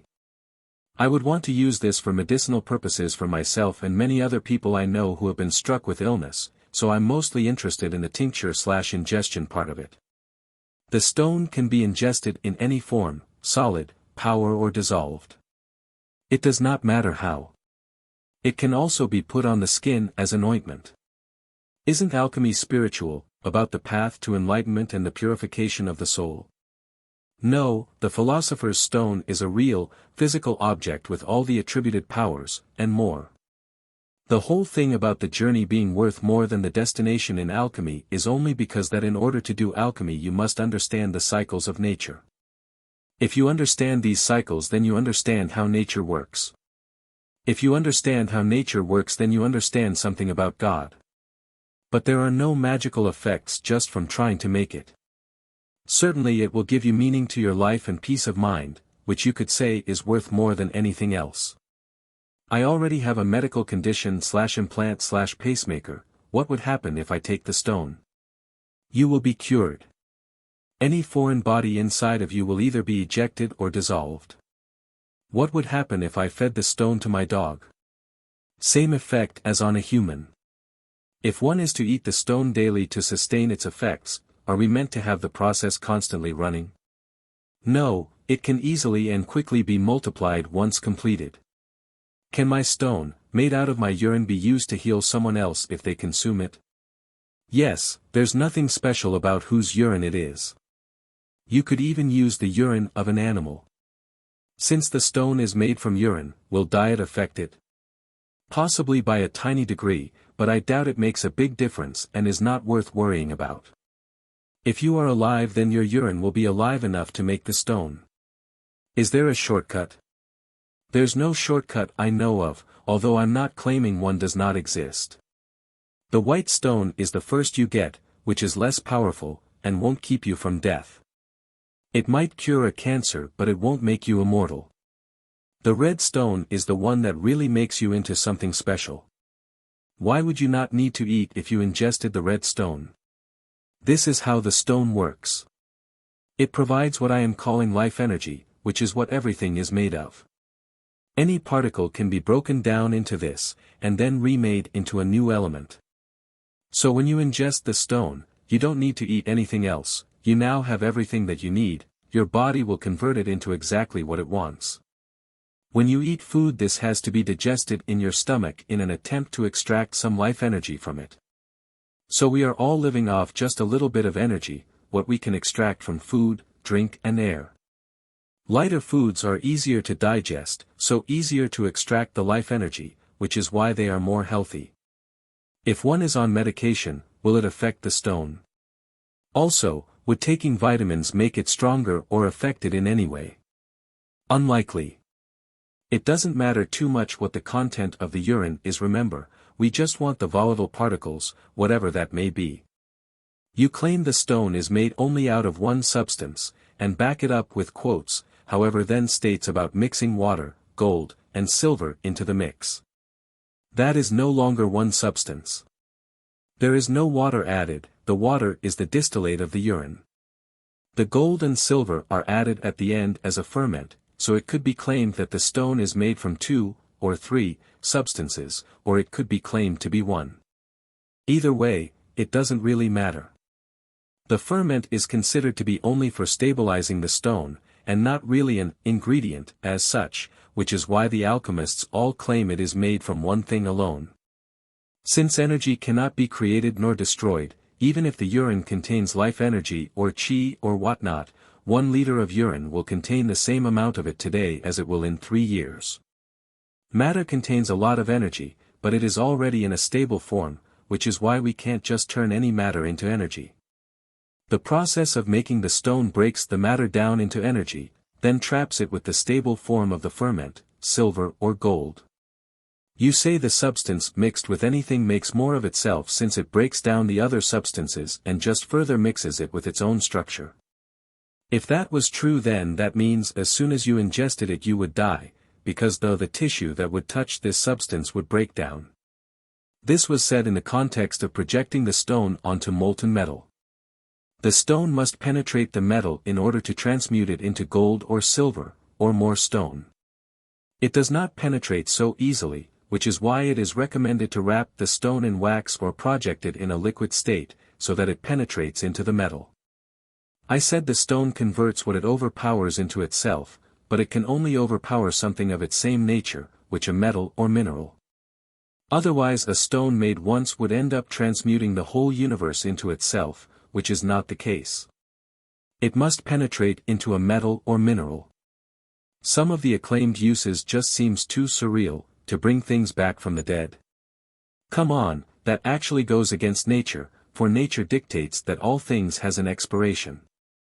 How does it go against nature? Everything will die eventually, but life can be prolonged. A doctor can bring back a person with electricity, is this also not impossible under your terms? There is a time limit on resurrecting a dead body in this way, your body still functions to some extent even after it dies, if it could be healed before it decomposes then it would be exactly that, healed. There is always a reason for death, and with the problem cured the body will live again. If something dies it still functions for a time, as you said, but if something dies and has been dead for some time, how do you expect to resurrect it after the body has decomposed? After it has decomposed it cannot be resurrected, as you said. The time given was 3 days, within this time a corpse could be brought back to life, but after this time it will have already started to decompose and then it is truly dead. Before this time the body is still good in some sense, although unanimated. So instead of thinking of it as resurrection, it should perhaps just be thought of as healing, the same as the stone does to a living body. You also stated that with the stone bodies can be made without the womb. How can that plausibly be possible as the fetus is within the womb attached through the umbilical cord where nourishment and blood is fed? The life energy, which is the active ingredient of the stone, is what everything is made of. This is all any being needs to live and grow. It is this that is in the blood, and this is the true nourishment. Is the distillation to make white/red phosphorus? No, there is only a tiny amount of phosphorus in urine. Phosphorus also glows in the dark, so it's easy to spot, whereas our white salt does not. Is it bad for you to take too much of the stone? From my understanding, the reason why it is suggested to eat a tiny amount is because it would just be wasteful to use more. There is only a certain amount we can use at any time. Perhaps there could be too much, but I'm sure this amount would be obvious, just like we can have too much of anything. Since we are aiming to get life energy from the initial ingredient, would you see any benefit to, say, leading energy into it with intent before or during the gathering of the urine? Intent affects this entire universe directly without having to play by the rules of this universe. So yes, it would always help. Given all else is equal, would you think that the process would be shorter for someone with more life energy than others? For example, an accomplished Qigong practitioner compared to the local drunk? I realize though that it would still work for both. It makes logical sense that it would be more efficient to use urine from a healthier or more spiritual person. Although I'm not sure exactly how much difference it would make. In regards to the addition of silver, what would be your take on the addition of molecular silver or ionic silver instead of shavings? The ferment, silver or gold, must be 100%, or at least close to that, pure. In these other states the silver is mixed in with other elements. If the urine is so full of life energy, why does our body dispose of it in the first place? It is already broken down enough, isn't it? Why doesn't the body simply consume the supposed life energy instead of rejecting it? Is the problem in our body? The life energy is in the water of our blood, our body cannot separate it from the water directly, and so when it needs to get rid of the water, the life energy has to go with it. The author has mentioned that the salt of the urine is one of the essential parts of it. What exactly does the salt of the urine contain and/or represent? I mean at the urine's normal state, not after the first part. The particles which make up the salt are in the body of the urine, which is the color or cloudy part of it. The specific minerals of the salt do not matter, it is just the lightest, most volatile particles in the non-water part of the urine. If we could extract life energy directly instead of through a medium, then this would not be necessary, but the life energy is too volatile to trap unless it is trapped in a body. The body must be of the correct requirements, for which our salt serves perfectly. It must be able to be purified, be as light as possible, and then be able to absorb the moisture, putrefy, decompose, into smaller particles, and then the life energy will form it, you could say grow, into the white stone, then the red stone. Following the laws of nature of course, and assuming the conditions are correct. Is there an approximate chemical analysis that could be done of urine to establish what it is in the final stone to speed up production? Maybe, but I doubt it. Again, I think the actual elements and compounds are only a body for the active principle, which is the life energy. In the text, gold is mentioned as the purest/most evolved metal. What of platinum? Would the stone turn platinum to gold? Platinum wasn't well known in the time that the alchemical books were written, so it was not mentioned. I don't know is the honest answer. It might turn out that the stone could be fermented with platinum and make platinum, although I doubt that. It's likely that platinum would be transmuted into gold. We'll find out, I suppose. Why gold? Or silver for that matter? The only reason these two metals are so valuable is their rarity, along with the fact that they're quite pretty and so can be made into nice things. At the end of the day, there's nothing particularly special about either of them, no? So why would these metals be involved in the making of the stone, and why would the stone turn other metals into them? As far as rarity goes, silver is reasonably common, whereas gold is more rare. However, in antiquity silver and gold were worth almost the same. Gold was always worth more than silver, except in some rare circumstances, but the difference was not nearly as much as it is today. The reason why gold and silver are valuable, and the most popular metals, is because the stone makes gold and silver. Not that the stone happens to make those metals which are valuable. They are valuable because the stone can make them. This goes all the way back 12,000 years to when the stone was first hidden from the multitude. The philosopher kings of the time chose gold and silver to be the currency for their nations since it was so easily controlled by them. They could make it, whereas the common people could not make it. Therefore it was a perfect currency, much more secure than pieces of paper with lots of little lines on them, like we have now. Is there an approximate shelf life to urine? Probably. But you never need to store it as urine, only as salt or distillate. I understand about the reason for the low temperature distilling, but the first distillation is well above body temperature. Why doesn't that destroy the life force so that all the other distillations are working with liquid without the life force present? The first distillation, during the first part, is only at less than 80 degrees C, which is not yet high enough to destroy the life energy. In the second part, white greater than black greater than white greater than red, you are only circulating the moisture, and so you use heat around body temperature as this is best for allowing the moisture to evaporate and condense. Using 80 degrees Celsius here would mean the moisture would never condense. In the red stage you use high heat again, but now the stone is already fermented with silver, so it can stand the high heat. In the blackness phase, you don't specify exact temperature. Actually, you do not want to follow any set instructions concerning the exact temperature at the black stage, or any stage following. The required temperature is variable depending on the amount of matter, size of vessel, ambient temperature, and other factors. You will just need to use common sense to optimize the temperature so that the moisture ascends and descends efficiently, that is so that the matter is continuously watered and dried but is never always dry or always wet. I do not have the time now to perform it. For most of it you are just making sure the heat is at the right temperature, and there are only 4 adjustments of the heat. So that's only one adjustment every 6 months or so. The rest of the time the water bath is just running on electricity, all happy by itself. In the first part of the great work you have to do more, but still it takes 1 week to distill the urine and you have to do this 10 times, so that's only doing something once a week. I think that if I tackled this project I would probably get it right on the 3rd or 4th attempt. Let's say I get really good at making sure all the variables are precise, so 7 years the first time, 4 to 6 the second, and maybe 2 to 4 the following 1 or 2 attempts. You can't go wrong as long as you don't burn it. The stone might not develop any further if you do something wrong, but will always continue once you have corrected your mistake. This is where 5 or 8 years comes from. But that means that it is still only 5 or 8 years total even if you make a mistake. As long as you don't burn it, that is. But the old alchemists didn't have electricity and so had to use coals.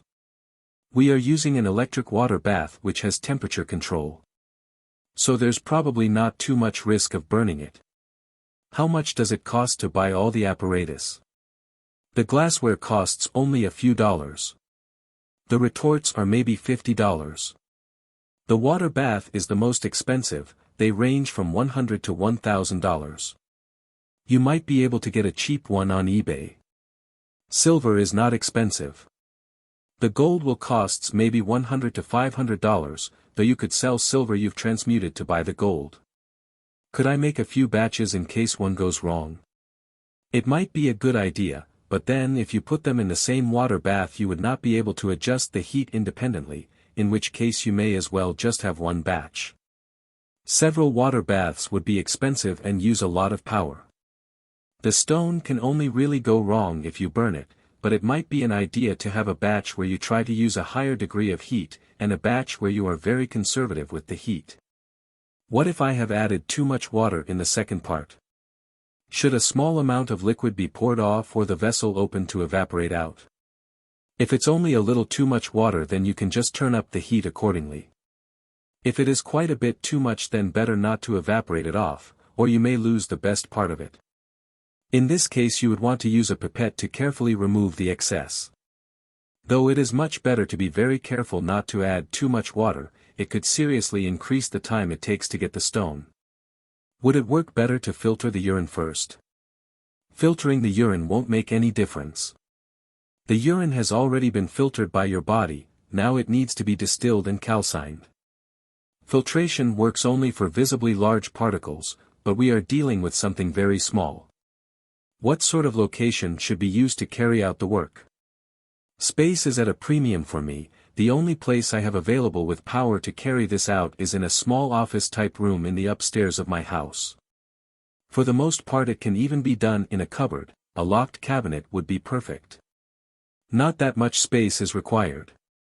Can the apparatus be moved during the process? Say, relocated if moving home. The apparatus can. In the second part you don't want the flask getting bashed around or turned upside down. But if you carefully carry it from one place to another it should be okay. This will increase the time it takes because you'll have shaken it up and so the layering will need to form again, but it will with time. My partner and I are due a baby soon and I am concerned about fumes, smells etc. in the house. Can you please advise me if this is a viable location to conduct the great work or should I wait until I can afford to hire some kind of lockup? Your only concern with fumes is the calcining in the first part. This should be done outside. If you do not have an open and private garden this could be done simply by taking a portable gas/electric stove and the retort, and disappearing for a couple of hours to somewhere away from your home and in the open. Where no one is going to interrupt you. Will the urine stink out my house when distilling? No, distilled urine doesn't smell strongly, and the urine will be in the retort and so will not smell since it's not open to the air. Only the calcinations cause a bad smoke/smell.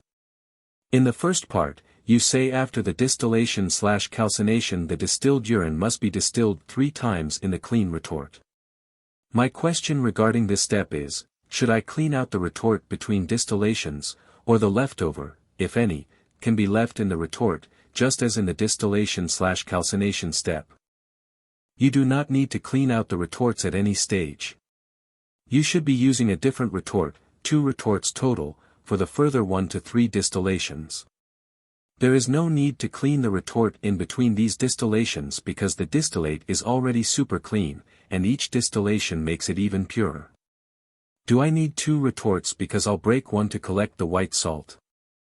If the white salt is collected without breaking the retort, then could I clean out the same retort and reuse it to distill the rest of the urine future? Yes, in case you break it, and also because your first retort will get very dirty. You'd have a hard time cleaning it, unless you use something very strong, like paint thinner. How do you remove the white crystals from the retort? Are they fairly hard to remove? Do you need to scrape, and then what's the best way to remove impurities? They're not too hard to remove, but the crystals need to be cracked and broken, then the black bits on them can be separated. A knife is good for this. If you touch the crystals they sting your skin, but I touched them plenty of times and didn't die. Do you need to use a lid for the water bath? It doesn't need a lid, but with no lid you would be wasting a lot of energy and will be constantly having to top it up with more water. During the first part, if you don't use a lid the heating element may not be able to heat the water up to the right temperature. A lid is strongly recommended. For a quick and cheap lid you could use cling film, and put towels on top of this for insulation. Some of the apparatus are rather costly, especially the water bath. Is it possible to improvise? Water baths are very simple appliances, they're just expensive because they're specialist equipment. Anything that will heat water to a temperature you can set will do the job. I'm sure there are cheap alternatives. If you're into electronics I'm sure it's possible to put one together from the components easily and cheaply. eBay is a good place for all the necessary apparatus. The largest piece of glassware you put into the water bath is only a 500 milliliters retort, and so the capacity of the water bath need not be larger than this. Unfortunately it is difficult to find a water bath this small. It doesn't matter if you use a larger one, it is just more expensive and more wasteful of power. During the first part distillation, could the vapor condense/contact with, for example silicone, used to glue glass, metal as in a jar lid, or other reasonable solid building materials? Would this affect the process negatively?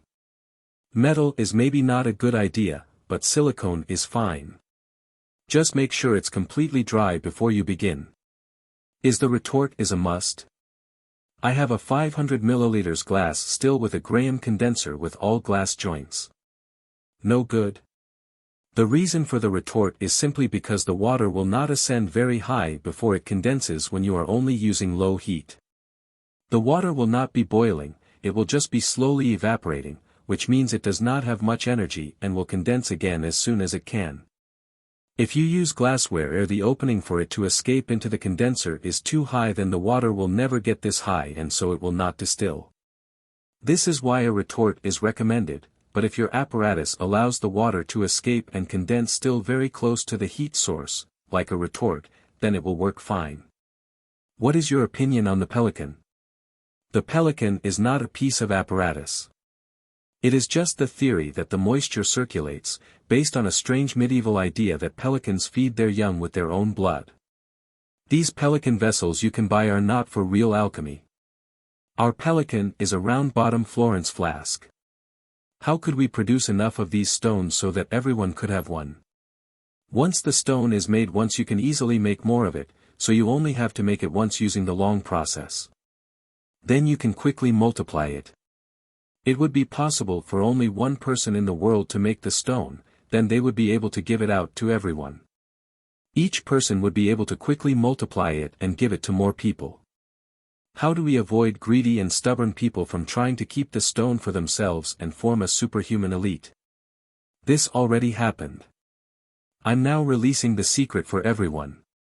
What will happen to the world economy if everyone is suddenly able to make gold out every piece of metal junk they find at home? The release of the stone will bring down our civilization to make way for the golden age. Our civilization is built on lies and so will fall. To reveal the roots is to datory the tree. Additionally, everyone keeps their money in banks. Banks are invested in energy/medicine/gold, so with the release of the stone the banking systems will all crash, which means all business would stop. I get the impression that you learned this from someone. I just learned from reading the alchemical writings, the same ones everyone else reads. The making of the stone is just a method in the process of making you believe in what you are doing. No. There is the stone, then there is changing the world by intention. These are different. The stone is a real physical object and energy in this dream universe, whereas our intentions changed the dream universe. It is a little suspicious, like a guy that want to make himself a reputation. Maybe to sell his future book. Or just for fame. I don't care about reputation, else I would have given my name. I only care that people read the book, which is free and public domain by the way. I don't understand the motive to share it with the world. You should know human nature is not love/peace/compassion/friendship.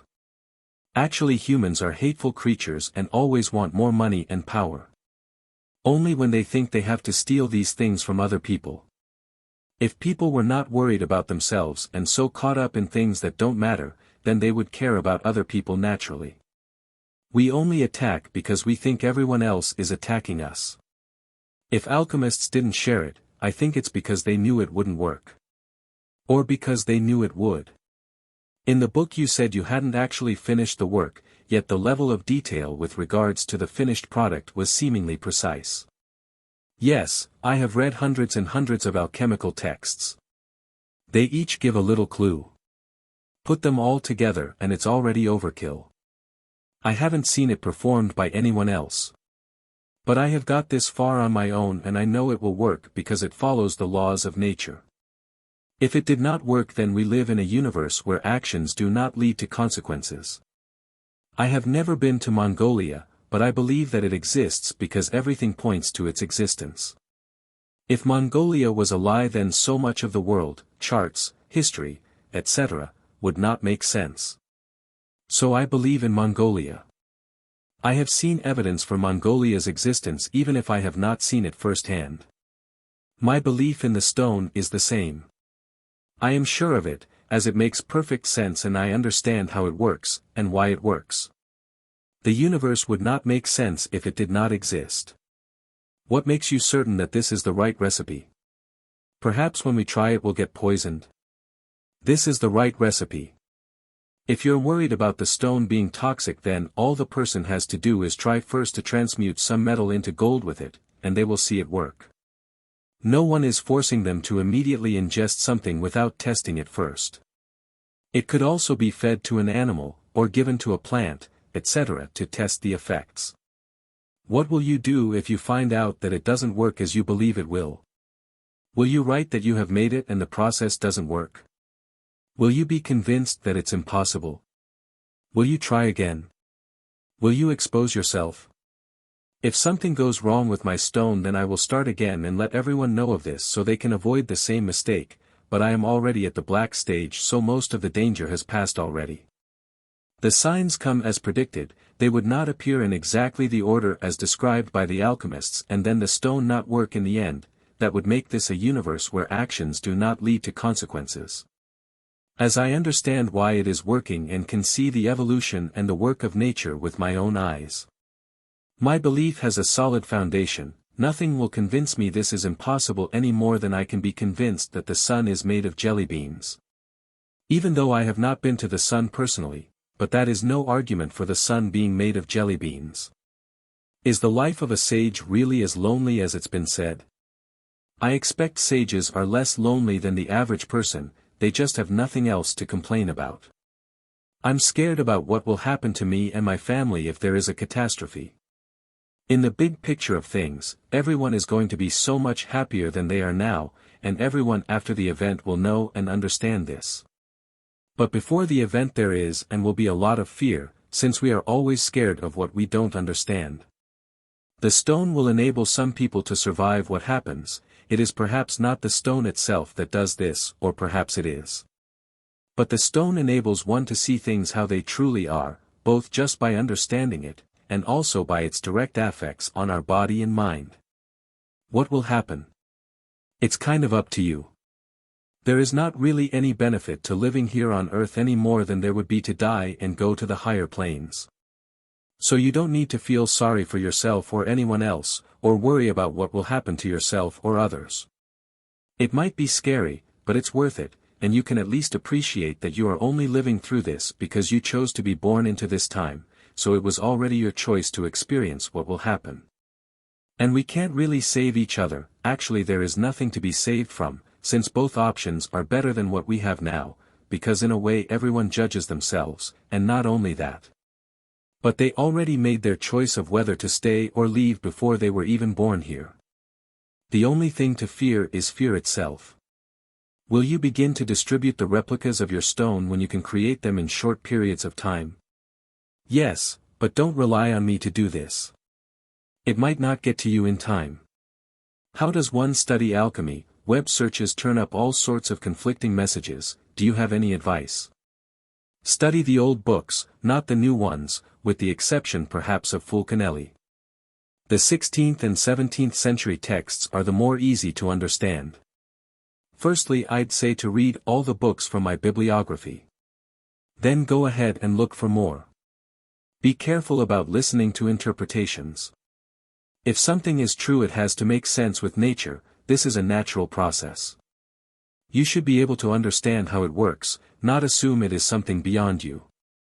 Most people who don't understand feel this way not because it is too complicated for them, but because it is too simple for them. I'd like to begin the process. Any other tips you have? Everything is in the book. Read it through several times until you fully understand how the process works. Perhaps read the full source of any quotes you found interesting. Then start by obtaining the apparatus, and just follow the instructions. Be patient.